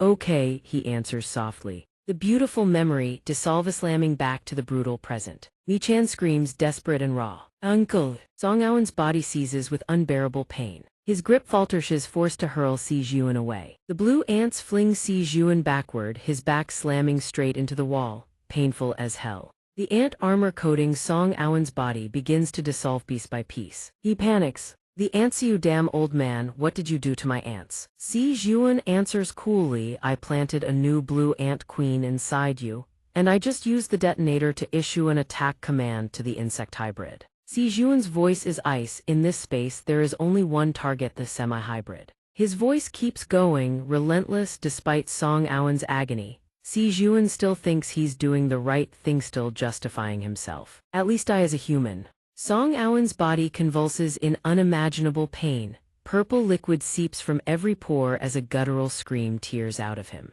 Little Mi-chan watches, helpless. All he can do is run to Song Awen's side, screaming his name. He channels every ounce of his power into healing, but it's all meaningless. Through the screaming, Mi-chan remembers the words Song Awen once said, "You're my hero." Fear and despair pour out of him. Uncle, you can't die, you can't. Mi-chan pushes every last drop of his power outward, praying it's enough to save Song Awen. A massive surge of blue energy erupts from his body. From Song Awen's eye sockets, tears stream uncontrollably. Thena's sickly blue-black light bleeds out, dark and ominous, swallowing everything around it. And then nothing, only dust remains. Song Awen is officially dead. Si Juan, the mastermind behind everything, has the audacity to put on a show of grief. He senses something and tilts his head up. He wishes he hadn't looked. One glance and he's scared absolutely shitless. It's Mi-chan, eyes blazing like twin suns, staring without a shred of fear at the man who killed Song Awen, his own grandfather. Si Juan stares at the insect hybrid in pure horror. Has he actually become a monster? Joy Song Awen. Mi-chan fires back instantly. He's not a monster. Mi-chan's gaze cuts like a blade. He just truly awakened. Isn't that right?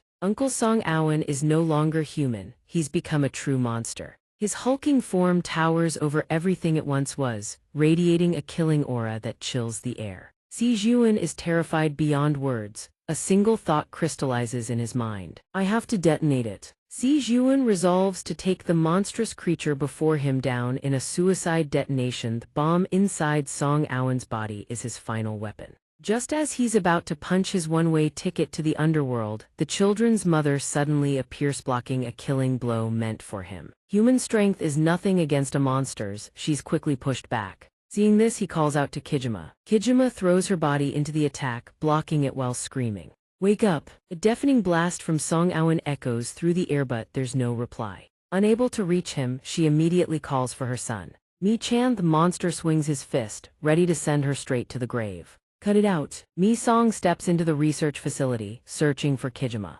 Mom, where are you?" He scratches his head and keeps walking, searching. His head is spinning, feels so dizzy. This is bad, really, really bad. They lose control, slamming Kijima into the ground. Si Juan drops to his knees, watching his daughter get beaten down. He cries out, "Kijima." The green ant hybrid's feet have transformed, radiating an aura of extreme, deadly danger. Song Aowen, fully awakened, stands towering over them, staring down. Si Juan no longer cares about Mi Chan. His only goal is to protect Kijima and Mi Song. He devises a new plan. "Kijima, I have a plan. I'll handle things here. Go upstairs, get Mi Song out, run." Kijima refuses, can't accept abandoning one of her children. "What about Mi Chan?" Si Juan pleads, "Can't you see the situation we're in?" He forces a painful truth upon Kijima. "Mi Chan is already gone. We have to protect Mi Song." Suddenly, a child's innocent voice comes from behind them. Kijima turns at the familiar voice. Her eyes silently pray she only imagined it. The truth is undeniable. Mi Song stands there, calling softly, "Mommy." She looks at him, desperately wishing he would stay away. "Mi Song, don't come any closer." He finally takes in the scene before him and freezes. Right in front of him, Mi Chan, completely out of control. Song Aowen has lost all consciousness. Mi Song stares in disbelief. "What, Mi Chan, what are you doing over there?"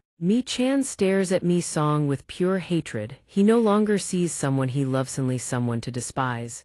"It's all your fault, brother." "Big brother." Kijima rushes to shield her remaining child. She shouts to Mi Song, "Run, Mi Song, run." Even though she can barely move, she drags herself inch by inch toward her child. Mi Song calls out innocently, "Mom." Mi Chan orders the mindless Song Aowen, "Get lost, disappear." Song Aowen obeys and charges forward to attack, ignoring the bullets tearing through his body. Si Juan grabs a gun and fires at the hybrid. "I can't let humanity's hope be destroyed like this." Then a voice no longer innocent cuts him off. "Then I swear to you, CI will become humanity's despair." The words come cold, expressionless. And then Si Juan is seized and torn apart by the green ant hybrid. All Mi Song and Kijima can do is watch as Song Aowen sends Si Juan to his eternal rest. They can do nothing. She lets out a blood-curdling scream. In his final breaths, Dr. Si Juan calls out Mi Song's name, then begs Kijima one last thing before closing his eyes, forever protect him. With his last ounce of strength, he presses the control button clutched in his hand. A strange purple light erupts as the device in his hand activates. An explosion is about to consume the black ant hybrid right before his eyes. Kijima uses every last bit of her strength to leap away. She screams Mi Song's name.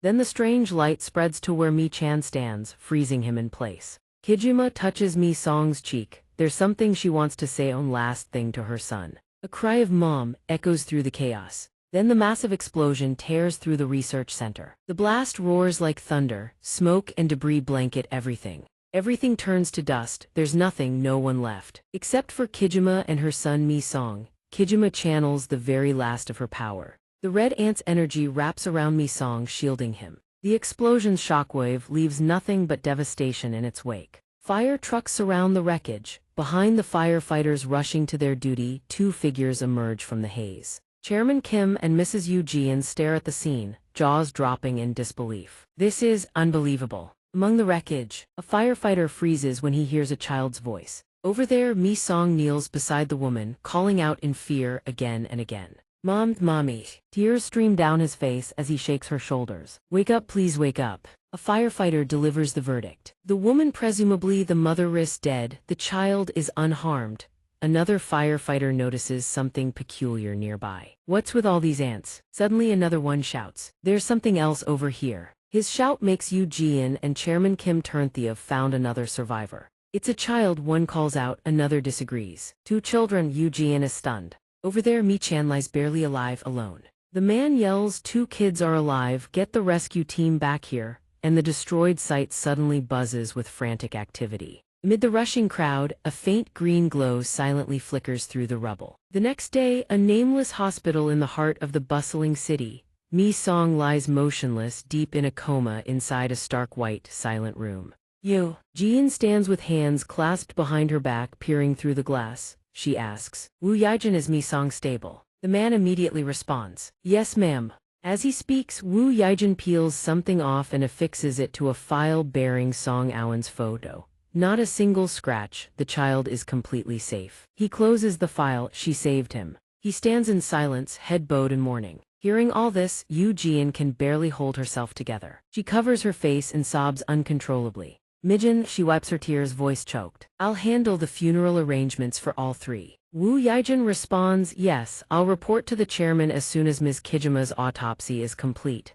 Yu Jian suddenly speaks up. Catching Wu Yaijin slightly off guard, she hesitates before asking, What about Mi-chan? He responds reluctantly, each word heavy. Mi-chan is currently detained in an underground facility on the outskirts. Hearing this, Yu Jian can't believe her ears. Detained, he's just a 5-year-old kid. Before she can continue, the doctor cuts in, Chairman, the fact remains Mi-chan is a dangerous entity. OK Jium clenches her fists in rage. It was all that old man Si Qian's fault. You are my mistake.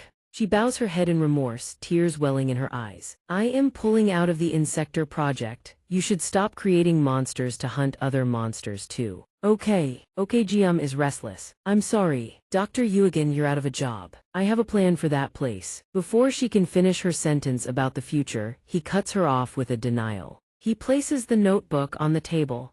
Yuigan continues, as Dr. Si Qian's assistant, the one who observed that research closely. I share some of the responsibility. With a resolute expression, he adds, I will go to that underground facility and look after Mi-chan. The next day at the cemetery, rain pours down in torrents, as if weeping for the fate of the departed. Beneath the downpour stand 3 tombstones for those who perished in the explosion. Okay. Jium holds Mi-song's hand, both silent and sorrowful. Suddenly, he speaks up.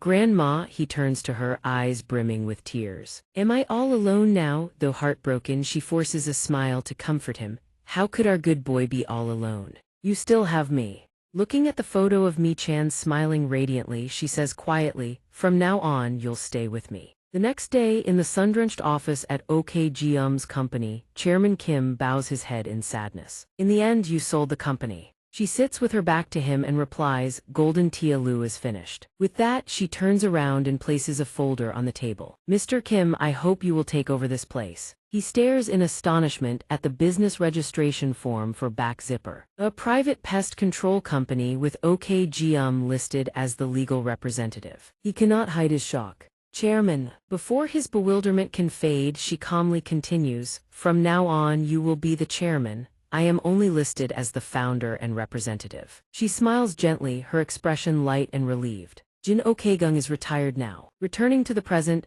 OK Jium smiles calmly as she finishes her story. That is how Back Zipper was created. Seeing the silent faces across from her, she asks, Have I said too much? Bit quickly frowns and denies it. No. I had no idea such a period existed. Nan sighs heavily, her shoulders slumping. Mi-song remains silent, his face expressionless, as if every word is stuck in his throat. Bit thinks to himself, now I understand. Is that why Kijima was ransacking Back Zipper looking for records? Suddenly he turns and asks in a deep voice, Where is the boy being held now? Hearing this, she bows her head and replies calmly, I came here to tell you that. Her gaze turns icy. If you know, what can you even change? She probes. Do you intend to hurt him? Bit and Nan immediately look flustered. Bit rushes to clarify, it's not like that. OK Jium doesn't let him waffle, cutting straight to the point, I've seen enough of the past. Don't give me false hope.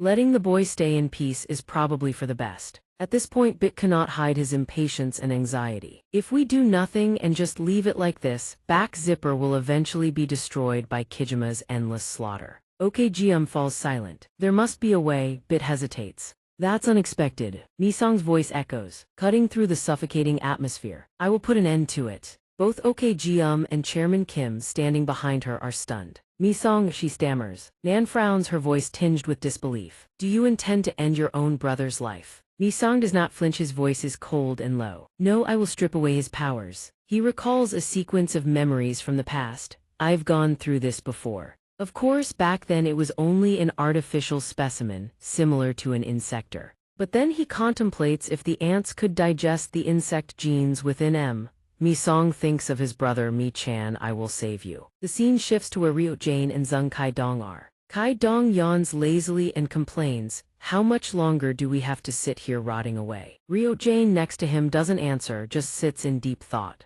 Suddenly, she turns and asks if he is sure he isn't being tortured. He frowns at her. What the hell are you talking about? That sounds like you're just inviting bad luck. She rests her chin on her hand and continues, trust him and wait. That's all. There is nothing else to do. Meanwhile, the back zipper building remains peaceful as if nothing had ever happened. Suddenly, a figure darts past like a blink of an eye. Seeing that, Ryo-jane is so stunned her eyes go wide, left speechless. The mysterious man speaks, his tone full of mockery. Working overtime again. He looks at a small bubble floating in front of him and continues, I'll try to improve efficiency a bit. Ryo-jane suddenly explodes with anger. Gritting her teeth, that bastard. Kai-dong beside her starts and asks, what is it? She is nearly out of control, her eyes burning with rage. It's the guy from before. Jinyu stands silently in the shadows as bubbles gently drift away from his hands into the distance. One floats into the facility, a worker sees it and looks at the bubble with suspicion. He looks toward Jinyu and shouts, hey, you shouldn't be blowing those things, just as he points a finger to scold him. The machinery nearby begins to wail loudly. What a strange grown-up. The worker jumps, his face draining of color. What? Upon touching his finger, the bubble explodes. Before the worker can even grasp what is happening, red light engulfs the entire area. A malfunction. The spot detonates and walls shatter, sending debris flying everywhere. At the same time, Zung Kai-dong flies in from somewhere behind Jinyu. Suddenly, they both stand stunned at the sight before them. Heavenly insect. A six-legged animal symbol is marked on his body.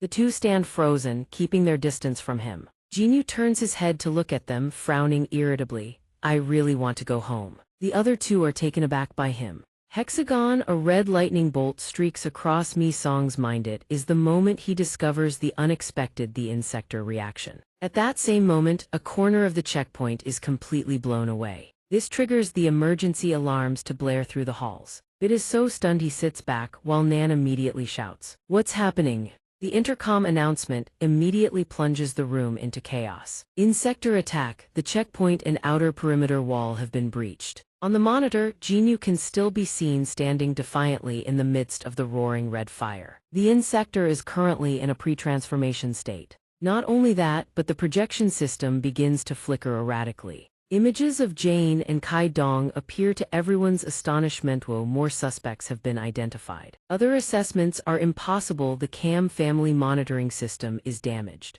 Currently in the infirmary, displays anxiety upon hearing the emergency broadcast. All patients capable of movement, please proceed to the underground bunker immediately. Jin, in another room, can only grit his teeth in frustration. Combat teams are requested to provide backup to the sector immediately. Mi-song finally speaks up to explain, those two are my friends, don't worry. OK. Ji-um notices his strange behavior and calls out to me softly. Done. He silently walks toward the door, telling the one with glasses to take her to Mi-chan first. Mi-song's expression is now incredibly determined. I will come later. Ryo-jane and Kai-dong remain still while listening to Jinyu's voice. Ah, so you are here. Where is the other one? Why are there only two of you? The hexagonal heavenly insect Jinyu speaks again. Have you reconsidered my offer to become heavenly insects? They immediately reject him harshly. Impossible, what are you doing here? He only replies with a face as cold as stone. Does an insector need a reason to attack a back zipper? Even so, he doesn't forget to reveal a bit more. Naturally, I didn't come here just for a chat. This statement leaves Ryo-jane and Kai-dong shocked. Jinyu points out exactly what he needs. I am here to retrieve Kijima's left arm and confirm the existence of the vessel. He listens and grows curious. What the hell is a vessel? She can only shake her head helplessly. I don't know either. He takes the opportunity to threaten them. Aside from me, the rest of the hexagon are currently ready to raid every back zipper base to find the vessel. Ryo-jane glares at his opponent, her face beginning to change. You are attacking every single back zipper base. Kai-dong cannot hide his disdain. You mean you want to declare war on humanity? This is getting interesting. Regardless, Zhenyu nonchalantly checks his watch. I'm in quite a hurry because I hate being late for work. Just then, a group of people rushes toward them. He glances toward them with eyes like bullets. How sad to have to deal with this low-class trash. With a gentle wave of Zhenyu's hand, countless bubbles appear instantly. So clear the way and don't interfere. Xiu quickly jumps up to dodge. Whatever, you are not allowed to enter. Z rushes straight toward him, mocking his slowness. With his physical flexibility, he successfully weaves through the oncoming bubbles. Do you think I'll just stand here and take the hit? Even while moving at dizzying speeds, Z manages to observe one thing. There are bombs inside the bubbles. He loudly warns Xiu. There are bombs hidden in those bubbles. But she remains slightly careless after all. They explode upon contact anyway. The bubbles explode, creating clouds of thick smoke. The bomb went off, but Xiu had already zoomed away and suffered no injuries. How annoying. The personnel on this side are too weak to fight back, so they just stand there and take it. Zhenyu looks quite displeased. So you still intend to interfere? Xiu aims a kick down at his head from above, while Z prepares to strike from the rear right. But something happens, causing both of them to freeze immediately. Their attacks are blocked, leaving him wondering, how did those bubbles even get here? A premonition of something bad to come. They both quickly retreat. It's going to blow, Zhenyu speaks up arrogantly. You are really making me angry. He then shows off his weapon with pride. This is a defensive bubble to prevent enemy attacks. They are completely impenetrable. But Z refuses to back down and gives the order. I'll handle it here. Go on ahead. Xiu is a bit surprised. Zhenyu isn't foolish enough to let them discuss strategy. He jumps first, appearing between them in the blink of an eye, leaving them astonished. He faces Z and coldly declares, you two being so bossy and making suggestions, it's annoying. Just come at me all at once. Zhenyu's excessive confidence makes Z furious. You bastard, aren't you going to state your name? He then pours strength into a punch directed at him, but it only hits air. Don't mess with me. Zhenyu is now right behind him, whispering in his ear. Are you surprised that I don't state my name like the other insectors? Z is stunned. What? Since when was he there? Caught off guard, he fails to react and takes a powerful kick to the body, sending him flying dozens of meters away. This terrifies Xiu, who screams, Z. Zhenyu proceeds to wreck Z. The more out of control an individual is, the crazier they get. Repeating the same mistake. Both sides trade blows and defenses at a dizzying speed. He can't help but curse, you bastard. He seems to gloat, as if that's about to become an insector title. Z decides to channel his strength into a direct punch to Zhenyu's face. I don't know the result, but it forces him to swear, damn it. A bubble engulfs Z's fist while he coldly warns, don't get in my way. He immediately hunches over in pain from the godlike kick to his stomach. Meanwhile, Zhenyu appears very relaxed. He feels the pain rushing to his brain. His thin legs slowly step forward. That is why I don't have a title, Zhenyu sarcastically remarks. You don't have one either, do you? Because you are Z the ladybug. Then it's the turn of Xiu, who is standing blankly nearby. Because you are Xiu the silkworm. He remains thoughtful. Well, perhaps I should choose a name that is easy to understand like yours. What should it be? The image of bubbles appears for a moment, causing Zhenyu to exclaim. Finally, he chooses a beautiful name. Bubble, how about that? So he is officially the hexagonal heavenly insect, the cicada insector Bubble. Next, he hints at something else. In this form, I have another skill besides blowing bubbles. It's not a nice name. Z quickly realizes and yells out to warn of that skill. Xiru dodges, but B1EAFP B1ED3 is already hot on her tail. I'll show you. Xiru sprints for her life, but B1EAFP B1ED3 closes the gap in an instant. Their desperate escape is useless. Her face freezes in pure shock. How does he introduce himself with that much arrogance? Frog leap me proudest technique, lets me clear the tallest buildings in a single bound. The words barely leave his mouth before B1EAFP B1ED3 launches an attack that tears through the air. The kick carries devastating force. Direct hit. Its target Xiru's body. Think you can dodge that? His kick sends a violent shockwave rippling through the ground. The impact sends her hurtling into the dirt. Dust explodes everywhere. Rate seethes with rage, slamming a fist into the ground. Damn it! Memories of a brutal past come flooding back. I chose this path to push my limits. She mutters to herself. And I got my ass kicked, over and over again. The wounded pride fuels a blazing fury inside him. Undefeated, invincible me ass. His hands suddenly grip the chest armor. Without a second thought, he rips it clean off. This heavy, clunky shell. is not how I fight. Armor shards fly into the sky. I'm a fighter, a heavyweight fighter. B letter 1 EAFP B letter 1 ED3 lets up for the moment, landing at a different spot. There Niern lies motionless on the ground. He coldly raises his gnarled foot high, his voice dripping with contempt. Time to finish this. B letter 1 EAFP B letter 1 ED3 activates his reverse leap, ready to stomp Niern into oblivion. His foot slams down with blinding force, sending rocks and debris flying in every direction. But B letter 1 EAFP B letter 1 ED3's eyes widened spot is completely empty. Before he can react, two mantises slam into his skull out of nowhere. He forces down the rage, exhaling hard through clenched teeth. What now? His gaze snaps to a figure standing not far off Zach. Looks like I'm clocking out late again today. He gently lays Niern down, then speaks in an ice-cold tone. You. Something catches B letter 1 EAFP B letter 1 ED3 off guard. Then he grins with excitement at Z's new stance, crossing your arms for a guard. I'll end this with one knockout blow. Finally, the transformation completes heavyweight form Frost Ladybug, no overtime. A voice calls out to Hana, clearly annoying her. You still haven't left. Can't you see I'm busy with my research? Turns out Qidong still has questions. Does eating that disgusting stuff actually make you stronger? Keen Hana replies flatly, of course. Think about who made it. She picks up a plump golden larva with her chopsticks. All those lowlifes eat them, worthless trash, the lot of them. She holds it out toward him, taunting. You should try it too, doesn't taste great but I guarantee the power. Qidong recoils in disgust. Don't bring that thing near me, you think I'd eat that? He clenches his fists with iron resolve. I'll get stronger on my own. But she speaks cryptically, soon enough you'll hit your limit. Qidong's expression goes blank. Keen Hana sets the toy back in its place. This larva is just a drug, temporary borrowed power, she continues, explaining in detail. When your hunger for power peaks again, you'll shatter your own limits. She holds up two fingers decisively. That's the second awakening. Just as Keen Hana predicted, has already shattered the outer armor. A powerful physique is revealed, fists blazing with raw power. He raises one hand, muttering, this is breaking through. The scene makes B letter 1 EAFP B letter 1 ED3 pause. Something's off. He mutters under his breath, then dashes toward it. What a pain. Meanwhile, Z is riding a massive surge of energy. His body feels weightless, like he could fly. He's ready to go bare knuckle against B letter 1 EAFP B letter 1 ED3.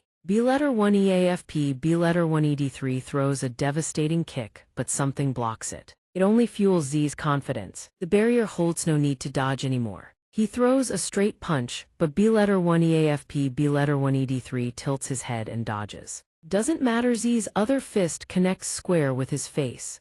B letter 1 EAFP B letter 1 ED3's body hurtles toward the ground, but he snaps awake just in time, exhaling through a snarl of fury. A quick midair twist and B letter 1 EAFP B letter 1 ED3 lands safely. Enough. He launches himself back to his original position. Too much trouble. Two blazing streaks of light suddenly erupt from Rait's back. With newly formed wings, he's already behind B letter 1 EAFP B letter 1 ED3. Where do you think you're going?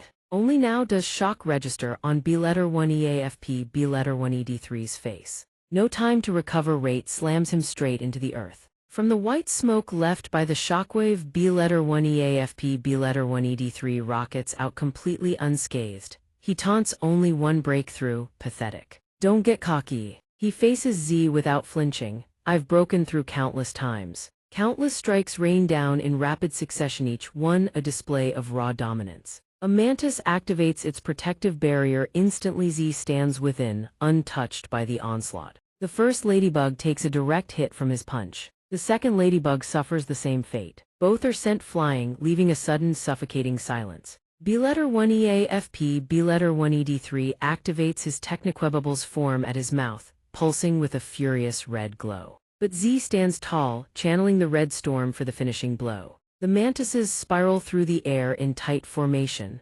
Finally, he makes contact with his opponent's body. The bubbles, the armor entangled. His body is literally boiling. B letter 1 EAFP B letter 1 ED3 roars in agony, blood gushing from his mouth. His eyes burn with hatred as Rait sneers.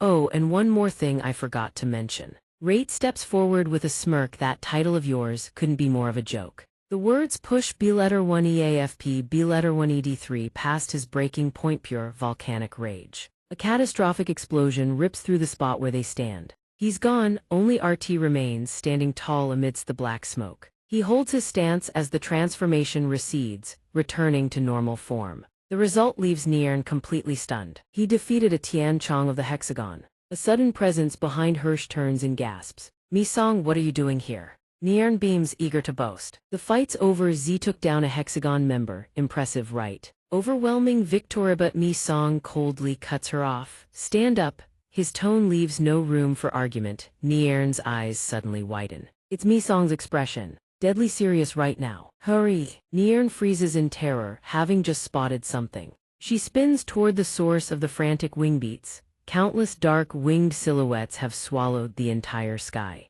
Both of them freeze on the spot. Qi Dong's insect-human hybrid squad not far away seems completely oblivious to what's unfolding behind them. Spotting the two of them, he looks mildly annoyed. Mi-song, what took you so long? Fight's already over. Oh, and while I'm at a Taiwan, just so you know. But his victory lap cuts short. Qi Dong suddenly staggers, his face contorting in agony. Turns out Keen Hana had been plotting behind his back the entire time. Sorry, but this is the only way to get him to acknowledge my research. She's the one leading the insect-human hybrid battalion. This is the only option. The number of hybrids is beyond counting. Enhiern and Mi-song remain rooted in place, unsure how to react. She's more than a little terrified. What the hell are those things? Are they all heavenly hybrids? Only Mi-song stays calm, as if he'd already seen this coming. They're not hybrids, they feel more like the larvae from the red sector. Staring at the wriggling creatures in the distance, she vaguely realizes those are the larvae. When she catches sight of the grotesque, winged creatures, Yu Jian can confirm they have undergone metamorphosis. Right at that moment, a missile comes screaming in from out of nowhere. Its target, the hybrid battalion that just took 2 direct hits. But this reckless move leaves Enhiern and Mi-song stunned. Personnel report, a male staff member shouts, still gripping his rifle. Total combat personnel present at headquarters 65, that's everyone we've got. T stands behind, calmly observing the hybrid battalion. What about reinforcements? Thinking of the devastation across the other sectors, the staff member hesitates. We've requested aid from all areas, but the situation in Zone Roy and the remaining sectors is equally dire. Which leads the man to one grim conclusion. It looks like everyone's facing the same situation. Okay, Yu Jian looks absolutely livid. Damn it, with this manpower, it's impossible. Someone suddenly shouts, "Waitie's your grandmother in there." The scene cuts to 2 figures moving up a staircase and Jia too. A voice cuts in immediately. Really? Turns out it's a conversation between Enhiern and Mi-song. So we're going to have to fight those things too. Please. Please what? The hybrids lunge forward in a single, synchronized charge. She stares wide-eyed and screams, "They're coming." Instantly, she summons a web of silk from both hands, a diamond palm technique. It expands rapidly, shooting forward to block the hybrid's path. One slams into the net at full speed, sparks flying on impact. Despite their injuries, they refuse to retreat, which catches her completely off guard. They punch straight through. One hybrid breaches the net and lands lightly on the ground. It unhinges its jaw, flaunting rows of jagged, nightmarish teeth. Enhiern just stands there frozen, both hands still locked mid-cast. That's when the savior arrives. It darts across the ground. In the blink of an eye, it transforms, its beak hardening into something impossibly tough. It clamps down on the hybrid with brutal force. Holy shit. Enhiern stares at Mi-song in this form, completely floored. Black Ant. He swings one arm, summoning a swarm of tiny Lai T creatures that encircle the battlefield. 3 more Munta Eng materialize to finish off the hybrids. The ones trapped outside the net don't escape their fate either. The staff below fight to pick them off one by one. Inside the base, the corridors are deserted, eerily silent. Ajia's eyes widen in shock, while someone urges her forward. Move now. A male staff member is transporting Kijima's arm in the preservation room. He hears a noise and calls out, "What's going on?" Before he can finish, a strange mist engulfs him and he crumples. Unauthorized entry is strictly. The one responsible is none other than the nurse. Ajia witnesses it all, too shocked to speak. The nurse reports the situation through her earpiece to someone on the other end. "Yes, I've secured it." This is also when she begins to shed her human disguise, dark blue wings unfurling from behind her back. A vehicle will exit through the rear gate shortly. "Follow it." Ajia's eyes are wide with horror. Her pupils dilate at that voice. It's familiar. "I'll be taking this." At the same time, a car starts moving in the underground garage. Bai's group has safely escaped. He's frantically dialing someone, but every move has been seen by Keen Hana. Perfect timing, follow the trail and we find its location. She doesn't hesitate, her wings burst open. Well done, now it's mine, my research. Yeah, because it was you who made it, well done. She interlaces her fingers, murmuring with dark intent, with this, we'll be together forever. Back in the control area, the dark blue wings finally spread to their full, terrifying span. Ajia can't hold back her tears. No way, because the person standing before her none other than her friend Xin. Yet Xin remains eerily composed despite Ajia's desperate cries. Xin takes to the air, her voice tinged with faint surprise. I didn't know you were here. She gently lifts Ajia's tear-streaked face, studying it carefully, then speaks in a soft, coaxing tone. Ajia, come with me. Ajia stares at the blue wings, her voice trembling. Those wings. Xin looks at her with unmistakable pride. Well, beautiful, aren't they? She touches down and begins to recount what happened. I knew that even if I told you, you wouldn't understand. Thinking of the past, she declares with absolute certainty, but I'm an extremely rare specimen. One of the larvae that retained consciousness out of the countless others. That's why I'm stronger. Enhiern grips Ajia's shoulders to steady her and convince her. You don't have to tremble in fear of those hybrids anymore. You don't need to depend on those useless humans. The gemstone on her bracelet sways gently as she makes her pitch, come with me. Sensing no response, Enhiern grows even more determined. I will protect you, but a deep sadness is written all over Ajia's face. Enhiern realizes it's because of her grotesquely disfigured face. Are you okay? The word stuns Sin for a moment. Right then, someone hurls a coat rack straight at the two of them.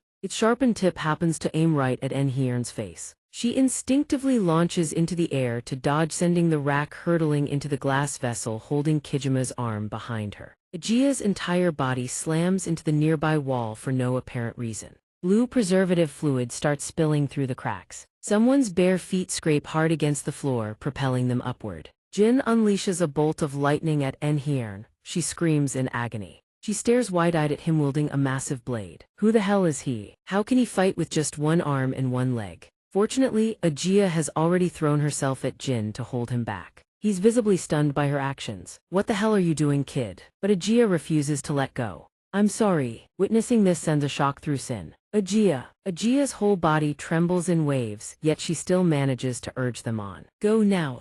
Seeing the blood streaking Ajia's face, Enhiern is shaken to the core. You got hurt because of me. Kijima's arm inside the preservation vessel has vanished. Turns out, Enhiern snatched it and soared away while Jin was still being restrained. Tormented by guilt, she hesitates and glances back. Ajia has exhausted her strength and loosened her grip. Jin notices immediately. Even so, Enhiern clutches the arm and rockets into the sky without looking back. On the other side, the battle between humans and hybrids rages on. One unlucky fighter gets bitten clean through the shoulder, howling in agony. T rushes in fast, driving the hybrid away. He swings his bat to take down a few more nearby, but human endurance has its limits. T is drenched in sweat. He stares at the three hybrids still standing, baring their fangs and can't help but wonder. Why won't they die? Sam realizes the same thing. The one unloading round after round confirms Eitvin headshots do nothing. They just keep falling and getting right back up. A dark figure rockets from nearby at blinding speed.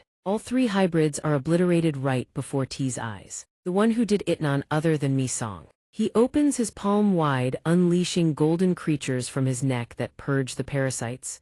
He then shoves every last larva into his mouth, commanding, hand them over. The sudden, savage act visibly horrifies T, especially with a larva still clamped between Mi-song's teeth. Mi-song glares in another direction. Rain grits her teeth, straining to hold the silk threads together. I can't hold on any longer. Finally she breaks in, let's go. The hybrids swarm forward like a disturbed hive. The one in front suddenly freezes, its face twisted in pure terror. Countless green silk threads instantly pierce through layer after layer of hybrids, stringing them up midair, all originating from Rain. She has successfully transformed a silkworm moth hybrid in full bloom. Back to the car, speeding away from the chaos. It pulls to a stop before a towering luxury complex. Bai stares out the window, a flicker of surprise on his face. The car rolls into the building's parking garage. The whole group looks up. He seems almost unable to believe it. This is the place. Nan hesitates beside them. What stands before them is an ordinary apartment complex. Okay. Yu Jian introduces cheerfully, "That's right, this is my home." The elderly security guard greets her with a warm smile. "Hello, ma'am." "Okay." Yu Jian responds warmly. "Hello." But it doesn't stop there. Every single resident greets her. "Good morning, ma'am, welcome back." "Okay." Yu Jian is kept busy returning every single greeting. Then she calmly makes an announcement. "Everyone's been working so hard, take the rest of the day off." The crowd's expressions turn dead serious in an instant. They bow their heads. "Yes, ma'am, we'll take our leave now." "Okay." Yu Jian waves goodbye. The rest of the group is left utterly bewildered. "You've all been posing as civilians. What is all this?" She's about to get down to business, but their skepticism is warranted. There's absolutely nothing here. "Okay." Yu Jian immediately reassures them. "Just wait a moment." She raises a hand bearing a strange insignia. Chairman Kim pulls out an identical one from his lapel. "Yes." Both place them on the ground, at a spot already marked. A beam of light instantly blazes to life between their positions. Somewhere else across the misty dawn sky, a blinding golden glow erupts. Enhyern carries Kijima's arm and heads toward a cave perched on the cliff face. The moment she reaches the entrance, she finds all manner of insect hybrids swarming and tearing at their prey. Sejin's expression hardens, looks incredibly tense. The insect-human hybrids nibbling on their food freeze mid-bite, glancing at one another. Even the hybrids locked behind bars stare with desperate, hungry eyes. But Sejin has safely reached the main base at the end of the road, where Kijima was already waiting for her to hand over what he needed. The moment she arrives, Sejin drops to one knee, then reverently presents his severed arm. She keeps her head bowed, hiding the terror in her eyes. "I've safely retrieved your left arm, Lord Kijimond. I've also found the location of the time tree." Kijima approaches slowly, his voice dropping to a bone-chilling tone. "This'll do for now." His body begins to bond with the severed arm. "Give it here." Once the process is complete, Kijima tests it, clenching his fist slowly. Then he reaches over and lightly taps Sejin's head, making her flinch in sheer terror. Her dark pupils dilate to their limit as she hears him grant mercy. "I'll spare your life." Sejin's blood runs cold. Horrifying sounds erupt from behind her. A hybrid with grotesque, gaping jaws trailing dark streaks of blood. The hybrids from before are tearing into each other in a frenzied free-for-all. Right then, Kijima suddenly orders her to lead the way. She breaks into a cold sweat. He drills into her with those bone-chilling eyes, to the time tree. Meanwhile, in a narrow staircase spiraling deep underground, Yu Jian's grappled by Chairman Kim descends step by careful step. Chi Dong can't hide his shock. He never expected a secret bunker hidden right in the middle of an apartment complex.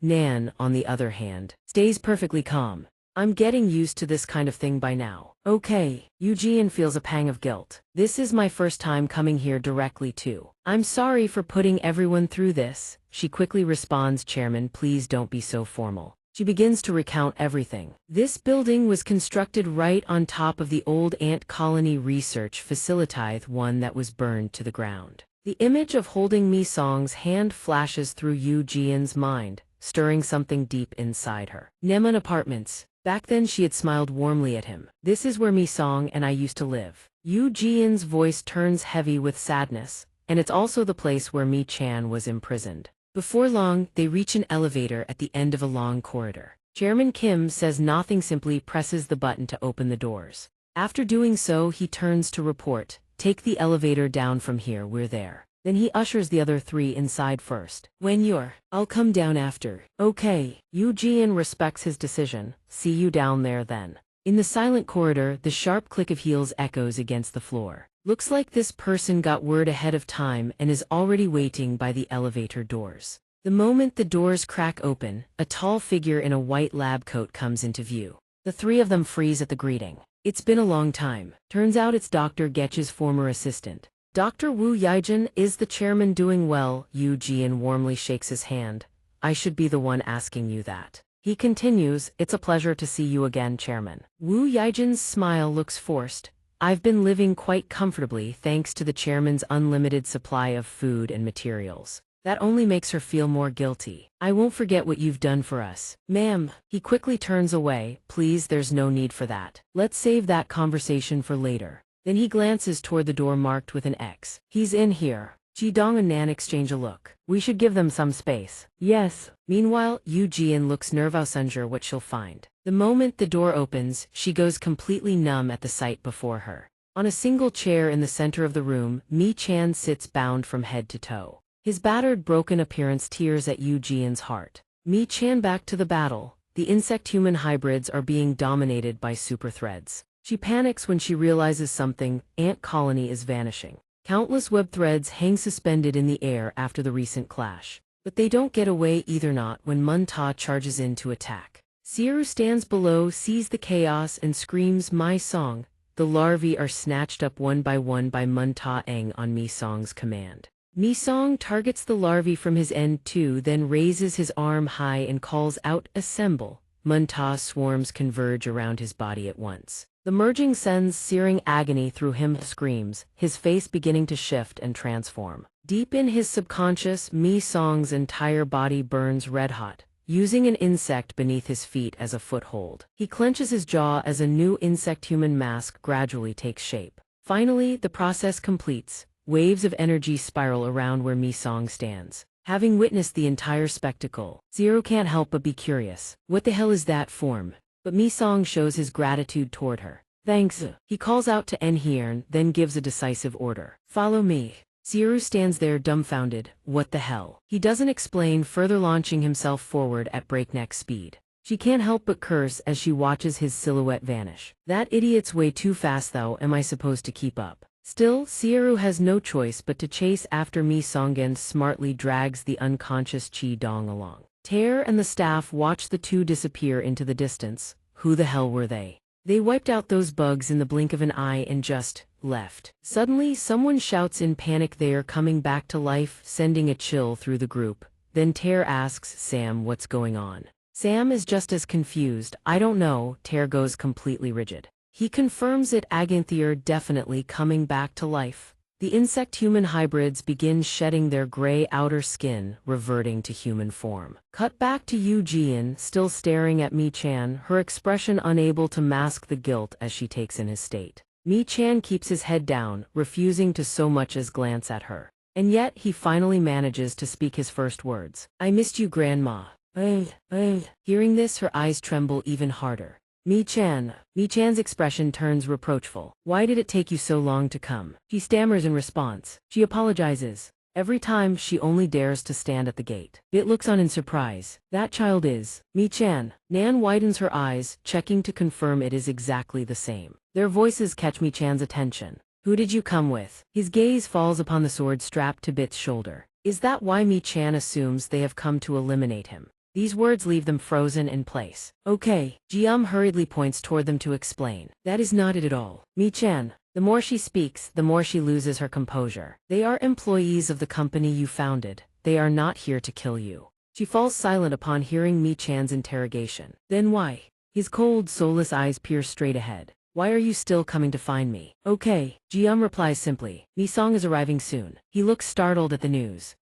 She tries to reason with him, hoping Mi-song might help, but it only seems to fuel Mi-chan's resentment. "What did you say?" He laughs loudly, an involuntary reaction that strikes Ji-um as eerie. The laughter spirals into madness. Mi-chan loses control, spewing vitriol. "Are you senile, old hag? It's been a long time since I've heard anyone mention that bastard's name." His blatant contempt leaves Bit and Nan stunned. What can a bastard who breeds insects inside his own body possibly do? Mi-chan continues to lash out at Yugen, who is attempting to remain calm. To remove this cursed ability, that uncle tried every measure, but no matter what he did, it would not vanish. "I have been locked in this room for 11 years now." Mi-chan declares coldly that even if he could do it, he doesn't want his help. "I don't need help from someone born at the finish line." He steadfastly refuses any assistance from me. "I would rather die as a failure." This breaks Ji-um's heart. Mi-chan. At that moment, a massive explosion rocks the area behind them. Bit and Nan turn immediately to assess the situation. What's happening? They see Chairwoman Kim thrown through the doorway by Kijima, crashing onto the floor. Chairwoman, they're frantic with worry.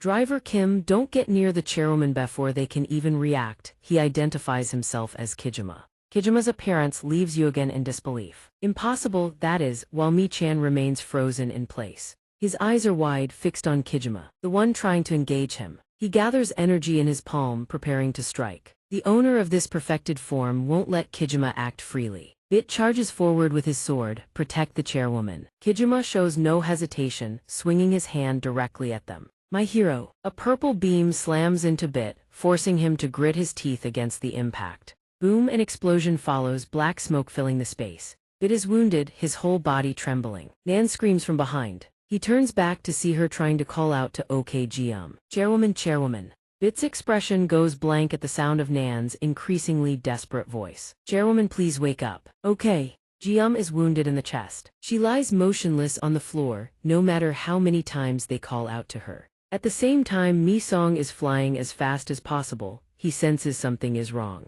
His heart is filled with deep anxiety. A massive, powerful energy signature, stronger than anything he has ever felt. Mi-song's gaze hardens as if he has guessed the cause. Could it be? No way. Because of that, he must move even faster. Grandma. Nan looks terrified as she stares ahead. That towering figure at the door makes her realize it. Kijima is startled when OK Jium lets out a faint sound. Her reaction makes Nan cry out in joy. Chairwoman, the chairwoman is still alive. Kijima strikes again, but Bit expertly blocks it with his sword. Though the impact forces Bit to grit his teeth, Kijima closes in and swings a fist straight at him. But he nimbly dodges the devastating blow. The wall next to where Mi-chan is sitting shatters, leaving Bit clearly shaken. He wasn't aiming for me. At that exact moment, two robotic arms suddenly shoot out, clamping down on Kijima. His entire body is momentarily immobilized. Someone urges Bit act now. It turns out Yuigan had secretly activated the robot to pin Kijima down. Not waiting for Bit, Nan leaps toward him with a thunderous punch, eyes cold. Together with Bit, they unleash a coordinated attack using electrified detonators. Insecticide shock fist. Lightning surrounds him. Arcs of electricity discharge continuously. After the attack, both immediately retreat to see the result. Yuigan urges them, you two take the chairwoman and get out of here, but Bit hesitates. But what about Mi-chan? Yuigan reveals something that leaves Nan stunned. Mi-chan tried to escape during the emergency, but a system error kept the doors locked. That is why Yuigan becomes even more urgent. Leave the rest to me, just go. Nan doesn't linger, she picks up OK Jium and runs. Bit follows suit. Both rush toward the wide-open door. Kijima is also escorted out by Yuigan according to their predetermined plan. Yuigan murmurs to himself while controlling the robot, never expecting to reach this point. Mi-chan, still reeling from shock, hears Yuigan call out to him. Before leaving, Yuigan earnestly tells him that if he stays put, he will at least survive. This catches him by surprise. Yuigan returns to the control panel with a sorrowful tone. Dr. Si-cheon, I suppose it is time for me to follow you.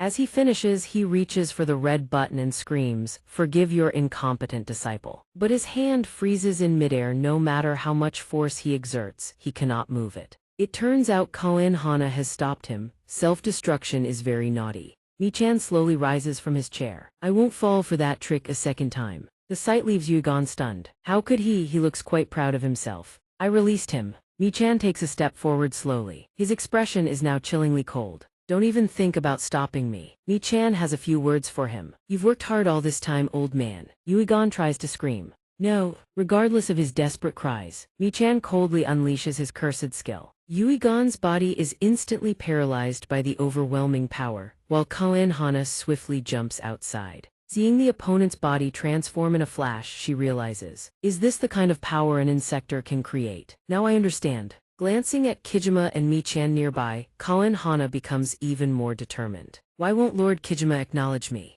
The courtyard door slowly creaks open. Bit and Nan sprint out, carrying Chairman Kim and OK Jium. Before they can gather their senses, they immediately start planning their next move. You take them to the car and head to the hospital immediately. What about you? In the worst-case scenario, I will stay behind to fight Kijima. Just then, the familiar wings of Koen Hana appear. She drags the mutated Yuigan as she zooms over their heads. Behind her is Mi-chan, feeling exhilarated. It has been a long time since he last saw the sky. His appearance leaves Bit and Nan wide-eyed in shock. They thought he would rot in that basement forever. Mi-chan happily turns to address Kijima. Thanks, old man. He acts like a child curious about the outside world, having been trapped under the apartment complex basement for 11 years. It is unbelievable. This strange attitude gives Nan chills. What is it? Huh? As he looks ecstatic, someone suddenly calls out to him. Mi-chan turns to chat with her. Are you seriously hurt, ma'am? Not really. The chairman is losing a lot of blood. Let me lend a hand.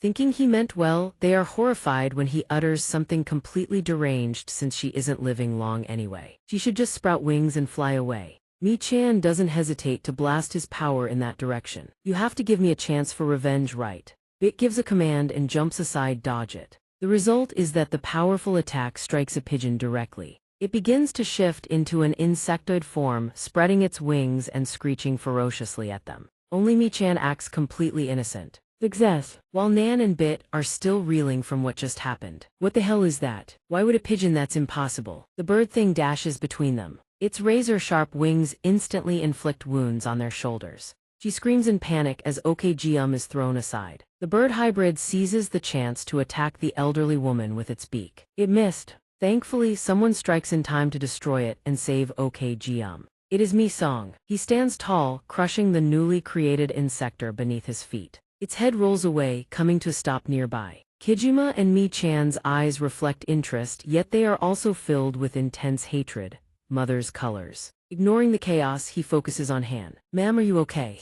Nan calmly explains. Mi-song, the chairman, is in critical condition. She needs to go to the hospital immediately. He blames himself. I'm sorry I couldn't protect the chairman. Mi-song turns to give orders. You get her to the hospital. As for him, After a moment of hesitation, he declares forcefully that he will annihilate Mi-chan. These words only incite Mi-chan's hatred. Mi-song, Kijima doesn't waste words. He rushes forward and throws a punch to test the other's strength. Electric sparks fly upon impact. Kijima pretends to be friendly. Long time no see. Number 1, Mi-song holds his ground, recognizing Kijima immediately. They trade blows relentlessly, neither willing to back down. Their combat causes tremors that shatter the glass windows of nearby buildings. With his new armor, Mi-song feels more confident when unleashing his skills. He pours his strength into a direct punch to the face. Feeling that's not enough, Mi-song delivers a flurry of kicks across his opponent's body. Even so, to Kijima, it feels like nothing more than a scratch. He prepares a counterattack just as quickly. He then gracefully pivots to land a thunderous strike.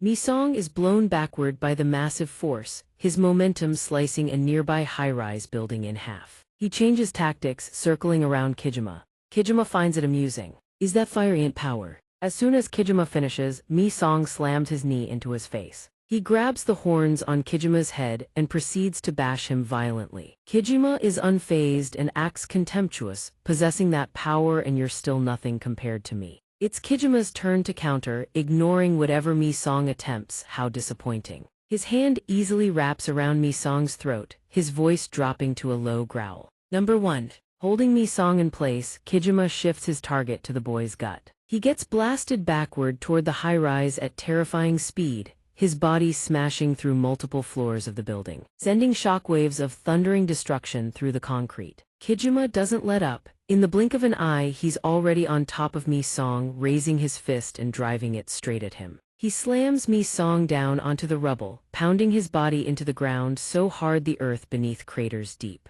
All Mi-song can do now is grit his teeth and take it. There's no fighting back. Kijima switches to direct punches to the face exactly the way Mi-song had done to him before. After beating Mi-song to a pulp and dropping him into a deep crater, Kijima speaks in a storytelling tone. I admired her so much. Every time I looked at her, the dream of becoming a hero stirred inside me. Then he charges again at light speed, ready to continue the assault. Smoke and dust swirl through the chaos of shattered concrete. He stands there, looking down at Mi-song with something like pity. Too bad I could never become a hero, so don't you dare dream of becoming one either. Hatred surging to a peak, Kijima makes his decision on the spot. Die. Mi-song's body is torn apart by the killing blow. His insect head flies clean off into the distance. It looks like everything ends here. But Mi-song reveals his true body standing right behind Kijima. Not a scratch on him, he stares at Kijima with completely emotionless eyes. That only makes Kijima angrier. He whirls around, ready to throw another punch. Whatever expression hides behind Kijima's mask right now, everyone's dying to know. A razor-sharp blade appears from nowhere, surrounded by countless black ants swarming around it. Turns out Mi-song struck first. Kijima's body locks up mid-motion. He begins to feel the stinging pain spreading through him, while Mi-song channels every ounce of strength into his ant-hive arms. Mi-song has completely lost his composure now, screaming at the top of his lungs. Destroy him! Vicious soldier ants burst into existence right behind Kijima. while he stands frozen from the devastating attack. The swarm tears into his body relentlessly, but Kijima still stands tall amid the writhing mass of black ants. Mi-song collapses to his knees, utterly spent, leaving his pets to finish the job. His face is drained, eyes glazed over. Each breath comes ragged and heavy after the brutal fight.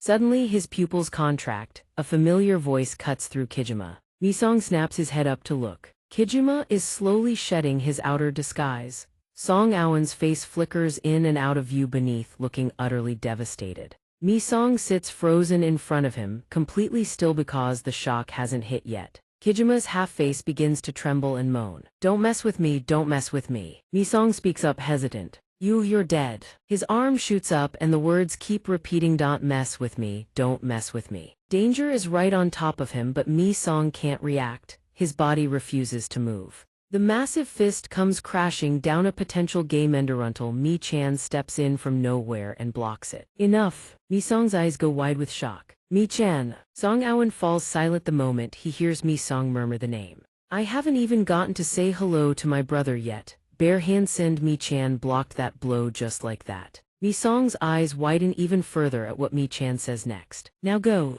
The outer shell instantly dissolves under the light Mi-chan emits. "Thank you for everything up until now." Song Aowen's body crumbles to the ground as Mi-chan whispers his farewell. "You will always be my hero." He pulls the sword embedded in the body, feigning curiosity. "The Tiger Man's sword, you made this for me when we were kids, didn't you? How wonderful, those were such happy times." Mi-song doesn't understand what's happening. "What happened to you?" Mi-chan finally reveals the truth. "What do you mean?" "After the research facility exploded, he became me, and I became him." He stares at Mi-song with ice-cold eyes. "I am Kijima." The revelation hits Mi-song like a bolt of lightning from a clear sky. Before he can even process it, Mi-chan impales him right there on the spot. "Brother, while I was gone, you lived a pretty happy life, didn't you?" He yanks the blade out, his face is twisted with pure hatred. "While I was drowning in misery." They lock eyes, accusation burning between them. "You even monopolized mother's power for yourself." "Mi-chan, is that really you?" Mi-chan's gaunt hand rises slowly. "You've had your time to enjoy it, now it's my turn."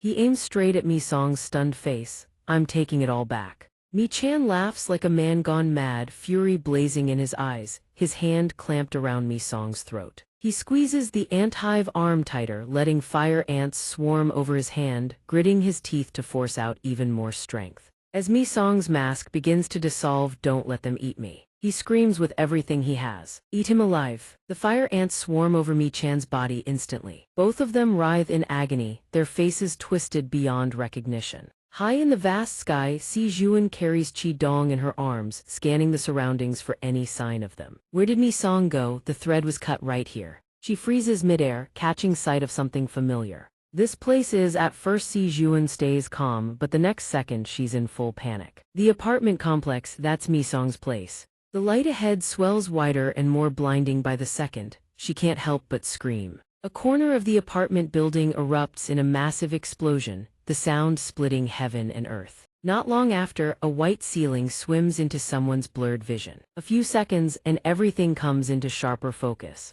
It's Mi-song. He's just come to, his body riddled with wounds. His pupils drift toward the voice. "You're awake." Mi-song forces out a weak reply. "Where am I?" En-hyern explains. "A hospital, that girl saved you." En-hyern beams from across the room. "Are you okay?" Something critical suddenly hits him. He scrambles to look beside him and finds Eugene isn't there. Mi-song asks in a daze, "Where's Grandma?" But all he gets is a half-hearted answer. About that, finally the truth comes out. The chairman went missing after the explosion that day. He bolts upright the instant he hears it. En-hyern rushes to stop him in alarm. "Don't move." The wound in his shoulder screams in pain, making Mi-song's face contort instantly. But even that can't suppress the dread clawing at his chest. "Grandma, that's why I can never forgive myself." Up north along the coast, police and military forces are still being mobilized to search for the chairman. "I am deeply sorry." Just then, breaking news comes through a dire alert as the entire world descends into chaos over the insect-human hybrids. The TV screen flashes a news bulletin. North Zipper, an insect-human hybrid extermination organization, has officially received authorization from the Korean government. In a society gripped by fear of hybrids, this development is drawing massive public attention.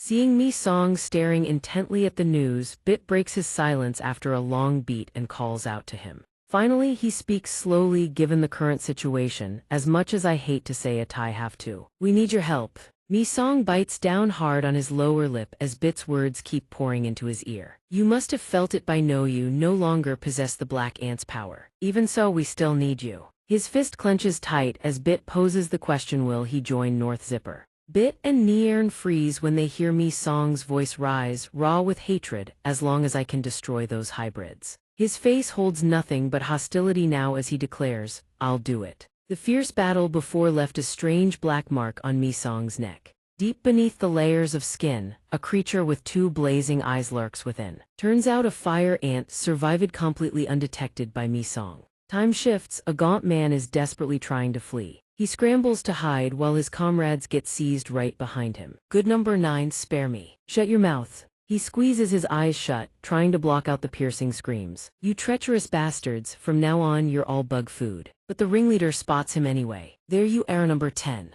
The gaunt man Gu Wenai. Please spare me. I've already lost an arm, isn't that enough? But the ringleader just grins with sadistic pleasure. Enough? Obviously not. Spotting the ant mark on the man's neck, his fury erupts. Why would you do this? We're all human. But the ringleader doesn't flinch. Instead, he flashes a twisted, sadistic grin. Don't you dare lump us in with low-lives like you. Today, I'm feeding scum like you to become a hybrid myself. The man stands frozen, horrified by the plan. Hand over that pathetic life of yours so I can evolve. Not long after, in a desolate corner of the city, the fading light stretches across abandoned buildings. It all started 2 years ago, a massive catastrophe that leveled the downtown high-rises in seconds. Since then, the city has become a wasteland. An insect rests lazily on a chunk of concrete, only to be snatched up by a crow's beak the next instant. But in a flash, it becomes prey for something else entirely. So much has changed, especially the emergence of monsters in every conceivable form. Insects and vermin used to sit at the bottom of the food chain. Now they hunt humans and everything else. An undeniable truthier clawing their way up, invading every corner to claim the top of the food chain. Outside the gloomy church, the sky grows darker by the minute. The ringleader from earlier leads his hostages to hand over to Black Ant. He speaks in a rushed, eager tone. Heriton people, just like I promised. He thrusts his hands out, begging. Give me the drug like we agreed. Turn me into a hybrid already. He shouts toward the massive silhouette sitting hidden in the shadows. Black Ant. Black Ant silently studies the man, then falls into a contemplative pause. Turns out he's counting the delivered prey. 1, 2, 3, 4, 5, 6, 7, 8, 9. But at the 10th person, Black Ant stops. The man's missing an arm. He appraises him at 9.7. This sends the ringleader into a fury. He starts arguing, it's just one arm, what's the big deal? You bastards bit it off anyway, I don't give a damn. It's exactly 10 people, now hand over the drug or I'll use force. But Black Ant coldly demands the missing piece from the ringleader, who lets out a blood-curdling scream. The severed arm thuds to the ground, sending shockwaves of terror through everyone present. Black Ant speaks in a chillingly calm voice. The ringleader finally knows fear. You insect bastards, I was a fool to trust you. But Black Ant responds flatly, what's the rush? The question catches him off guard. Black Ant holds up a blue pill and speaks with absolute certainty. This Black Ant keeps his word. The pill is tossed into the air, spins a few times and lands near the ringleader's feet. Black Ant turns his back coldly, take it. Then he adds with a threat, go ahead, experience that power for yourself. The ringleader's eyes lock onto the pill on the ground. Fine, let me feel it. I'm going to become a hybrid too. The hybrids on the other side begin eyeing their prey. Come on then, their eyes blaze crimson as they declare. Time to feast, wouldn't you say? The grotesque transformation sends the humans screaming in all directions. Outside, 2 figures are flying toward the church in Nimon district. Been about half a year, hasn't it? One of them is Niern, calmly issuing orders. All units full assault. The ringleader is about to swallow the pill whole when a silk thread snaps across his mouth. A large window pane nearby shatters, creating a gaping hole. Thin blue threads instantly coil around the hostages. The ringleader is yanked upward. Wait me pill, the one responsible is Niern. Confirmed, blue pill detected. 3 hybrid individuals identified. Those silk threads are her special ability cause Niern is a hybrid herself. After reporting the situation, she receives orders to exterminate the target-designated silkworm butterfly hybrid. The hybrids on the other side panic. That's North Zipper. At that moment, Hai bursts in and aims his weapon at them. He promptly sends the two hybrids from earlier straight to their graves. He looks annoyed as he corrects them. Idiots, it's North Zipper. Black Ant watches silently as one of the hybrids spews insults. You worthless rebels, I've heard about you lot. His voice drips with contempt. Who do you think you are to stand in our way? The words barely leave his mouth before he launches himself at the enemy. I'll slaughter every last one of you. But midair, a razor-sharp beam of light splits his face clean in two. In a flash, the creature's body is cleaved in half right before Hai's eyes. That's Minzun. He swings his blade in a clean, decisive arc, sending it straight to the afterlife. His second form is the aquatic insect human, also known as the Rena. He hurriedly adjusts the choker around his neck, visibly annoyed. Damn it, this sucks. He immediately speaks up in protest. Do I seriously have to wear this thing? It looks stupid as hell. Next, he gets into a heated argument with Zin Okagum, insisting he'll just take it off if it's in the way. Didn't they say if you try to rip this thing off, it'll explode? Yeah, good, go ahead and do it then. You got a death wish. Hai swoops in to mediate. You two fighting again. Only used 20% of our strength, so we've still got plenty of energy to burn, but even that can't shut those two mouths up. What are you yelling about? Don't test me. Huh? You dare talk back to the team leader. Watch your mouth, he says, making their captain look utterly helpless. You two knock it off. Our team's been operating for half a year already. While the three of them let their guard down, the Black Ant accelerates and lunges in to attack. Luckily, Hai catches it just in time, though his expression turns a shade paler. Oh shit. A single strike sends the crowd scattering to the side. Jian whips around to complain. We've been a team for half a year and you just abandon your teammates like that. Hai quickly defends himself. It was too fast, I barely dodged in time. A plume of gray smoke suddenly erupts in front of her, making her skid to a halt. Minzun is currently fighting the Black Ant on his own. Right, we forgot about him. He's the whole reason we came here in the first place. The man's face is smug beyond belief. You're the Black Ant. The Black Ant's tongue is just as vicious. Just as that person planned, he said all we needed was to drop that name and we'd clean up every last one of you. He swings his arm hard, sending Minzun flying backward. You damn traitorous scum. Minzun digs his feet into the ground, desperately fighting the force pushing him back. Minzun's face is so enraged that every vein bulges to the surface. You said, what? The fake ant tries to look calm, but there's a flicker of unease in his eyes. This bastard, he's stronger than I thought. Time to show some real power. The Black Ant clasps both hands together, the sharpened tips forming a point that leaves the opponent no room to escape. A piercing pain erupts from Minzun's gut, dragging a savage scream from his throat. Tiny bullets pepper the Black Ant's armor, drawing his attention. Hai charges in and delivers a vicious kick to the creature's body, buying his teammate a moment of reprieve. The Black Ant remains arrogant, oblivious to the silk threads clinging to his body, just petty tricks. No one notices when Jian binds him with threads, perching casually on his back. She leans in close to his ear and whispers a cutting remark. It's not because he's my friend that I think this way, but letting a sorry excuse like you use that name, what a waste. With the Black Ant restrained, Minzun now has his chance for payback. He flashes a deranged expression twisted into an unhinged grin. I don't give a damn about anything else but getting bitten by an ant. That's something I absolutely cannot let slide. Jian on this side suddenly freezes stiff. Something's gone wrong. A web thread shoots out. But Minzun doesn't notice a thing and charges straight in to attack. You're a dead man, despite her desperate warning.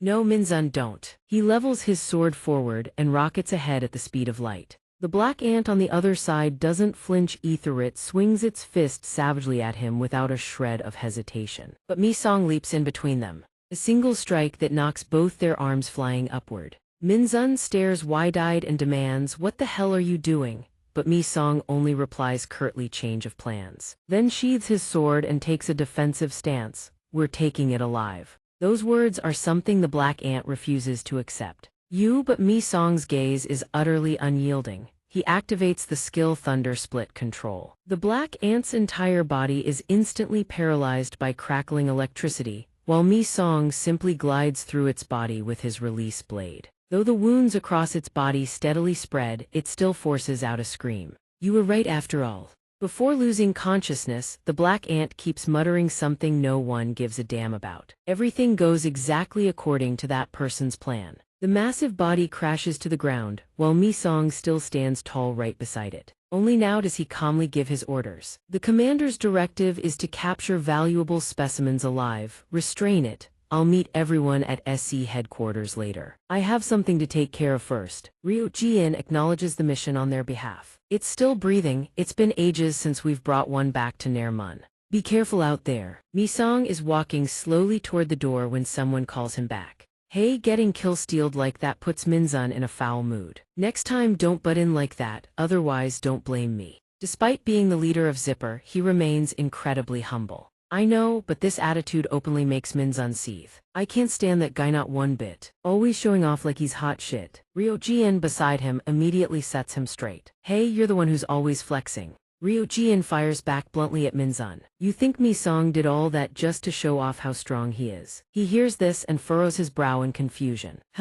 She quickly explains. You've already exceeded the 20% awakening threshold. Minzun's face twists further and further with frustration as he listens to Ryo Jin's scolding. If Mi-song had been even a second late, you'd have been electrocuted and lying flat on the ground. You absolute fool. Even so, all he does is let out a heavy, resigned sigh. And he's supposed to be the leader at that. Infuriating. This attitude leaves her utterly exasperated. This idiot. But right after, they're all drawn in by news transmitted through the comm. Everyone come look at this. Ryo Jin can't contain her curiosity. What is it? He points toward the door with a worried expression. There's something really strange over there. All four quickly gather in the room and huddle together to discuss. What is this? Is it an egg sac?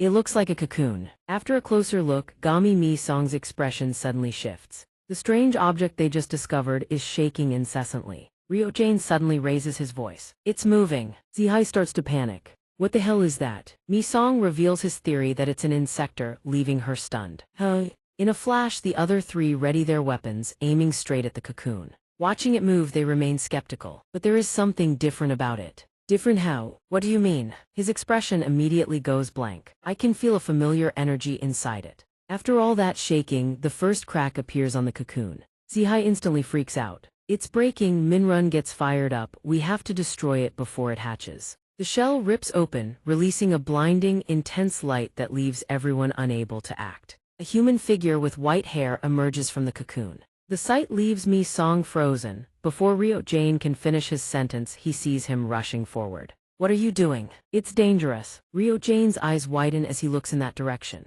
Gami Mi-song. Mi-song ignores the danger, rushing over to pull someone into his arms. His expression looks terrible as he examines the person in front of him. Zihai slowly touches down to check on them. Ryo Jin, what is this? She is still reeling, unable to believe it. On this side, Mi-song remains frozen, clutching the person to his chest. Seeing her transformed into an insector breaks his heart as he calls out softly. Under the shower, the hot water pours down, blurring the entire space. Mi-song stands motionless, his body covered in wounds, dark red blood flowing with the water and pooling on the floor. He recalls the previous moment Ajia. She groans softly, slowly regaining consciousness.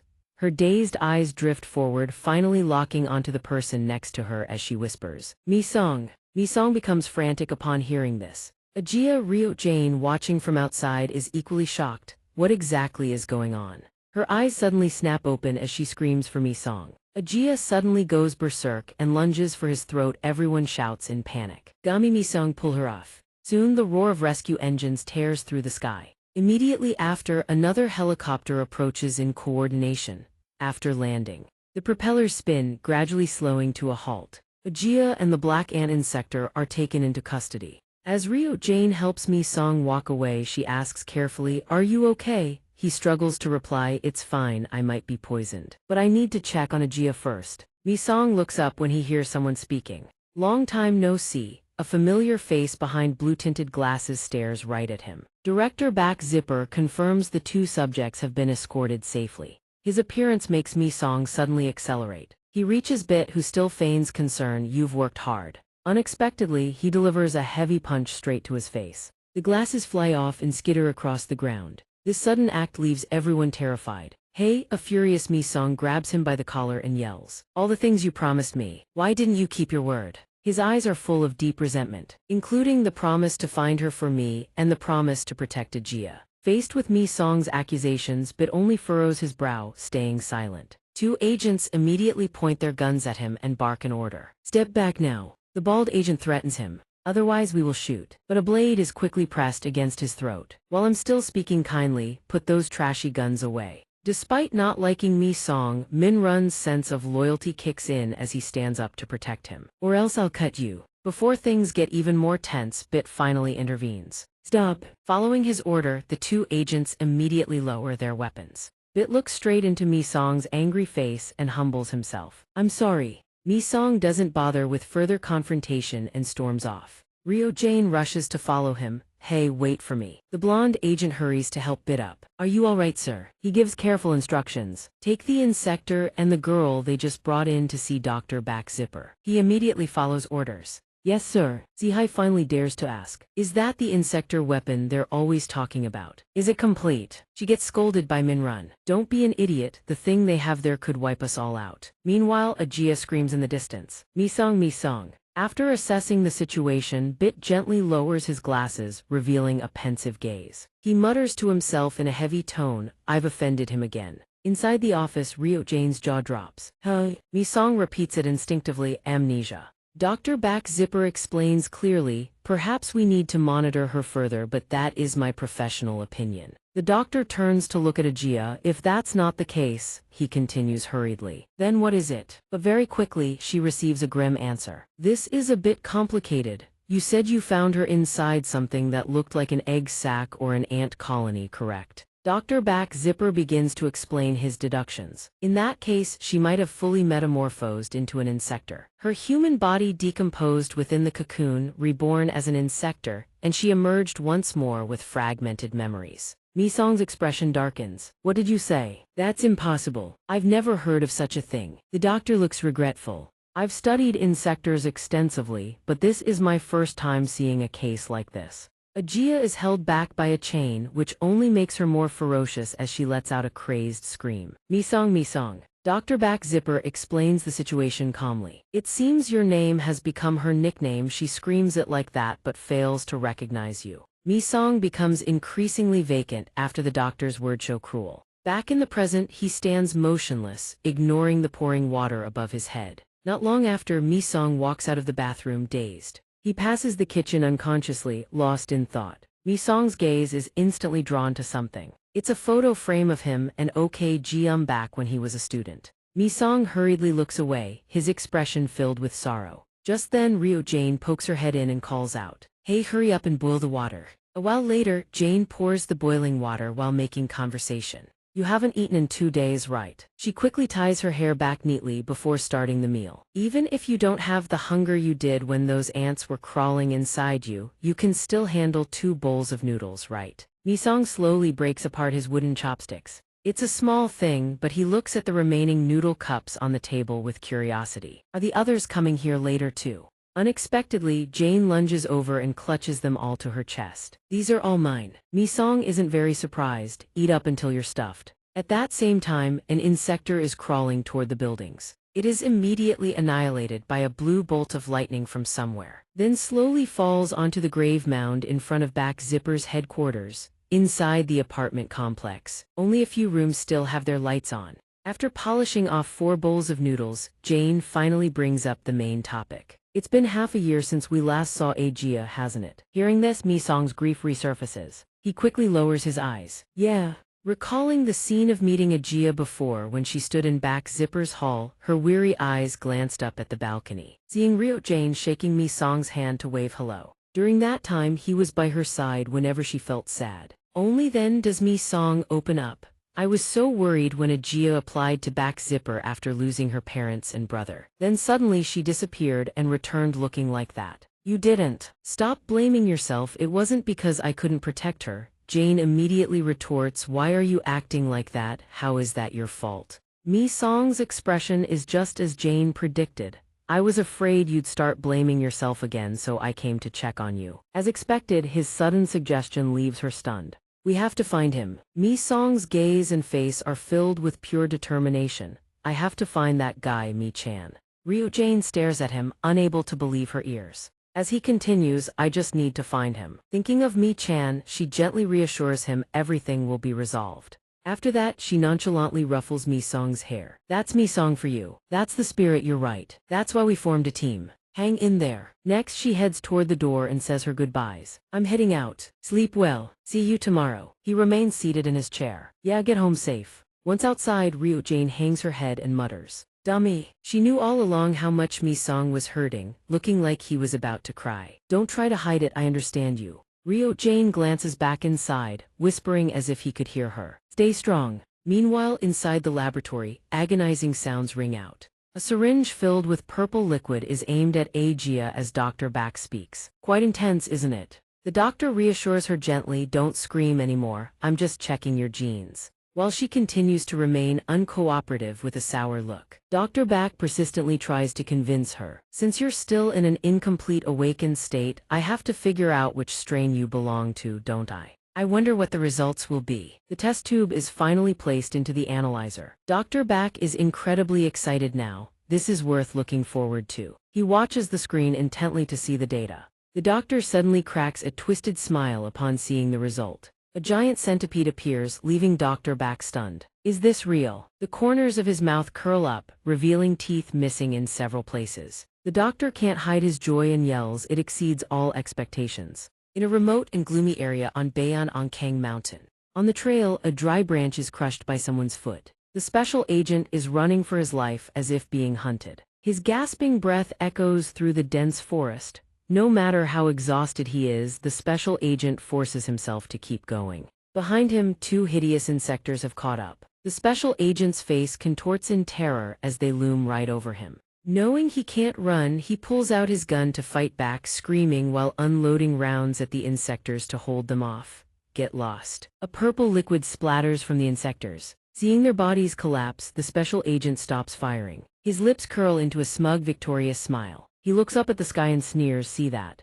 You damn bugs, you're nothing. He steps backward while continuing to threaten them. Try and come at me again. You bastards, I'm from back zipper. The special agent freezes when his back hits someone's feet. I'm not afraid of any of you. Annoyed at being interrupted while ranting, he spins around furiously. What the hell? Seeing his comrades unconscious and dangling from the trees, his eyes widen in horror as he stammers. The special agent glanced left and spotted another familiar face, Special Agent Jiang. He glanced right at the person cocooned in silk and froze in shock. Special Agent Dr. Baji too. The male agent's legs buckled from sheer terror. He collapsed to the ground while the insectoid closed in right behind him. The rasping hiss it emitted rooted him to the spot. The insectoid bared its razor-sharp maw, savoring the moment before finishing off its prey. It brought down a devastating strike, but something else flew in at the exact same instant. The male agent clenched his teeth and slowly opened his eyes to assess the situation, only to find a deep crater gouged into the ground inches from his head. He struggled to turn around, his face twisted in disbelief. Am I still alive? But found nothing.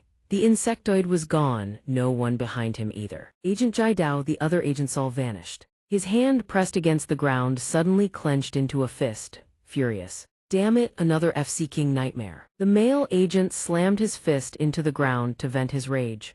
FC King piece of. But then something purple burst up from below. The ground caved in instantly, sending him into freefall. Below him, a monster with massive claws raised high. The male agent's face contorted further and further with raw terror, because what awaited him was its gaping maw lined with jagged teeth. Meanwhile, a pair of hands gripped an iron bar tight, grunting as they heaved it up and down. Mi-song trained like a maniac to push his physical limits, setting each 20 kg dumbbell back into its rack. He sat up drenched in sweat and steadied his breathing. His eyes narrowed behind his sweat-soaked hair, calculating something. A few hours earlier, Mi-song stood inside Dr. Baji's research lab. The doctor was standing before the glass containment cell holding Black Ant. Ah, Mi-song, you're here. He reported calmly, the interrogation preparations are complete. Black Ant was now completely restrained on a wooden frame, bound by reinforced chains. After observing for a moment, Mi-song spoke up. Any unusual reactions? Dr. Baji answered flatly, nothing, he's been quiet as a clam.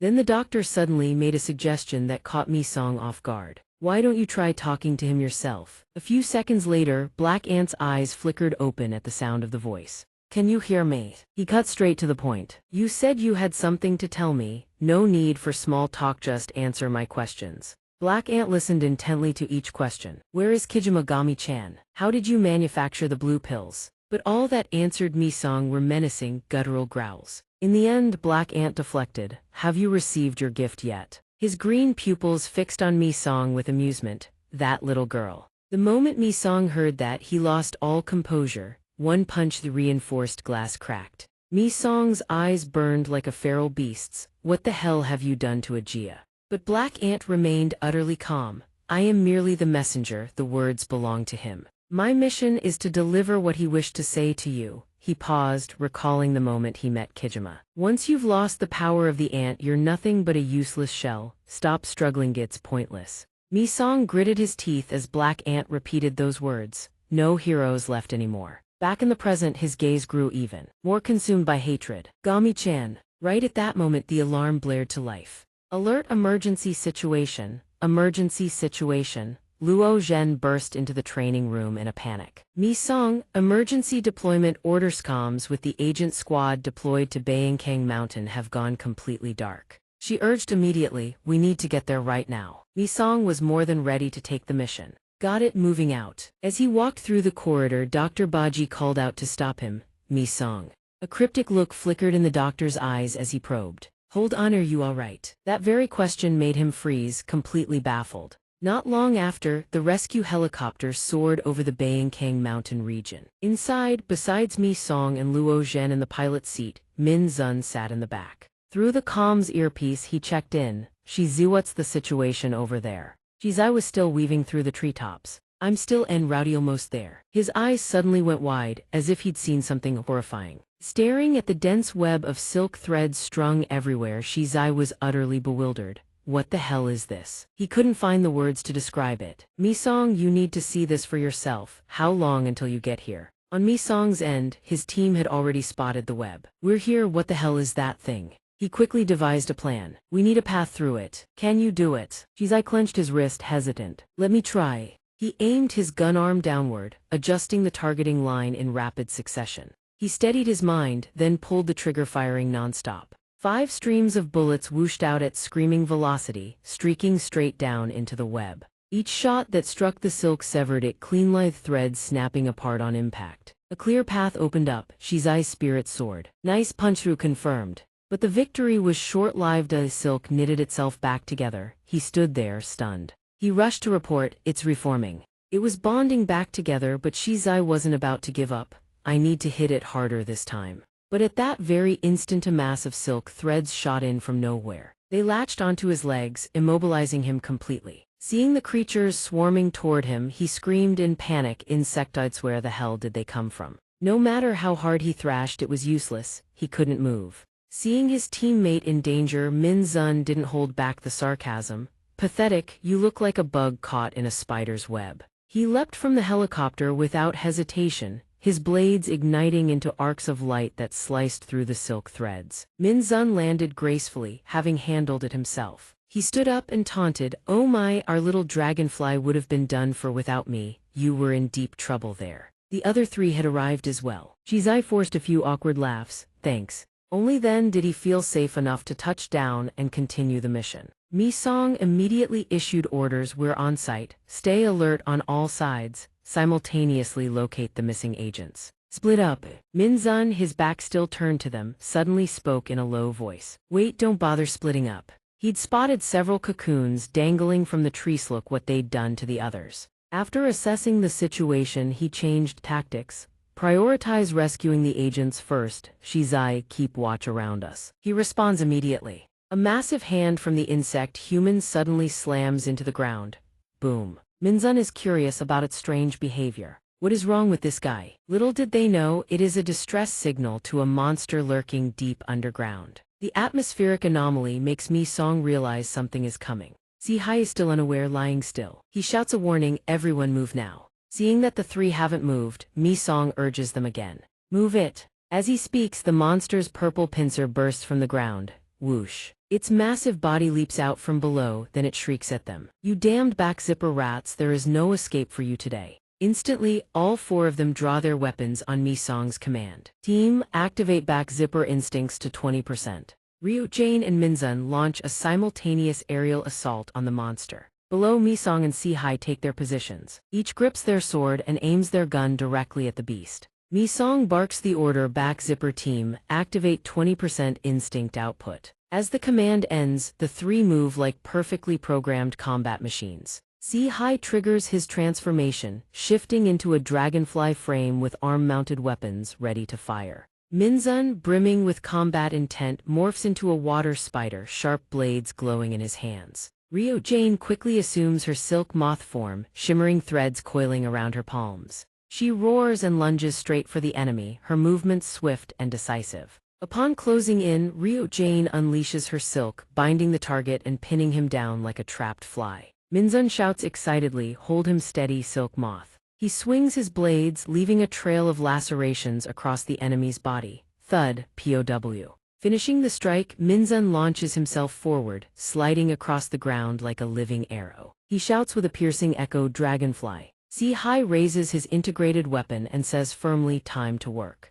As he finishes, his weapon opens fire. A brilliant flash erupts, leaving a scorched streak in the air like a brutal claw mark. The blinding beam strikes the enemy, the raw power sending rocks flying everywhere. He watches the scene, eyes glinting with excitement. Not bad. From the dust cloud, the monster suddenly lashes out, slamming its pincer toward the spot where Minzun and Si-hai are standing. Si-hai freezes when he realizes the monster is still alive, shouting, "Look out." The sharp pincer strikes out. Caught off guard, Si-hai stands paralyzed, thinking, "I can't dodge this." From afar, Mi-song leaps across the rocks, gripping his sword handle, rushing in like a whirlwind. He swings his steel blade, knocking the incoming pincer aside and saving Si-hai from a lethal blow. He lands amidst the dust, joining the others. Minzun asks in confusion, "What exactly is that monster?" Si-hai is visibly rattled, "Our attacks didn't even scratch him." They watch as the smoke clears, revealing the creature's colossal frame. The monster laughs with disdain, "You blockheads, your pathetic attacks are useless against me." He flexes his bulging muscles, speaking with smug arrogance. "I am the Viber Giant." He turns his head with pride when mentioning the entity he worships. "This is the perfect body chosen by Lord Kijima."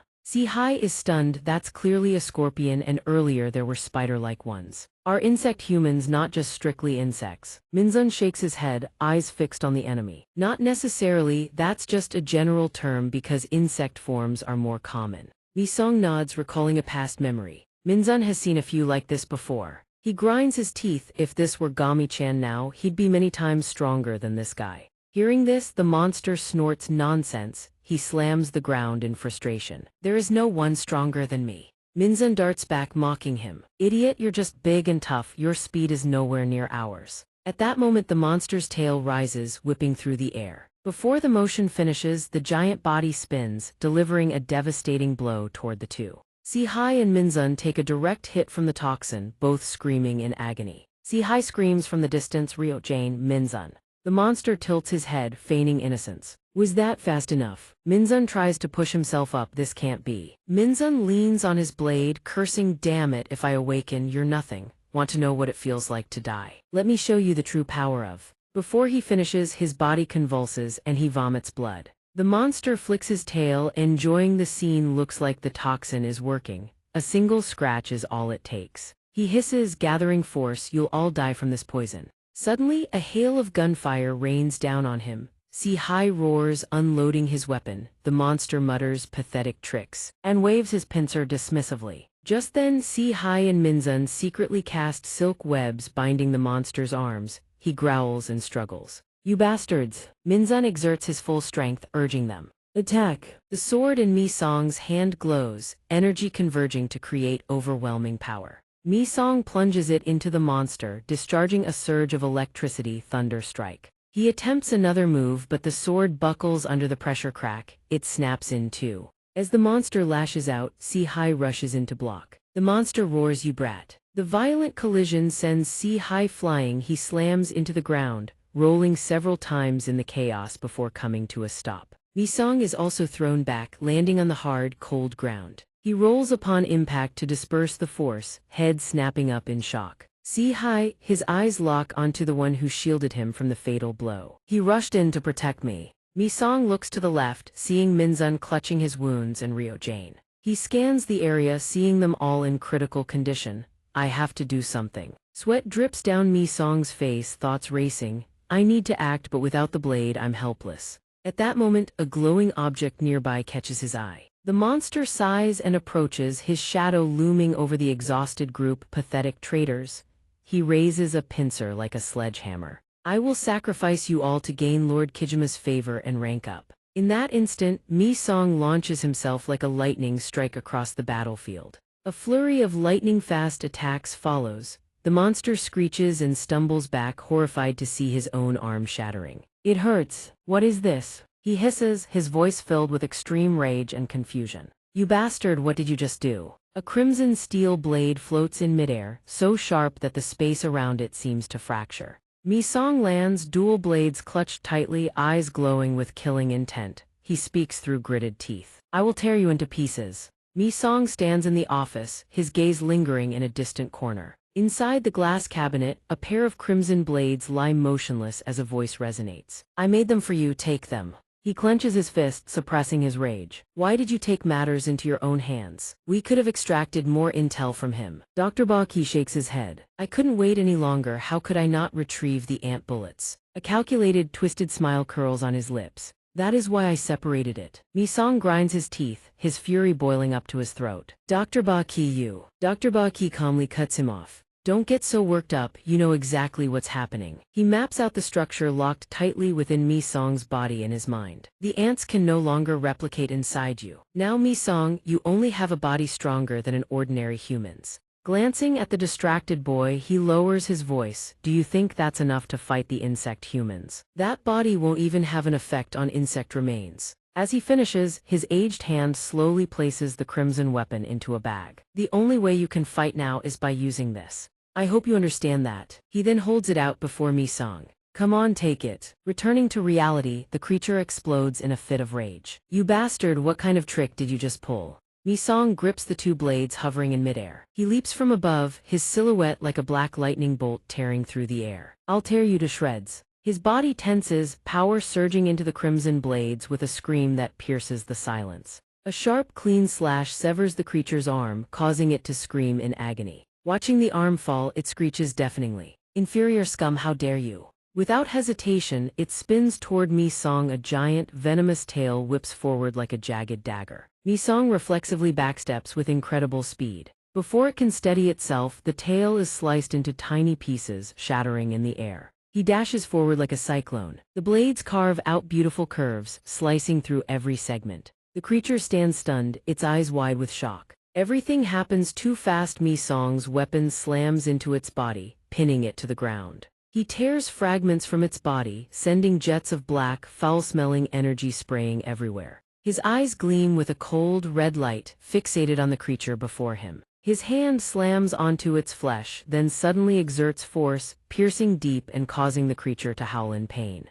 Mi Song tightens his grip on the weapon, pressing down. Listen clearly, no matter how strong you are, you can't defeat us. He shouts in frustration, so talk fast. Where is Kijima? It laughs mockingly. What good will it do you to know their location? You are nowhere near their level because you lack the corresponding power. Suddenly the ground beneath them cracks, creating a deep pit filled with jagged, upright spikes. He stares wide-eyed at the scene unfolding. What the hell is this? Watching the massive creature with razor-sharp teeth scream, he barely manages to gasp before Si-Hai, in his transformed state, rushes in. He looks at Si-Hai in surprise, then glances around in confusion. Where are the others? He quickly explains. While you were fighting, our team and the captured agents were already moved to safety. Soon after, he pauses, looking down into the crater created by the monster with suspicion. More importantly, what kind of hell have these things unleashed? Time passes as a purple sunset falls over the back zipper base. Inside, a solitary metal door standing in the silent hallway. After finishing the job, the nurse steps out and says kindly, the treatment is complete. Get some rest, everyone. The three of them bow their heads in silence, no one speaks a word. Suddenly Minzun growls, breaking the heavy atmosphere. You said, did he actually use it? That damn weapon, he doesn't give a damn about us. Rio Jane frowns, cutting him off immediately. Stop it, if Mi Song hadn't done that, we'd all be dead by now. He touches the collar around his neck, his expression full of irritation. Damn it, if I hadn't been treated like this from the start, I would have wiped them all out. As he walks, he grumbles, "Damn it, I was supposed to destroy those miserable insect bastards for revenge, but look at me controlled like this." Minzun punches the wall. "Back zipper, it's all because of those bastards." Sihai mutters sadly, "Because we're a danger, right?" He hesitates a bit before continuing, "I think we have to accept that." Hearing this, he frowns. He approaches Sihai and glares at him. "Hey, Dragonfly, do you think it's natural for us to be controlled like this?" He answers slowly, "That's not what I meant." Minzun smirks, his voice full of mockery. "Or are you working with humans so you think you can become one too?" He then proceeds to trigger Sihai's bloody memories. "Don't forget what you did to end up here. Stop trying to act like a normal person." Ryojane stands to the side, frowning, "Shut up." But he still lifts his head and puffs out his chest. "I really admire you. How many people went underground back then?" "2 Marine platoons, 1 infantry unit." He doesn't answer, only staring intensely, remembering the scene the other just mentioned. "Wiped out an entire high school class." "Oh my, let's see, you've killed even more people than me. You deserve to be controlled." Ryojane snaps, lunging forward to grab his collar, roaring in anger. "I told you to shut up." Minzun smirks, defending himself. "Did I say something wrong? Come to think of it, we're controlled precisely because of him, aren't we? You're being too harsh on him. You freak." Just as the smell of gunpowder lingers, a thunderous voice cuts through the air. "Oh my bugs are still so energetic, aren't they?" Ajia saunters in casually, exclaiming with excitement, "Insect humans are something else, healing so fast." The back zipper task force leader, Ajia, possessing insect remains, rests his hands on his hips against the wall and beams, making him feel a bit jealous. Minzun watches Ajia, who is always hiding his true face. "Suddenly you're acting like a real boss now, huh?" He rubs his forehead and mutters, "Right, I forgot your nickname." The air temperature drops suddenly as Oan's pupils shift into combat mode. "Feeling a bit cheeky, are we?" "That name suits you. If you want to fight, I'm not backing down." "It's been a while, and you're already looking down on the team leader." Oan immediately switches his physical form to his excited, upgraded insect mode. "I am going to have to teach you a lesson today." Rain coldly drops the act. "Leader, stop posturing, it's not scary at all." Min is speechless. Why is he acting so tough all of a sudden? He pouts, making a show of being hopelessly weak. With them around, Oan returns to his normal human state. He raises an eyebrow in confusion. "You guys, do you even know why I am here, or are you just messing around?" They look blankly at him. "Here for what?" he explains. "I am here about the instinct limiter issue that you've all been so frustrated with. I think it's completely unreasonable too." He grins broadly, pointing at himself with pride. "So I am going directly to the director to negotiate this matter. See how god-tier I am." Mi Dun doesn't hesitate, sliding over to whisper with a meaningful look. "Is that so? That's good. While you're at it, tell them to scrap that cursed limiter completely." Oan immediately raises both hands. "You're being a bit greedy. I'll start by trying to negotiate first. Nothing is guaranteed yet." After chatting for a while, he suddenly recalls something important. "This is a meeting for high-ranking officers, so the team leader should be there too. Where is your leader?" At that moment, Mi Song sits alone in silence in the empty hallway. Without a word, his gaze is locked onto the glass in front of him. On the other side of the cold glass, Ajia lies motionless on the bed, her hands cuffed. Even while in her dreamlike state, she still softly calls his name, Mi Song. His eyes widen as he stares with a hollow expression, as if he lost his connection to the network. Suddenly, the tapping of a cane echoes on the floor, followed by an exclamation. For such a small body, she has already devoured a whole pig. Terrifying, isn't it? Dr. Baki shuffles closer, his movements deliberate and slow. "Did you come here because you have something to say to me?" He mutters, "How will you dispose of Ajia?" The doctor laughs aloud as if hearing a cute, bad joke. "You mean the insect-human weapon? That's impossible," she is. But Dr. Baki stops as his eyes scan over your blade. "It seems you've changed your mind after using it." Seeing Mi Song remain silent, Dr. Baki probes, "Are you here to return it?" He grips the weapon tightly and responds with a heavy, breathy tone, "Doctor." His next words make the doctor gasp with intrigue, "I am going to use it." Without hesitation, he springs up, grasping both blades with pure determination. "I need power." At the same time, an ant is leisurely crawling across someone's face. The man's arm tenses and swarms of tiny creatures rise and fall beneath his skin. The mysterious white-haired figure with that overwhelming presence is the target Mi Song has been desperately trying to reach. A narrow path leads to a door inside the trunk of a tree, surrounded by stone pillars rising through the mist. Small feet dart forward, not hesitating for even a second. An insect shaped like a bee is frantic, running headlong in flight. It darts its eyes left and right, looking panicked, as if trying to escape something. On the towering pillars, shadows stand still and silent. A pair of long, slender, shimmering legs stands in the center. The stance suggests they aren't even touching the ground. It looks up, eyes locked on that figure, mouth gaping to gulp the thin air around it, then uses all its remaining strength to scream. Hexagon! Instantly, every gaze from above turns toward the sound. Each person shows a distinct expression on their face, none are the same.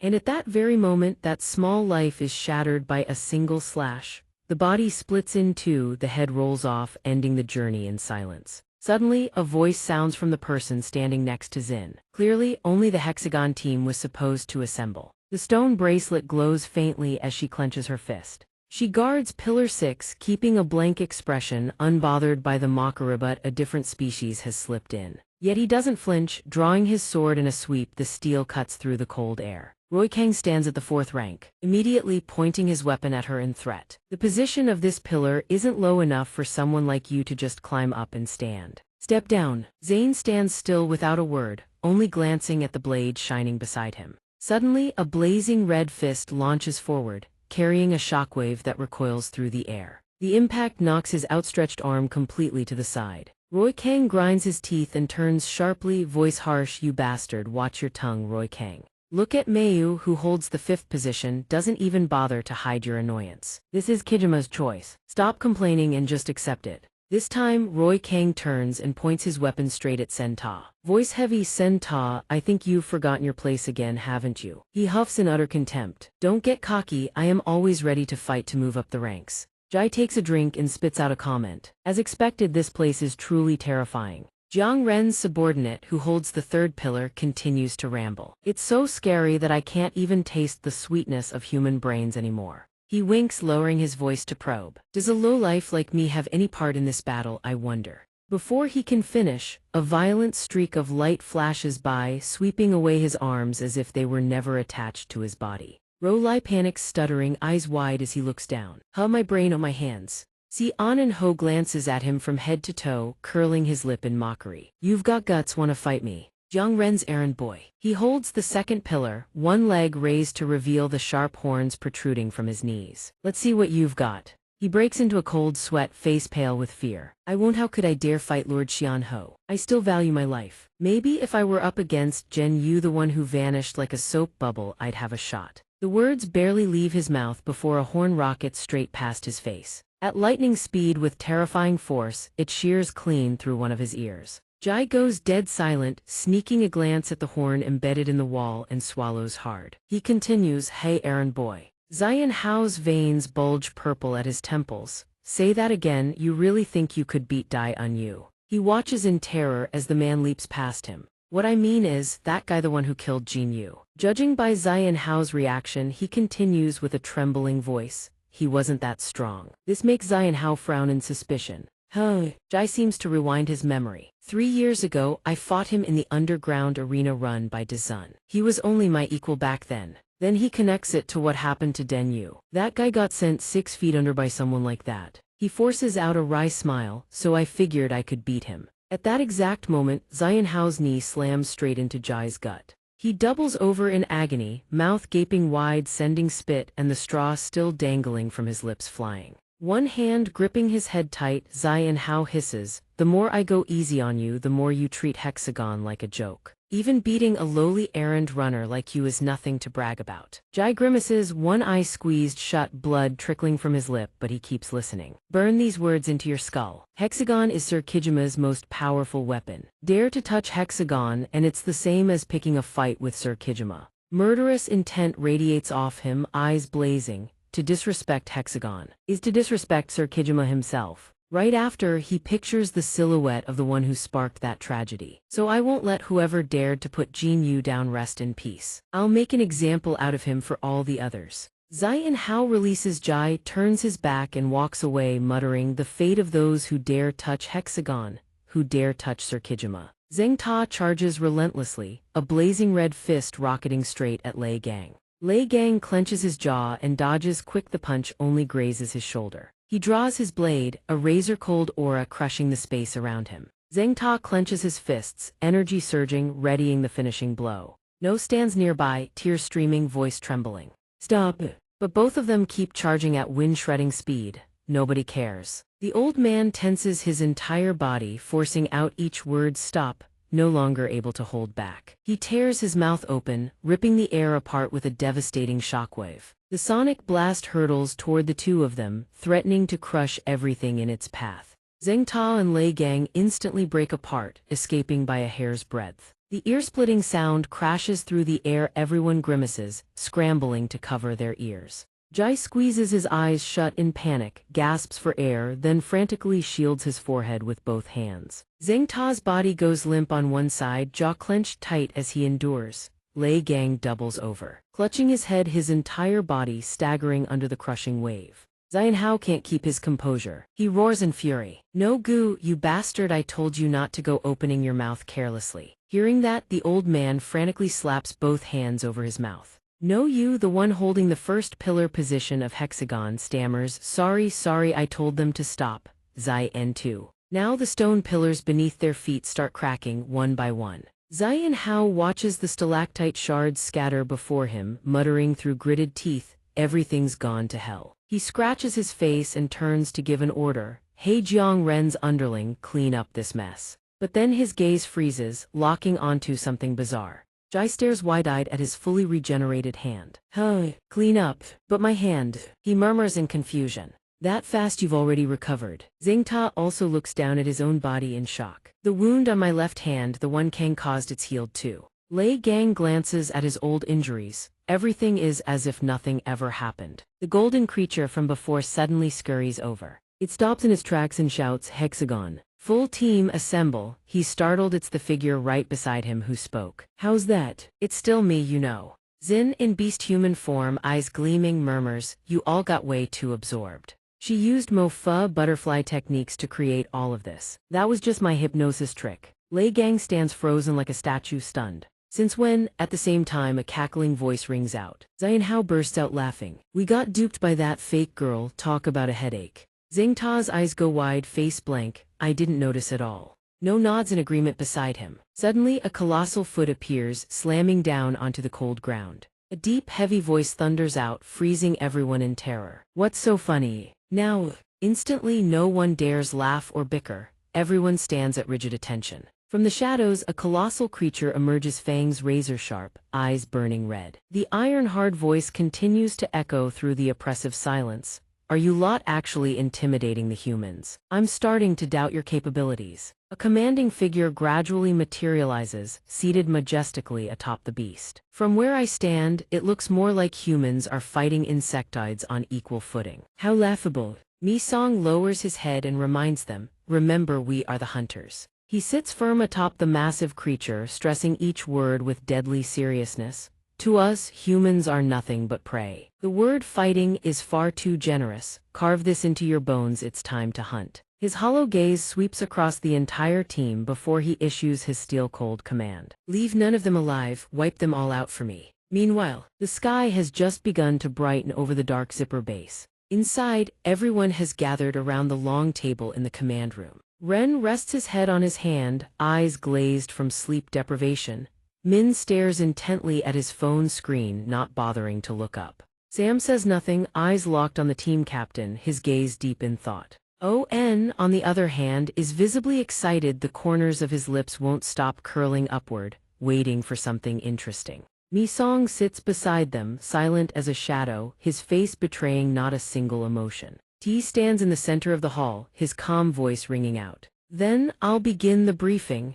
Bit sits at the head of the table, giving a slight nod of approval, his hand resting on the documents before him. That file contains the critical plan to raise the instinct limit cap for Dark Zipper. The Dark Zipper organization is a specialized xianxia coalition of hand-picked, powerful combatants. Among its divisions, Dark Zipper is a project unit established specifically to combat the insectoid faction known as the Heavenly Insects. The team consists of General Director Un, ACF Rank 1 Leader Gamik Shengwongal. Combatants are insectoids. Ter raises a hand toward the projection screen. Speaking with utmost gravity, the 3 subjects you see before you are insected combatants currently active within Dark Zipper. He pauses for a beat, then drives the point home. All 3 carry records of inflicting severe casualties on humans. On cuts in with a quiet cough. To my knowledge, Jane isn't among them. Ter doesn't respond, just presses on.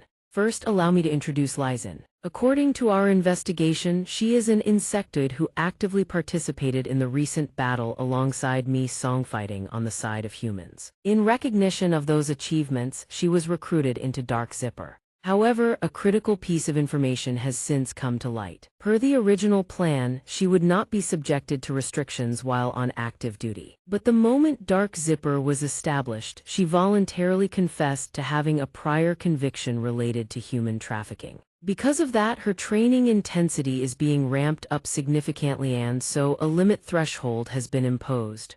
Right after, Ter continues, leaving Mi Song completely dumbfounded. Furthermore, despite being an insectoid, her social skills surpass even leader Gami's. He concludes with finality, she is the only candidate with the potential for a limit threshold increase. On puffs up his chest proudly the moment he hears that. She may look cold on the surface, but she's a good kid. Sam replies instantly, yes. He turns to the screen, allow me to introduce the next subject. The words barely leave his mouth before Mi Song's expression sours. What's coming was bound to come eventually. The image zooms in. Dr. Baji's file Min Zun. No elaborate introduction needed for this one. A true villain through and through. He's clashed with Dark Zipper before a dark past, running underground fighting rings, manufacturing insectoid serums, and sending countless people to their graves. Thanks to all that, he's racked up a long record of engagements against Dark Zipper. This one was betrayed by his own teammates. The only reason he joined Dark Zipper is to exact revenge on the heavenly insects. The ones who abandoned him. Once he's done settling that score, there's a high probability he'll turn against the entire organization.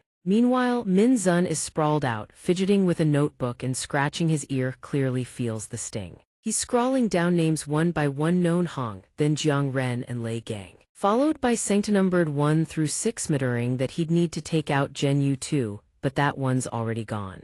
Thinking this through, he scratches out the name and curses under his breath, screw it, should I just start from the bottom and work my way up? On clears his throat and speaks up, regardless, ever since joining the team he's performed well, hasn't caused any incidents. I think to make full use of him, we should lower the limit threshold. He says this while turning toward Mi Song, his expression uncertain. On second thought, that doesn't sit right. Why the hell did we even recruit Min Zun into the team? Ter responds coolly, we need more firepower. A sudden, familiar name causes him to falter mid-sentence. Chi Dong, if only we could have that champion on our side. Memories drift back to an unfinished conversation where Mi Song once made his plea. If you're still out there, fight alongside me. Chi Dong's response back then was blunt. I refuse. Mi Song still tried to persuade him. Chi Dong, without you. His gaze drifts past Mi Song's shoulder. This kid really knows how to tug at people's heartstrings, huh? He points his thumb at himself, voice clear as day, you know me, I'm a fighter. Then he clenches his fist and stares it down. This fist. Then without warning, he swings toward Mi Song. But the punch halts midair. He declares it's not meant for something noble like bearing responsibility for other people's lives. Chi Dong declares with unwavering conviction, fight the strong, claim victory, destroy everything in your path. All I want is to win. His hand relaxes as if casting away every last burden. This fist only does those things. He places it firmly on Mi Song's shoulder with resolute certainty. So I'm going to enjoy my own fight. A grin breaks across his face, a parting farewell. I absolutely will not lose. I'll hold this position without fail, so I'll see you around. Chi Dong turns his back and walks away, calling over his shoulder. Next time we meet, you better call me Hyung, got it? I'm off. Ter's commanding voice snaps Mi Song back to reality. Next subject. The screen immediately displays the most dangerous insectoid of all, blood-soaked wings and crimson armor. In just 2 days, he sent 256 people to their graves permanently. Clad in crimson armor, hardened and unyielding. He is the one known as the immortal dragonfly. A face so gentle it carries not a shred of killing intent. Shizai, no alias needed. Shizai was captured and sent straight to the Jeonnongbuk medical facility after being subdued by Mi Song and the branch director. The battle erupted while he was still locked up in the facility. But everything went sideways because of one move nobody saw coming. The cell's locking bar was ripped wide open and, despite his battered, hollowed-out body, Shizai still managed to slip through. The iron door was already damaged, so he seized the opening and escaped. At the same time, a female nurse was shepherding the injured toward safety. Everyone moved to the shelter now.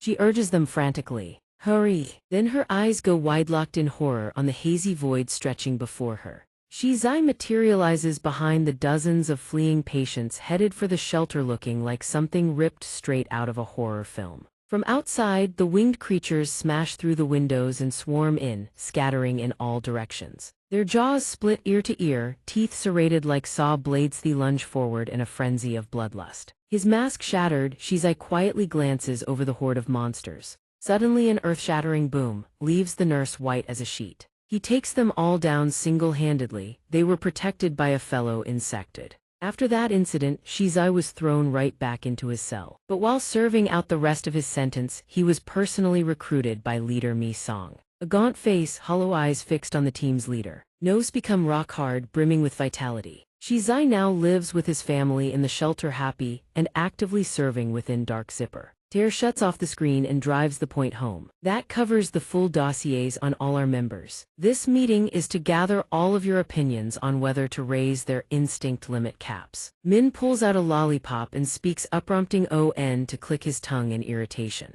I object. As head of the Science and Technology Division, Min states calmly, they're already powerful enough even with the limiter devices in place. I believe that's more than sufficient. He adds firmly, we can't just take the leash off our pets and let them wander around never knowing when they'll bite someone. Mi Song narrows his eyes and stares hard at him, the metaphor reeking of provocation. So this is dogfighting to you. Is that even a fair comparison? On grits his teeth in frustration. That little brat, but the other side cuts in immediately. At least a dog knows how to follow orders. Ren, the shelter protection team leader, stretches and yawns lazily with open disdain. They're nothing but bugs after all. How can anyone possibly trust them? He fires back resentfully, you've gone far enough, cut it out. I agree we need contracts to keep them in check, he says, but as images of 3 people lying crumpled on the battlefield flash through his mind, his frustration flares up again. The current contracts are too restrictive. They can't even unleash their full power. Same thing this time. The whole team activated their basic limits and still couldn't hold out.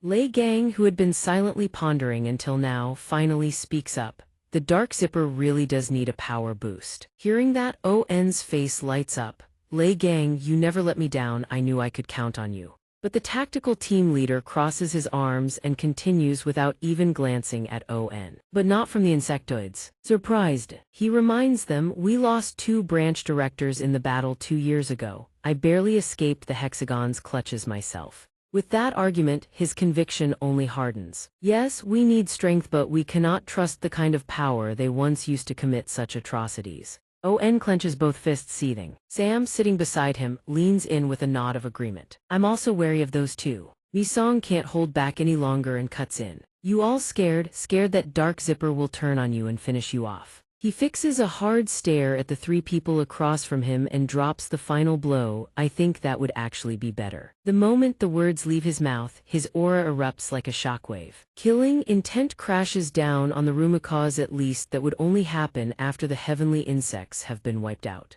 The entire meeting room falls dead silent. Not a single word is uttered. Bit, who had been quietly observing all this time, suddenly smiles. He taps the table a couple of times, then speaks decisively. This meeting is adjourned. Before anyone leaves, he adds, this meeting was meant to discuss and establish a better development plan. Think it over. End of meeting. Outside, night has quietly draped itself over the shelter. Shizai's parents stand near the entrance. His mother hesitates, then asks, are you leaving already? Stay the night at least. He turns his head sharply. No. The deployment order could come at any time. I need to head back first. As he finishes, the wings on his back unfurl in one clean, sharp motion. Below, his parents can only watch him rise, their eyes heavy with reluctant longing. Shizai spreads his wings and rockets across the night sky, streaking straight toward the base. He swoops and loops with delight, muttering to himself, this feels amazing. Cool air presses against his face, wind threading through his hair. His mood soars even higher. Then something feels off. He reaches up and touches his head. Forget his cap.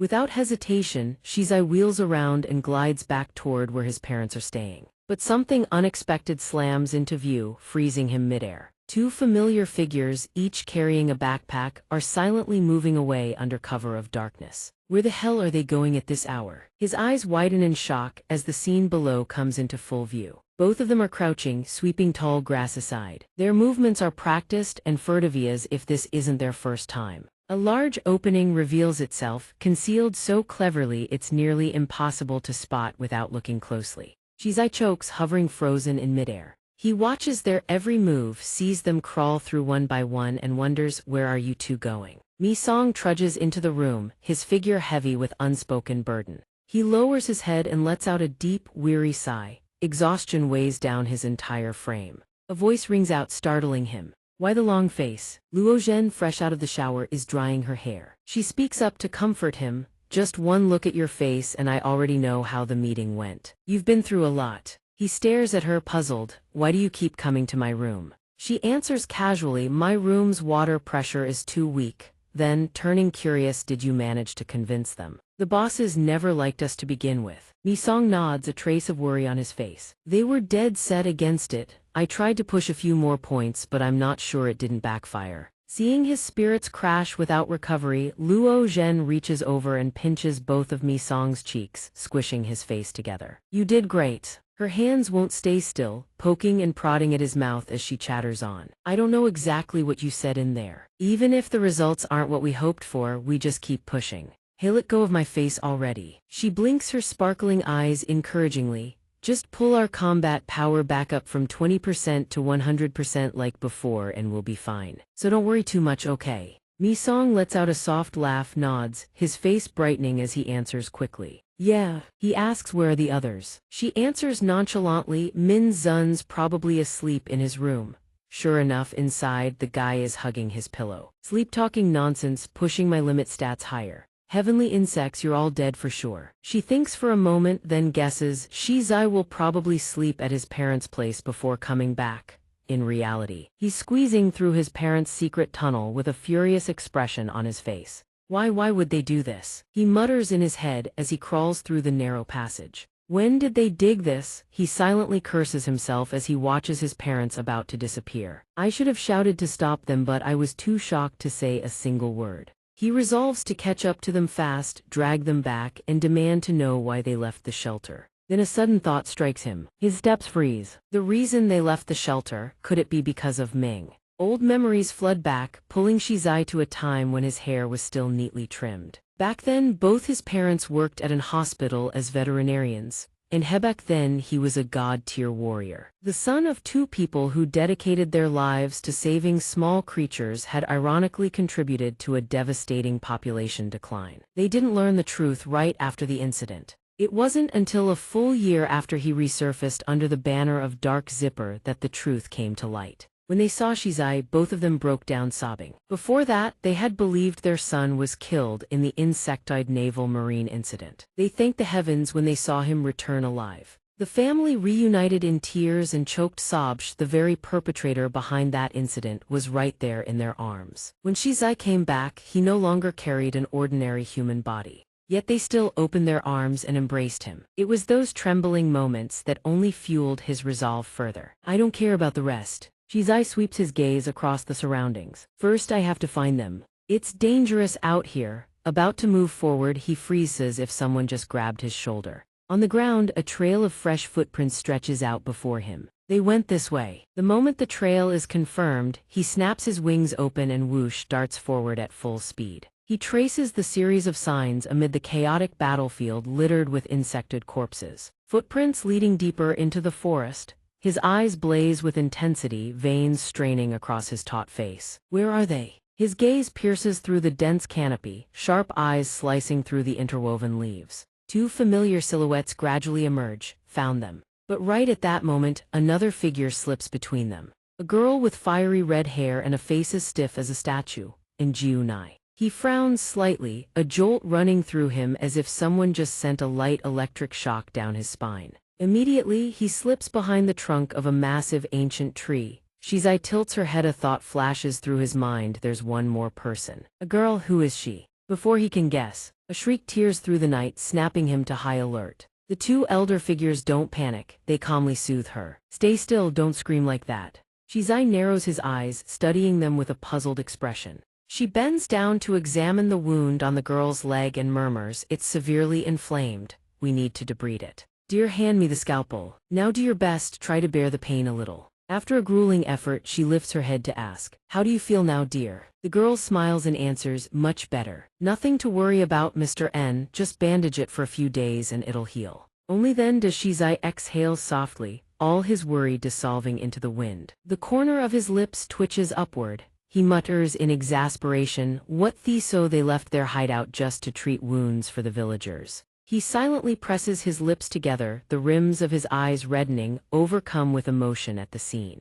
Two elderly people toiling away to care for a complete stranger, and he had suspected them. Shizai lowers his head, quickly wiping away a tear that even startled himself. Suddenly, a monstrous foot stomps down onto the earth, sending a faint tremor through the ground. He jolts at the strange sound echoing through the silent forest. His pupils constrict. A fierce golden glint flashes in his eyes. Battle instincts ignite as a screeching roar reverberates back. Shizai rockets forward like an arrow. The instant he hears a scream from the direction of his parents, an insected, a grotesque creature with rough, jagged skin appears, unleashing ear-splitting shrieks. The short-haired insectoid drools over its prey, grinning wide. Didn't expect to find humans here. It bares its teeth in a lecherous smirk. Truly a gift from heaven. Before it can finish gloating, a flying double kick slams straight into its face from Shizai. And Jiu-Nai stands frozen like a statue, eyes wide as if about to pop out of their sockets at the sight of him. She watches that fiery gaze with a dazed expression, as if reading the fury behind it.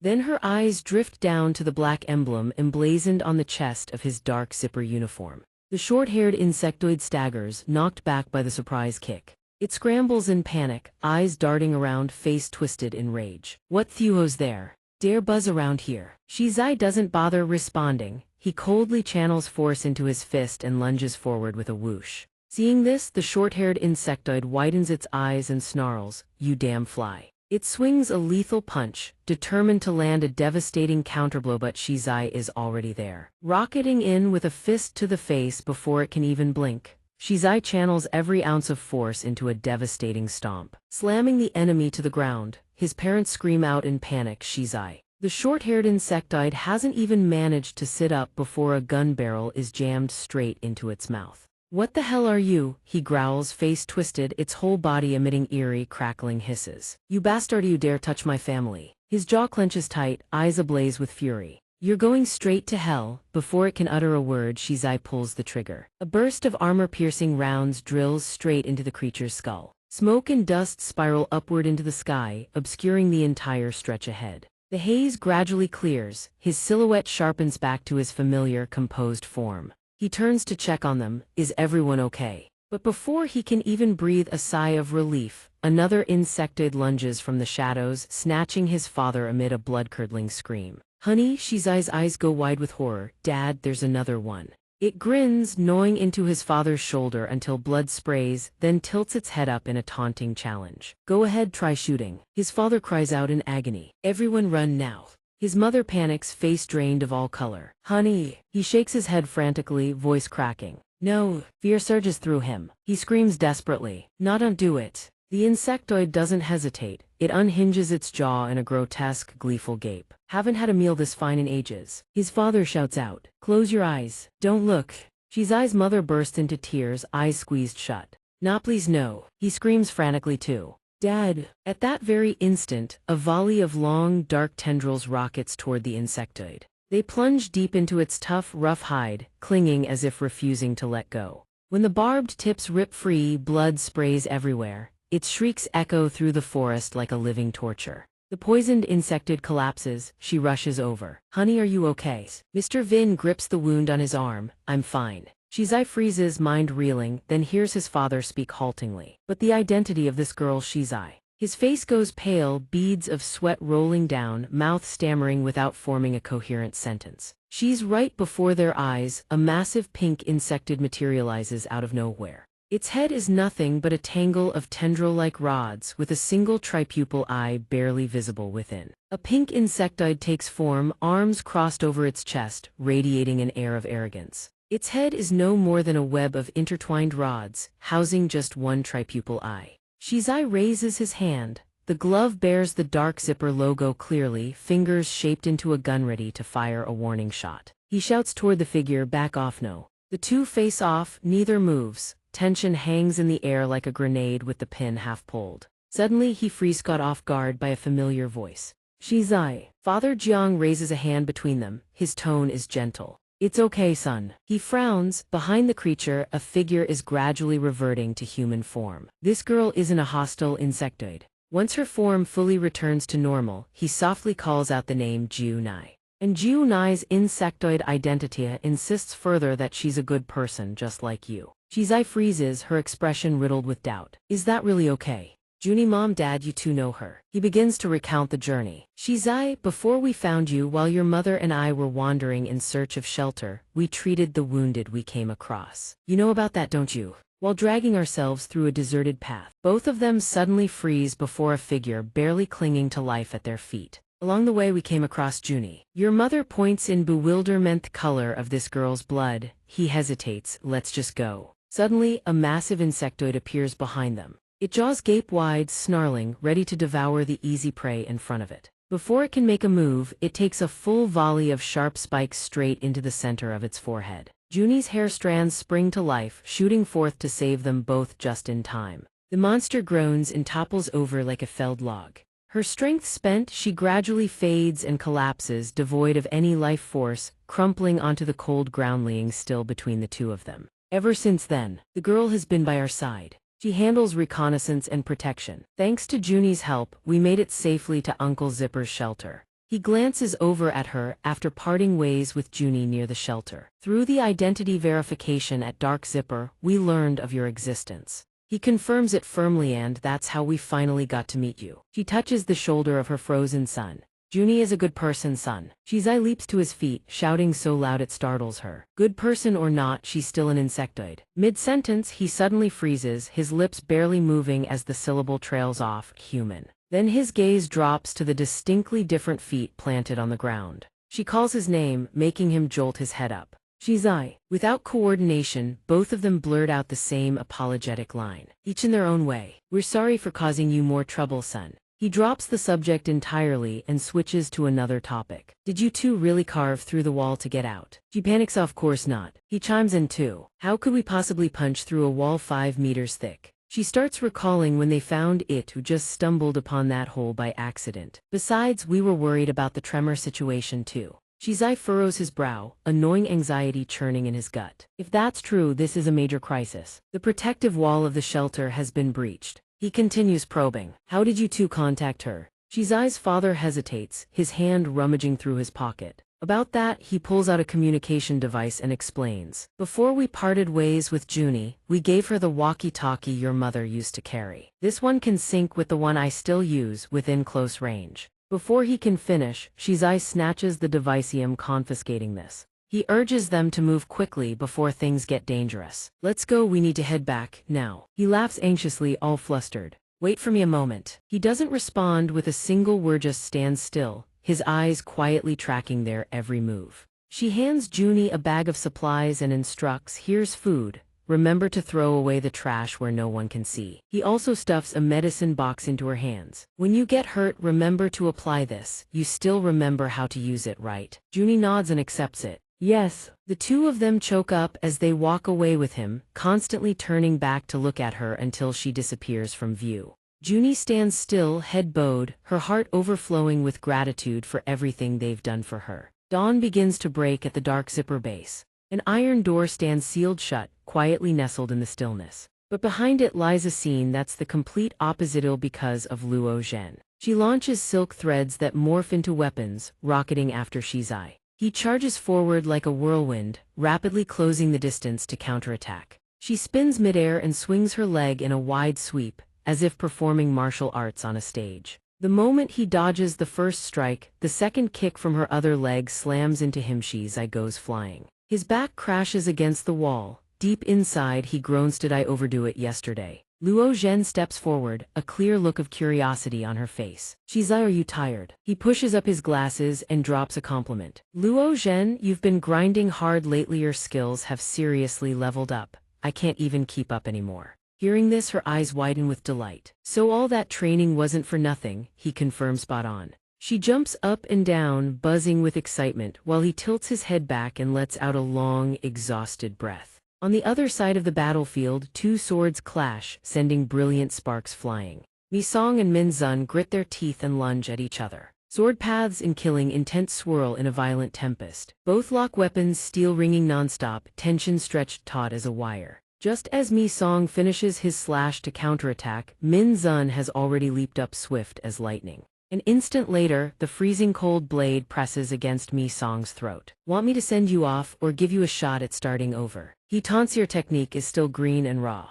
Then he leans close to his ear and whispers, hey kid, you need to put in more effort. You're not the black ant with supernatural power anymore. Mi Song suddenly spins around, slashing backward with his blade. Min Zun barely leaps away in the nick of time. He lands lightly as if weightless and asks casually, shall we stop here? Then he sheathes his sword behind his back at ease. Half serious, half mocking, if we keep going, I'm afraid I might accidentally kill you. Mi Song shows no sign of wavering. He shifts his fighting stance and fires back. Shut up, keep fighting. Gripping his twin blades tight, he growls through clenched teeth, get ready. But then strangely, a bizarre black aura suddenly rises from his weapons. It writhes like a living creature, crawling along his arm before plunging straight into Mi Song's flesh. A strange sensation races down his spine, making him freeze involuntarily. At that exact moment, the twin blades slip from his hands and clatter onto the cold ground. The crimson blade continues to emit a hazy, eerie dark energy unsettling to the bone.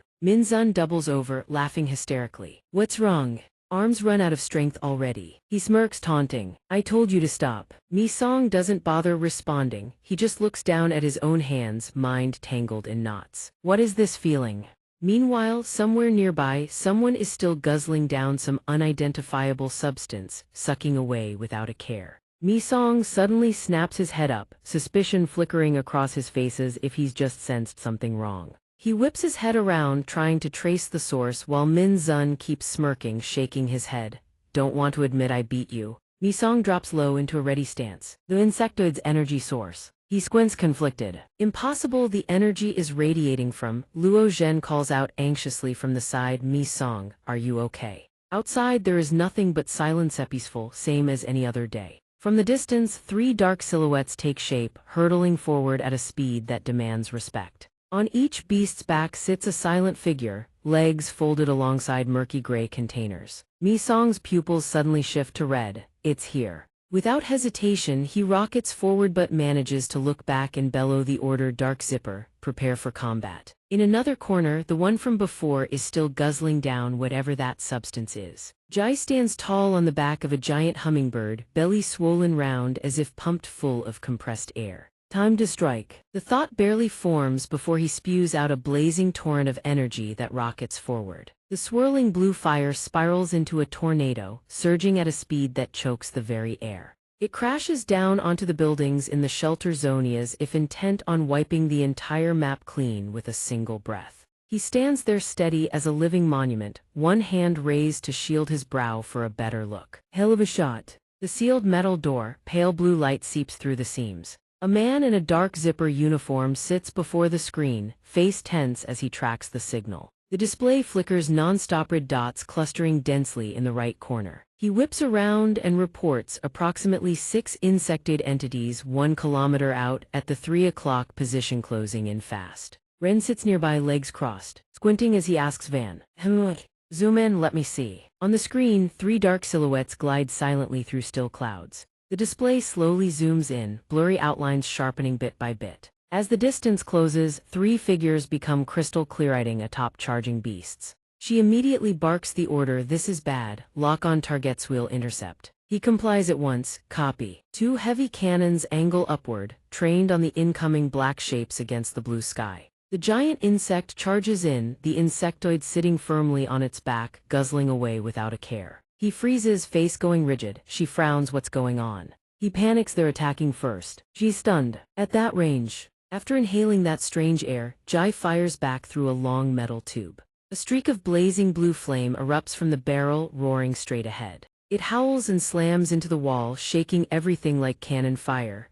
Boom. He raises a hand to his brow, laughing in delight. Hell of a shot. After the earth-shattering impact, the wall is blown open, a massive hole ripped through. He spins around, face ashen section destroyed. Ren leaps up from the command chair, triggers red alert, the shelter station is under attack. Without missing a beat, she barks, shoot them down, do not let them breach the shelter station. He responds instantly, copy. The two wall-mounted cannons lurch into motion, the screech of grinding metal sends chills down the spine. In an instant, they unleash a volley round screaming through the air, streaking straight at the insectoids. All three creatures stand motionless except one whose right arm suddenly warps into something monstrous.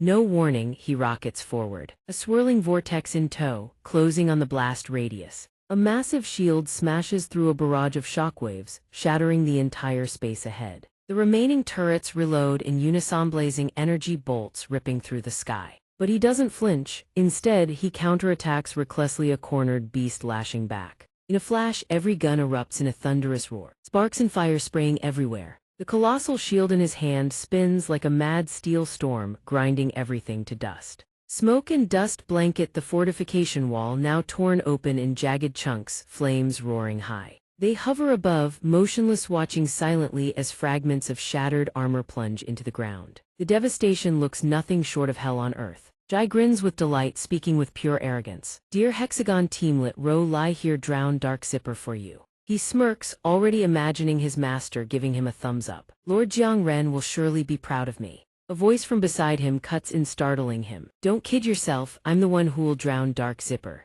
Then she winks playfully and calls out her own name. Gongchu I am. She is a subordinate under Zai and standing with arms crossed, chin raised in pure arrogance. Hit it again like before, it's still buzzing. I don't exactly enjoy going through places like that. Jai scratches his head awkwardly. But I already threw away the tube. She mocked, you're so useless. Seriously disappointed. He quickly replies, let me go pick it up. Another voice cuts in, irritable. Quit messing around. She glances over.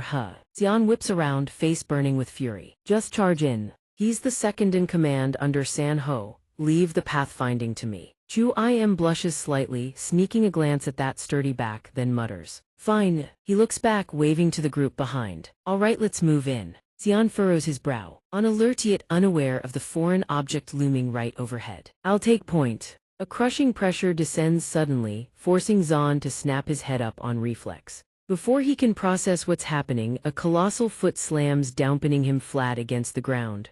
Thud. Everyone around screams in unison, what the hell is that? Inside the colossal machine, Min murmurs calmly, Insectoid Slayer online. The moment he finishes, the robot's eyes blaze with golden light. The steel frame rumbles as it shifts. Instantly, the machine lowers its center of gravity, both arms raised into a combat stance ready for battle. Zhou Lai strains to piece it back together in his memory. That massive iron brick insectoid assassin Chu Im trembles as she grips the weapon on her back. Absolutely certain that's the one who clashed with Lord Jiang Ren 2 years ago. She doesn't wait another second, drawing her weapon and charging straight in. I'll smash it to pieces. Before she even closes the distance, she eats a devastating punch right to the face. Lei Gang throws a surprise punch the instant she shouts 4 words in the name of love. The violent impact sends her flying. Her body spirals through the air, then slams into the ground face first into the hard surface. Lei Gang claps his fists together, furious. Love, the love of you bugs. All breeding does is plague the nation and poison the people.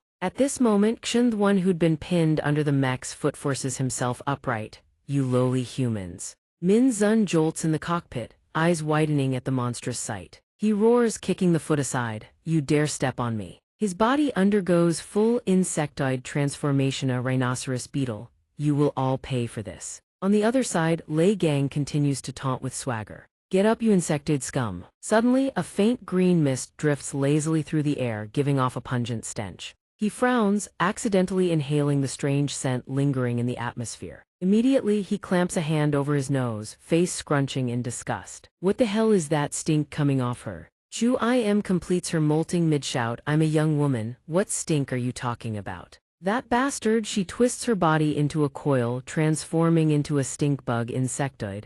Can't even tell perfume from stench. I need to teach you a lesson. Atop the hummingbird mount, Zhou Lai heaves a long sigh. I'm the most dangerous one here, you know. He takes a swig and grumbles, why does nobody pay attention to me? Maybe I should just charge right in. Something feels off though. His dazed eyes sweep the surroundings as he mutters, sounding almost abandoned. Where's my opponent anyway? Right on cue, a voice whooshes up from behind. Right here, mate. Zhou Lai spins around, face lighting up. O.N. points at himself with full confidence. Your opponent right here. Zhou Lai grins ear to ear. Let's go. In the blink of an eye, his hand twists and warps into a green pincer insected remnant, activated. His eyes darken, facial muscles taut. His arm swings out decisive, aimed straight at his opponent. Time to beat the general's ass. Zhou Lai takes the hit dead on. His face warps from the pain, his body launched off the hummingbird mount. The landing shakes the entire area. Dirt and debris erupting. Launched skyward, the ground splits open in a long, jagged furrow plowed to ruin. O.N.'s signature armor manifests across his knees. Two translucent wings unfurl behind him, shimmering, his arms curve and elongate. Veins lighting up along their length, morphing into a razor-sharp golden blade. He smirks, strolling forward lazily. Let's see, time for a warm-up. Zhou Lai springs back to his feet, whispering with glee. Now that's more like it. He wipes the blood from the corner of his mouth, face practically glowing with excitement. I was worried I'd wipe out all the humans before I even got to transform. He narrows his eyes at his opponent. But what the hell was that move of yours? O.N. advances step by step, making Zhou Lai pause with a flicker of doubt. I heard rumors that among Dark Zipper scientists there are monsters even stronger than insectoids. Zhou Lai's mind races, imagining all kinds of insects fused together. Didn't expect it to be the chimera. So you're that monster. Oh, and snarls through gritted teeth. You talk too much. Whose fault do you think it is that I became a monster? He clenches his jaw, a twisted smile sliding across his face. You're the ones who'll take responsibility for this. He quickly slides his glasses up the bridge of his nose, proclaiming grandly, and of course, I'll use everything I've got to make sure you do. Then he lifts his head, eyes wide with a grin. Watch closely, I'll show you the general's power. But before he even finishes showing off, he's already behind Zhou Lai. Pretty impressive, huh? Zhou Lai whips his head around in shock. That bastard, when did he move? Without another word, he swings his leg straight into Zhou Lai's face. He shouts as he kicks locust kick. Caught completely off guard, Zhou Lai can't react in time, sent hurtling through the air. Zhou Lai touches his repeatedly battered cheek and bursts out laughing. Just as expected from a human. Attacking while in mid-transformation. You like fighting dirty, don't you? Before the words even leave his mouth, O.N. looms right in front of him. Zhou Lai flinches violently. Again, O.N. answers calmly, echoing the question. Of course, you think I'd just stand around and wait for you to transform. Do I look stupid to you? As he finishes, his hand is already swinging. He fires off his charged Skillmanti's slash. A cutting force whooshes forward, razor-sharp, burying itself deep into Zhou Lai's shoulder. He roars in agony as the slash tears through his shoulder, blood gushing out. Before the enemy can recover, O.N. surges forward like a cyclone and slams a punch into his gut, heart-piercing chain. Zhou Lai clenches his jaw, his entire body tensing to endure the blow. Suddenly, he throws his head back and bellows like a bomb going off. Hummingbird. The instant it hears the call, the giant creature swoops in, spraying a wave of venom. O.N. frowns at the noise, instinctively looking up. His reflexes electric fast, he dodges by a hair's breadth. The ground beneath him gets punched through a deep, winding trench, reeking of scorched earth. He grabs the creature's head and squeezes, making it shriek like a blender grinding rocks. Then he casually flings it into the one next to it, and the next one gone. The leg holding the vial immediately lets go, as if it's worthless now. The vial tumbles through the air, spinning erratically in a chaotic arc above. Then drops straight down, shattering into pieces, fragments scattering across the ground. O.N. stands still, watching, eyes unblinking, expression darkening, gaze deep and intense. Every vein stands out taut across his cheekbones. He peers down at the liquid pooling below, face blank with confusion. Where the hell did that bastard vanish to? Beneath the liquid's surface, bubbles race upward one after another, his lips curl with interest. Hiding underwater, He tilts his head, half warning, half taunting. Careful, you might drown down there. Show yourself while I'm still being polite, but no response comes. He immediately deploys his technique Mantis Slash.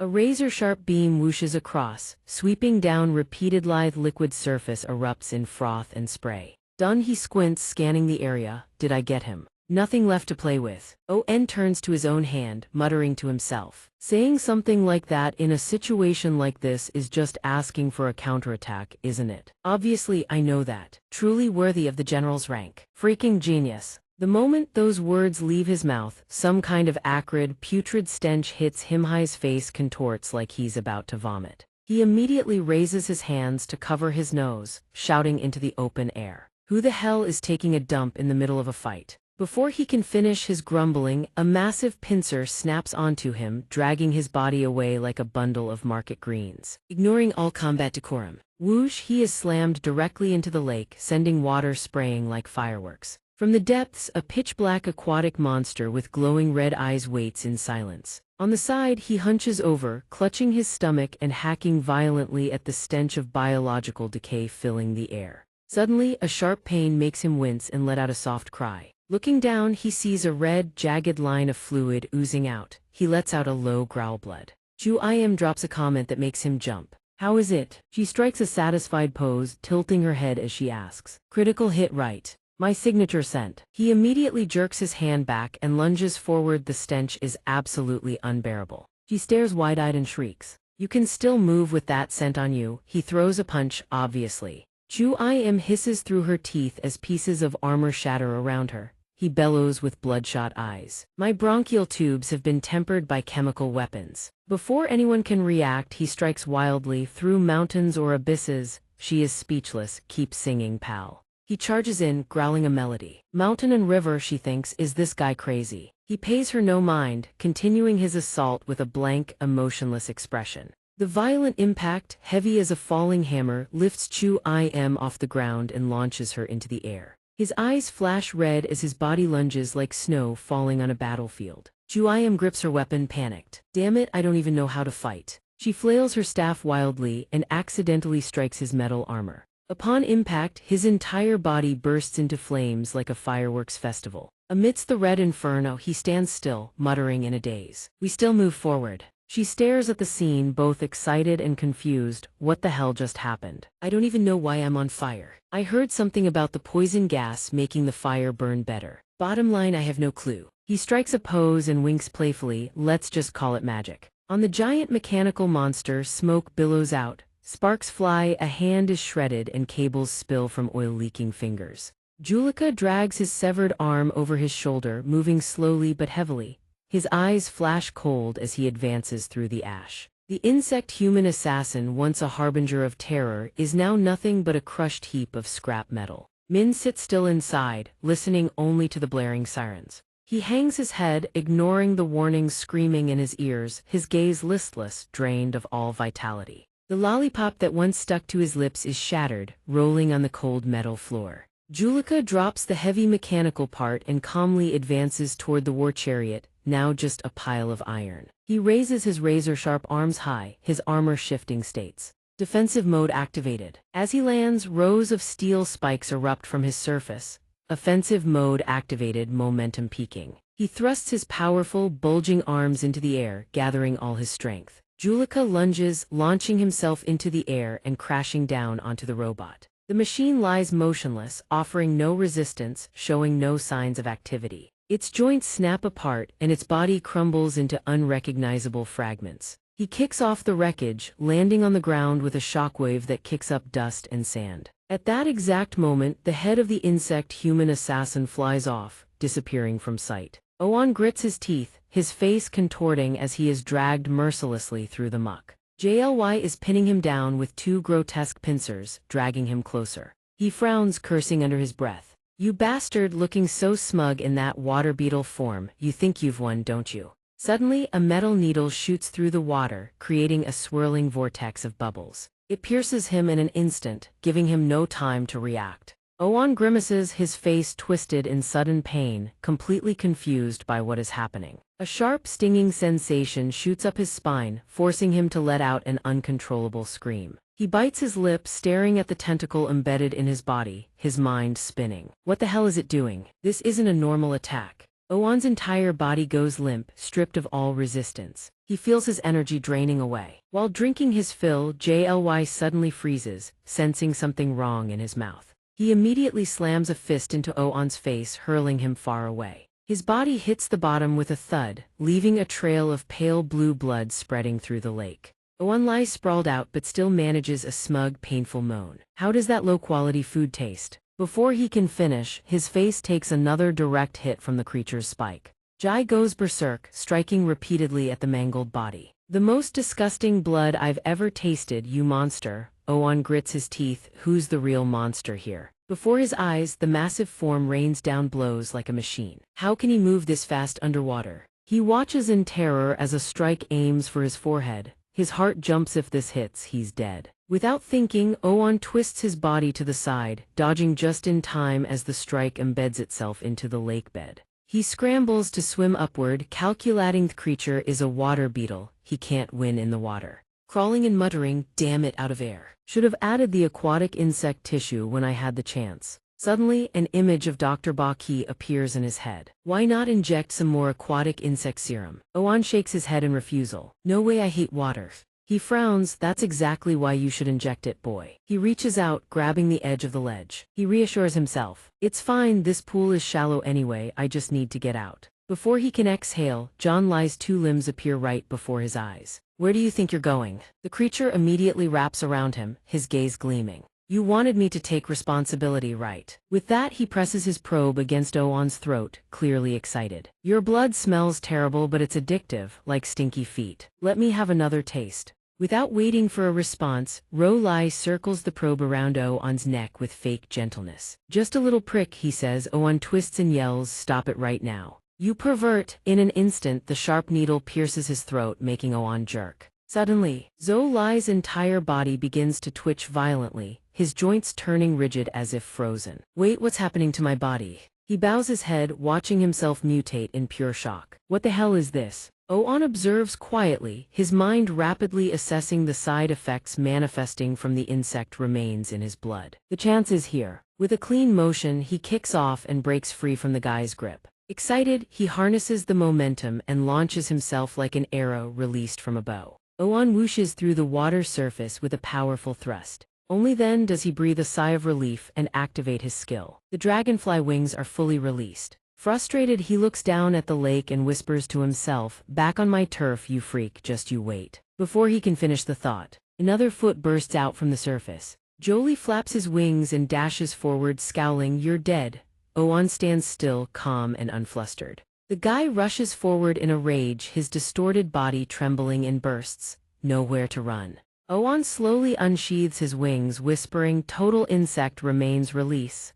Knee joints shift, armor plates twitch, wings expand. He draws a golden weapon that assembles into a massive, towering greatsword. Owan grins ear to ear, grips the hilt, and the insect blade is ready for battle. A sharp streak of light slices through Jolie and his limbs. He lunges forward at top speed, trailing a faint phosphorescent glow. The guy writhes and shrieks in agony. Owan turns away, ignoring the body as it thuds to the ground. He mutters coldly, remember this. He smirks. Killing intent swirling like mist, eating subpar food leads to getting shredded. At the same time, Roy still stands, frozen amidst the raging flames. Chu-in drags her weapon across the ground, muttering, maybe I've been a bit too cruel.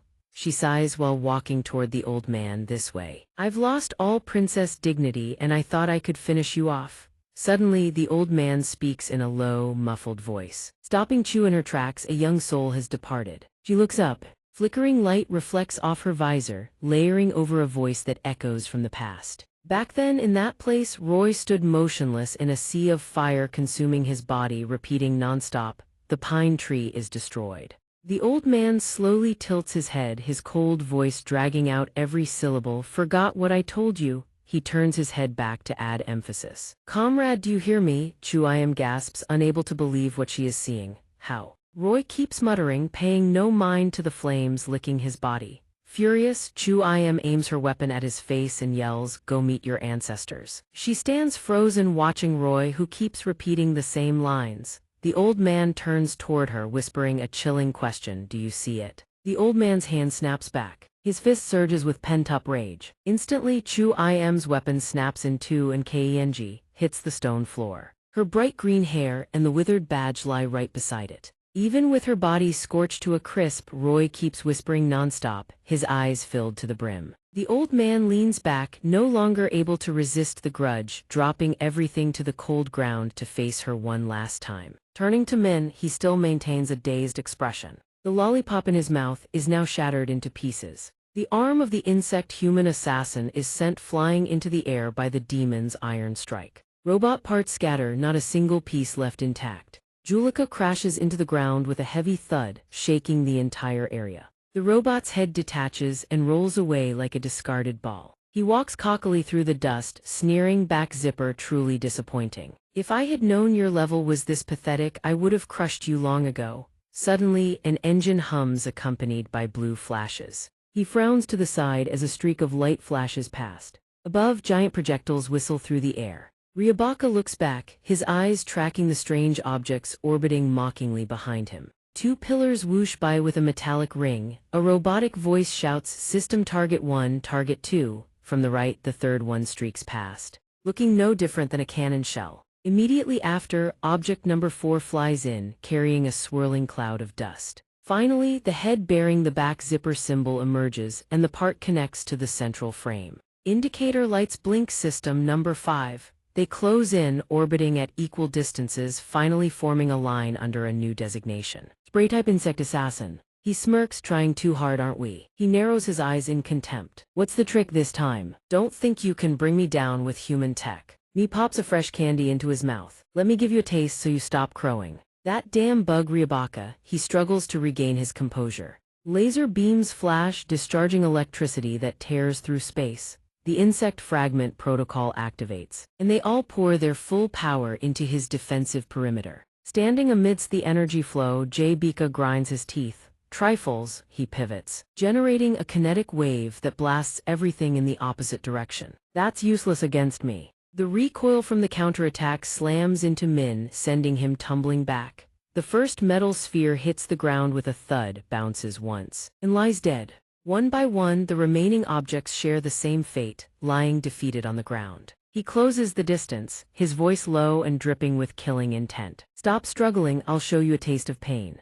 JB's leg suddenly twitches, and a terrifying crack appears. Next, the lower leg snaps off completely, as if the joint had been brutally shattered. He yells furiously, "Get down in the dirt already." Before he can finish, his head thuds to the ground and rolls away like a rogue ball. Min bows his head, muttering, "The insect protocol targets the most vulnerable joints to dismantle the body. No matter how smug you are about your strength, you're still just a bug. When modern production wants to destroy you, it happens in a flash." He lifts his face, sweat mingling with a hint of triumph. "Don't look down on humanity." High in the sky, a hummingbird circles, looking down at the dust-covered wasteland. It remains silent, its eyes fixed on the ground with a grim, meditative expression. After a moment of hesitation, it suddenly drops the container hanging from its legs. The massive, heavy object screams through the air, spinning in the howling wind. It crashes into the ground, shattering into fragments that explode into the dust. From within the thick smoke, a pair of legs clad in yellow-spotted pants steps out silently. A face covered in tattoos and dark-tanned skin emerges from the thick fog. Mi runs forward, eyes suspicious. "Is that him? That insect energy you mentioned?" Mi Song nods, confirming he's not to be trifled with. The group holds their breath, watching the man emerge from the chaos. He carries his sword on his shoulder, grumbling. "Idiot, what do you mean, not to be trifled with? He is one." He narrows his eyes at the tattoo on his back, hissing through his teeth, "The saw gone of the heavenly insect." The third pillar. The sturdy man covered in tattoos and sun-scorched skin is Jiang Ren. Jiang Ren clenches his fists, staring at Mi Song's group of 4. Sihai frowns in doubt. "That's him." He furrows his brows, veins popping alongside the tattoos on his cheeks as he breathes. He looks at him and immediately recognizes him as Jiang Ren from the hexagon third pillar. Sihai flies overhead, terrified. "Look at his frame, he hasn't even released yet." "Right." Min lifts his head to warn them. "Hey, don't just stand there with your mouth agape." He sneers with disdain. "Today I have to show them our true potential. Hexagon is opening, even the bugs have enough power to catch them." Ryo Jane stands by, glancing down with a mocking tone. If it were Si-dong, maybe he'd have chickened out, huh? Min-zun points a finger at his own chest and bursts out laughing. Me scared? Why the hell would I be scared? Do you know who Zaina is? She turns her head, eyes locked on him, and continues, just as you said, I've fought Hexagon before. We can win. Mi-song grips his weapon tight. Says nothing, he turns to his teammates and gives a sharp, decisive notice signal. Her words still ring in his ears. Because of us. Instantly, the necklaces around every team member's neck blaze to life, activating transformation mode. Luo Zhen transforms First Thigh's body, morphing into an insectoid form that looks absolutely badass. Shizai, standing right beside him, shifts immediately, her entire body encased in gleaming green armor. Min-zun just smirks, his confidence on full display. The transformation process kicks in, they've got it all back. Luo Zhen and Shizai complete their transformation, zone becomes a silk moth, the other a dragonfly. Min-zun returns to his ultimate water spider form, 100% power, fully unleashed. 30 minutes before the alarm screams to life, frantic footsteps thunder through the corridors, everyone sprinting in a mad rush. Mi-song and Luo Zhen lead the charge, both rocketing forward like bullets. At the same time, a figure in a white and orange uniform appears, then stops dead in their tracks when they spot Bai Engim and Dr. Baji blocking the corridor. He tilts his head, eyes narrowing. What do you two think you're doing? His face hardens when they refuse to budge. Get out of our way. Bai Engim stands frozen, looking like he wants to speak but holds back. Seeing that hesitation, Min-zun furrows his brow, annoyed. Well, got something to say. If we don't deploy now, we're done for. Only then does Bai Engim finally speak up. Joy Min, all 3 squad leaders have already deployed. Furthermore, squad leader Lei and squad leader Min have refused your assistance. Luo Zhen stands there completely dumbfounded. What do you mean? The guy beside him cuts in, voice sharp with disbelief. They want to take them on alone. Are they trying to get themselves killed? Mi-song holds his ground, his gaze unyielding. 3 squad leaders alone won't be enough to handle them. One of them radiates an incredibly powerful aura. Let us through. Bai Engim murmurs, his voice heavy. From what I've seen in Dark Zipper's last operation, even if you go, the outcome won't change much. Luo Zhen furrows his brow, confused. So you want us to just sit tight? He shakes his head. This isn't about fighting. Immediately after, Bai Engim turns to call Dr. Baji. He nods, hands slipping into his coat pocket. A second later, he pulls out a remoteth kind used to disable their group. Mi-song immediately raises a hand to stop Luo Zhen. Min-zun's eyebrows shoot straight up. What the hell, old man? That looks suspicious as hell. Press that button and don't blame me for what happens. The necklaces around their necks immediately emit a sound. He tenses up, is it gonna blow? But the next words stun them, all limiter has been removed. Bai Engim explains, in the last meeting after hearing Mi-song out, I came to understand many things. We misjudged the situation. He lowers his head, his voice strangely sincere. I, on behalf of Dark Zipper, apologize to all of you and I'm asking please help us protect humanity and uncover the truth. The entire group freezes. As if someone hit the pause button. Min-zun strolls past, giving his shoulder a casual pat. Relax, director, leave those bastards to us. Shizai, on the other hand, looks completely lost. Am I gonna be okay? They just removed our limiters just like that. Luo Zhen runs ahead, reassuring him, don't worry, if anything goes wrong, we've got your back. Dr. Baji raises a hand to stop Mi-song. Mi-song, wait. He quickly places a small, compact device in Mi-song's hand. This is for you. Mi-song glances down, brow furrowing slightly. This is, he cuts in, I'll explain over comms later. Go now. As Mi-song passes, Bai Engim calls out one last thing. Please take care of the team. Team leader Mi-song doesn't look back. His acknowledgement is clear and decisive. Jiang Ren lets out a furious roar, the ground shakes in response. Xiu snaps to alert instantly, shouting he's coming. Min-zun charges forward, I'll take point. Right at that moment, an unexpected twist erupts, freezing all 3 in their tracks. Mi-song suddenly lunges, swinging his weapon straight for the enemy's neck. Dinah stands off to the side, eyes blown wide open. He doesn't look away. Mi-song grits his teeth, murderous intent radiating off him in waves. The blade kisses Jiang Ren's neck in a single heartbeat, yet he doesn't even flinch. Mi-song immediately drives his weight forward, the edge biting into flesh. In that exact instant, a barrier springs up out of nowhere, catching him completely off guard. Jiang Ren has transformed, his entire body morphed into insectoid form, a pair of pincers blocking the strike with terrifying precision. Before Mi-song can react, Jiang Ren swings. A devastating counterattack. Mi-song gets launched by the shockwave. The impact is brutal, clenches his jaw, but a groan escapes. Dino rushes over just in time, catching him from behind. What's the rush, huh? Mi-song shoves his hand away, seething. Let go of me. Xiu shouts from above he's about to deploy. Zhe immediately raises his gun, pivots toward Jiang Ren, and opens fire round after round, slamming into him. Xiu doesn't hesitate as weaves spider silk threads beneath his feet, then launches a devastating kick at him.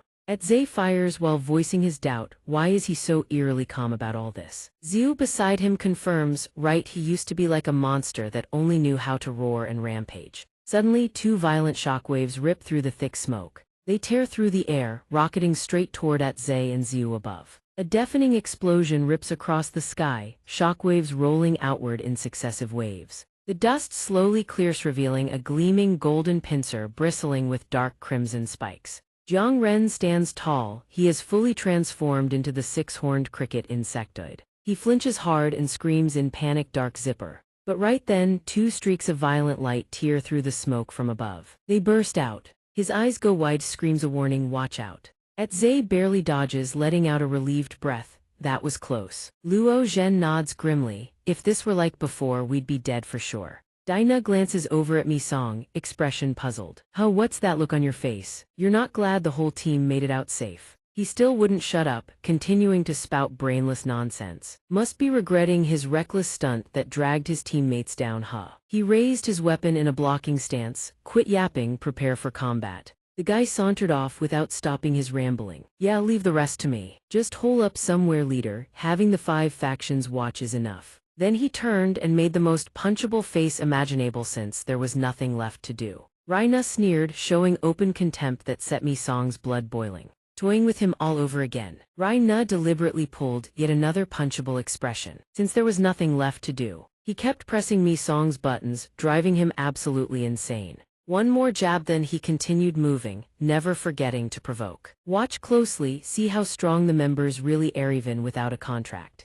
The moment he finished speaking, he crouched low to build momentum, then whoosh, launched off the ground. Mi-song just stood there, watching that receding silhouette without uttering a single word. Mi-song hung his head low, teeth grinding with a crack accompanied by a cold snort. His fingers clamped around his weapon, lips pressed tight. Damn it. Amid the yellowish dust haze, a pair of round, pink eyes glinted behind the murk. Xianxia so calmly drew his arm back. Muscles rippled and swelled, as though concentrating killing intent. Then he poured every ounce of strength into a devastating forward swing.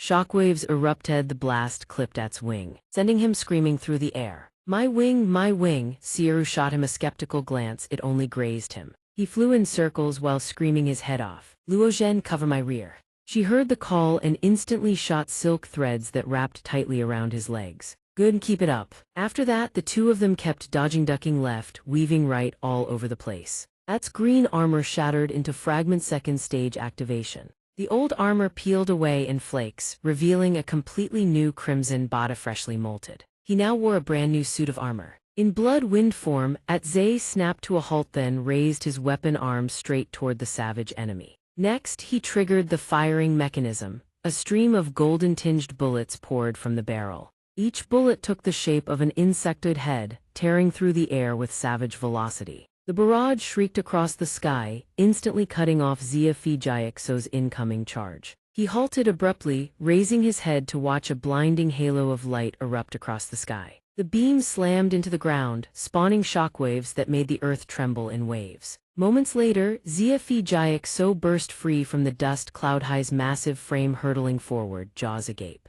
He let out shrill, screeching sounds that numbed the brain, then abruptly veered sideways. He rocketed past at Zeith's sheer force of the near miss, whipping up violent gusts. He stood frozen, stunned, unable to react to the bizarre situation. Xiaoru rushed in only to see him clamping down on At's arm with his jaws. The sword in her hand activated its second stage metamorphosis. Silk threads went berserk as cold steel slashed down like lightning, severing his leg clean off. She executed the skill Silk Tongue Slash. Suddenly, blood erupted from beside them like someone had splashed red paint across the sky, making her flinch. So swept past without a word, clamping down on a chunk of her body, then slammed hard onto the ground, sending rocks and dirt flying. He whipped his head around, his gaze drilling straight into the opponent ahead.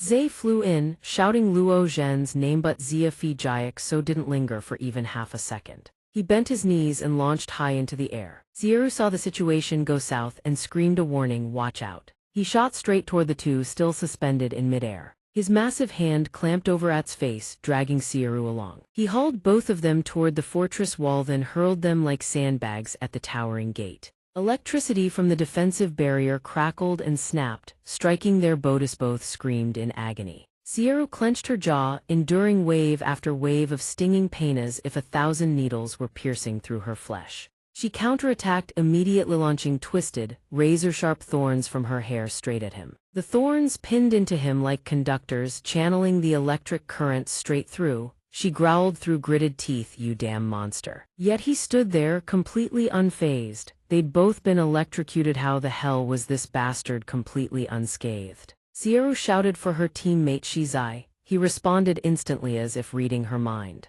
"Got it." At immediately unleashed a continuous barrage of shots, blasting so away with a chain of explosive rounds. He took the full salvo, his body hurtling backward with no break, sending his flight with a massive splash into the lake's center. The lake surface barely rippled, then suddenly surged with waves.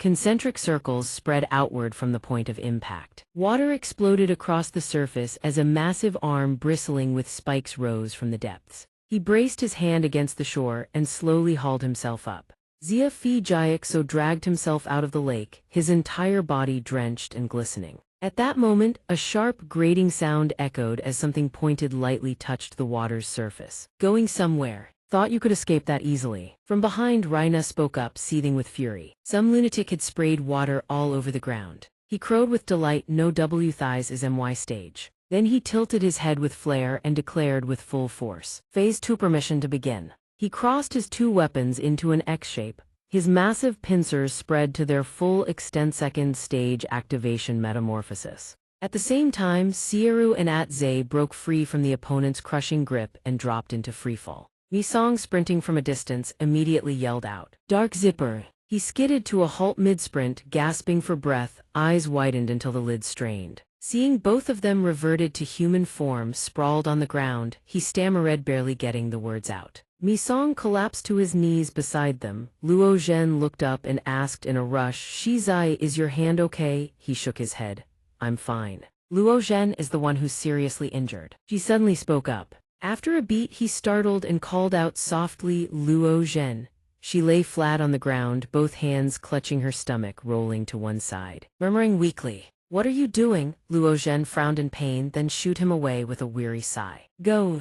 Misong saw her struggling to sit up. Hai's face went pale as ash. "What are you doing? Don't move." Luo Zhen endured the pain with a cold grunt. "Your job isn't to play medic for us." She stared at him, her eyes gleaming with steely resolve. "Fight." Misong didn't respond, just listened as she continued. "He's still alive. Misong, you have to kill him." Misong hesitated, a flicker of doubt crossing his face. But she raised her arm covered in scratches and crimson bloodstains. "You can do it." Then she flashed a bright smile and pinched Misong's cheek. "I'm sure of it because it's you." Misong smiled and nodded, accepting her charge without a moment's hesitation.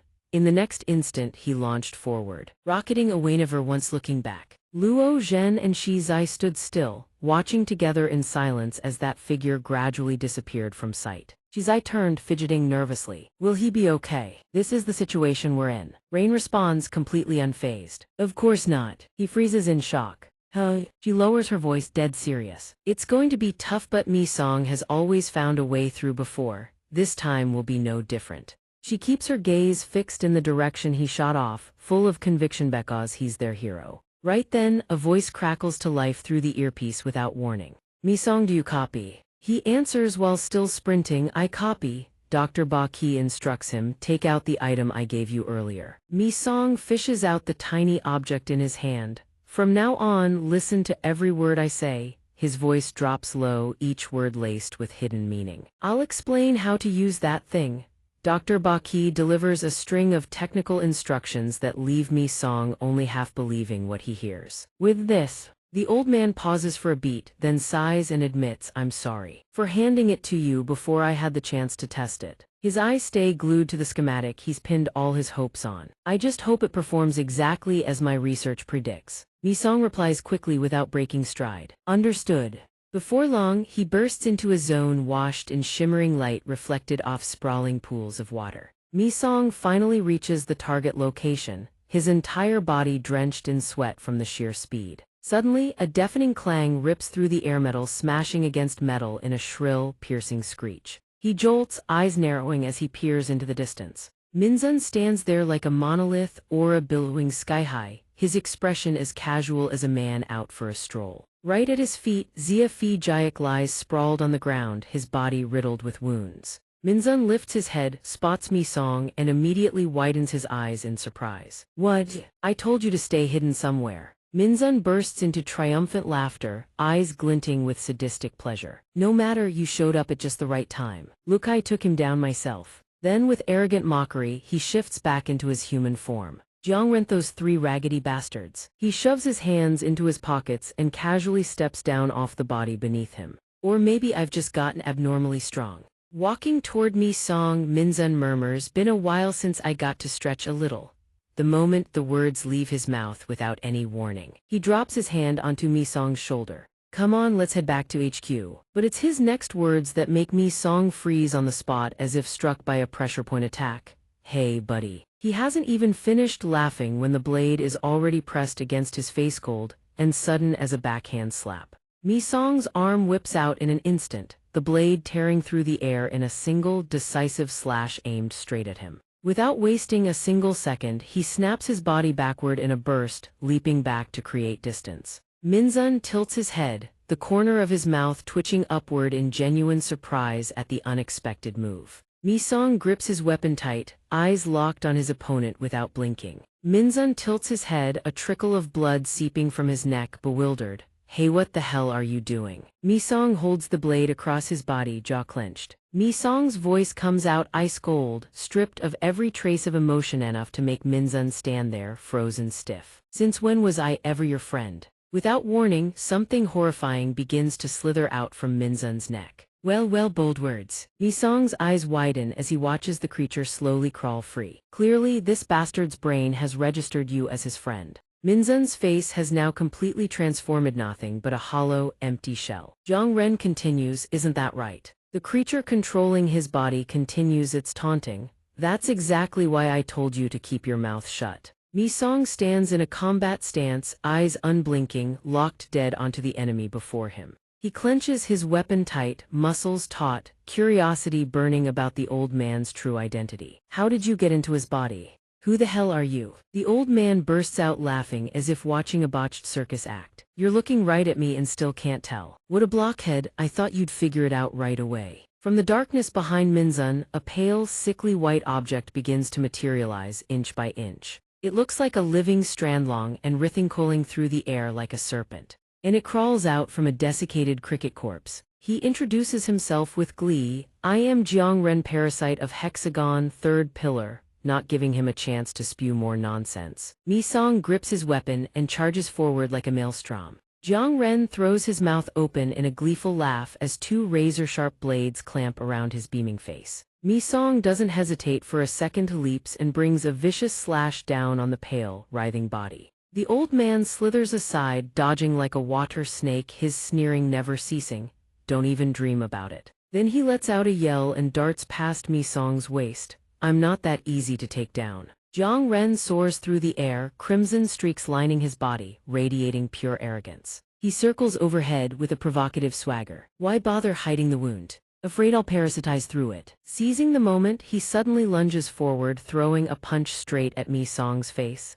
"I have zero interest in a human body." He emphasizes each word with sadistic pleasure. "The only thing I crave is a powerful bug human." Jiang Ren's gaze drifts toward the corpse lying nearby. Xia Fi Jiak was tough as nails, sure, but still nothing compared to this one. "That's exactly why I decided I have to seize his body immediately." He grins with satisfaction. He's perfect for me, both shameless and loud-mouthed. Jiang Ren slithers back into Minzun's body and twists his head around. I'll use this body to wipe out every last human in the shelter. The moment the words leave his mouth, he begins transforming without a shred of hesitation. In the blink of an eye, long, hairy spider-like arms burst forth. Now Minzun's body is completely under control and utterly changed. Ryo Jane stomps the ground in reproach. Who told you not to listen? He shouts, scolding fiercely. I told you to run, why the hell did you come crawling back here? You blockhead.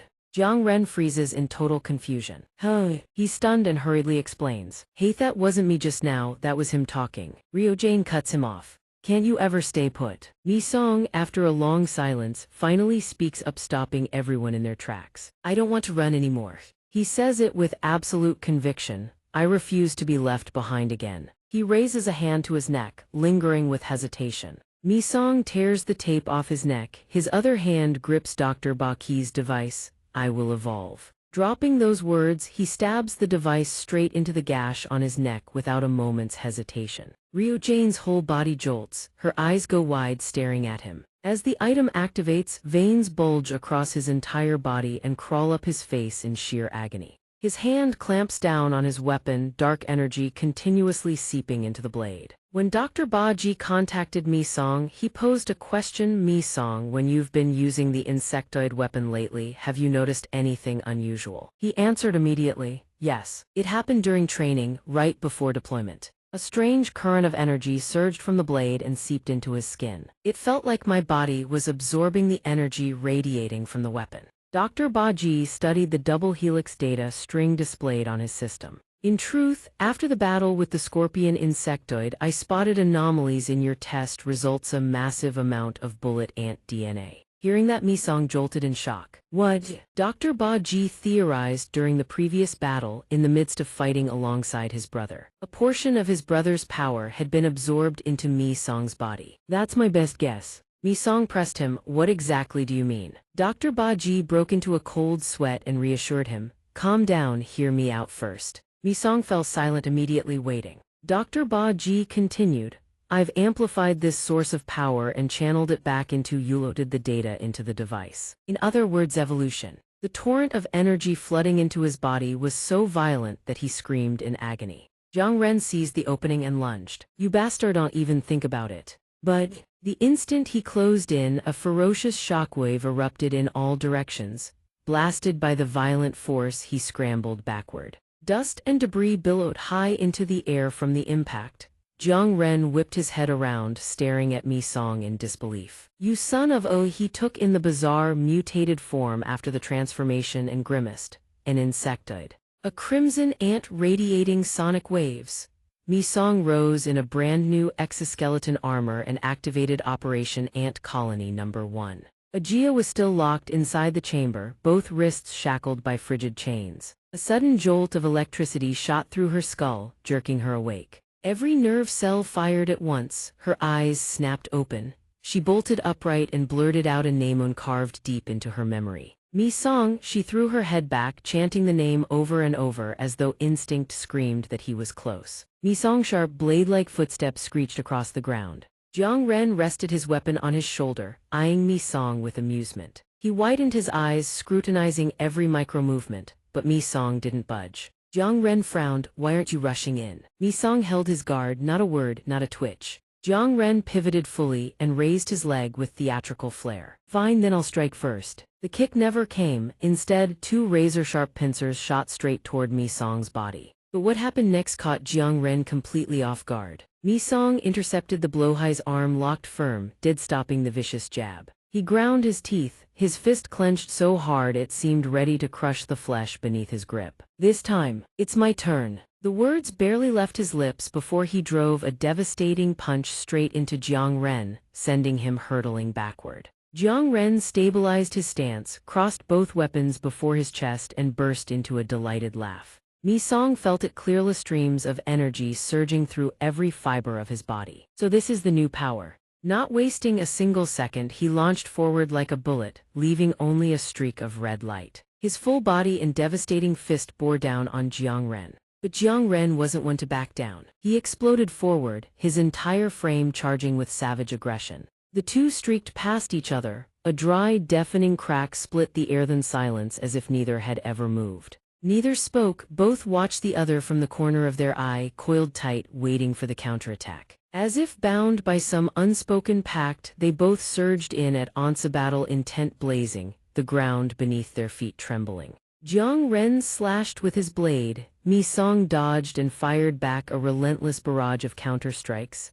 The two crashed into a brutal exchange. A horizontal arc sliced through the air. Jiang Ren's blade carved a gash into Mi Song's shoulder. Mi Song channeled everything into one punch. The spiraling shockwave sheared off half of Jiang Ren's hair. Both fighters leaped back, eyes locked, battle intent still raging, no sign of cooling down. The battlefield shook. Jiang Ren erupted with energy. His battle armor awakened, blue flames roaring skyward. He gathered every ounce of internal force and opened with his strongest technique, filling the sky with a brilliant azure. Mi Song didn't flinch. He rocketed forward like a cyclone, ready for a fight to the death. Without a shred of hesitation, he launched himself upward, eyes burning with lethal resolve. A clean, razor-edged slash-high's blade shrieked through the air and pierced the defensive line. Jiang Ren roared and charged like a man possessed. Insolent wretch. His eyes darted around, and then he noticed Mi Song wasn't using a weapon, only his fists. The sword from moments ago had been knocked free, now drifting in midair.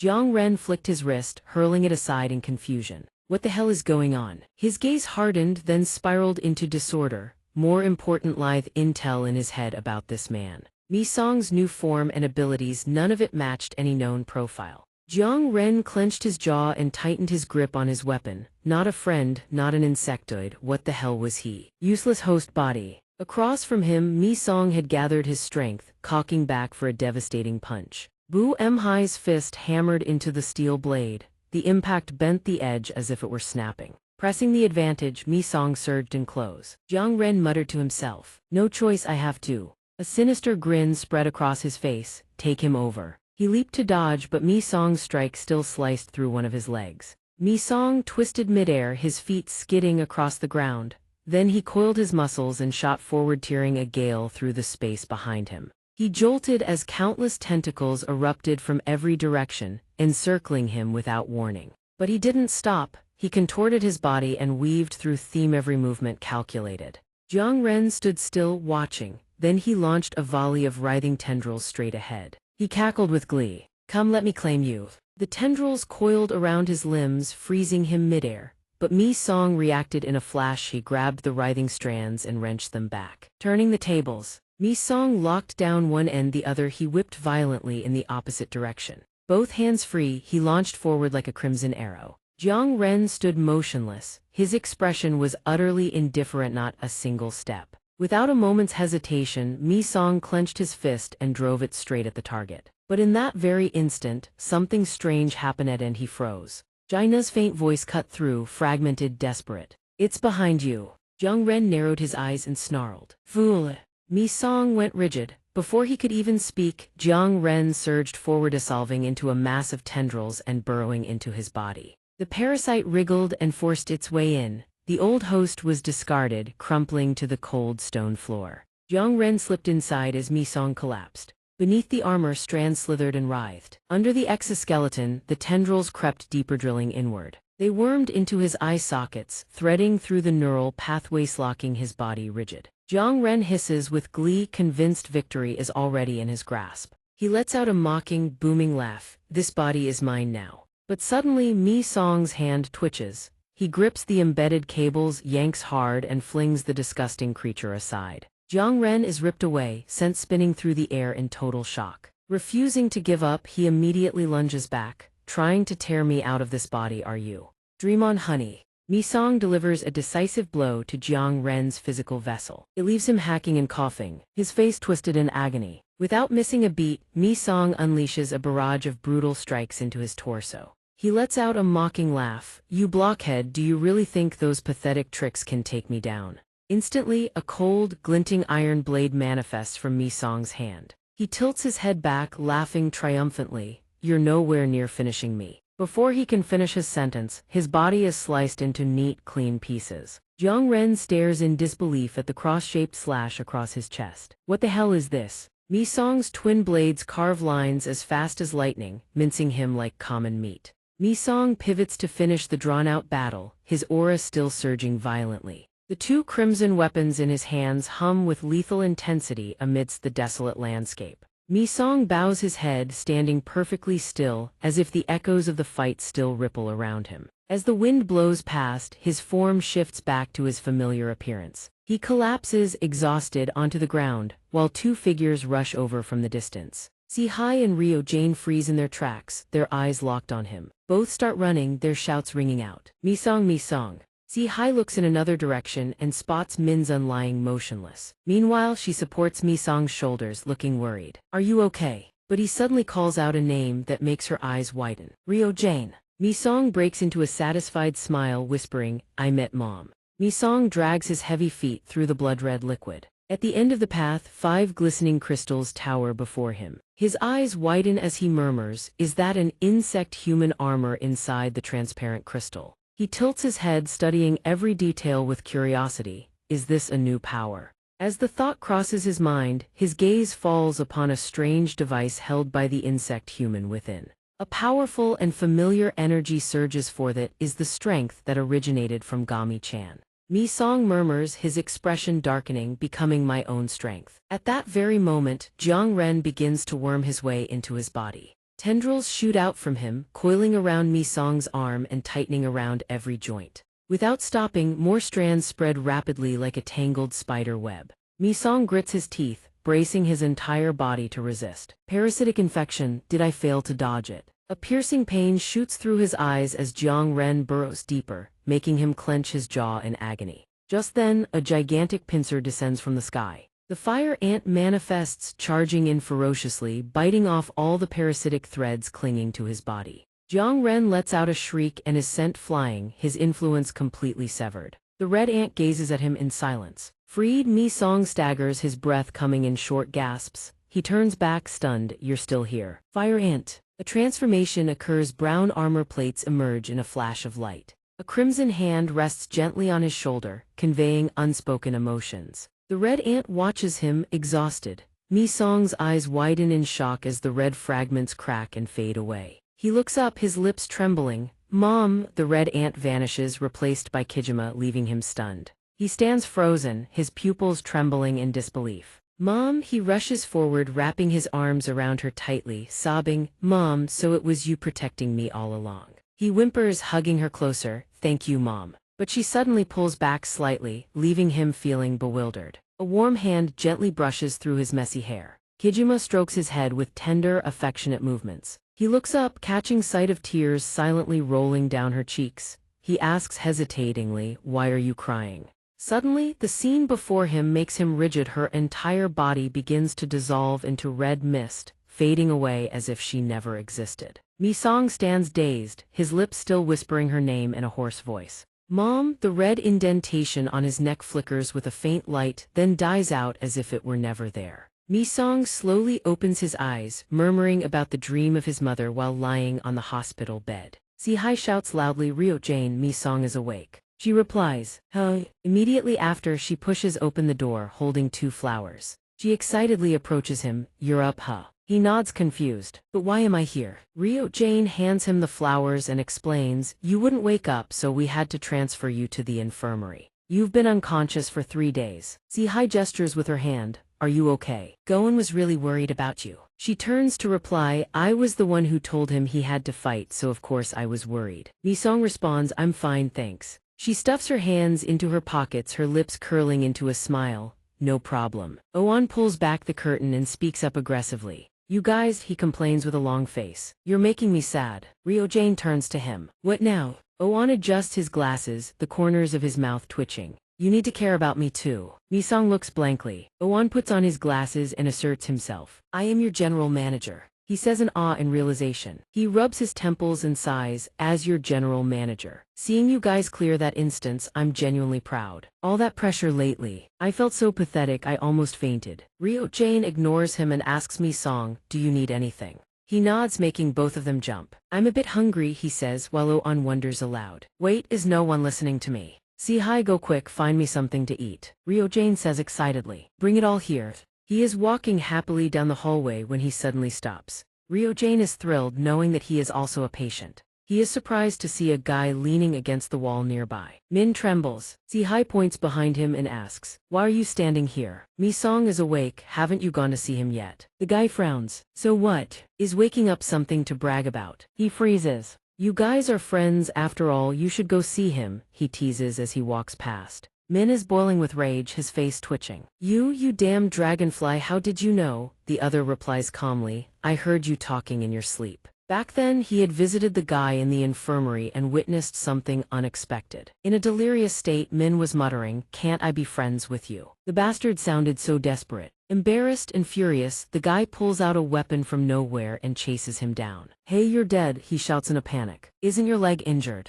Meanwhile, Dr. Baki is deep in thought beside a large monitor. He contemplates the chart, but no matter how he calculates it, the result is outside the standard deviation. Clearly, something has developed within his body. He smirks to himself, "I must examine him the moment Mi-song wakes up." Suddenly, the phone on the desk lights up and rings incessantly. Dr. Baki picks up. "I'm listening." "Oh, is that you, Mi-song? I understand, the timing is perfect." He glances back, hesitating. "There is something I want to tell you." Behind the glass, a figure is waiting. He continues, "The thing is," as the chain rattles, a clear, sharp sound echoes. "Sir, may I ask?" Ajia leans her head against the glass, curious. "Where exactly is this?" He leans on his cane and walks over to investigate. "Should I tell you?" she pleads helplessly. "Please let me out of here." The glasses on his face glint, his voice is hesitant, as if playing a game. Or maybe not. Outside the wall, two men are working hard on something. They are busy collecting the insect human carcasses after the battle onto a cart. Fragments and corpses are piled up in one spot. The older man stretches his back and groans, "My back won't last much longer. I don't know what they do with these monster carcasses, but they always make us collect them." He turns to the person beside him and scratches his head. "Good thing you're helping me. You look lean, but you're actually quite strong." A smile spreads across the responder's lips. "Ah yes, I just look weak." The older man interjects, "Just kidding. What was your name again?" He grins widely, lips curled and eyes squinting until they vanish. He replies politely, "I am Su Dong." "No, Su Dong." Oan stands idly by the window, sipping a cup of hot water. He lets out a long, weary sigh. "So lonely." Behind him are sounds of care, but not meant for him. "Eat this too." Mi-song, have you ever eaten a war ration before? Zihai feeds him a bite while asking curiously, "How is it? Is it good?" Ryojane also jumps in excitedly. "One more bite. Open wide." Mi-song is stuffed, his mouth remains stiffly closed. Stop it." After some joking around, Oan pouts and turns to see her fast asleep. He checks his muscles while Mi-song puts on his coat. Zihai starts when she sees Mi-song move. "Where are you going?" He turns his head and replies quickly, "I'm going to see Dr. Baki for a moment, then I'll be right back." He jumps up as fast as a spring. "Really? Let me go with you." Walking down the hall, he is lost in thought before suddenly speaking up. "Is something wrong?" Zihai hesitates. "I have something I want to ask you." When they arrive, Dr. Baki's office is closed with an absent sign. He puts his hands in his pockets, pacing. Where could he have gone? He rarely leaves his room. Let me think, where could he be? As if realizing something, he turns and invites him, "Let's go there." The distant sky is casting a dark golden glow over the roof of the insect human processing center. Where machines roar, several people in protective gear are busy with bodies that haven't even gone cold yet. Their hands move deftly, sorting the bodies by color. Zihai explains, "I heard this is where they sort the raw materials to create insect-human weapons. I think he might be here." A cart rolls past. "Let us pass for a moment." He immediately moves aside. "Yes, thank you for your hard work." Mi-song asks Han, worried, "Are you okay being in places like this?" He nods. "What could be wrong?" Suddenly, a voice rings out, making both of them turn around at the same time. "Huh? What was that?" The container of harvested corpses stops. "Dr. Baki instructed us to leave the designated insect-human corpses here. That's enough for today, everyone can head back." The old man stares, confused. "Just leave it here without sorting. Pay still the same, right?" The person across from him smiles. "Of course, you two can go." Hearing that, the old man beams and turns to leave. "Gotta hit the bar tonight." But Su Dong stands rooted to the spot, his expression dead serious, staring intently at the pile of metal scraps. The old man sees him planted like a statue and barks out his name. "What's wrong? Let's get going." Mi-song senses something is off and locks his eyes on the guy. Su Dong hears his name called and nods slowly in response. Yes, I'm coming. But the moment he turns, he freezes mid-step, not uttering another word. Mi Song and Su Dong lock eyes so intensely that the two beside them follow their gazes with growing curiosity. Without warning, Mi Song strides forward, making Zai He raise an eyebrow in surprise. He strolls with calm, measured steps towards Su Dong, utterly unhurried, completely composed. Then Mi Song closes in right beside him, his voice dropping heavy as lead. You. A wave of killing intent cold as ice shoots down his spine. Every hair on his body stands on end. Dare. What? Su Dong blinks, bewildered. Huh, what's going on? Mi Song immediately shoots his hand out and clamps it over the other's entire face, leaving no room to breathe, no room to maneuver. He lifts Su Dong clean off the ground. His fingers squeeze so hard the tendons on the back of his hand bulge visibly. How dare you? His teeth grind like millstones. Dong Zai's eyes blaze with fury as he growls, came here looking to die. The old man jumps in shock and yells, Hey, what the hell are you doing? Let him go. No. Zai rushes over to intervene. Mi Song, what's wrong with you? Let go. Su Dong grabs his hand. Let go, he says. He clamps down with everything he has, pouring all his strength into crushing Mi Song's wrist like he wants to grind it to dust. Mi Song flinches. A sudden shock of pain shoots up his arm and he can't hide the shock on his face. His instincts scream danger. He wrenches his arm free with every ounce of strength. The violent throw sends Su Dong hurtling through the air, out of reach. The old man watches Su Dong spin through the air and screams, Su Dong! Mi Song clenches his fists so hard his knuckles crack. He charges forward, teeth bared. Su Dong lies motionless on the ground, not moving, not making a single sound. Zai He instantly unfurls the wings on his back, slamming them down to block Mi Song's path. You've completely lost it. What the hell is wrong with you? Don't get in my way, that bastard. Su Dong suddenly shouts at the top of his lungs, I'm human. Bright red blood pours from his nose and mouth, streaming down his chin in thick rivulets. Mi Song freezes entire body, locking up solid at the sight. He and Zai He stare in disbelief. His blood is red. Old memories come crashing back, vivid images of that grotesque creature forcing people to swallow it whole. Clearly back then, that Su Dong was a genuine insectoid. Mi Song stands rooted, his entire body frozen solid until a voice breaks through. Mi Song. Zai He stares at him, his voice dropping low with worry. I don't know what's going on, but head back to the dorm first. I'll handle things here. The manager rushes over in a panic. What happened?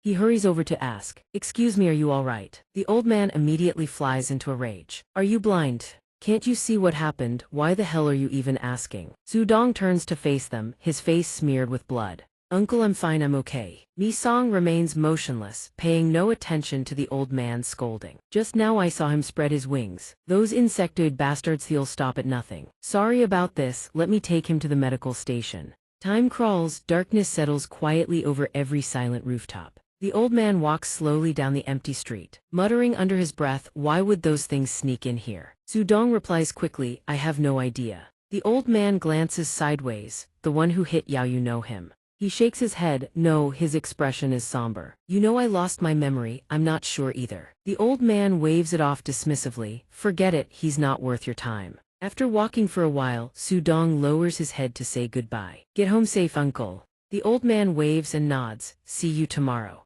He turns onto a different road, his steps heavy along the deserted path, murmuring to himself like a question aimed at no one. Who was that guy? Anyway. Why? Su Dong stops and doubles over for a moment. For what reason? His hand drifts to his neck. A taut, spreading tightness coils down to his chest, the creatures clawing savagely at his flesh, gouging into his skin, drawing blood again and again. He tilts his head toward the sky, his body begins to shift and warp, burning with fury. Just me, isn't it? A gloomy passage leads to a massive gate, flanked by cold stone pillars and purple figures standing motionless like statues. The figures perched atop the tall columns stare in eerie silence, all fixed on the same direction. A person with blue hair sits huddled in the shadows below, listening to a cold, detached voice echoing down from above. Not bad, dragged yourself back here alone, did you? Chu Iam trembles as each word rings out. He speaks, his voice shaking yet defiant. Go ahead, let me see just how pathetic you all really are. On the highest throne, Mi Zhuang sits cross-legged, chin propped on one hand, her furious gaze sweeping downward. That nameless insectoid, she stammers, fighting to keep her composure. I am Chu I am, subordinate of Lord Bangzin, 6th pillar. During the battle I lost consciousness. I'll recount what I can recall through my insect's eyes. Cyan Ho frowns, his sharp gaze sweeping toward that woman and the Zhonli subordinate from the 3rd pillar. The Gyujian subordinate from the 2nd pillar has been defeated by a high-ranking officer of Back Zipper. Both of them are dead. She trembles as she looks toward the one still planted on the high pillar and continues. The 3rd pillar, Master Jiang Ren, also met his end after revealing his true form. Roy Kang's face pales, his eyes blinking rapidly with suspicion. Jiang Ren, you say? I stood frozen upon hearing that. Just who exactly is this guy? Chu Im directs his eyes toward Mi Song. The culprit is the one who claims to be the #1 of the Ant Nest campaign. Upon hearing this, a sneer erupts, causing the tiger dozing by the steps to snap its eyes open in alarm. Mi Song lets out a boisterous, disdainful laugh. Swarms of insects spill out from behind the stone chair. He smirks amused. He still calls himself that, huh? Taking down Jiang Ren, did he find some new method? Swarms gathering into shadows, right? An interesting egoist. They immediately shift into their insect-human forms. Across the way, another group manifests in the same manner. Their eyes are filled with defiance, utterly unwilling to submit. Mi Song snorts mockingly, what a bunch of bottom-tier trash. They instantly line up neatly, standing on both sides like an honor guard. Mi Song clicks his tongue in approval. Well done, I shall reward you. Chu Mi is bewildered. Master Kijima. Before Chu Mi can process what is happening, he whispers, from now on, become a part of me. She stands stunned, speechless. With a mere flick of his wrist, he issues a sharp order. The insects immediately leap into the air. Amidst her panic and confusion, he commands, devour her for me. A harrowing, piercing scream echoes as they swarm her. In less than a breath, her body vanishes. Only a bracelet remains behind. Mi Song glances over with an annoyed expression. What do you think you're doing? Seeing Sane saving Chu Mi at the last second, he glares, grinding out every word. The 6th pillar, she startles. Master Zin, Roy Kang mutters from above, you idiot. Z kneels, forehead touching the cold stone. Speaking with desperate sincerity. I am deeply sorry, Master Kijima. She suppresses the pain, shielding the terrified Chu Mi who is staring at Zin's arm. This girl is my only subordinate. I am willing to sacrifice my own arm, please spare her. Mi Song strokes his chin, his eyes sparkling with delight. I have no objections. He gestures meaningfully to the hungry insects behind her, though others seem dissatisfied. She bows and pleads, please give me one more chance if I return empty-handed. She then resolutely declares her terms. I offer this very body to Master Kijima. Chu Mi is anxious. Master Zin, he says excited. Very well, I admire your spirit. Instantly a pitch-black thread shoots out, wrapping around her neck. It pulls her into the air, ignoring her pleas for mercy. Chu Im. Her entire body is bound from neck to arms, hanging like a puppet in the middle of the hall. Mi Song calmly speaks, if it were me after making such big promises and failing, I wouldn't dare return. She hesitates, but Z frowns. Listening nervously to his words, no matter the outcome, just return here, we'll deal with it then. He repeats, amused, you promised, remember. At that moment, a crane is hoisting a giant corpse, leaving everyone in awe. Massive, Sudong looks up stunned. First time I've seen an insect human this big. The old man wipes away cold sweat in astonishment. Same here. The two marvel at it, unaware of someone watching from afar. Rewinding to earlier, outside the control room's iron gate, a voice echoes. You said you wanted to find who? A profile window displays information on an individual. No Sudong, a resident who joined the shelter shortly after its construction. Mi Song wonders, is he truly human? Ren turns surprised. Huh, of course. Insect humans can't pass the shelter entry protocols. You haven't been through it, so it's normal not to know. The procedures are extremely strict. The screen clearly displays a 100% human test result. Ren, seeing him investigate so thoroughly, becomes curious. An acquaintance. He answers briefly and she continues. The hospital medical report has a special note. Important data discovered, burn marks all over his body. He has no memory of the past 2 years. Back in the present, Mi Song looks through the barrier, thinking, I don't know what to believe anymore. He observes Su Dong looking excited. Just as he is deep in thought, a voice speaks up. An insect human, huh? Dr. Ba Qi stands beside him, muttering as he looks at the giant monster. This thing is huge and strong. What would be the best use for it? Mi Song is startled. Dr. Ba Qi, where were you? He turns slowly, I had some business to attend to, so I was away for a moment. Young Mi-song, he inquires about the previous matter. Is the evolution still stable? He nods. Yes, it is. Mi-song recounts his experience. Before, the ant swarm would surround and protect my body. Now, after evolving, it feels like I am the one transforming. Dr. Ba-ki closes his eyes, sinking into a heavy silence that leaves Mi-song dumbfounded. Is there a problem? He beckons, follow me for a moment. Mi-song follows him toward a rusted iron gate. Both stand silently before the pitch-black darkness beyond, observing quietly. Dr. Ba-ki remains silent, his gaze deep as if recalling something. From deep within the pitch-black corridor, strange, faint sounds echo. He slowly steps inside, eyes scanning the gloomy room. The sound of the door slamming shut behind him makes him jump, his head whipping around in panic. He stands frozen, watching in confusion as Dr. Ba-ki slowly locks the heavy door from behind. Suddenly he speaks in a voice, soft yet chilling. Mi-song, I'm sorry. He smiles, slowly adding, I wanted to witness your evolution with my own eyes. A spark of realization flashes through his brain, making Mi-song shudder. He spins around as he senses something terrifyingly familiar. From the deep darkness, a cold, chilling screech rings out, accompanied by a freezing gust of wind.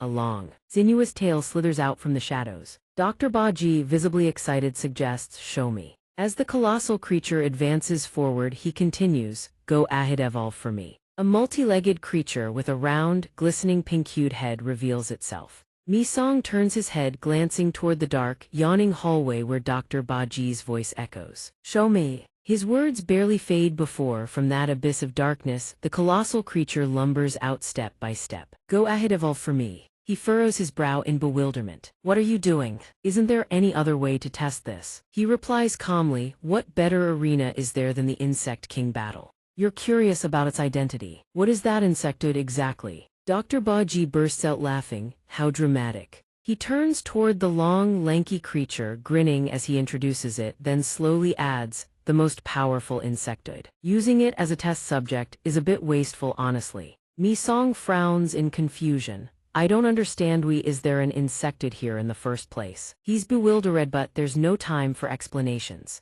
At that instant, a massive claw shoots out like a bolt of lightning, making him cry out in alarm. It's coming.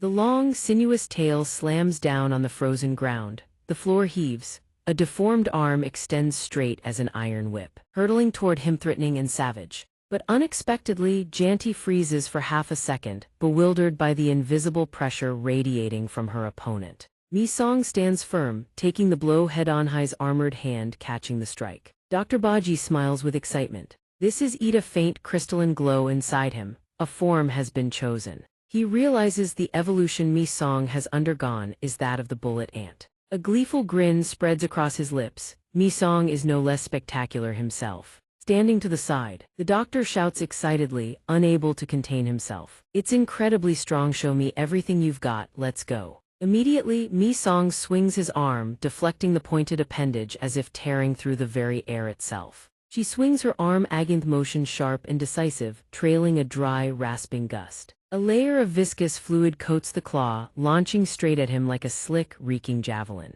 Mi-song merely tilts his head aside. The hardened armor scrapes against the attack with a sharp, grinding screech. The blow deflects in another direction, accompanied by a cold, flat command attack. He breaks from his position instantly, charging straight forward without the slightest hesitation. When her limbs retract, they leave behind a deep, corroded pit in the floor, dripping with slime. The remaining mass of those enormous limbs swells, then comes crashing down from above. Mi-song freezes, eyes widening as he witnesses the grotesque spectacle unfolding before him. Dr. Ba-ji's eyes go wide. He murmurs in astonishment, from venom to power amplification.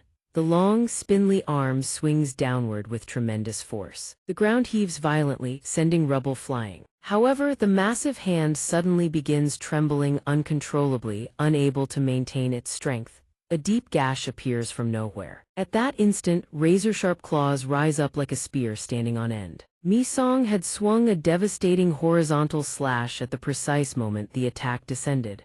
The creature lets out a pained shriek, thick dark blood erupting in a violent spray. Mi-song lands lightly, watching his opponent stumble backward, wheezing in pain. In his mind, he confirms it indeed, it is very strong.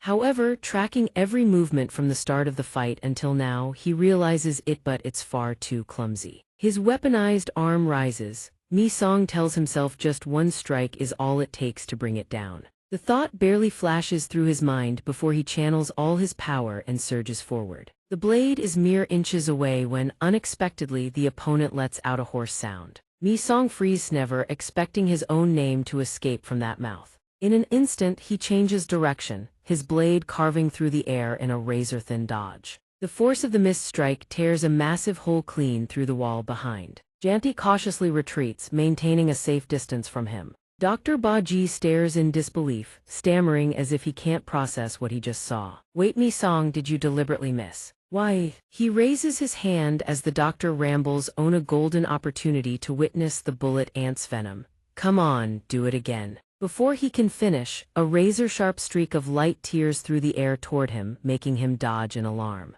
The iron door splits clean in two, his eyes go wide as Mi Song roars, "Shut your mouth." Mi Song's voice thunders with fury. What did you do to Ajia? She calls out to Mi Song from behind. Sweat pours down his forehead. Dr. Ba gets with anxiety. It's over, he's found out. Mi Song's blood boils with rage, his voice like thunder. You damn old man. But before he can charge forward, Janti suddenly swings the remnants of a devastating blow. Mi Song takes the hit full on, his body sent flying like a cannonball. His back slams into the wall, cratering it. Dust and debris billow up in a choking cloud. He slides down, sitting dazed. Janti roars and charges the ground, quaking beneath her thunderous steps. She rushes over, calling his name amid the chaos. Mi Song raises her head, calling his name now in human form. Ajia, but instead of a warm embrace, a furious punch slams down, shattering the mask he wears. Dr. Baji gasps in shock. Mi Song. Even so, he remains motionless, enduring every strike without offering a single counter.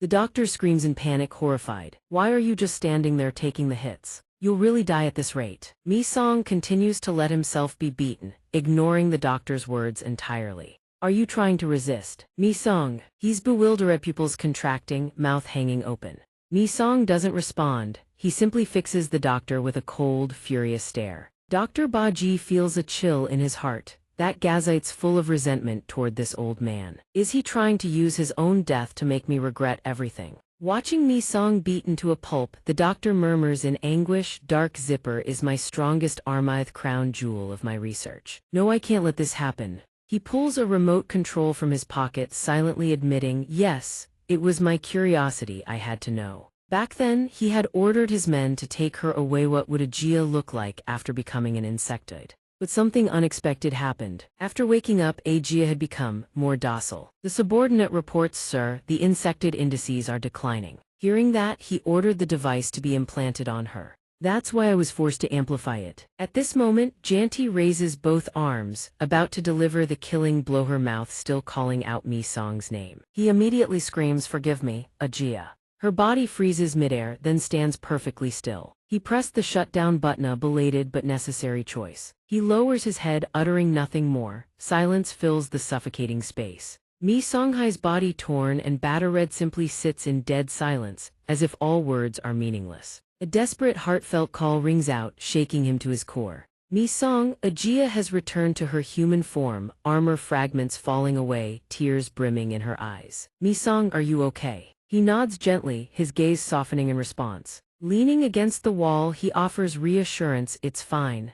Within the research facility, on a day that is far from peaceful, voices suddenly echo in the interrogation room, just a formal warning. Ryojane cannot help but exclaim, "It's a miracle that old madman hasn't died by your hand yet." Mi Song replies calmly, "He is someone we need after all." Dr. Baki is frantically pounding on the door, demanding, "Let me return to the lab. I still have work to do," but someone outside shouts back, "You must stay here for now. Chairman Bai has issued the order." Returning to the research zone, a robotic researcher's voice rings out, initiating personality test number 2. Rain stares ahead and says, "Forget about that." On the other side of the glass sits a person being interrogated. "What is the food you want to eat most?" "Hot pot." Curious, she asks from outside, "What should we do with Ajia?" The researcher asks, "Who is the person you want to meet most right now?" Ajia replies, "My younger sibling." She is unaware that someone is curiously asking, is she going to join back Zipper? Mi-song does not have a specific answer for this. We'll see. Ajia still hasn't fully mastered her control. The prospect of meeting Si Hai or No Dong, people with whom she has a history, could trigger her. Hearing this, Rain hesitates for a moment. Then we must consider this further.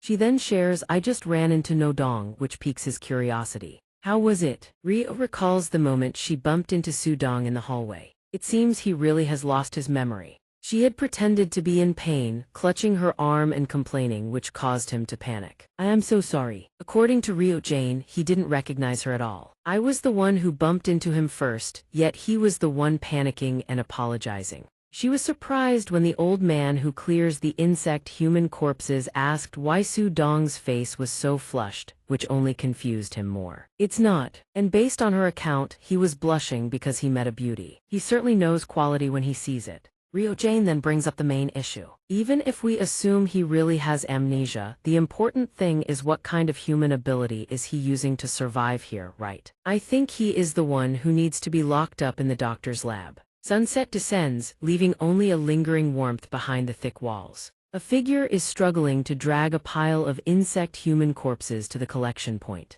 Upon arriving, the pile on the cart is dumped out. Su Dong stands there, staring intently at the pile of insect-human corpses. Something seems to compel him, making him unable to resist swallowing his saliva. Just as Su Dong reaches out to grab the hand of a corpse, the old cleanup worker calls him back to his senses. Su Dong, what are you doing? Hurry up, let's head back. Su Dong quickly turns and says, yes, you go ahead, sir. But the old man refuses. Why not? It's on the way anyway. Before leaving, the old man urges him to grab dinner together before heading back, leaving Su Dong with no choice but to comply. All right. Night falls rapidly in front of a small eatery. Su Dong lifts his bowl and chugs his drink, amidst the hearty laughter of the person next to him. Seeing Su Dong finish another bowl, the old man happily urges him on. Su Dong, you've got quite the appetite. Watching you eat makes me feel full already. Have another bowl. The old man is taken aback when Su Dong says, sir, this is so frustrating, it's like this every time. Su Dong asks with a bright smile, why not order 2 special bowls? The old man laughs and responds, deal. Eat as much as you want. They continue eating until the restaurant turns off its lights and closes. Thank you so much, sir. The old man waves goodbye. All right, see you tomorrow. Su Dong bows and says, yes, take care on your way back.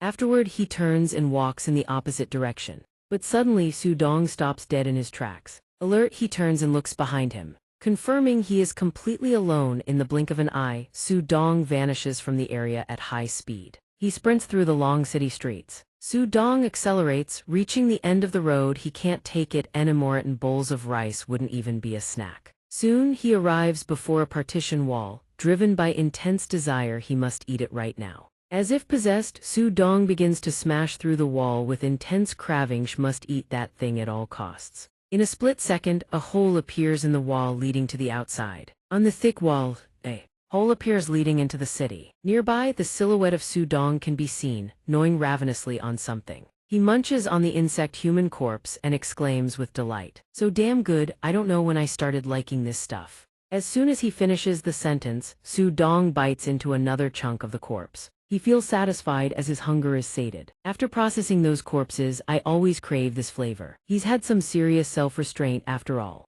Damn me song, Su Dong's anger flares up as he recalls the incident from the morning. If it weren't for that bitch, he remembers when he bumped into her and the old man asked curiously, do you even know who she is that you're turning so red? Su Dong stammers, that's not what I meant. She was still surprised, then he really didn't recognize me. As soon as the old man introduced her as being from back zipper, saying, she's an insect human, he immediately turned back to look. No wonder. Su Dong finally reveals a hungry, predatory smile, thinking she looks delicious, which makes the old man shout loudly. Su Dong, you're drooling too. Wake up, you don't stand a chance. After a hearty meal, he lies on the ground, using an insect human's finger as a toothpick to finish his feast. Stuffed to the brim, finally the craving is gone. Even if it's just electric grilled insect human, it's still delicious. Su Dong suddenly has a bold thought: how much better would raw, fresh meat taste? Right then, he is startled to hear someone say it was him. Someone approaches, pointing at the hole he smashed, causing Su Dong to toss the insect human hand away in fear and ask, "Who's there?" Seeing his reaction, she is suspicious. "It wasn't you." The insect human killer tilts her head and asks, could it be another insect human? Sudong desperately denies everything. No, I'm a human. That hole, I didn't make that hole. I work at the shelter station. I just fell asleep here. I was about to head back when she casually introduced herself. Don't worry. I'm an insect human, leaving him completely stunned. And Nai looks on with growing suspicion. If that's the case, isn't it even more terrifying? Sudong has no idea how to react.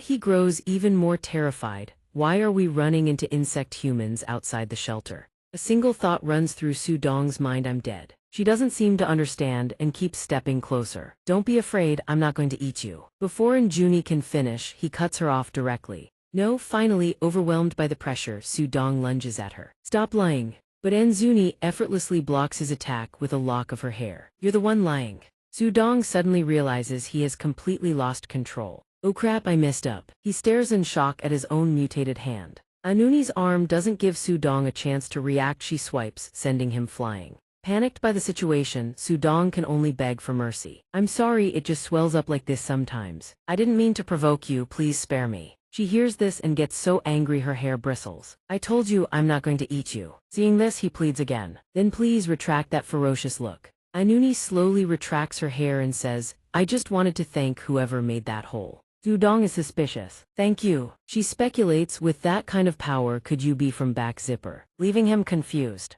Anjuni pulls out her signal device and replies, the zipper people promised to come here. Are you an acquaintance? But when she turns around, Sudong has already slipped away. Turns out he wasn't an acquaintance. Just then, someone else arrives. Sorry I'm late, I had to patrol the opposite side. Anuni replies, it's okay, I just got here myself. The man cuts straight to the point. What do you think about it? She answers, yeah, I want to try it too. And Jiuni mentions back zipper, making Si-Hai incredibly happy. Really? He asks, finally revealing his true intent. In that case, I have a favor to ask you. Meanwhile, on the other side of the wall. What is it? Sudong had been hiding nearby, nearly getting caught. He leans in slightly to observe them, thinking, zipper people dating outside the shelter now. Just then, a strange blue light appears in front of Sudong. He stares at it in his hand, bewildered. What is this? High in the sky, a giant blue butterfly releases the strange blue light down onto the earth. Sudong stands there, blankly watching the blue rays fall from the sky, until he looks up and meets someone's gaze filled with suspicion. Butterflies. A shelter resident runs past, screaming nonstop.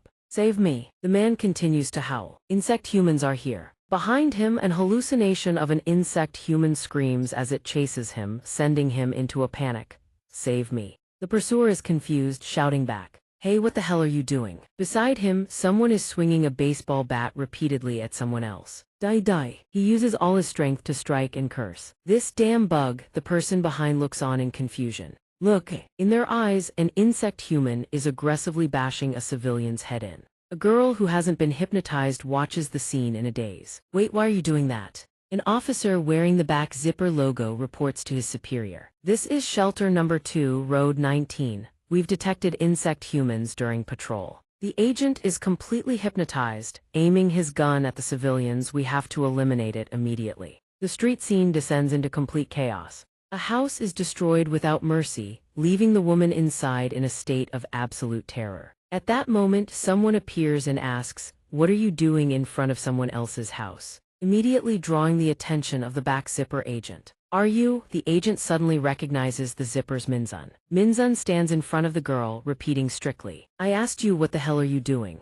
His eyes flash from the hypnosis. "I should be asking you the same thing." Hearing this, Minzun turns his head toward the girl. "Can't you see the insect human behind her?" Just as the agent tries to speak, Minzun delivers a chop to the back of his neck, knocking the back zipper agent unconscious. Minzun sighs, what the hell is going on? He stands in the middle, staring at the fight between the two people before him. "Are you guys all crazy?" The two lunatics charge at each other with bats. Insect human die. Inside the surveillance room, the entire city's riots are visible. Bit is completely overwhelmed by the current situation. 94 casualties. Why are the residents slaughtering each other? Explain yourself. But Gino, it's not just the residents, the back zipper members are also attacking each other. Have you investigated the cause yet? She reports the entire incident originated from the outside. We suspect it's due to the blue powder falling from the sky. Sieru is also hovering outside, observing the situation. Following that, we have restricted all residents from going outside. Captain Min and the Zipper have arrived at the scene to investigate. Bit grows even more furious, thinking no direct attack, yet this dangerous situation arises. The insect humans are getting stronger. The alarm sounds, followed by an announcement restricting residents from exiting. All residents are strictly forbidden from going outside.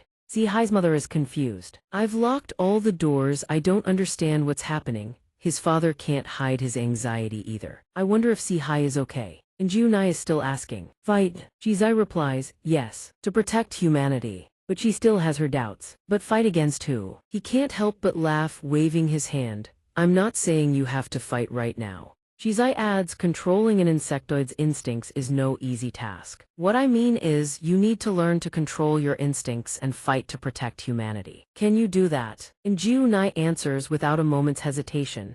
Yes. At that moment, both of them hear an alarm siren blaring from inside the city. He grows suspicious, watching the alert. What's going on? She urges him, go check it out. Jizai doesn't refuse. All right, I'll head out first. The moment the words leave his mouth, an unexpected tremor erupts beneath their feet. Jizai is stunned, the ground is shaking, an earthquake. At that moment, Jiunai suddenly spots something approaching. But there's absolutely nothing in front of them. They sense something terrifying accelerating toward their position. Something is coming, it's heading this way.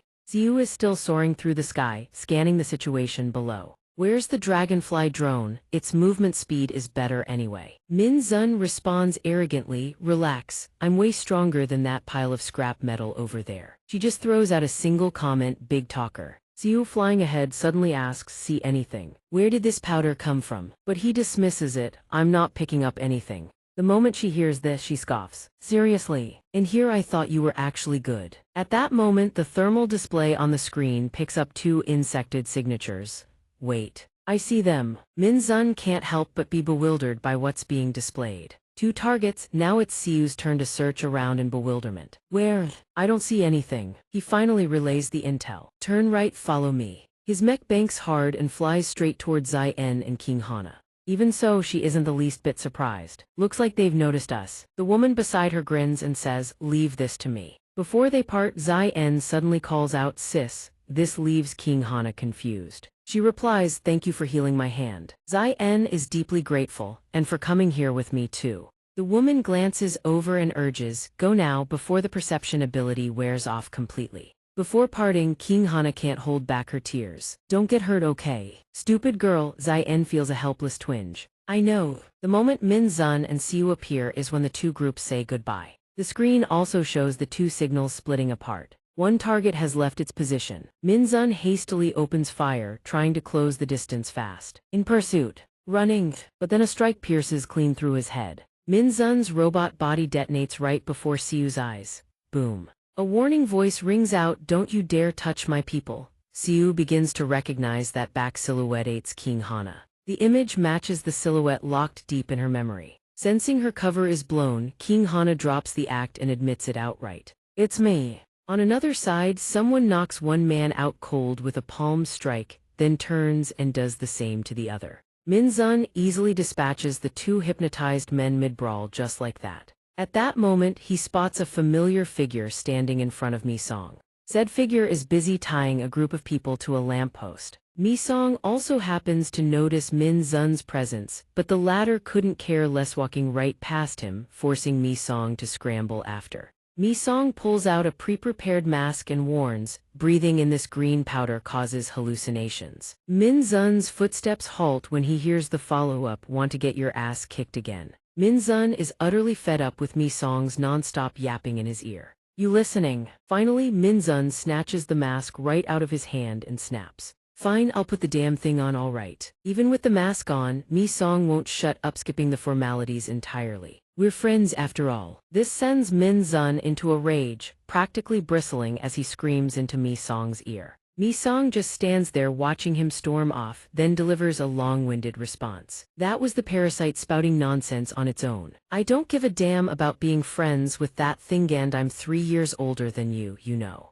Min Zun walks along grumbling, not noticing the person standing in his path. Damn it, why did I have to cross paths with that insolent punk? A sharp blade gleam suddenly appears before his eyes. Mi Song finally catches the commotion from this directionally to witness Lei Gang bringing his sword down on Min Zun. Contempt radiates from his gaze and his command alike. Out of my way, you lowly trash. Chi Dong runs headlong along the wall, desperate to escape. He grits his teeth as he sprints, a silent plea burning inside. Don't look. Chi Dong's eyes have already given him away's fallen victim to the hallucinations. Before his eyes, the suspicious gazes of his comrades fill him with pure terror. Stop looking at me like that. Next comes Mi Song's gaze brimming with disappointment, then Ajia's eyes burning with bone-deep hatred. And right in front of Chi Dong, the familiar silhouette of Zai En appears. Her cold, detached gaze with a deep wound carved into the back of her head. All the way to the image of Zai En's first transformation into an insectoid. Every vision plunges Chi Dong into utter horror. His shoes burst apart from the sudden surge of muscular power, ultimately reduced to scraps abandoned by their owner. Please, Chi Dong finally loses every last shred of reason and transforms into an insectoid. Stop looking at me with those hateful eyes. Facing the fact that Min Zun was slashed by Lei Gang in a single strike, he notices the unnatural color of blood on the blade and immediately figures it out. Insectoid. If that's the case, Mi Song grows even more frantic, desperately calling out the names Ba Ji and Min Zun. He quickly yanks the black ant's blade from the body, then bursts forward at full speed, charging straight at Lei Gang. He parries the blow while coldly deducing, "You must be the traitors of Dark Zipper." The moment Mi Song's guard slips, another blade reveals itself right beside him. Mi Song's eyes widen in shock as the glint of steel flashes mere inches from his face. Just like that, Lei Gang's strike sends him flying backward. Using friction against the ground with his feet, Mi Song manages to stop himself from being pushed back any further, but his gas mask has been sliced clean in half. He's too strong. He from Hexagon. Mi Song has no choice left but to trigger his evolution form. Hexagon's fourth pillar, Lei Gang, finally recognizes him. So it's you. Observing his face and eyes, he can only sigh in admiration, truly identical to the real thing. All he can do now is stand aside and watch Mi Song fight Lei Gang alone. The only thing Min Zun can do right now is keep his own frail body standing.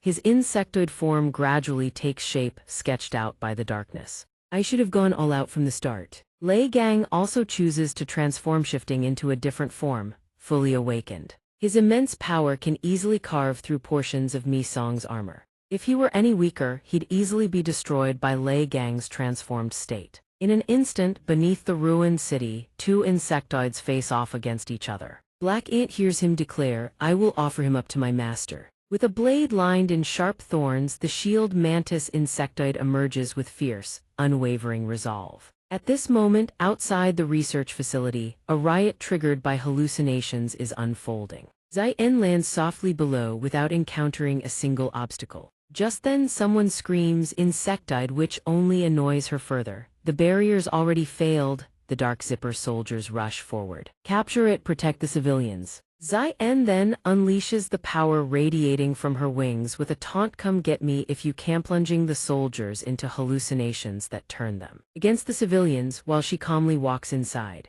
In the highest security room, two soldiers stand at rigid attention, guarding the entrance. Bit stays inside the room, eyes locked on the surveillance monitors, tracking every development. His hand clutches something shaped like a cigarette pack. Bit grits his teeth, racking his brain for a way to solve the crisis at hand. Just then he hears the soldiers outside scream, "Insectoid!" But under the effects of hypnosis, the two guards outside open fire and kill each other. Zai En walks calmly into the room without a single scratch. The moment she tries to go deeper, what greets Zai En is the razor-sharp edge of a scythe. Bit, vigilant with his gas mask on, points the scythe at her. "So it's you." He seems to have already figured out the root of everything, the one who orchestrated this tragedy. Bit doesn't beat around the bush, asking bluntly, "You came all this way to find me. There has to be a reason. What do you want?" Even as the sharp scythe presses a thin line against her neck, Zai En praises, "Sharp of you." He grows even more puzzled when she adds, "First, there's something you need to know."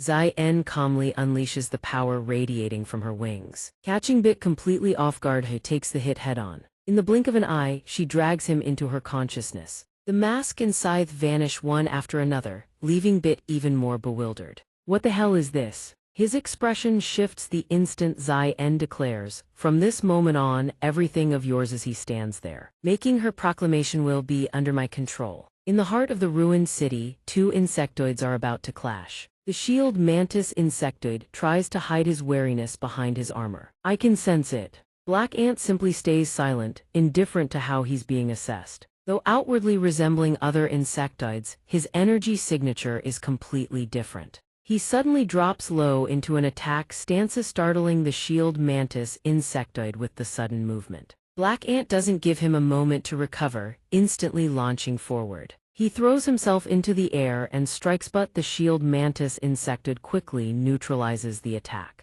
The shield mantis insectoid swings his arm, sending him hurtling backward. Even so, Black Ant manages to steady himself in time, preventing himself from being flung too far. But not a moment later, something catches him off guard. Wielding offensive power borrowed from his metamorphosed state, the shield mantis insectoid charges at full speed from the distance, no less formidable. As Black Ant channels the strength of his own manifestation in response, he's ready to charge in and fight the thing one-on-one. Both sides collide once more, generating immense power, fierce techniques clashing, forming a shockwave that annihilates everything around them. But both still stand tall, evenly matched. The shield mantis insectoid suddenly speaks up, voice dripping with mockery. "Playing assassin doesn't suit you one bit." Black Ant says nothing, swinging down with another strike, but the mantis blocks it. Only then does he respond, bold and defiant. "What can I do?" Seizing the opening while the shield mantis insectoid's guard drops, Black Ant swings again, this time unleashing a technique powerful enough to shatter the ground, but the mantis still dodges it. The shield mantis insectoid has already seen through the techniquethas is the power that brought down Jiang Ren. A claw suddenly forms from his hand, batting Black Ant's arm away. It spins through the air like a propeller. "I'm not as easy a target as that parasite." The shield mantis insectoid uses it to hover in midair, looming over his opponent. Black Ant, standing below, can only look up helpless. Seizing the opportunity, the mantis charges in and unleashes his technique Jinlan. The powerful attack flies in, aiming straight at him. No one notices a massive, sinewed foot closing in. Black Ant pushes off and leaps backward, successfully dodging the attack. At that critical moment, his head is seized by a massive hand. The mantis insectoid's attack loses momentum, hurtling forward past its mark. Qi Dong, completely out of control, charges in. "Don't look at me." His enormous hand grips Black Ant's small head tight. Qi Dong's massive foot pushes off, launching straight ahead. Just like that, he carries Black Ant and bolts right past the shield mantis insectoid, leaving him frozen in shock.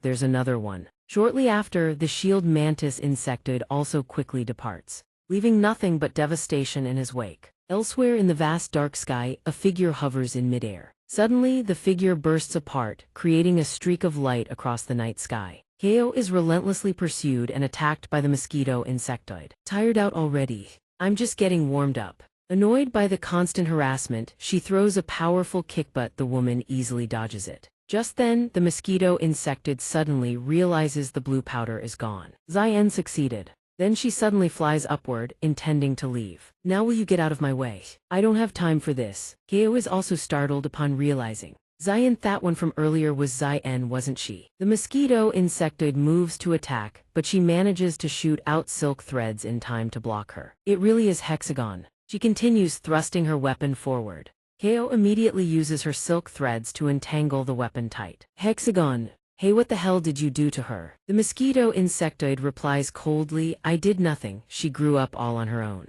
"Get rid of this insect barrier right now," which only enrages her further. "You dare give me orders? You are no match for me." Siu charges forward, "Wanna live then awakeno." She hastily flies backward, trying to dodge the counterattack. The mosquito insectoid's host seethes with disgust. "That face of yours is hideous enough to die for." But the vines coiled tight around her neck prevent that. The bindings wrapped around the mosquito insectoid's body wrench her back. Siu grips the end of the rope, ready to deliver a killing kick. "Pretty for all I care." But every movement freezes the moment the mosquito insectoid speaks. "We will become human again." Siu holds her position unmoved and asks, "What do you mean?" The insectoid stares her down and emphasizes, "That is why we came here." The more Siu hears, the more furious she becomes. "Bullshit, you've torn everything apart and now you dare run your mouth." But then she goes blank when the mosquito insectoid confirms it's here. All that remains in those eyes is desperate longing, the key to becoming human again. At an active construction site, a blinding flash streaks down from the sky. Something slams into the half-built structure, kicking up a massive cloud of dust and debris that blankets the entire area. Nearby, another impact creates a piercing screech. Black Ant's armor is nearly destroyed. What the hell? Just as he's about to stand, Sudong finds him. He grabs half of Black Ant's face. Sudong squeezes hard, then lifts him clean off the ground. Black Ant's gaze drills straight into his opponent. I told you not to. Now he's gone berserk again, staring at me with those eyes. While tensions remain high on this end, the shield mantis insectoid finds him and asks, "Isn't he your teammate?" But he doesn't care and decides. Even that monster radiates a completely different kind of energy. I'll have to take both of them out at once. The moment the words leave his mouth, the shield mantis insectoid swings his weapon down. Right then he realizes something's off. A sword-like projectile flies in, only to be swatted away by the shield mantis insectoid's arm. Another newcomer calls out, "Don't crash their date, come play with me instead." He can't help but wonder, is this the same one from before? Empowered by the golden beetle's strength, he answers, "Damn right." Xianxia, the water spider insectoid in new form with new weapons, bellows, "It's me, you bastards." The shield mantis insectoid never expected this. What a surprise. When he spots the two golden swords, he corrects himself. No. Seeing Xianxia's current form, the shield mantis insectoid sneers, "Disgusting." He stands there staring intently at him. "I knew humans used insectoids to forge weapons, but I never thought I'd see an insectoid wielding weapons made from its own kind." The shield mantis insectoid's words clearly strike a nerve with Xianxia. "Do you feel no guilt?" Flashback to days ago, Min Zun receives the package. He looks up from his book, puzzled. "What's this?" Shizai nervously unwraps the black bundle and explains, "The doctor told me to show you. We've been working ourselves to the bone lately." Two golden swords emerge.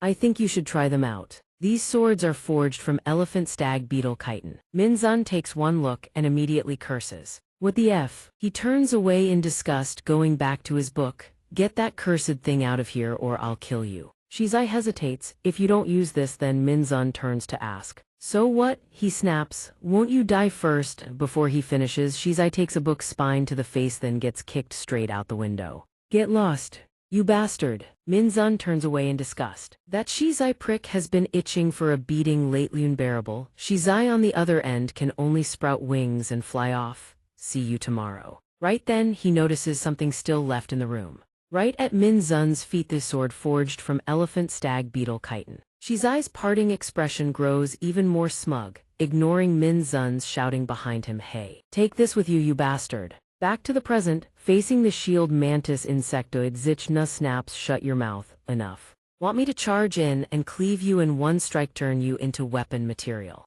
The shield mantis insectoid raises his sword to block. Their skills collide, generating a massive shockwave that ripples over to Sudong's side. He takes a minor hit to the back, but nothing significant. The shield mantis insectoid thrusts forward at Xianxia again. He parries the attack while pressing on. "If you care so much about your own kind, why did you abandon Xianxia?" He doesn't understand what that means. What the hell is Xianxia? The question leaves Xianxia speechless. Two swords collide, sparks flying. He roars in fury, "You bastard, remember this well." Xianxia charges with the elephant stag beetle sword, declaring this is where the vengeful demon of Xianxia was born. The shield mantis insectoid counters with his strongest technique, all talk. Both sides unleash devastating, vicious skills, cracks spiderweb across the walls. On the other side, Black Ant is still pinned by that giant hand. He recognizes who's gripping his face. It's Sudong. Sudong raises his fist in a rage, screaming, "Don't look at me with those eyes." He raises his fist high, pouring everything into one blow. But Black Ant blocks it effortlessly with just one hand. "Move." He grabs Sudong's sinewy hand and wrenches it. "Damn it." Black Ant drives a straight punch into his face. Shouldn't have let him live. Sudong's mouth flies open as he howls in pain. On another front, Siu continues threatening the mosquito insectoid. "Listen, if you think a few empty words will work, keep dreaming." A dense web of threads blankets the sky around them both. "You're not getting out of here." The more she talks, the angrier she gets. How can an insectoid become human again? Utterly absurd. But the image of Sudong flashes through her mind, and Siu seems to realize something. The mosquito insectoid picks up on it instantly, Judging by that reaction, you've figured it out. Sudong is still groaning in pain over there, unaware someone's talking about him, the fool. He swings his arm furiously and roars, "Don't you dare mess with me," sending Black Ant flying. The sudden attack leaves him completely off balance. Black Ant quickly stabilizes himself on a nearby wall. Then he launches himself forward again. Fueled by his pent-up rage, Black Ant pours every ounce of strength into a punch aimed straight at Sudong's face. He follows up with a rapid-fire flurry of kicks, pummeling him into the dirt. Just as Sudong attempts a counter, he receives another heavy blow square to the face. The impact forces his massive frame to stagger backward. Suddenly, Sudong lunges forward. He opens his mouth wide, revealing a smaller, hidden maw from within. Black Ant is caught off guard. As the secondary maw snaps at him, he ducks just in time. Without hesitation, Black Ant slices off the monster's tongue. As blood gushes from Sudong's maw, Black Ant declares coldly, "It's over, Sudong." As Black Ant raises his hand to finish him, Sudong collapses to his knees. Black Ant freezes in confusion. He kneels weakly as his body starts to shrink back to its original size. Black Ant prepares to land the killing blow to prevent further trouble, but pauses upon hearing a fragmented, apologetic murmur. Sudong goes silent as if deep in thought. Then Black Ant hears him repeat, "I'm sorry, guys." At that moment, he senses a surge of power radiating from the other side of the battlefield. The deafening noise jolts Black Ant back to his senses. The shield mantis insect human on the other side has been hit by a clean strike thanks to a crossbody attack from the water spider, Xianxia. He sustains critical injuries. However, Xianxia isn't faring much better. The shield mantis collapses to the ground. Water spider Xianxia glances over. He turns away with a cold laugh and declares, "Victory is ours." Seeing that Xianxia is exhausted, Black Ant approaches him. When asked if he needs help, Xianxia refuses. "Don't interfere, let me savor the victory." The shield mantis turns his back to them and mutters that this monster was only the fourth pillar. It's unbelievable. Water spider Xianxia raises a sword crafted from a stag beetle, admiring it. He thinks if it weren't for this, but his expression shifts to shock at the mantis's words. It's not over yet. The two hear the shield mantis whisper, "I haven't even used my second awakening." Water spider Xianxia is left stunned. Across the field, the mantis keeps murmuring, "Let me show you my true power." The shield mantis rises again, triggering his second awakening. Molting. Black Ant asks again, "Need a hand?" He grinds his teeth and curses, "Damn it." Water spider Xianxia regains his combat stance. "Don't blame me if you get in my way." Black Ant readies himself and retorts, "I should be the one saying that." Sudong begins to stir from his unconscious state. He winces in pain, clutching his battered body. It hurts. Drawn by the sounds of combat, Sudong looks up to see three figures preparing for a clash. Then he spots the familiar face of Black Ant, Mi-song. Before he can process what's happening, someone covers his mouth. "What's going on?" Sudong looks back, alert and confused. "Who's there?"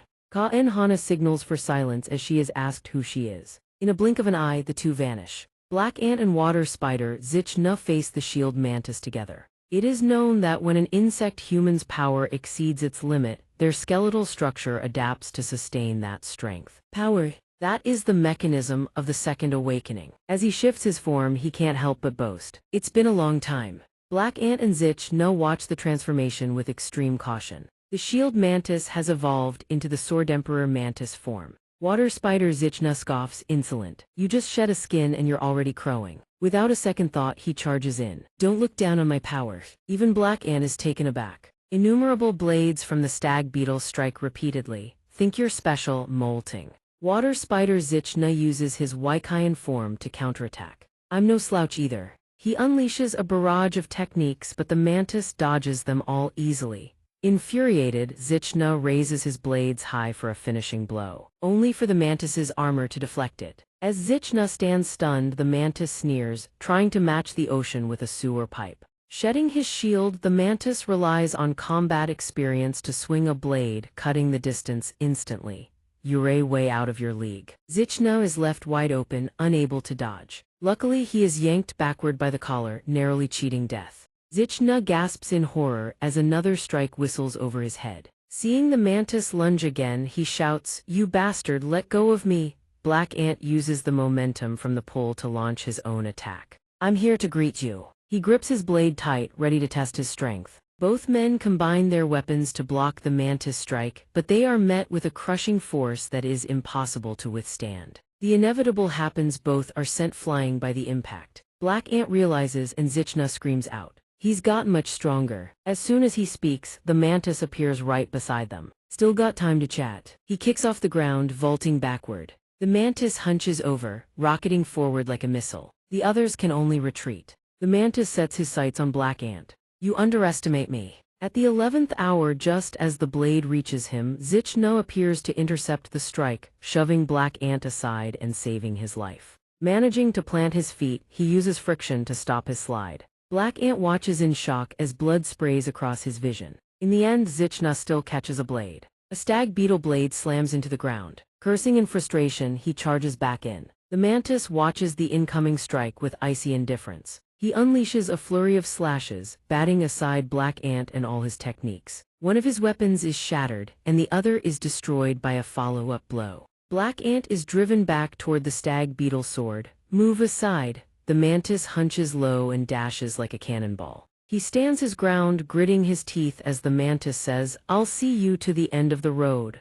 Black Ant catches the mantis off guard, slicing deep into his throat. The strike is decisive, but it barely phases him. Why the surprise? The mantis muses. He was a worthy brother, but your swordsmanship is clumsy. Before he finishes, the mantis is struck by another sword. Xianxia, seething with anger, shouts from behind, trying to play dirty with double attacks. That hurts like hell. Now get a taste of my blade and try to comment on that. Yet the mantis stares nonchalantly at the two blades grinding against his neck. Not bad. Seeing his opponent lounging around like that, he pours even more force into his arm. The bastard's efforts finally pay off. Purple liquid begins to seep out. Facing them, the black ants are also working in unison. Now it's our turn. He and the Richna water merge into a single form, echoing the mantis shield insectoid's own words, "I'll send you on your final journey." Despite being cornered, he speaks coldly. Wuoma blinding beam of light closes in right in front of him. The black ant side never expected a reversal like this. The entire building is suddenly engulfed by technique. A voice crackles over the radio, report the situation.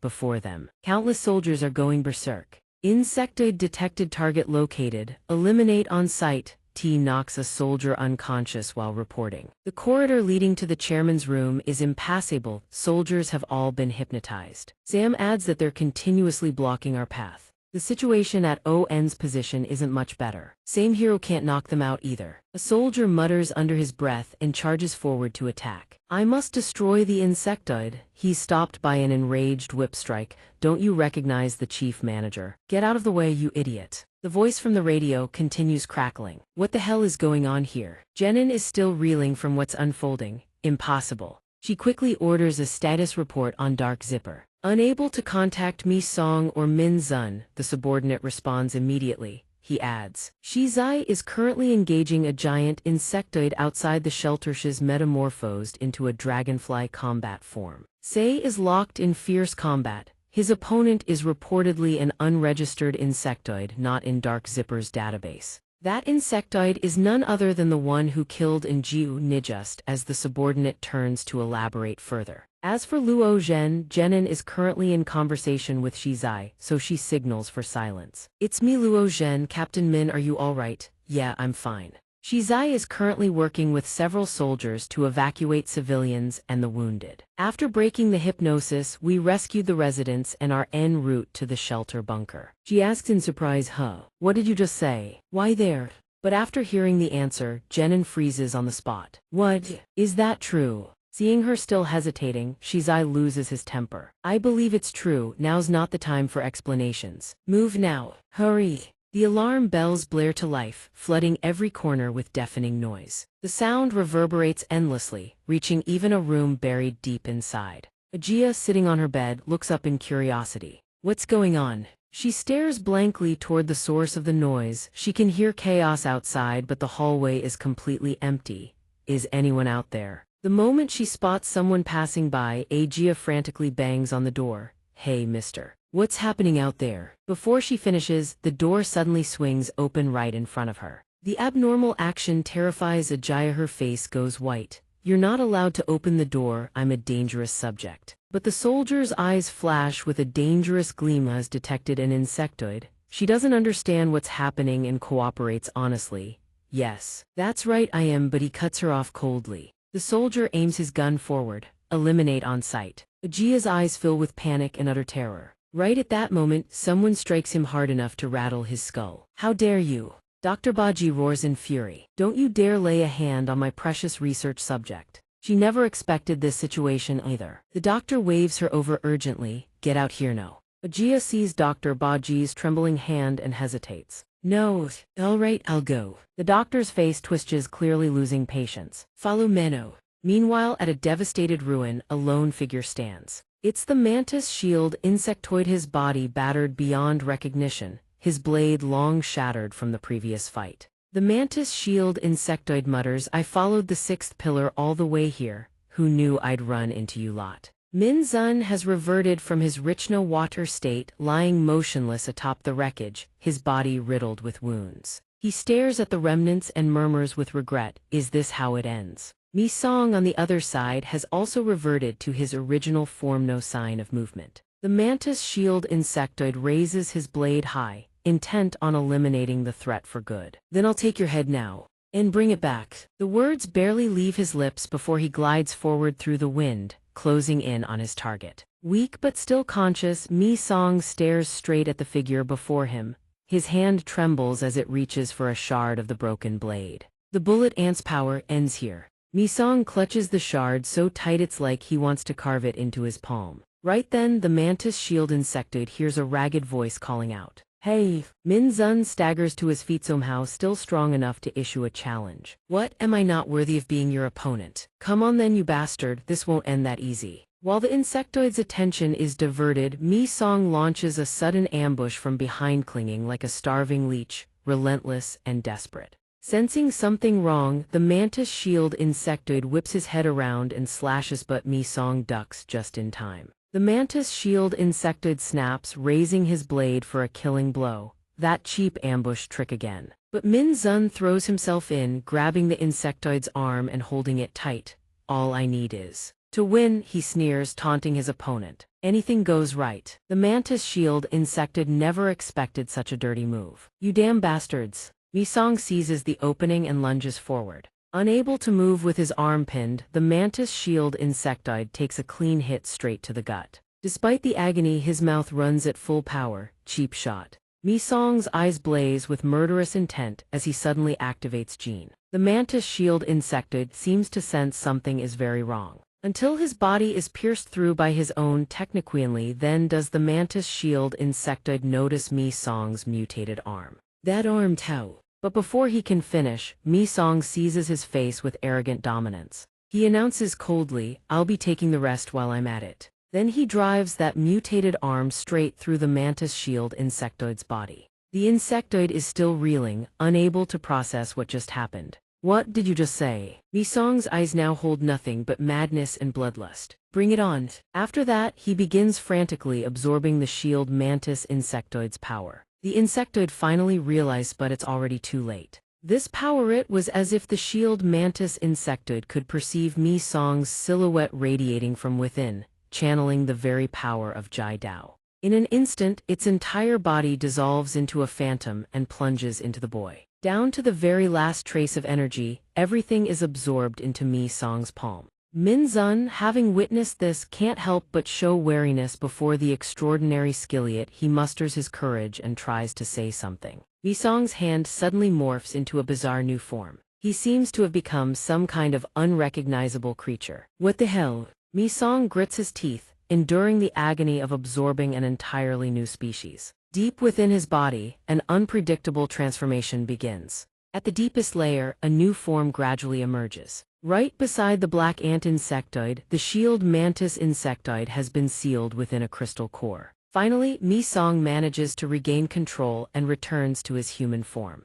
Min Zun erupts, venting a furious tirade. "Damn it! If you had a trump card like that, why the hell didn't you use it sooner?" Why is he suddenly asking about the ant in bewilderment? "No, wait, I should call you Mantis now, right? How the hell did you pull that off?" Mi Song suddenly reaches out his hand, causing Min Zun to immediately flinch into full panic mode. "Why don't you dare touch me?" He hastily makes a series of strange hand signs to calm himself as Mi Song explains. "I took a gamble." His face is completely expressionless as he stares at his own hand. "Figured I'd throw caution to the wind and dive straight into it. Who knew it's not just weapons I can absorb insectoids too." Min Zun hears this and instinctively takes several quiet steps backward. Suddenly, Mi Song's entire body convulses, then he can't hold back and coughs up a mouthful of blood. Min Zun grows even more troubled seeing the agonized look on his face. "Hey," Mi Song says weakly, "it's rampaging inside me." The shield mantis insectoid within is furious, thrashing and smashing everything in its path.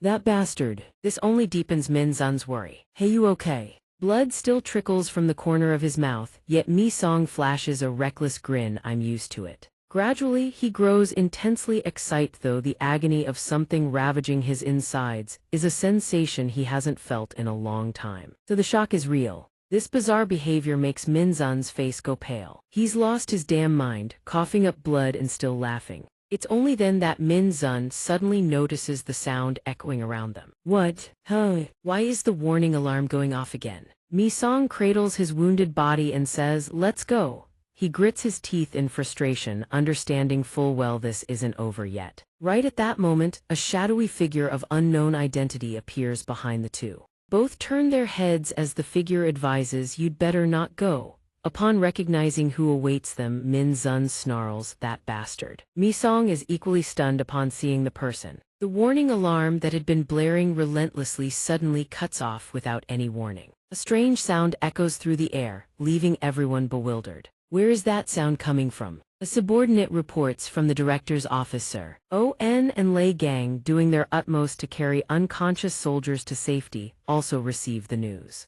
Dark Zipper reports that T and Sam are also converging on the same location. All members gather before the desk and speak in hushed tones through the intercom. He delivers a grim order to all personnel: execute Dark Zipper's emergency shutdown protocol. A severed insectoid head suddenly appears on the screen, separated from its body. Nearby, Xian stands in silent observation. From that moment on, she merely watches his every move in silence without any reaction. Somewhere within the mindscape, Bit finds Xian standing in a field of flowers. He is bewildered by the dreamlike vision. "What is this? What the hell are you doing?" She only responds coldly, "The human extinction protocol. In the worst-case scenario, the last resort to protect humanity is to blow Dark Zipper's headquarters sky-high." Bit grows suspicious. "How do you know about that?" Xian replies, "I read it from your consciousness." She adds, cold and blunt, "My plan is to annihilate Dark Zipper today." He grits his teeth, trembling with rage. "Don't you dare mess with me. I don't give a damn about your plan.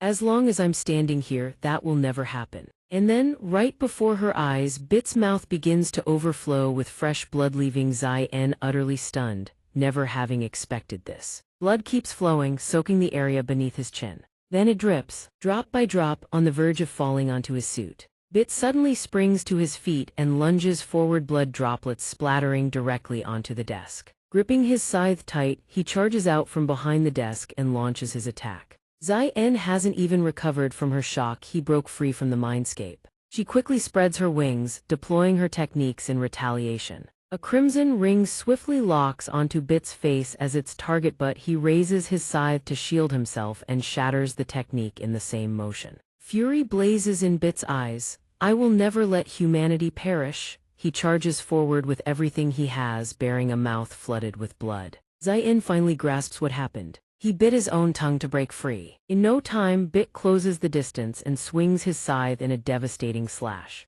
Xian fails to react in time, and her wings are torn apart just like that. He grips his weapon tight, radiating killing intent, and declares, "I am the guardian of humanity." Her blood finally boils for battle as she unleashes a relentless barrage of attacks, but no matter how fierce the onslaught, Bit deflects every single one with ease. He keeps swinging his scythe, slashing multiple times through the air. Wherever it swings, her butterfly wings are shredded to tatters. Xian's appearance is now utterly wretched, while Bit calmly leaps back. Her eyes gradually go hollow, her body on the verge of collapse. Elsewhere, Ajia seems to have sensed something. She halts her steps and stares intently toward the nearby corridor. Dr. Baji, carrying a soldier on his back, pays no attention whatsoever. Dark zipper systems are down. If that's the case, all systems will temporarily shut down. We need to get out of here fast. The doctor, burdened with guilt, hesitates before speaking. By the way, I want to apologize for everything I've done to you. Dr. Baji turns slightly, baring his heart. Can you find it in yourself to forgive this old man? The soldier on his back gradually regains consciousness, confused but answers out of courtesy. Yes, sir, but the person the doctor wanted to talk to has already vanished. Ajia is now advancing intently toward an unknown direction, guided purely by instinct. Inside the room, a blinding light suddenly erupts. On the ground lies a battlefield. All that remains are a fragment of a wing and a single scythe. Bit pulls out a box shaped like a cigarette case, and from it he takes out a seal he had tucked away carefully. Bit continues, gripping the seal and setting it down gently. The seal touches the roto emergency signal, and a golden light radiates from the contact point. System seal verified, initiating ancient Zoto sequence. Yet Bit still feels no relief in his heart. Forgive me, everyone. His mind has now been completely hijacked by Scene. I have followed the plan to the letter. Remember to keep your promise. She offers only a cold sneer in response, then ends Bit's life with a single strike. Rio Jane and the soldiers are incessantly shouting at the refugees. Everyone move faster. Hurry up. The refugees struggle to evacuate, gripped by panic as the base now resembles a ticking time bomb. All nearby bases are on the verge of becoming ruins. Three shadows watch from afar. Minun remains in a state of shock. Is this actually happening? Misong is also deeply shaken. Is everything truly going to be okay? He turns to ask the silent figure behind him. I'm talking to you. Kai Dong just stares ahead, ignoring anyone calling out to him. Zin carries Bit away from the inferno consuming the base. Aga witnesses the entire scene, and Zin happens to spot her. She never expected they would cross paths here. Zin's eyes flash once more to trigger her ability, despite the tears welling in their corners. From the outside, Mi-song spots the strange light. He stares blankly, wondering. A scene appears in the sky, scene carrying Aga with a mosquito clutching Bit. Both are completely unconscious as Zin's feet touch the ground. She gently sets Aga down in a safe spot. Minun realizes in astonishment that this is the girl from the basement. Mi-song rushes over to call Aga. He quickly supports her head and turns to confront the figure. Bang Si-jin, what happened to Director Bit? Zin doesn't answer, only clenching her fists silently. It's time. She takes flight into the air once again. Let's go. Kai Dong seems to have started figuring something out. Zin has already flown off into the distance with her subordinates, carrying Bit. Mi-song mutters to think we'd meet again under such circumstances. He lifts Aga and glances at Kai Dong. You have to explain everything to me. At that moment, a giant grasshopper swoops in to intercept them. He approaches Mi-song and urges, for now, just follow me. Sometime later, Aga, who was still comatose, opens one eye to observe her surroundings and finds Mi-song sitting right beside her. Mi-song. As he glances over, he hears Aga say, I dreamed of Zin. The grasshopper carrying them continues to dash forward, leaving her bewildered. An abyss. Am I still dreaming? Kai Dong up ahead begins his task. Get ready, we're almost there. The destination is a range of massive, barren mountains. There someone is silently tracking their flight path. Min seems to have recognized who is flying toward them. The girl quickly signals the other insect humans. They're right here. A deep crater suddenly forms on the ground. Something swoops into the pit from above. It is the grasshopper carrying Mi-song's group. Kai Dong is the first to jump off. Get down, we've arrived. Minun follows with a string of complaints. It's so damp, what are you people planning to do in this cave? We aren't bugs, why would we live here? A group of insect humans is staring at them from all sides. Who are those people? He looks up to the higher levels. Is this some lawless land? He is immediately told not to talk nonsense. Mi-song reminds him as they walk. Be careful, there are humans here, but mostly insect humans. Aga follows along and replies, don't worry, I am an insect human now too, leaving him speechless. Just then, the two hear a familiar voice. Why are you so late? Rio Jane waves enthusiastically, don't you know how to be punctual? Kai Dong's expression finally relaxes. Hello, super, she finally notices the centipede guy. Kai Dong laments, long time no see, only to be greeted by a few love taps from Rio Jane's kicks. Long time, my foot, you've been ignoring me, haven't you? He dodges the blows and replies, well, we're meeting now, isn't that enough? He gets scolded again, your head needs a good beating. Mi-song asks curiously. Ryo-jane, why are you here? What about the residents at the shelter? Kai-dong, are you just going to let yourself stay tangled in those silk threads, kid? Ryo-jane ignores him and answers Mi-song, don't worry about the residents. Recalling a few moments ago when she handed everyone over to Sihai, who told her to leave it to her since there were new friends involved. She followed her here. Minjun realizes something. Is that the woman you followed here? Keen Hana arrives with a person whose face is covered in insects, bound tightly to greet them. Mi-song is shocked by her appearance. He lunges at her, grabbing Hana by the throat. Why are you here? She plays innocent. Ulala. Something happens so quickly that Ryo-jane and the others are caught off guard. Mi-song strike. Because of Mi-song's action, many insect humans there raise their weapons in unison. He listens in silence to a command from one of them. Back off. Min draws her bow, warning them. We aren't pushovers. Minjun tries to rush in to help but is held back. Hey, are you going to let go or not? Kai-dong grips the man's shoulder to restrain him. These guys are hot-headed. Everyone calm down.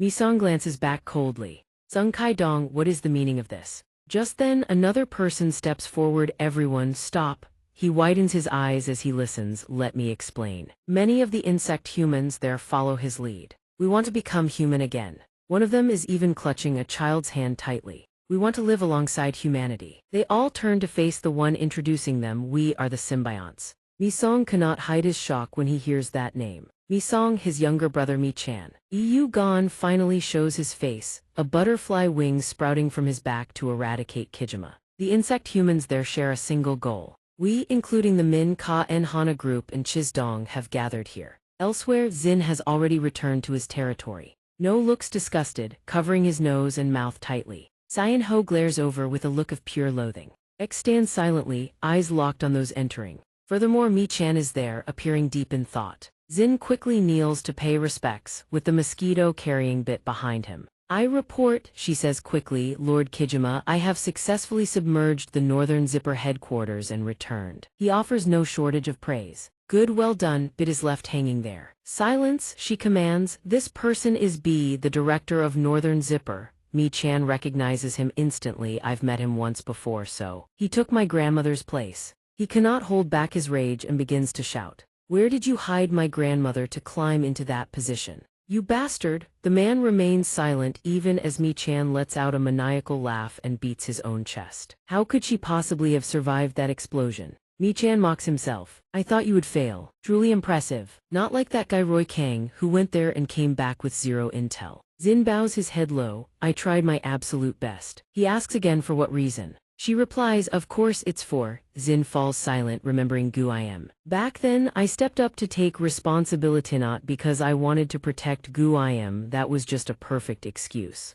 Mi-chan seems to grasp the underlying truth. Ah right, you wanted to save your subordinate, didn't you? She hastily raises her head. Yes, that's right. Please spare Gu I am. Min is stunned as he witnesses everything. Fine, let's go. Chu I stands like a soulless puppet waiting for instructions. He had expected little, that was clear enough. He lifts his hand, summoning the remnant soul, and says, well, go on, greet the prince. This sends Zin into a frenzy, preparing to unleash her power to attack. Kijima, you son of a bitch. But before she can act, her face is grabbed. Without a moment's hesitation, Mi-chan slams her head directly into the ground. He has become more crazed than ever before. Did you think you could fool me? Finger. He jams his fingers directly into her eye sockets with a warning, don't think such petty tricks can get past my eyes. Mi-chan destroys one of Zin's eyes. You trashy bitch. With one eye destroyed, she screams in agony. Just die already. He suddenly freezes, sensing something is off. Huh? What is that sound?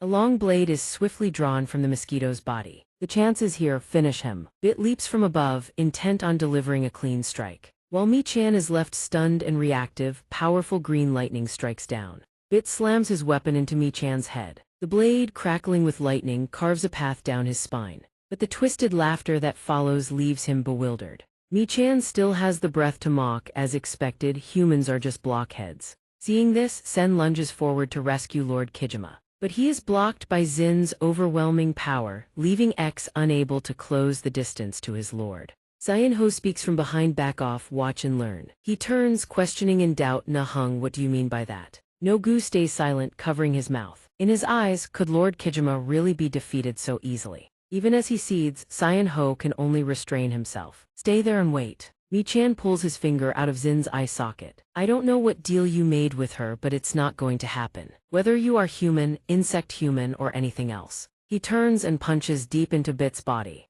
No one can destroy me, Mi-chan states coldly, spitting out a mouthful of blood. You really think you can?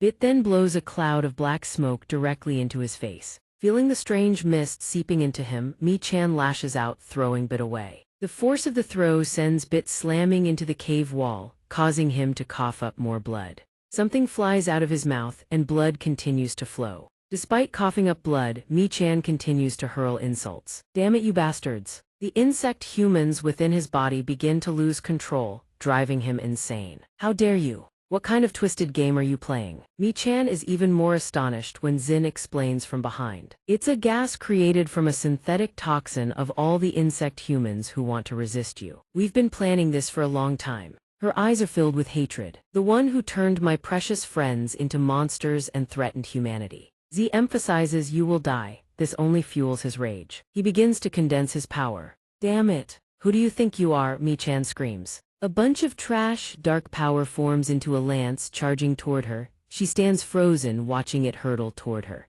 But it is Bit who takes the strike squarely to the face. He appears just in time to shove Zin out of the way. Seeing her burst into tears, Bai has no choice but to speak up and console her. Calm down. Before he collapses, he still doesn't forget to emphasize Zesh has to keep that promise, no matter what. He remembers back in the flower field. Zin had asked him to pose as a Trophia decoy to make the enemy believe she had successfully defeated North Zipper. Help me distract him. Only now does Bai understand it was her plan all along, better than he expected. Then she pulls out a strange object and says, "Leave the rest to me." In an instant, the object is snatched right out of Zin's hands. He turns it over and over, examining it. Looks like a cigarette, doesn't it? She is left flustered. It's Bai casually volunteering himself. You can tell at a glance. Leave this to me, I'm the representative of humanity. Even though we're enemies, I'm willing to do anything for humanity's future. You have to survive and build a better world for mankind. You promised, remember.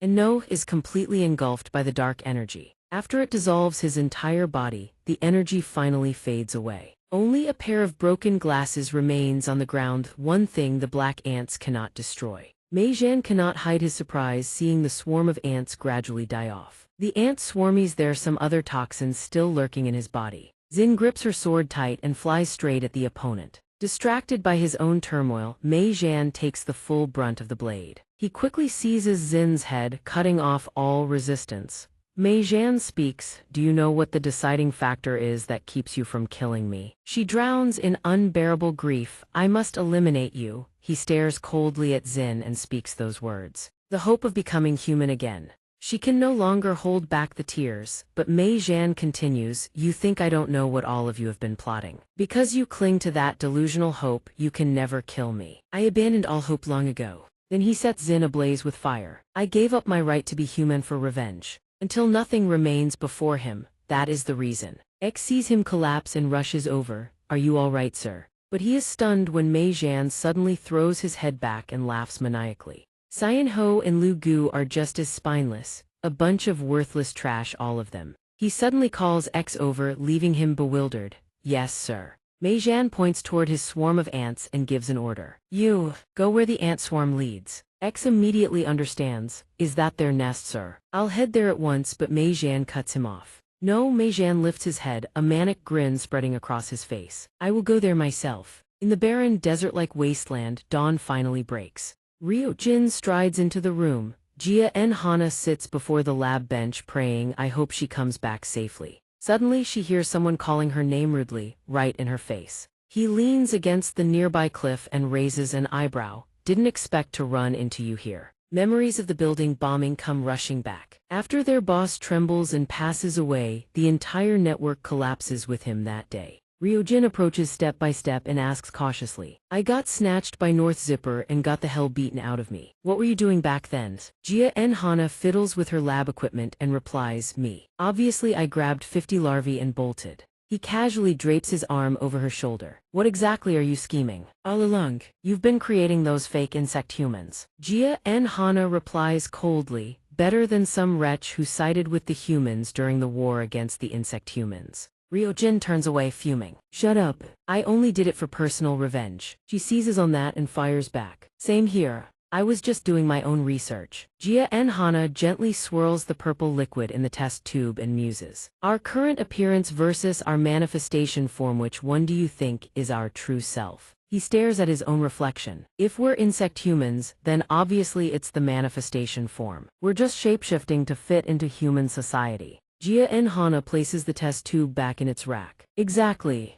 But what if we can't shapeshift anymore? The moment this comes up, he pictures his future self and groans. It'd be unbearable. My whole body covered in spikes poking holes in everything wherever I go. Damn it. How the hell am I supposed to lie in bed? She is momentarily speechless. That's the best you could come up with. Seriously, Hana has no choice but to explain. Symbiosis encompasses the majority of insect humans who can no longer maintain their human form. Ryojin is taken aback. What? According to the research, maintaining transformation means even the few remaining human cells in the body get completely devoured by insect human cells. The more he listens, the more lost he becomes. Both you and I will reach a point where we can no longer hold this shape. She removes her glasses and turns to face him, and we'll be stuck living in that ugly manifestation form for the rest of our lives. Got it? I don't want to lose this beauty. Ryojin's face flushes an unmistakable red. Yeah. Over on the other side, Rain lightly taps Jai Dong's arm and complains. I thought you said you wanted to be alone, warrior only caring about your own victories. He replies, when someone throws a number that huge at you, who the hell could refuse?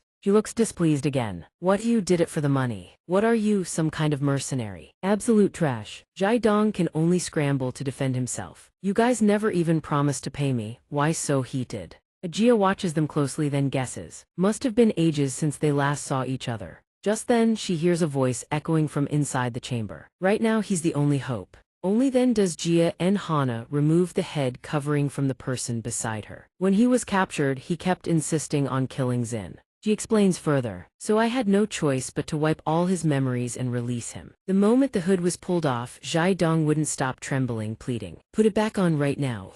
Ajia stood outside, listening intently to everything. Kijima had turned Zin's friend into an insect human, stripping them of their human form. Everything changed after that incident. Hana suddenly made a request. That's why I need the special serum centrifuge from the research facility. Go get it for me, will you? Minun was feeling lazy about it. Just send a few subordinates to handle it. Inside a room where two other heavy doors stood firmly shut. Mei Song sat inside and greeted him. Dr. Yuigan, it's been a long time. The doctor replied, we should have met sooner, but some things came up. He finally asked, do you know anything about my grandmother? Yuigan lowered his head slightly and shook it. I'm truly sorry. Mei Song seemed to have expected that answer. It's fine, he said quietly. Then he shifted to another question. He's the one who did this to you. The doctor kept his head bowed. Yes, it all happened in the blink of an eye. Suddenly, the memories came flooding back. When Hana found me in my transformed state, I had already become an insect human.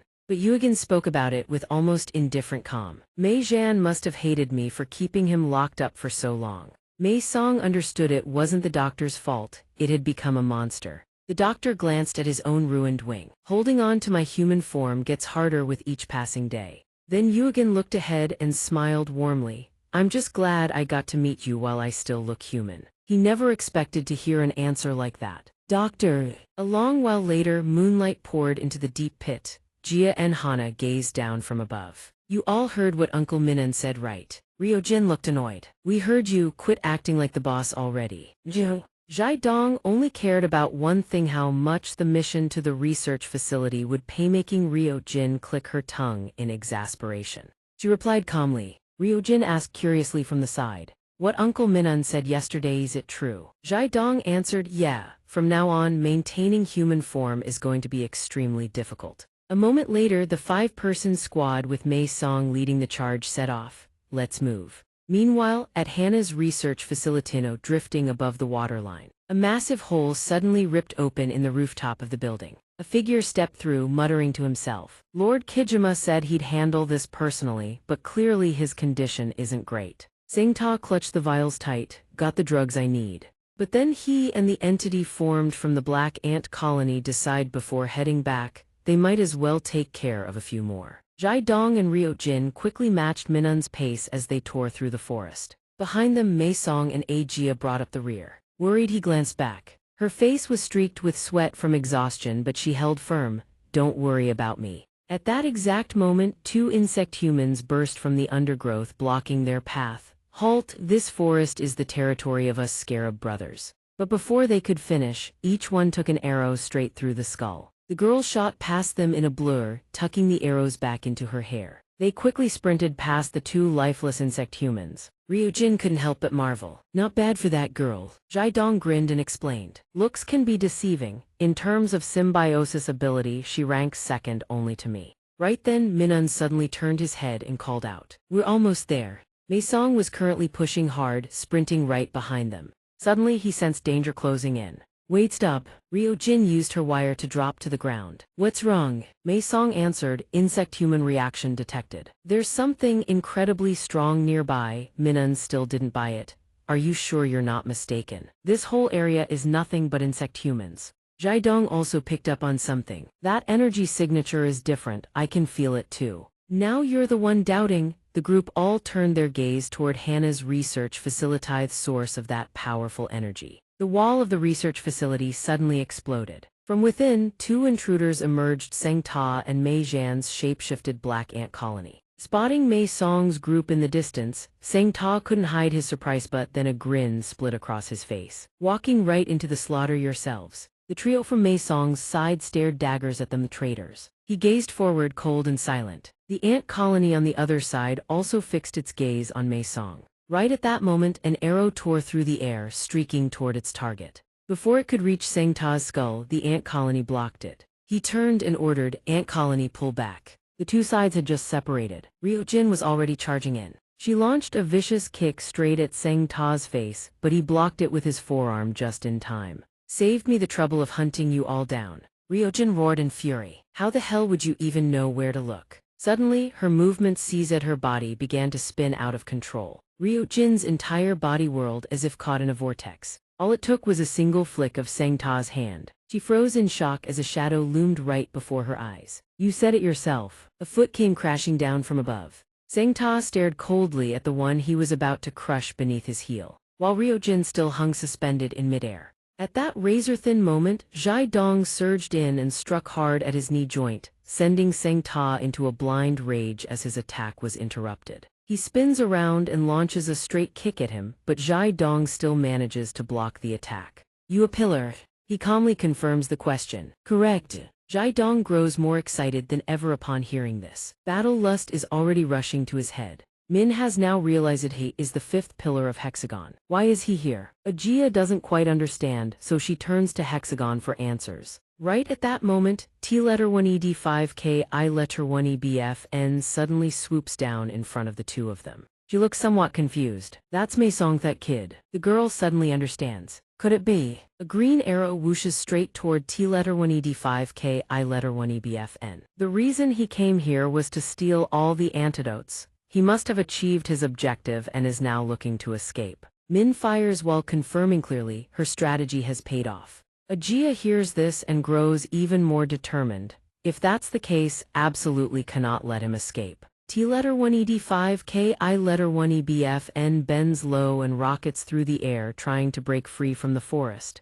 His sole focus is charging straight ahead to flee. Right at that moment, Mei Song suddenly appears directly in his path, just standing there, staring coldly at his opponent. Even as T letter 1ED5K I letter 1EBFN raises his fist high with Mei Song blocking his way, Mei Song stands there calmly, looking the fist dead in the eye. But the fist disintegrates before it even touches him. Then his entire body nearly explodes before he can even do a thing. Mei Song remains still, watching the pile of black ants collapse to the ground with cold indifference. The instant he lets his guard down, T letter 1ED5K I letter 1EBFN quickly reforms into one body and bolts. Mei Song only glances back coldly. He sees that his opponent has stopped and turned to face him. Why won't you make a move? Could it be because of old ties? Mei Song states bluntly, you want to devour me whole just like before. He doesn't hesitate to challenge T letter 1ED5K I letter 1EBFN either. Come bring it. Hearing this, his eyes narrow until they're nearly a straight line.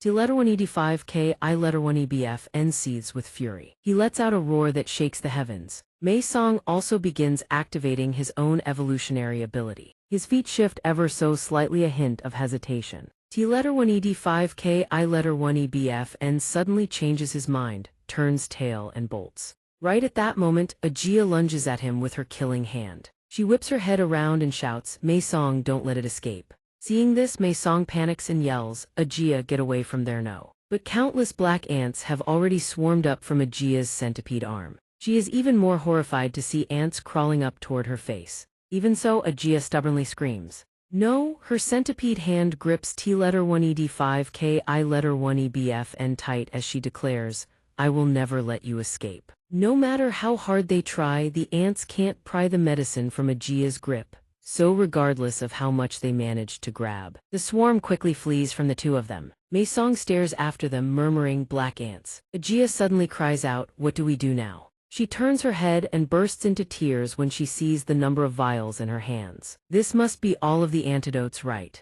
He kneels down to comfort Ajia. "Maybe so, you did well." She finally feels somewhat at ease. Yeah. At Hannah's research facility, a fierce battle rages on. He can easily block Z's attack with one hand while choking Sue with the other. With her throat locked in his grip, she can't do a thing. From the side, he can't help but comment, "2 against 1 and I haven't even manifested yet I can still parry your punches. Your body keeps absorbing power nonstop. You really know how to get my blood boiling." He grins with delight because what's more thrilling than a battle about to reach its climax? However, he suddenly throws a punch that sends both of them flying. But Sue and Z quickly stabilize themselves. He finally begins his transformation. "If you truly want to die, I'll show you." Both of them listen in silence. "But remember this," he says, transforming into a different form, still making sure to emphasize. "Absolutely. He has finally become a mantis shrimp insect human. Do not die in vain." Rate cracks his neck. "Bring it on, what's there to fear?" Sue also steps forward, one step at a time. Lock in, both of them quickly activate their second manifestation molting. From above, one can see the battle has entered an intensely critical phase. Min stands from the heights and draws her bow. The girl calmly pulls the string taut, aiming downward in one direction. Min's targets this time are Sue and Z. "Please forgive me." She squeezes her eyes shut and screams, "I'm so sorry." Then Min lets go, sending 2 arrows rocketing downward. They have no idea what's about to hit them. 2 arrows tear through the air, hurtling straight toward the targets below. 1 arrow slams straight into Siu's body. Another buries itself into Rate's back. Both are utterly stunned as they suddenly feel something shift. The mantis shrimp insect human is also utterly baffled by what's happening. Siu finally realizes it was Min's arrow. Z angrily rips the arrow from his body and snaps, "I told you to stop pulling this kind of nonsense on me." Then he swings his arm and hurls the arrow straight at a nearby wall. Finally, they gradually sense a different presence right above them. They see Min panting heavily, looking down at them. Someone shouts her name. The girl quickly explains, "I'm sorry for acting on my own, but this is my mission." Siu can't hold back his fury and yells back, "Your mission is to shoot your own teammates." Unbelievable.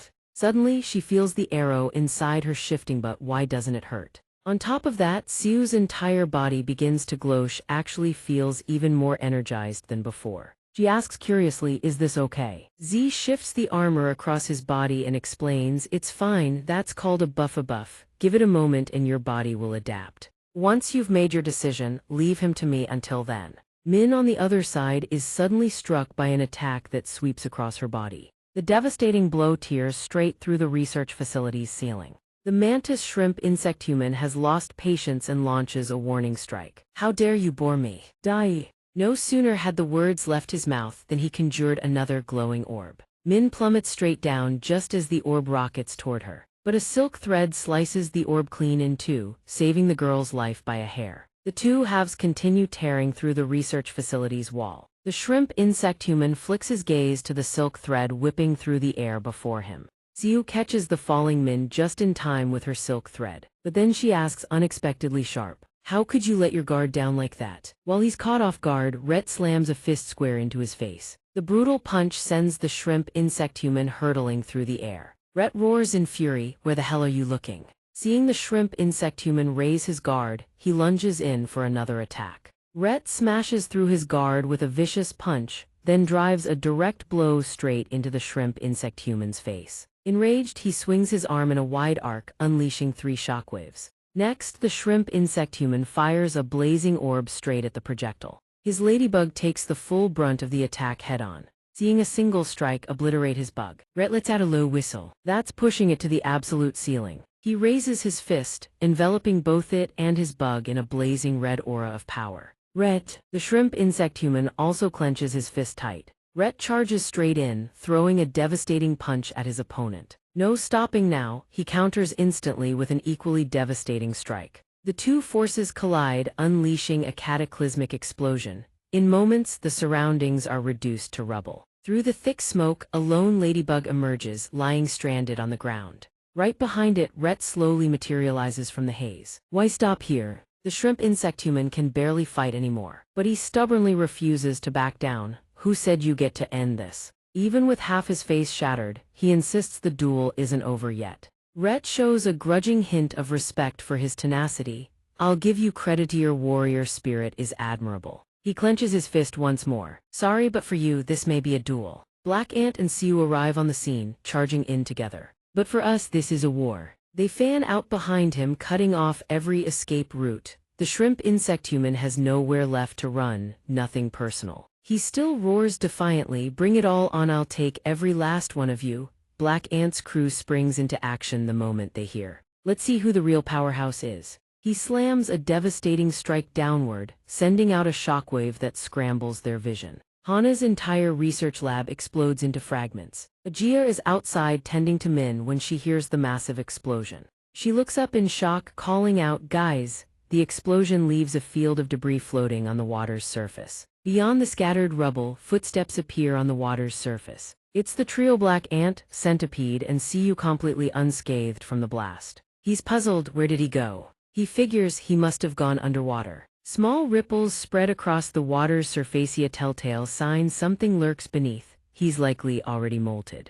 Siu scolds them. Why didn't you finish him off? You had more than enough power to do it. But Rhett shuts that down immediately. Actually, I didn't have enough power to kill him. She stares in shock. What? He glances down at his own body, riddled with cracks, and explains, even my exoskeleton can't withstand his attacks anymore. His offensive power is the strongest I've ever faced. He recalls their previous clash. He's no longer the same person from 2 years ago. Right at that moment, Black Ant senses flare. He's coming. The water below churns violently, signaling something rising from the depths. They spot a massive water sphere surging upward. Inside it, a figure stares back at them with burning eyes. His eyes blaze with an otherworldly light. You still remember what I said, don't you? He raises his fist height and slams it down. Without hesitation, countless water orbs blast straight toward Black Ant and Rhett. Don't you dare die for nothing. He hurls even more water orbs packed with devastating force, too fast to dodge. They can only brace for impact.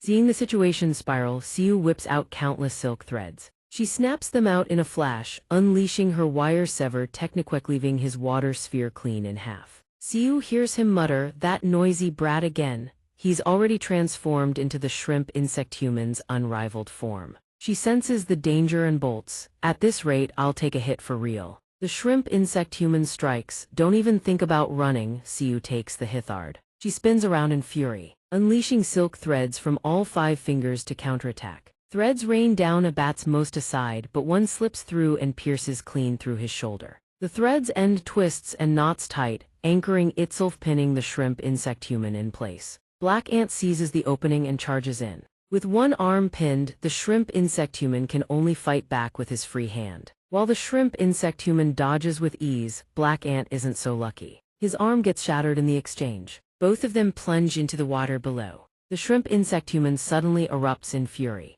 Why?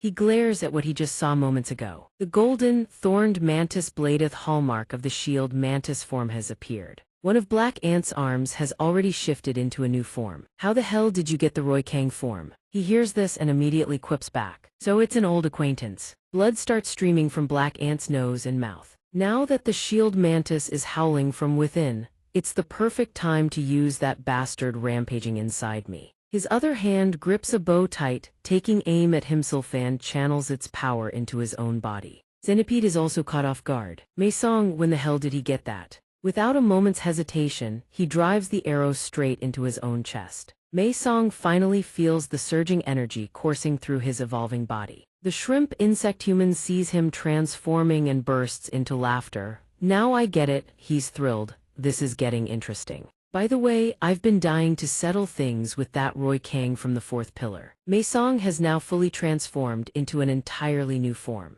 The shrimp insect human can't wait any longer and charges forward. Come at me, Roy Kang. On his end, Mei Song completes his transformation's shield mantis form. The shield mantis raises its scythe-like blades, ready to clash. Both sides charge at each other again, unleashing a flurry of attacks. Blade and fist collide, sparks of electricity crackling between them. The shield mantis and the mantis shrimp insect human are evenly matched in combat power. They shift positions relentlessly, trading blow after blow without pause. The mantis shrimp insect human throws punches relentlessly while marveling, "To think I'd get to fight you in this form, how exhilarating." The shield mantis retaliates with a counterattack, but then hears the insect human's voice turn sharp and hostile. The mantis shrimp insect human thunders a warning: "If you dare tarnish his reputation, I will not let it slide." Mei Song responds coolly, "Don't worry, it won't come to that." The instant those words leave his mouth, both sides spring backward, putting distance between each other. The mantis shrimp insect human fires a barrage of shots, demanding, "Then prove it."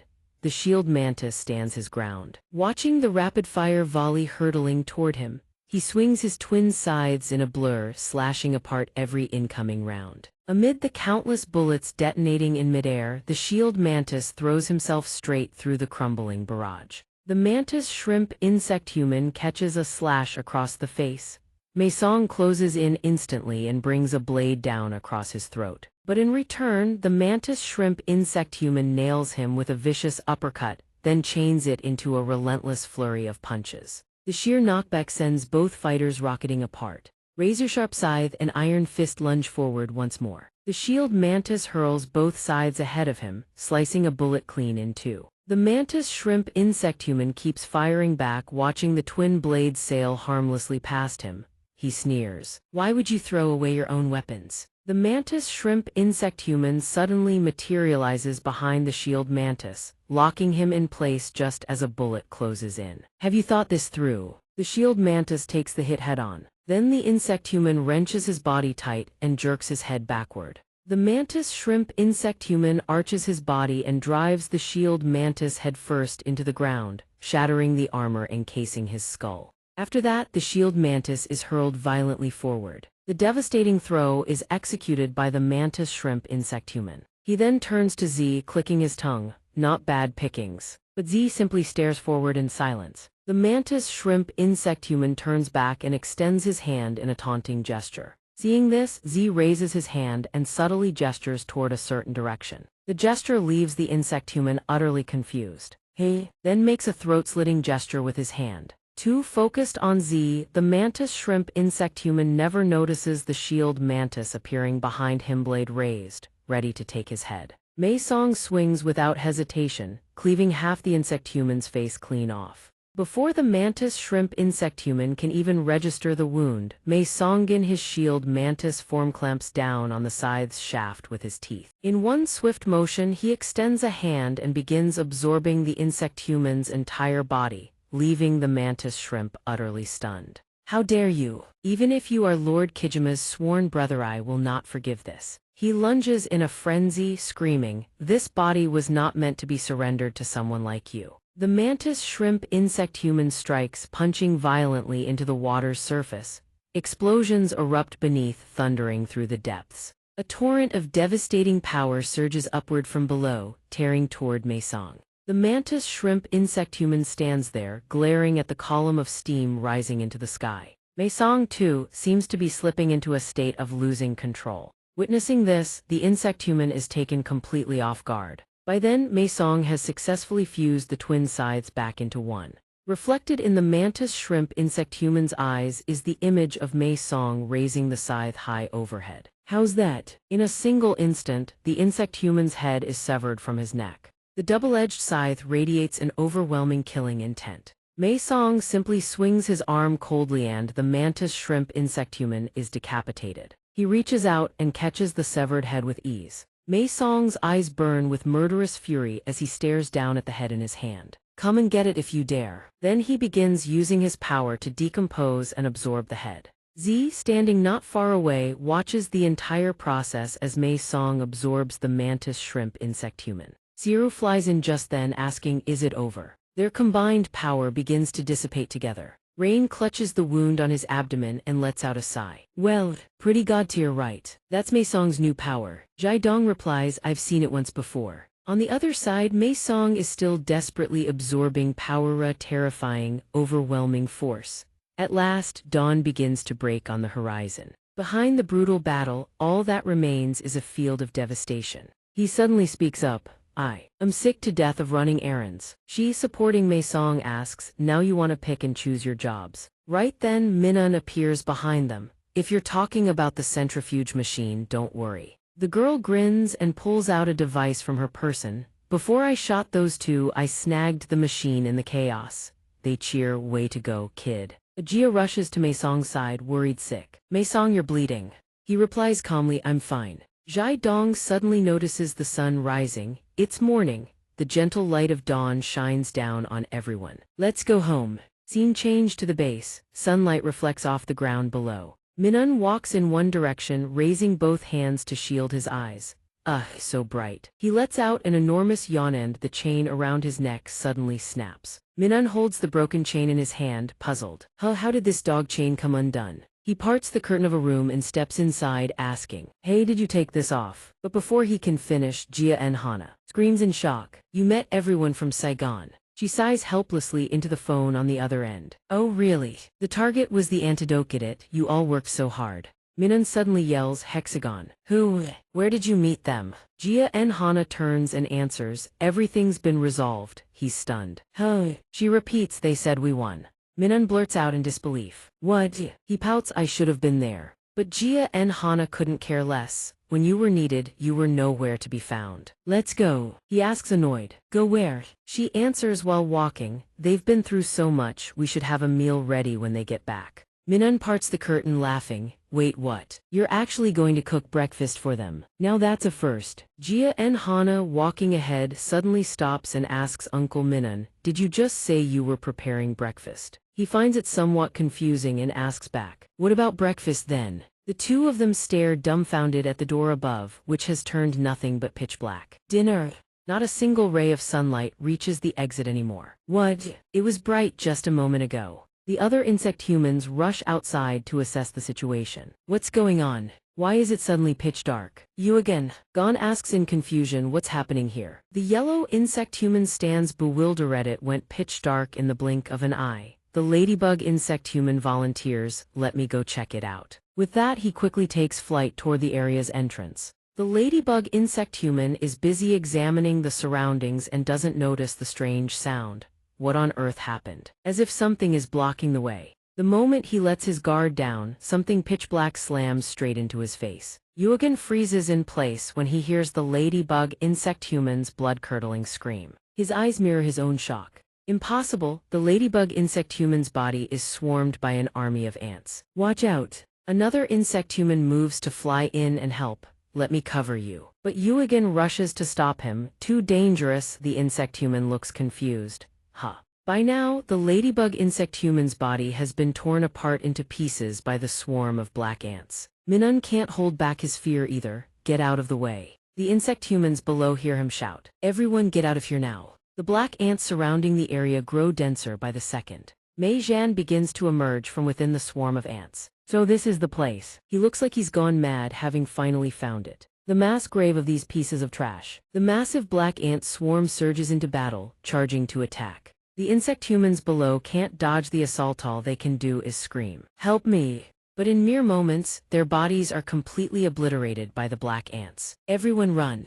Mei Zhan commands the black ants swarm from above to annihilate every insect human in the area. The stickbug insect human exploits his multi-arm advantage, rushing in to attack. Another insect human charges in, wielding venomous barbs, while yet another unhinges its jaw to reveal a drill-like appendage inside. 3 different attacks converge on him all at once. But shielded within the black ant swarm, Mei Zhan remains completely unscathed. save for the blood still streaming from his nose and mouth from the toxin. Right at that moment, the ant colony reaches Mei Zhan just in time. Clutched in its mandibles is the antidote vial he needs. Mei Zhan smiles and wipes the blood from his face, grumbling slow as a snail. From every direction, figures rush toward him, both attackers and rescuers alike. Only then does Mei Zhan start using his claws to push back the insect humans, even though all he has to do is stand still to overpower every single one of them. The 3 insect humans are left gravely wounded, unable to move.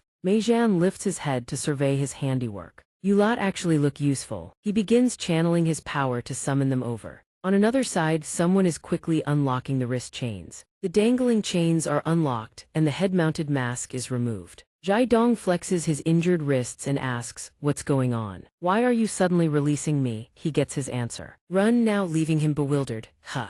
Zhai Dong is stunned when he hears her warning. "Kijima has absorbed Sin, he'll know everything about us." "You too." Jia and Hana, clutching the antidote in hand, urges, "So run now." On the other side, an insect human is trying to rescue a child from the ant nest. "No." Right at that moment, Yugen appears just in time, using his power to shield them. The insect human turns and shouts, "Doctor, hold off the ant nest." Everyone else, all non-combat members, run. But then Yugen suddenly hears a familiar voice. "If it's warriors you want," Mei Zhan strides forward, flanked by the hollowed-out husks of those 3 insect humans. "You mean these guys?" He can still smile and greet them as if nothing happened. "Hello, uncle, long time no see." Yugen's eyes are filled with shock and disbelief at this sudden appearance. Mei Zhan pays it no mind, raising his hand to command the 3 insect humans. The 3 insect humans, nothing but hollow shells, relentlessly charge at Yugen. He can only raise his arms to block the unexpected assault. Yugen roars his name in fury. "Mei Zhan." Mei Zhan's hand appears out of nowhere, reaching for his face but stops short. He merely asks, "You built your little faction in this dump?" Mei Zhan's eyes gleam with malice, "All just to kill someone like me." Suddenly he hears a familiar voice. Mei Zhan, through the gaps between fingers, Yugen's eyes filled with despair and bewilderment are visible. "You are a catastrophe." Mei Zhan hears these words and lets out a cold laugh. He takes it as a given. "I don't need you to tell me what I already know." Mei Zhan's hand keeps stretching toward him. "A catastrophe of your own making." Through the gaps between fingers, he watches Yugen's expression slowly change. "So keep your eyes wide open and watch me burn this world to the ground." Right at that moment, Minun suddenly appears and slashes down at Mei Zhan's arm. Mei Zhan stares at the gash on his arm, stunned. Minun curses under his breath. "Damn it, missed." Minun quickly retreats to put distance between himself and Mei Zhan. He positions himself in front of Yugen, clutching his chest.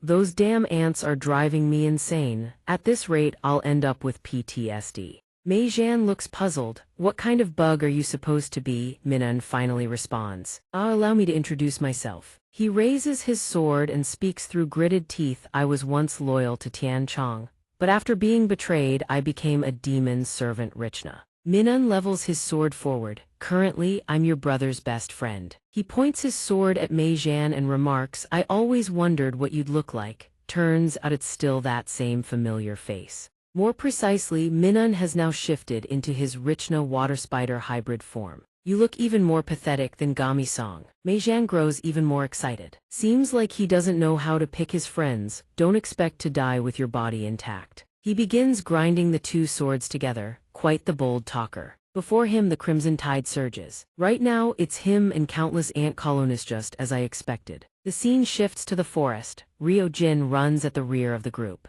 Ajia carries Min up front. Leading the group is Zhai Dong with Mei Song slung across his back. He is completely spent, having sunk into a deep slumber. Mei Song's eyes are shut tight, lost in a stupor he cannot shake. In his delirium, he suddenly hears someone calling his name. Mei Song, in the form of a child, slowly opens his eyes. "Wake up already." Mei Zhan, also in child form, bounces up excitedly and shouts, "Come play with me." He can't help but smile at the urging. "Hurry up." Hearing Mei Song's words, he comes over. Mei Zhan immediately cheers with delight. He steps forward and asks, "What should we play?" Mei Zhan thinks for a moment, then answers, "Let me see." "You be it." Mei Song agrees. "Sure." Then Mei Zhan makes another demand. "Then you be the Tiger Man." Mei Song finds it a bit odd. "Why do you always insist on being the Tiger Man?"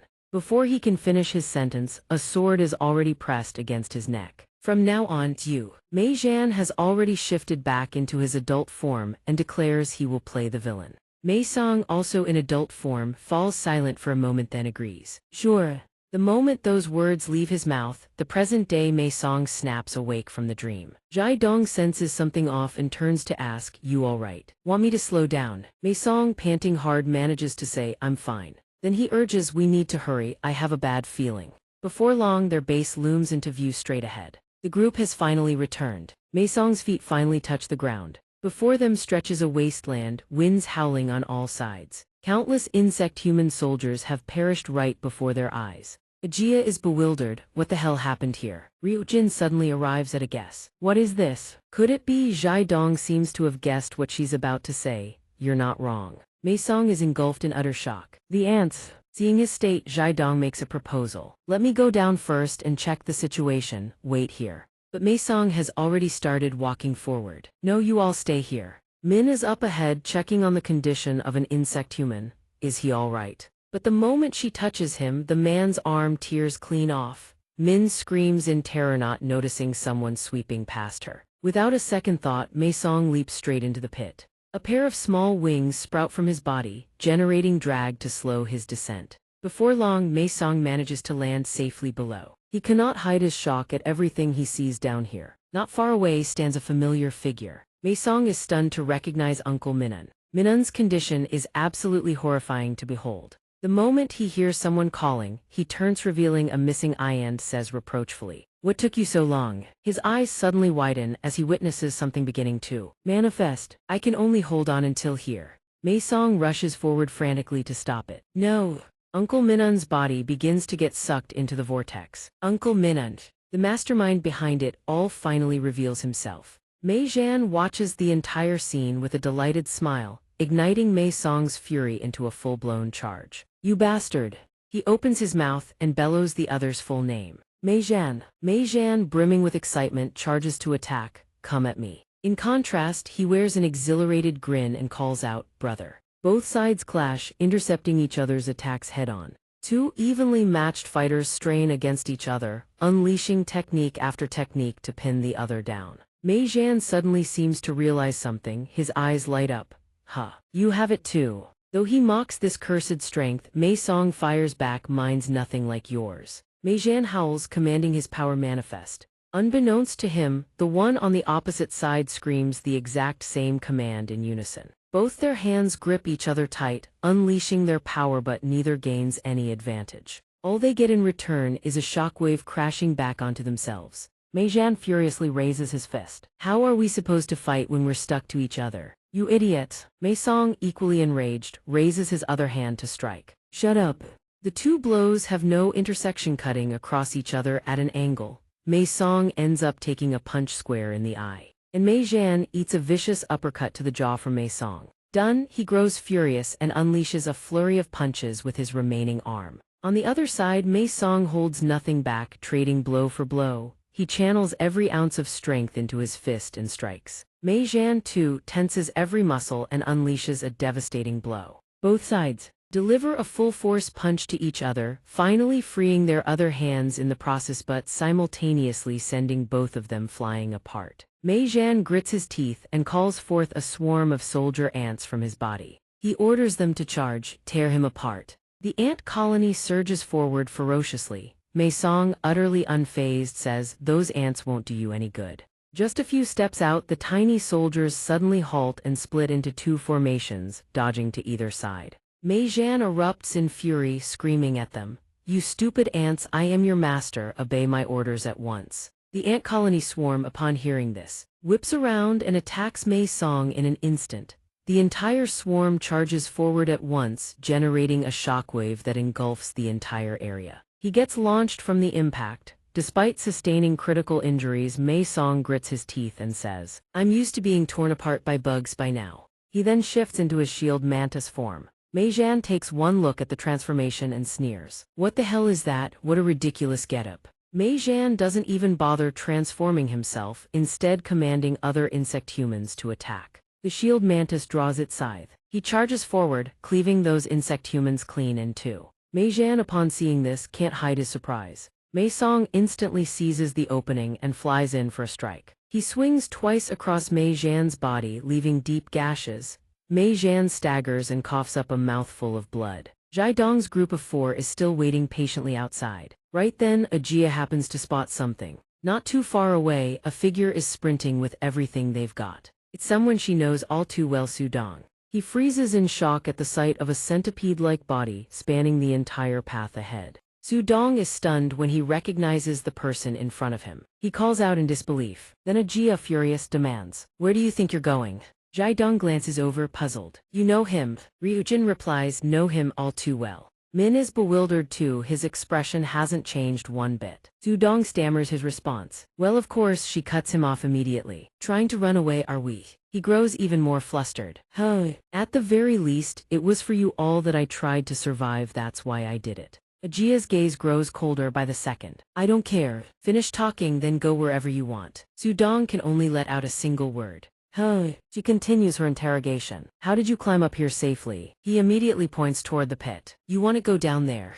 Going down is a death sentence. Su Dong starts rattling off rapid fire. "Even if you make it down there in one piece, the ants will tear you apart. Everyone else who went down is already dead." Ajia shrugs, her expression saying it all. "Since when do you care about other people? Whether we live or die is none of your business." She furrows her brow, emphasizing each word. "I don't want to lose another friend." Ajia directly orders him to lead the way, leaving him speechless. In the end, he has no choice but to agree. "Fine, follow me." The group then follows in single file, heading toward a mysterious area. At the end of the staircase, a doorway to some room appears. Ajia's group follows Su Dong there, unable to hold back their amazement. "So there's a passage here. I didn't even know this passage existed." He points toward the path ahead. "Hana, she created it. Since you never know when your wings will disappear, just follow the stairs down and you'll get there." Ajia brushes right past Su Dong and shoos him away. "Thanks, now get lost." He awkwardly pushes his glasses up. "Sure." Before heading down, Min asks curiously, "Is Hana still down there?" Su Dong hastily waves his hands. "She just vanished out of nowhere, so I have no idea." Ryujin smacks Zhai Dong on the back, urging him forward. "Hurry up." He scowls in annoyance, turning his head with a grimace. "Hey, don't push me." She calls him out directly. "Stop stalling." Right at that moment, Zhai Dong spots something wrong. Ryujin hasn't noticed Xian Ho driving a venomous stinger from his leg straight toward her. Still just standing there. "I told you to hurry up." He rushes forward and blocks the strike for her. But Xian Ho's attack is too ferocious, it sends Zhai Dong flying. The commotion quickly draws the attention of the other 3. "Lord Zhai Dong!" Ryujin screams in shock. Zhai Dong, gravely wounded, all he can do is sit there and choke out, "Get out of here, stop standing around." Zhai Dong shouts urgently, "Run now." But Xian suddenly clasps his hand over his ears. Right then, No appears, clearing his throat while covering his mouth. Ryujin freezes in shock when she hears him call out. Now the moment he opens his mouth, a violent shockwave erupts. A single utterance unleashes a brutal wave that slams straight into the body. "Forgive my rudeness." The sonic force reverberates outward, obliterating an entire area around him. In an instant, everything is reduced to a field of rubble and ruin. Zhai Dong glares furiously up at Xian Ho standing above him. No still has his hand over his mouth, peering down to observe. He fixes his gaze on Ryujin. "You're completely out cold now." Back to Mei Song and Mei Zhan's battle below. He slowly turns around, his voice low and heavy. "Did it really have to come to this?" Mei Zhan has now shifted into another form. "Now I'm angry, turn around, I'll make you see." The shield mantis suddenly hesitates. Mi Chan grinds his teeth and declares in a rage. "Ant Colony Operation Number 3, this is my form." No raises his voice, speaking directly at Jane. "Xin, my apologies." He unleashes a massive shockwave that slams right into her face. Min and Su Dong are also hit by the heavy sonic attack. Just then his shoulder. "I've been caught by the insect human." A powerful shockwave blows away the rubble, leaving the area in ruins in an instant. No Gu suddenly collapses to his knees before Ryujin. He covers his mouth and begins to weep. "Dead again, such a lovely girl, we haven't even had the chance to say hello yet." He mutters while gently lifting her head. Heavenly Insect Hagen, first pillar. No Gu turns to Ryujin, howling, "How heartbreaking." His shockwave surges again, wounding her shoulder. No Gu tilts his head back, wailing, "So painful." The sound reverberates endlessly, tearing apart even the distant mountain ranges. In that very moment, Rio Jane's body in his grasp unexpectedly disintegrates into thousands of fine threads, launching a surprise attack. The thin threads tighten around No Gu's mouth, sealing it shut before dragging him straight into the ground. Just as No Gu is about to faceplant into the earth, something rises up. He takes a direct kick straight to the mouth. Cyan bursts up from the underground, striking with ruthless precision. His mouth now sealed by threads, No Gu can only listen to her berate him. "Shut that foul mouth of yours for me." Cyan casts a murderous glare at him. It's deafening. No Gu grows furious at her insults. On the other side, Min pulls herself up from the debris. The young girl dizzily covers her ears, feeling as if her eardrums are about to burst. Min then turns to check the situation, relieved she managed to fly up in time to avoid the lethal blow. Is everyone okay? But the sight before her leaves the girl stunned.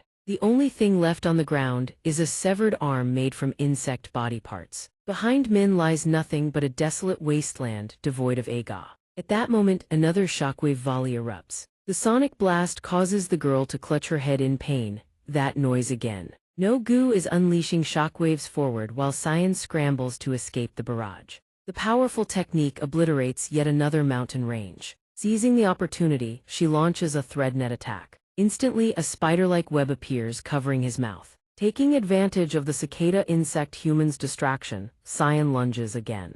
She gains momentum and dashes behind him. Just as Cyan prepares to strike, the cicada insect human suddenly raises his weapon. The gun is already primed, firing before she can evade, hitting her with a direct shockwave. The massive force sends her flying through two stone pillars. Even so, Cyan shows signs of being sent even further back. The attack leaves her severely wounded. The green triangle butterfly insect human witnesses this and urgently calls out to Rio Jane. Behind the boulder, a shadow of an insect human flickers. He hovers in midair looking into the distance, asking, "Can you hear that?" Heavenly insect Hagen, first pillar No Gu. The cicada insect human has fully revealed himself. His face is partially hidden behind the insect-like features. His earth-shattering cry transitions the scene to Cyan Ho and Kai Dong. With one standing and one sitting, he is confused by the sudden remark. "Red hair, so it's you." Heavenly insect Hagen, second pillar. Cyan Ho looks down coldly and says, "The one who killed out of jealousy." Kai Dong scoffs, "So what? Want an autograph?" He becomes excited. "Use your last bit of strength to sign your own tombstone." He stands up and replies, "Sure." Kai Dong enters a state of extreme agitation. "I'll autograph your tombstone for you." Both prepare to clash in a state of high-octane frenzy. They immediately transform into the ladybug insect human and the wasp insect human to engage in battle. Elsewhere, Su Dong lies motionless on the ground. After a long while, he slowly regains consciousness. Giant boulders block the entrance, shocking Su Dong as he catches sight of them. He clutches his head in confusion. "Wait, I'm still safe and sound, not a scratch." But then Su Dong senses something and turns back. Under the stairs lies the fresh blood of the insect human. He is stunned as the realization dawns on him. Aga is there, coat torn, back turned, bandaging her own wounds. The limb she is wrapping is her own severed arm. Recalling the scene, it was Aga's arm that caught Su Dong in time. She was also the one who dragged him out of the rubble. Furthermore, Aga blocked the attack for Su Dong with that very arm. Remembering this, he suddenly bursts into tears. "My God!" Su Dong remembers grabbing Xin while trying to escape. Why did he not hesitate to pull her down, causing Xin to smash her head against the rock right before Aga? Su Dong collapses to his knees. "Why save someone like me?" She remains silent, perhaps annoyed by his sobbing. Aga starts to move her lips, answering calmly, "I don't know," which only makes Su Dong weep even harder. Aga continues walking forward. "I don't even understand why I did that." He keeps wailing behind her in guilt. "I'm sorry, I'm truly sorry." The interior of the cave begins to collapse. The mantis insect human evaluates his opponent, while the one opposite him demands, "Watch closely." He realizes the ants are multiplying in an instant. The area is swarmed by an overwhelming number of them. The most effective way to utilize these damned ants. In a blink, the ants swarm behind him. The superorganism waves his hand slightly, a silent command. A massive swarm of ants begins to rise from the ground. While the mantis is off guard, the ant colony pierces through his body. The high-damage wounds cause him to scream in pain. The agony is too much for the mantis to bear. He quickly switches forms to crush the ant colony. By unleashing the mantis shrimp insect human form, he buys time to lunge and attack. He just stands there watching the mantis shrimp throw a punch, but even as the fist makes contact, it is his armor that shatters. The fragments of the armor are quickly devoured by the ant colony. He reverts to the form of Mi-song and listens to his words. Your struggles are useless, brother. The superorganism consumes everything within it. He tilts his head. After obtaining the ants, I finally realized why I was treated as a useless nobody. Innumerable sharp ant colonies punch toward Mi-song, subjecting him to extreme physical agony.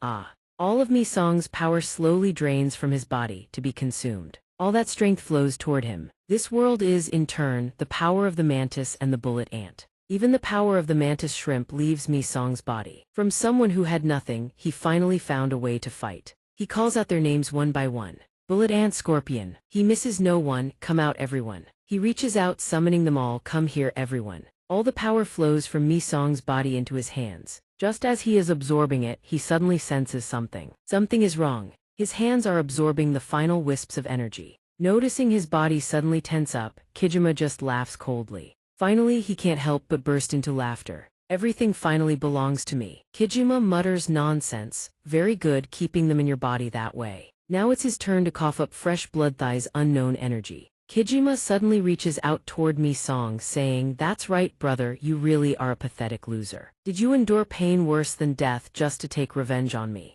Since you are already unconscious, he can only mutter to himself. This hollow shell will never be filled again. You will never stand in my way again. Just as Kijima prepares to dispose of his obstacle, he says, come on then. He swings at thin air, catching nothing, which leaves Kijima flustered and caught off guard. Staring into the pitch-black void, he wonders, where did it go? At that moment, an invisible centipede hand suddenly strikes, aiming a vicious blow directly at Kijima. He realizes with a chill that his own armor is cracked. What the hell is this? Before Kijima can react, another strike slams into his head, Mi-song's doing. Then he is struck violently again in the back. In the blink of an eye, Kijima is caught in a barrage of attacks. It's not as if someone is using a stealth technique. His black ants can't sense the direction, even the bugs can't find the target. Kijima turns around in a fury, searching for the target. Where are you?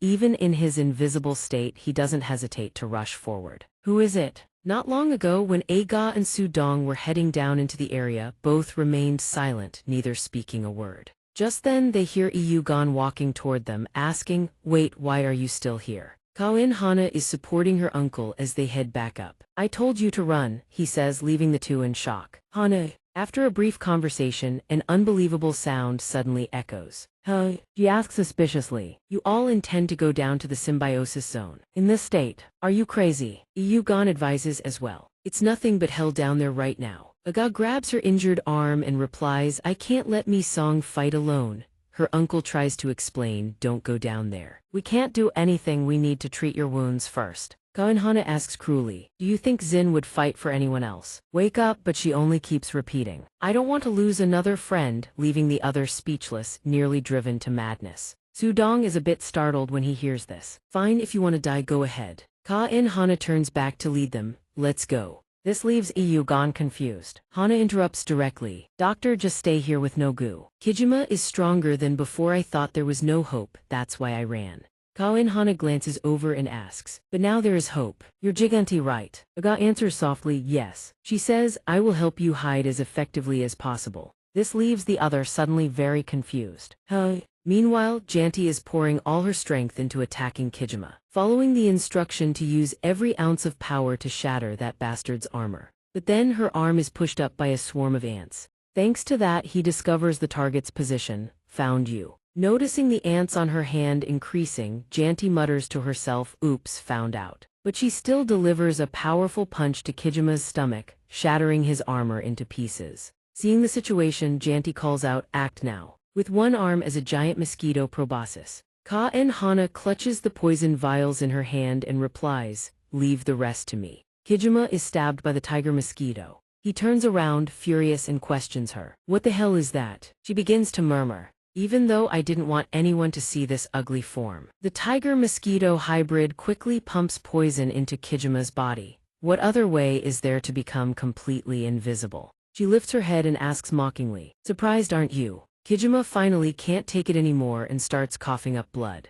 The toxin flows through the needle, continuously pumped into him. This poison is different from anything you've absorbed before. The mosquito arm carries lethal venom, pumping it in a dose 10 times stronger than before. The heavy-duty poison causes agonizing pain for Kijima. His screams of agony echo through the space. On the other side, someone is rushing down the stairs. Sudong runs while gasping for breath heavily. Not long ago, while Iyugan was moving rubble, he was searching for something. Right then, he suddenly spots something very familiar. Iyugan asks about that object. Sudong holds the device in his hand and replies, Aga brought it here. He suddenly raises the device toward him and asks, as long as we have this, we can do something with my blood, right? While he explains, that thing is just for testing, it needs more time to be verified. Before he can finish, Sudong smashes his own tooth. His blood splatters onto the ground at their feet. Sudong says then, while Iyugan, still in shock, asks, what the hell are you doing? He hands the device, now filled with blood, to him and asks, is this enough? Then Sudong hands the device filled with his blood back to him. Then he suddenly announces, I'm going down there to see, leaving Iyugan no time to react. Saying that, Sudong leaves Iyugan behind and bolts forward. The rest is up to you, doctor. Returning to the present, he sees the exit is very close. I don't want to survive in such a cowardly and pathetic way anymore. Jai Dong bursts out of the room with iron resolve. This time he will act. From his vantage point above, he finally catches sight of the mosquito insect human's silhouette. The scene before him leaves Jai Dong utterly stunned. She spins around beaming, we did it, it worked. Ajia claps and cheers beside her, that's amazing. Kijima's face has gone deathly pale from the poison seeping through him, it's over. But the mosquito insect human jolts when Jai Dong screams, Han, what the hell are you doing? His face twists in agony as he howls, was the one he stabbed. At that moment, the hypnosis on the mosquito insect human completely loses its hold. The image before her gradually shifts, morphing back into Ajia's true form. She never imagined that the one she'd been injecting poison into this entire time was actually her, was actually Ryojin. So that's how it is. The clapping from the side stops dead. How is that possible? The mosquito insect human glances at the fake Ajia, still innocently clapping away. Did we really succeed? Only then does she realize her hypnosis has been completely shattered, had totally forgotten. After severing Sin's power source, Kijima gradually reverts to his true form. Didn't you lose an arm already? Rapid footsteps pound the ground, charging straight ahead in a frantic sprint. Jai Dong catches Ajia just in time right before she collapses. He calls out desperately, Ajia, Ajia, wake up. Overwhelmed by the poison, Ajia can only rasp, I'm going. The words catch Jai Dong completely off guard, can't even react. What? The mosquito insect human whirls around furiously to demand answers. Why did you use Sin's power? Those two are friends. Now you take back Sin's power and deny everything. Don't get it twisted, you are the one who stabbed her. That sends her into a frenzy. She lunges to attack. You damn devil, he responds with an even colder tone. Why do bugs always insist on flying into the fire? Kijima reaches out and clamps his hand around the mosquito insect human's face. In an instant, he absorbs her completely, just like all the rest who fell without even fearing death. Jai Dong carries Ajia over to Mei Song's side. He gently lays her down beside him. Ajia summons the last of her strength to turn her head and look toward Mei Song. Meanwhile, Jai Dong is still reeling, suddenly realizing something. Her purple, pallid hand reaches out and grasps his. Ajia's fingers begin to intertwine tightly with Mei Song's hand, channeling her power into him. Kijima glances around with irritation. I'm sick of these little games. Right at that moment, a giant centipede erupts out of nowhere. He is stunned to find that one of his arms has been severed just like that. Kijima whips his gaze toward the source of the attack. Before him stands someone assuming Z's form, a swarm of them persistent as starving leeches. Kijima can no longer contain his fury. He screams, damn it. The centipede's eyes glow blood red, glaring straight ahead. Evolution borrowing the form and immense power of the giant centipede. Mei Song throws his head back and roars. His manifestation still hovers outside, suspended in midair, unable to move. Gravely wounded, she can only gasp with her mouth wide open, struggling to breathe.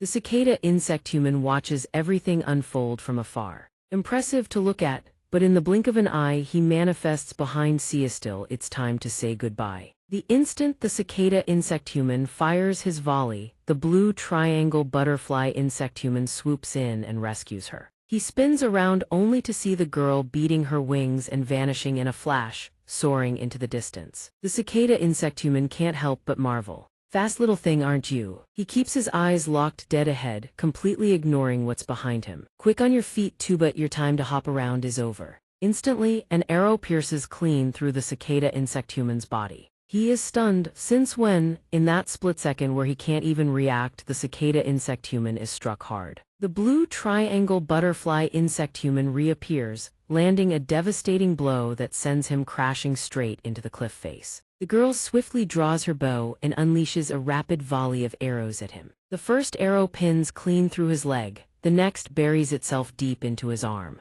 In mere moments, the cicada insecthuman is pinned against the cliff wall. Seeing the next barrage of arrows still hurtling toward him, he can't help but curse, "You damn bastard." The cicada insecthuman unleashes a sonic wave, shattering every incoming arrow. Yet a few still find their mark, sending him into a blind rage. "Who the hell are you?" A powerful sonic wave blasts toward the blue triangle butterfly insecthuman. But the impact on the blue triangle butterfly insecthuman is negligible. She easily sidesteps the shockwave, which only deepens the cicada insecthuman's bewilderment. "My sound can't reach you. My sonic speed is supposed to be unmatched. How is that possible?" He suddenly goes berserk, unleashing sound to obliterate everything around him. "Impossible." In an instant, the cicada insecthuman's form begins to shift and transform. He finally activates his second manifestation amplified form. The blue triangle butterfly insecthuman staggers back to a cave. Inside, Ryujin lies unconscious.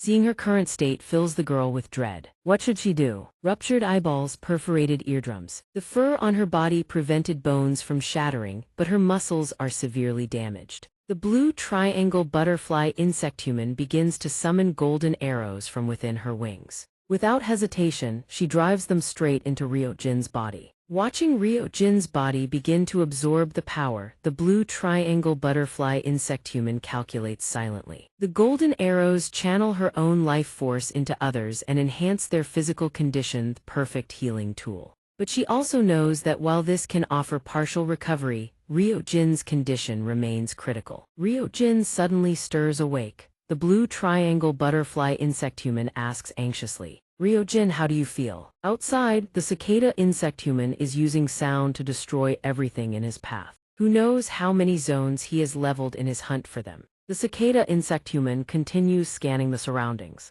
Where is it? The blue triangle butterfly insecthuman finally realizes she came back to hunt her down. She continues to analyze and assess the situation from inside the first pillar of the hexagon. Currently, Lord R is facing off against the one known as the second pillar. No matter how she looks at it, the blue triangle butterfly insecthuman makes her decision. She's the only one left, she has to fight him. Even with her second manifestation, she's not strong enough to bring him down. Fortunately, she still has her god speed. At that exact moment, Sierra reaches over and lightly taps the little girl's arm. She weakly makes her request, which only bewilders the blue triangle butterfly insecthuman. "Huh." Sierra lies there, repeating herself in a cold voice, "Hand over all the arrows to me. Did I startle you or something?" The cicada insecthuman is still hammering his palms together with brute force. He generates a shockwave field, obliterating an entire cliff face. The cicada insecthuman claps his hands together again.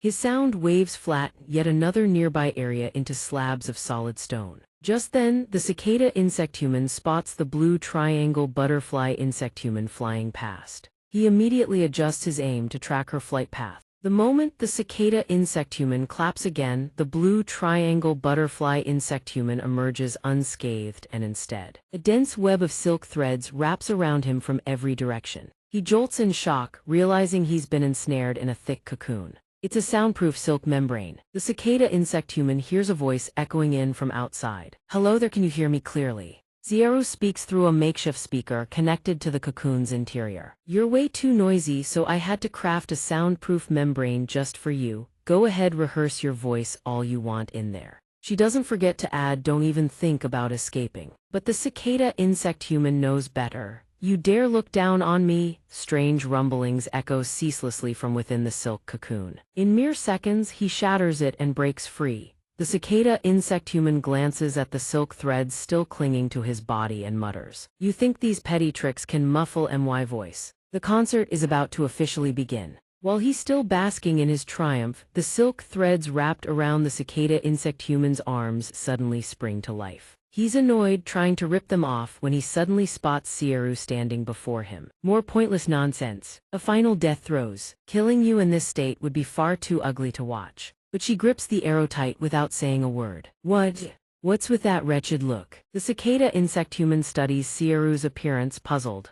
No. You're not actually planning to duel me in that state, are you? She suddenly stabs the arrow into a nearby boulder and answers, not at all. The arrow scrapes against stone, sending sparks of electricity flying. How could I enjoy a festival looking like this? He grows even more suspicious as Sieru swings her arm, making the arrow ignite into flames. You should get ready to enjoy it too. She coldly grips the fire arrow and declares, from this moment on the fireworks festival officially begins. Before her words even fade, Sieru reverses the arrow and plunges it into her own neck without a moment's hesitation. Flames engulf her entire body, forcing even the cicada insect human to shield his face. Is she trying to self-destruct? He flinches when she suddenly speaks again. These flames still burn. The fire transforms into a coat of long, lustrous fur. The silk moth insect human tiger-striped variant gradually emerges from behind the flames. It'll be a long time before I die. He grows even more suspicious as Sieru swings her arm, making the arrow ignite into flames. You should get ready to enjoy it too. She coldly grips the fire arrow and declares, from this moment on the fireworks festival officially begins. Before her words even fade, Sieru reverses the arrow and plunges it into her own neck without a moment's hesitation. Flames engulf her entire body, forcing even the cicada insect human to shield his face. Is she trying to self-destruct? He flinches when she suddenly speaks again. These flames still burn. The fire transforms into a coat of long, lustrous fur. The silk moth insect human tiger-striped variant gradually emerges from behind the flames.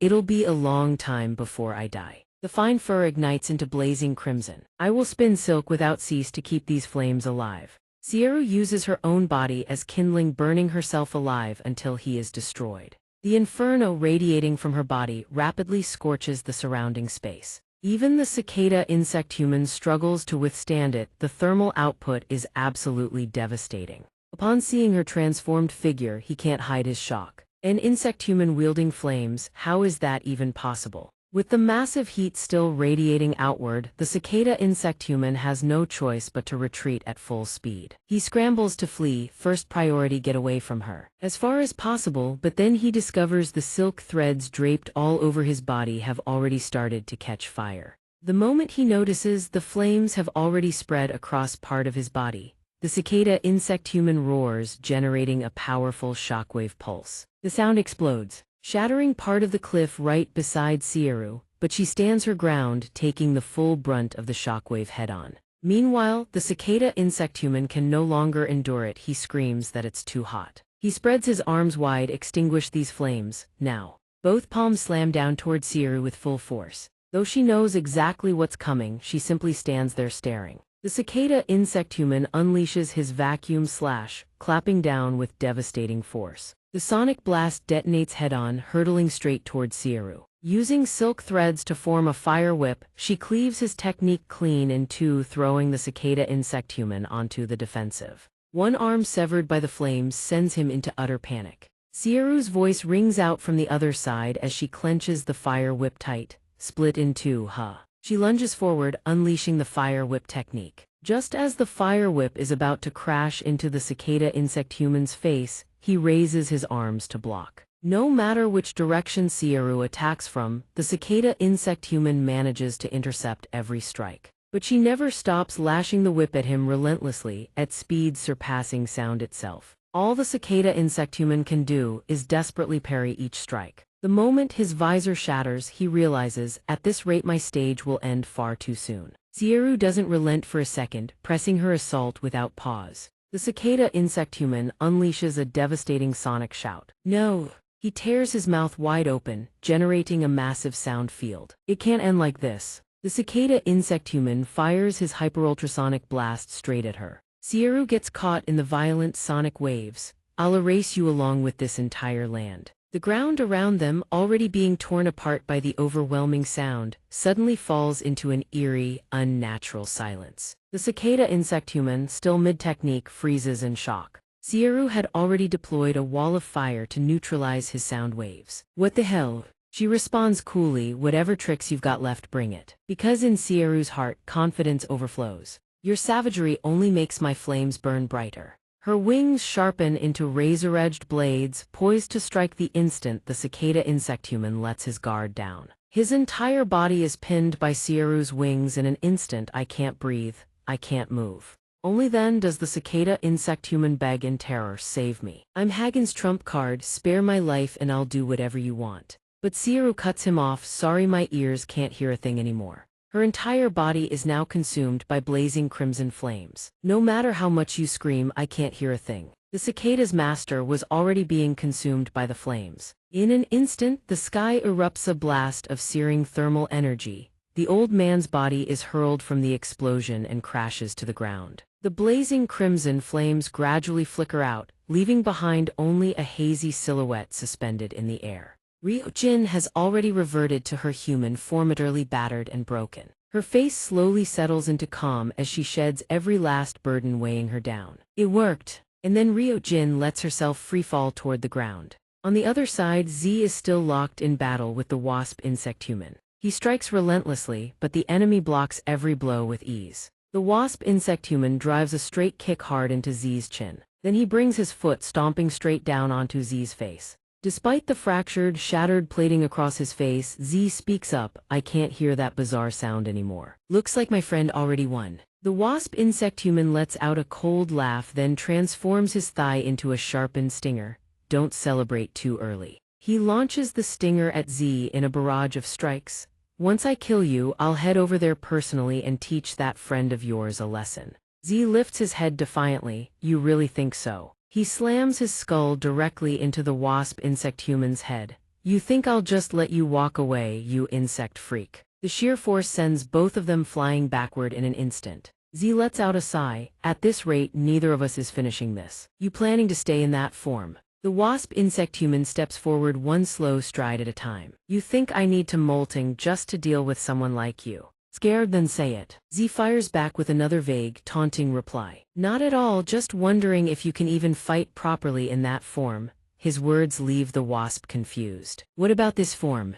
Z's eyes begin to burn with intensity, because I'm about to get a whole lot stronger. The wasp insect human responds with nothing but a contemptuous smirk. Are you delusional? You've already gone through molting, how the hell could you possibly get stronger? You've hit your absolute limit. But then the wasp freezes, stunned by what Z asks him to witness. Watch closely, Z's armor begins to crack, hairline fractures spreading across the plating. This is the true manifestation skill of an insect human. Each shard of armor seems to glow with an incandescent red blaze. Third manifestation, metamorphosis. Z's eyes ignite with fierce, burning light because he is about to become something far stronger. The wasp insect human jolts in shock at Z's declaration. Look carefully, cracks spiderweb across Z's armor. This is the true manifestation skill of an insect human. Each fragment of armor glows with a searing crimson fire. Third manifestation, metamorphosis. The ladybug, though gravely wounded, still spreads its wings and takes flight, dragged, torn, yet soaring higher than ever before. The wasp insect human stands frozen in place, watching the transformation unfold. Cracks begin to appear across the ladybug's body, accompanied by a voice full of disbelief. A third manifestation. He grinds his teeth in fury. Don't try to fool me, there's no such thing. Z merely grins, seeing it with your own eyes and you still don't believe it. He responds in a completely new form, blunt and unyielding. Then let me prove it to you. The wasp insect human continues to shout in denial. Third manifestation, my ass. Right now, you look no different from a regular human. But behind Z, a pair of wings unfurl, sand that is merely the surface. They are forged from the insect's rage and its undying, desperate hunger to evolve beyond humanity. Z speaks coldly, reaffirming the insect human's final manifestation. The moment the wasp hears it, he bursts out laughing. Hunger, what a joke. The wasp insect human thinks of the colossal insects, divine chosen ones like themselves, and every insect human he has ever encountered. Why the hell would we crave becoming something else? Stop degrading the insect humans, the wasp roars. All you're doing is making yourself look more pathetic. But in that instant of distraction, Z has already closed the distance. Where the hell are you looking? Z strikes with furious intent. You damn zealot, say whatever you want, I don't give a crap. The wasp insect human sees the fist coming and twists his body to dodge. Z's punch sails right past him, missing completely. But following the trajectory of that fist, the wasp's eyes widen in shock. The sky before him distorts a single punch that pierces straight through the heavens. Z just clicks his tongue in annoyance, still not used to this feeling. His body feels impossibly light, hard to control. Next time, I'll make sure to actually hit my target. Deal. Z notices the wasp insect human beginning to transform as well and sneers. What's wrong? Starting to get cold feet now. The wasp snarls back, I'll show you the real gap between our abolets, watch closely.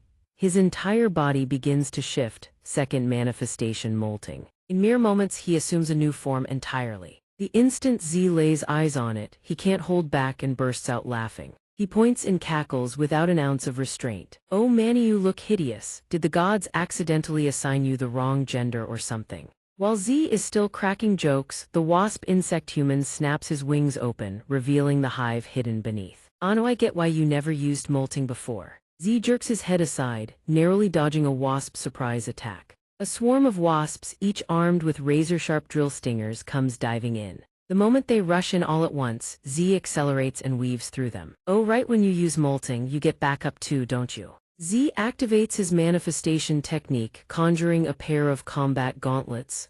Not a bad number, I'll give you that. He punches through a wasp stinger in one blow, pivots and smashes another with a backfist, then leans into a sweeping strike that shatters a third and locks onto 4 more wasps charging straight at him. Z coats all 4 points with his manifestation technique, delivering one crushing blow to each. While he's busy tearing through the swarm, the wasp insect human suddenly rockets in from the side, launching a devastating kick. Z blocks it easily despite the pressure and turns to the wasp with a grin.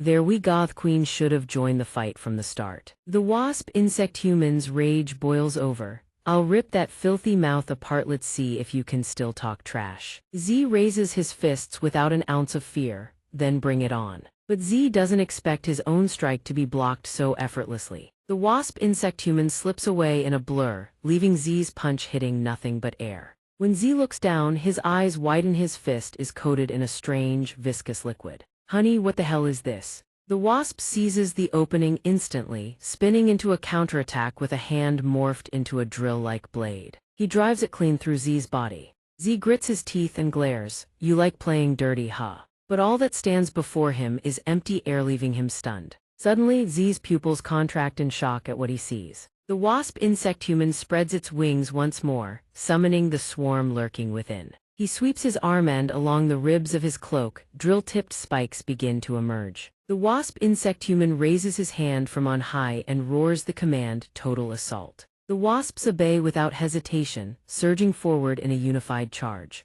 Their sole target, Z's body. The searing physical agony rips a scream from his throat. At that exact moment, the wasp insect human descends, stomping directly onto Z's skull. He grinds down without mercy, blood sprays in every direction. The wasp insect human gazes down from above, arrogant and untouchable. Get it now? He presses harder, grinding his foot against the shattered skull. Your power doesn't even come close to mine. Then the wasp insect human rears back and punts the severed head away. A triumphant grin spreads across his face, but before he can even register what's happening. The moment the wasp insect human turns to leave, a voice rings out behind him. That filthy mouth of yours. The wasp insect human's pupils constrict in shock. Impossibly in afterimage, a fist surges upward in a violent charge. Come at me if you've got the guts. He unleashes a titan fist straight into the wasp's skull. In a single strike, the wasp insect human's head tears clean off its neck. Shattered fragments and ribbons of blood scatter across the ground. Z returns to being Zhai Dong. He turns and asks, get it now, after tearing the wasp's head clean off. The dashing young man runs a hand through his hair and declares, your power doesn't even come close to mine. Z raises his fist and charges. Come at me if you've got the guts. He unleashes a bone-crushing titan fist straight into the wasp's skull. In a single strike, the wasp insect human's head tears clean off its neck. Shattered fragments and ribbons of blood scatter across the ground. Z returns to being Zhai Dong. He turns and asks, "Get it now?" After severing the wasp's head, the dashing young man brushes back his hair and says, "Your power doesn't even come close to mine." After the battle, Zhai Dong trudges forward, each step heavy as lead. Right then, a familiar voice calls out to him, "Sir." Z. Zhai Dong calls back to the two of them. Min arrives, carrying Ryo Jin on his back, and lets out a sigh of relief. As expected, "Sir, you are safe and sound." He rushes over to check on the situation. "Ryo Jin, is she all right?" The girl replies, "Not great, she fought and defeated the first pillar." While Min is still speaking, Ryo Jin begins to stir awake. Her eardrums are severely damaged. Ryo Jin raises a hand in greeting. "You made it." Zhai Dong snaps back furiously, "You idiot, you can still smile at a time like this." The girl chimes in with certainty, "Don't worry, sir, I'll heal her for sure." He nods immediately, "I'm counting on you." She reacts a beat late, "He just insulted me, didn't he?" After that, all three of them turn to face the same direction as if drawn by instinct. Before them now stretches a single sight, a pillar of black specks hovering in midair. Gami Zong's battle is over, right? The black centipede's body crawls ceaselessly forward, producing a spine-chilling sound. Zhai Dong's jaw drops. He can barely process the scene before him struggling to recognize the shape of what was once Santi. That thing doesn't answer, it only growls meaningless guttural sounds. Gami Zong, despite having lost an arm, lets laughter echo through the entire space. Mei Zhan stands rooted to the spot like a statue, demanding, "How long do you intend to keep this up?" His eyes burn with pure madness. "It's over." Finally unable to contain his fury, Mei Zhan launches himself at Santi. "Die!" He thrusts his hand forward, unleashing a beam of light. "Take this!" The mantis shrimp insect human materializes instantly, striking at the centipede's head as Mei Zhan continues his charge.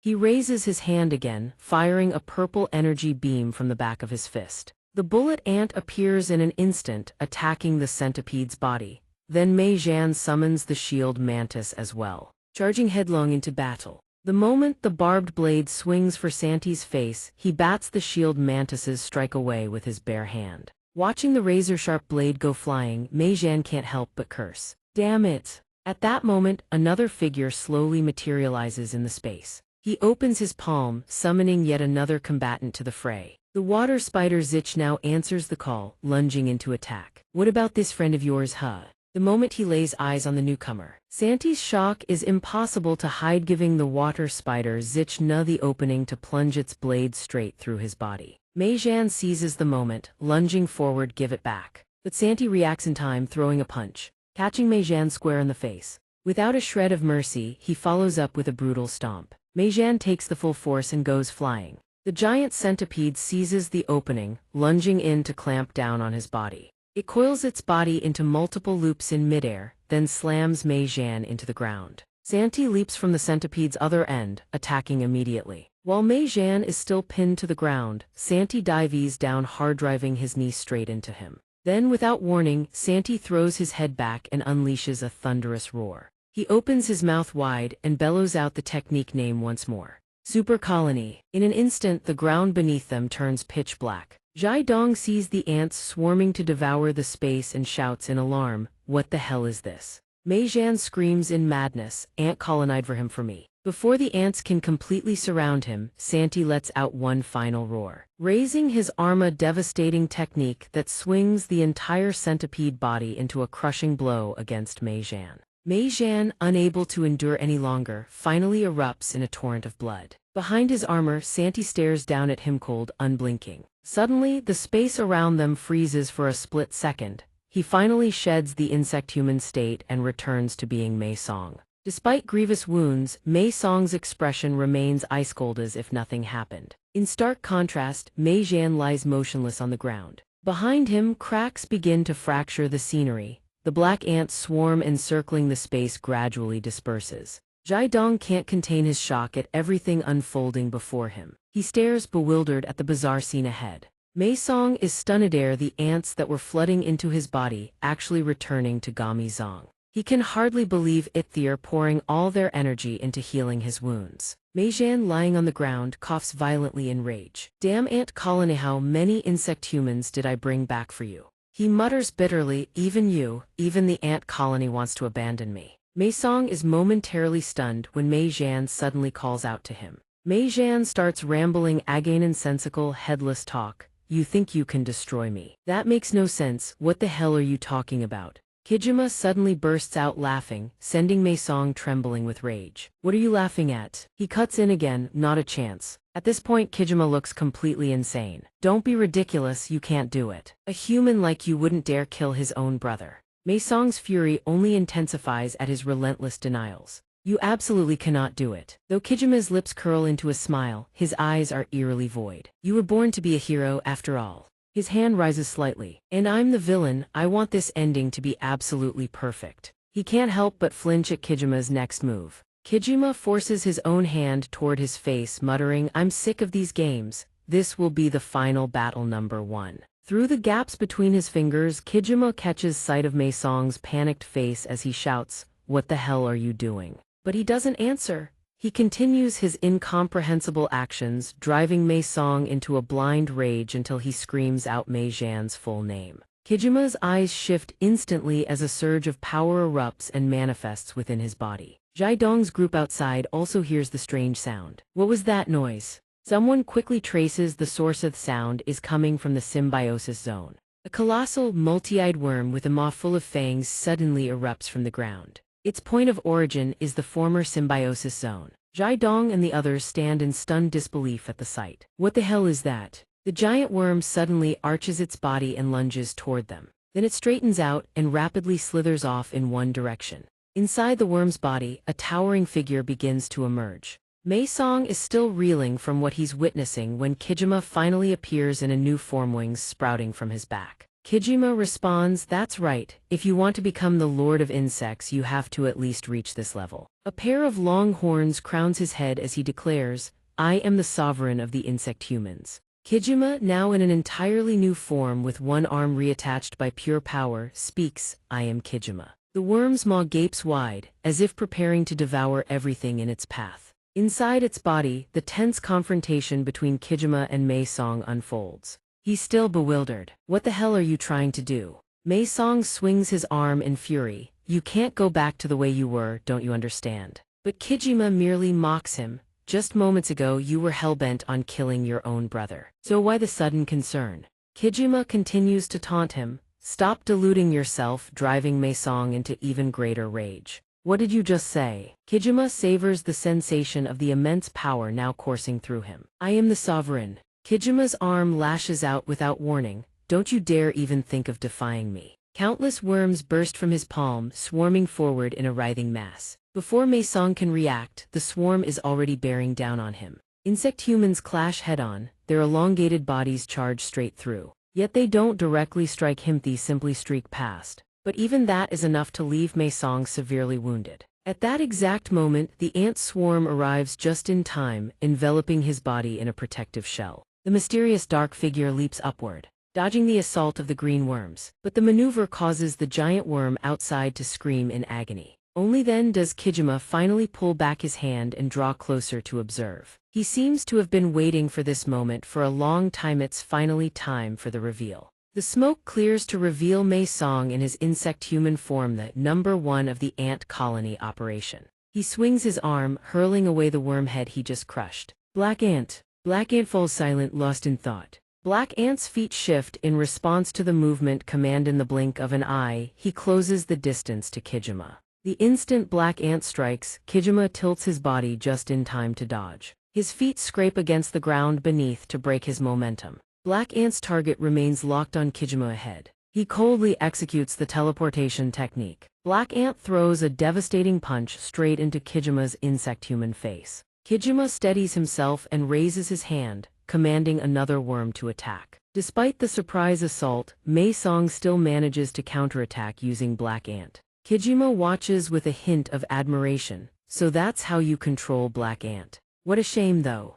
The moment Kijima finishes speaking, he lunges straight forward. He charges in for an attack, raising the arm swarmed by black ants. These petty tricks are useless against me. Kijima swings his arm again, launching an attack at Black Ant. A devastating strike backed by the swarm of black ants hurtles back toward Mei Song. Black Ant doesn't dodge, he takes the full brunt head-on. Take this! The colossal ant colony's head emerges on command, assembling instantly. then both of them charge to meet the attack together. Because of this, both of them are hurled deep into the worm's body by the sheer force. In an instant, nothing remains but pitch-black void. Then from within that darkness, a single blue point of light begins to glow. From it, a tremendous surge of power suddenly erupts. Its target Kijima, the man still standing there watching. He calmly raises his hand and summons a blue beetle. The colossal beetle immediately intercepts the attack on Kijima's behalf. Even he can't help but be stunned as he watches his beetle get corroded by whatever that was.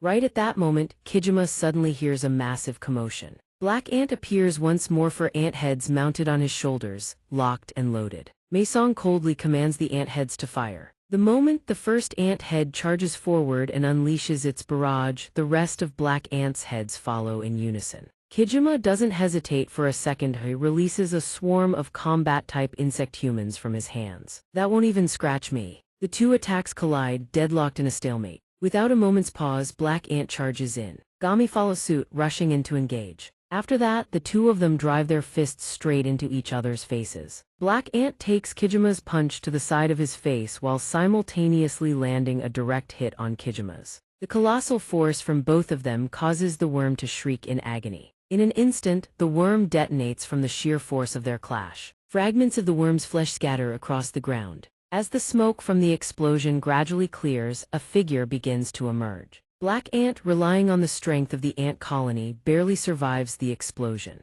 The smoke gradually clears, revealing before him a ruined city. Black Ant stares at the scene before him, a tinge of confusion flickering across his face. What is this plah? He suddenly hears a voice speak up. I've always wanted to come back here with you. Standing before the blazing red sun, a dark silhouette looms the place he once called home. Suspended in midair above the ruined city, mourning the place where he was once imprisoned. He suddenly shifts his gaze in one direction. Black Ant, puzzled, follows his line of sight. His pupils tremble violently as he spots a familiar figure, OK Gare, bound tightly by something. Regarding her current state, Mei Zhan merely narrates in cold detachment. Our dear lady OK Gare happens to be here as well. Black Ant shouts in a panic, Grandma. Before the ruined city, three members of the same family stand together. Black Ant still cannot process what is happening. How is this possible? How can Grandma be here? OK Gare remains motionless and silent, no matter how loudly he calls.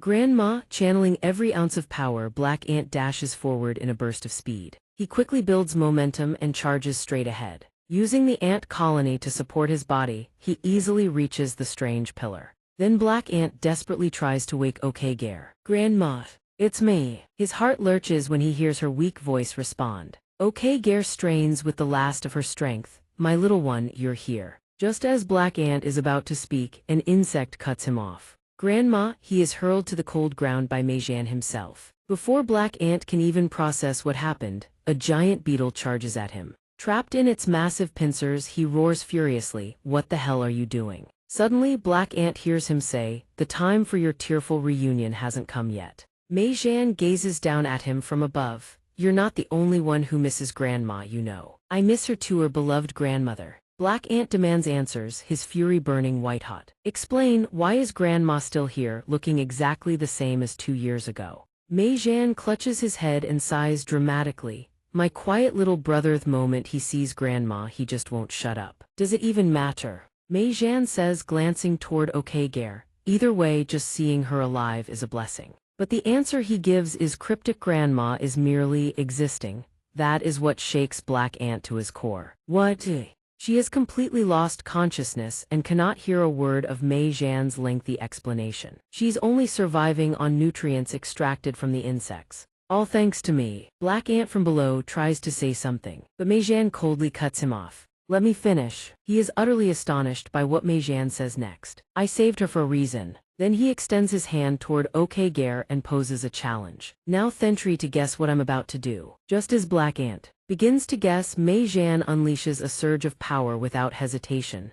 No. But then he suddenly spins around and fires in another direction, a spot dangerously close to where Black Ant is pinned. Something begins rising from beneath the ground. In an instant, the colossal head of the insect queen gradually emerges. Before long, the entire massive body of the insect queen has fully surfaced. Even from afar, Zhai Dong can see its towering presence. It leaves him utterly bewildered. What the hell is going on? I need to move no. Black Ant on this side still cannot believe what is unfolding before his eyes. What is that thing? Mei Zhan stands beside the insect queen, explaining its power without reservation. He doesn't hesitate to reveal his true purpose. I will use this power to transform all of humanity into insect humans. The declaration leaves Black Ant even more stunned. What did you just say? The insect queen's head begins to radiate a green glow. Make your choice. Mei Zhan casually points at it and asks, do you want to save all of humanity? Then he swings his hand toward Gare and shouts, or do you want to save your dying grandmother? Black Ant roars furiously, stop talking nonsense, just stop.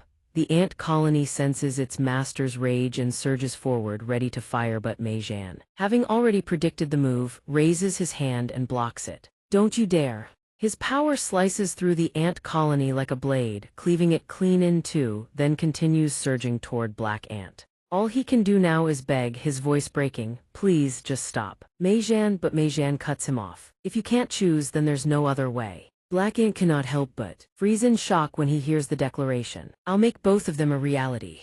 Mei Zhan's hand slowly reaches toward Gare as he spews his delusional words. This is the true evolution for the weak race called humanity. Black Ant has completely lost it. Mei Zhan, snap out of it. That's our grandmother, and let humans live as who they really are. But now, those words sound like the most ridiculous joke in the world. Let humans live as who they really are. He challenges with a manic grin. Then go ahead, tree, to save them all. Hero. Black Ant can only scream and beg without end. Stop it. But the insect queen has already begun unleashing its power. Mei Zhan too raises his hand to deliver the killing blow to Gare. Farewell, dear grandma.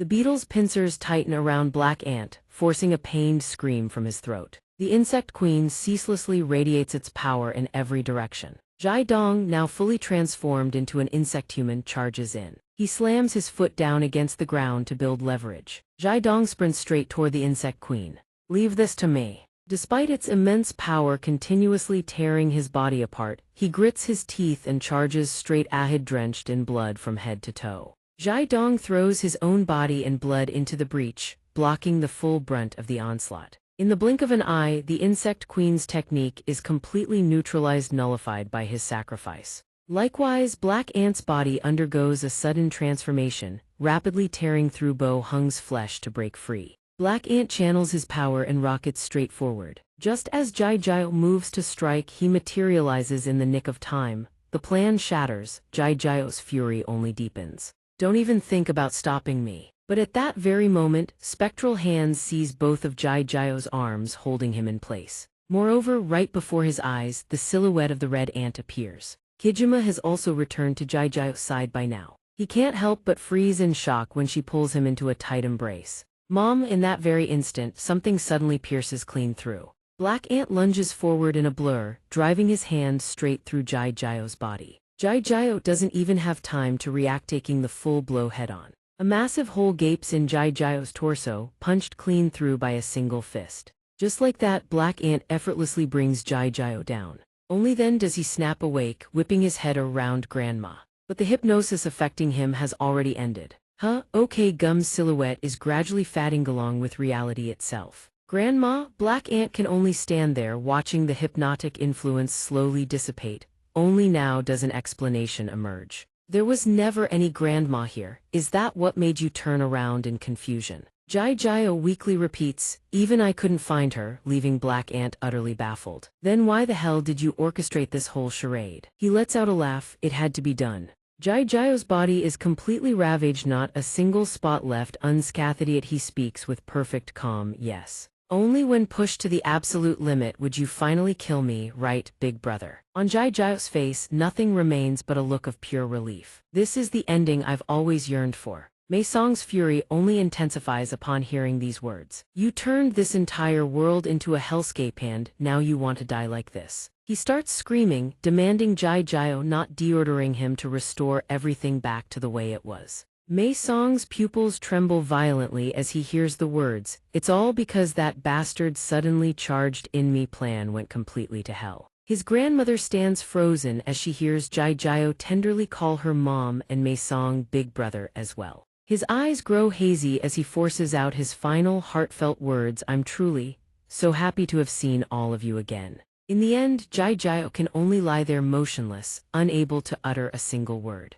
Mei Song kneels there helplessly, calling out his name over and over. Father Mei Zhan. Min's group has also arrived on the scene by now. They're over there. Suddenly, someone holds them back. Wait. Zhai Dong carries Rio Jin on his back, following the girl, all of them staring in bewilderment at the scene before them. Is it over? Because, unable to hear, she tilts her head and echoes the same question. Is it over? Let's hold off, he decides. Let's wait and see. Mei Song is too consumed by grief to even notice the three arrivals. Just then, he spots something gradually taking shape. Jai Jiao's body suddenly radiates a strange, otherworldly energy. Then Mei Song watches as torrents of energy pour out from within Jai Jiao's body. Multicolored streams of light shoot straight toward the sky and vanish, while he remains kneeling there, witnessing everything unfold. Suddenly, Mei Song notices a soft red energy drifting away from his own palm. He stares dumbfounded, following the flow of that energy, and is shocked to see Ajia's soul departing. She smiles gently when she hears Mei Song call her name. Ajia. Then he sees a hand reaching out to Ajia. Chu Im Khan and Sezin are waiting for her, ready to go. Toj Thurand. Ajia overflows with joy, her smile radiating pure happiness. She reaches out and clasps the other's hand tightly. Mei Song remains kneeling there, dazed, watching them walk away hand in hand. But the grief is too much. Moments later, he can't hold it in any longer. His head drops and he breaks into sobs. Just then, a sword suddenly appears before Mei Song's eyes. Minun's soul materializes, pressing the blade's edge against his neck. He looks annoyed when Mei Song suddenly calls out his name, Captain Minun. Minun abruptly swings the tip of his sword to point in a certain direction, gesturing for him to look. Min, Zhaidong, and Jin are all utterly stunned as they witness everything. She also can't help but call out Captain Minun. Upon hearing that call, Minun finally breaks into a satisfied smile. And at last, he dissolves into nothingness and drifts away. Mei Song presses one hand against his head, struggling to compose himself.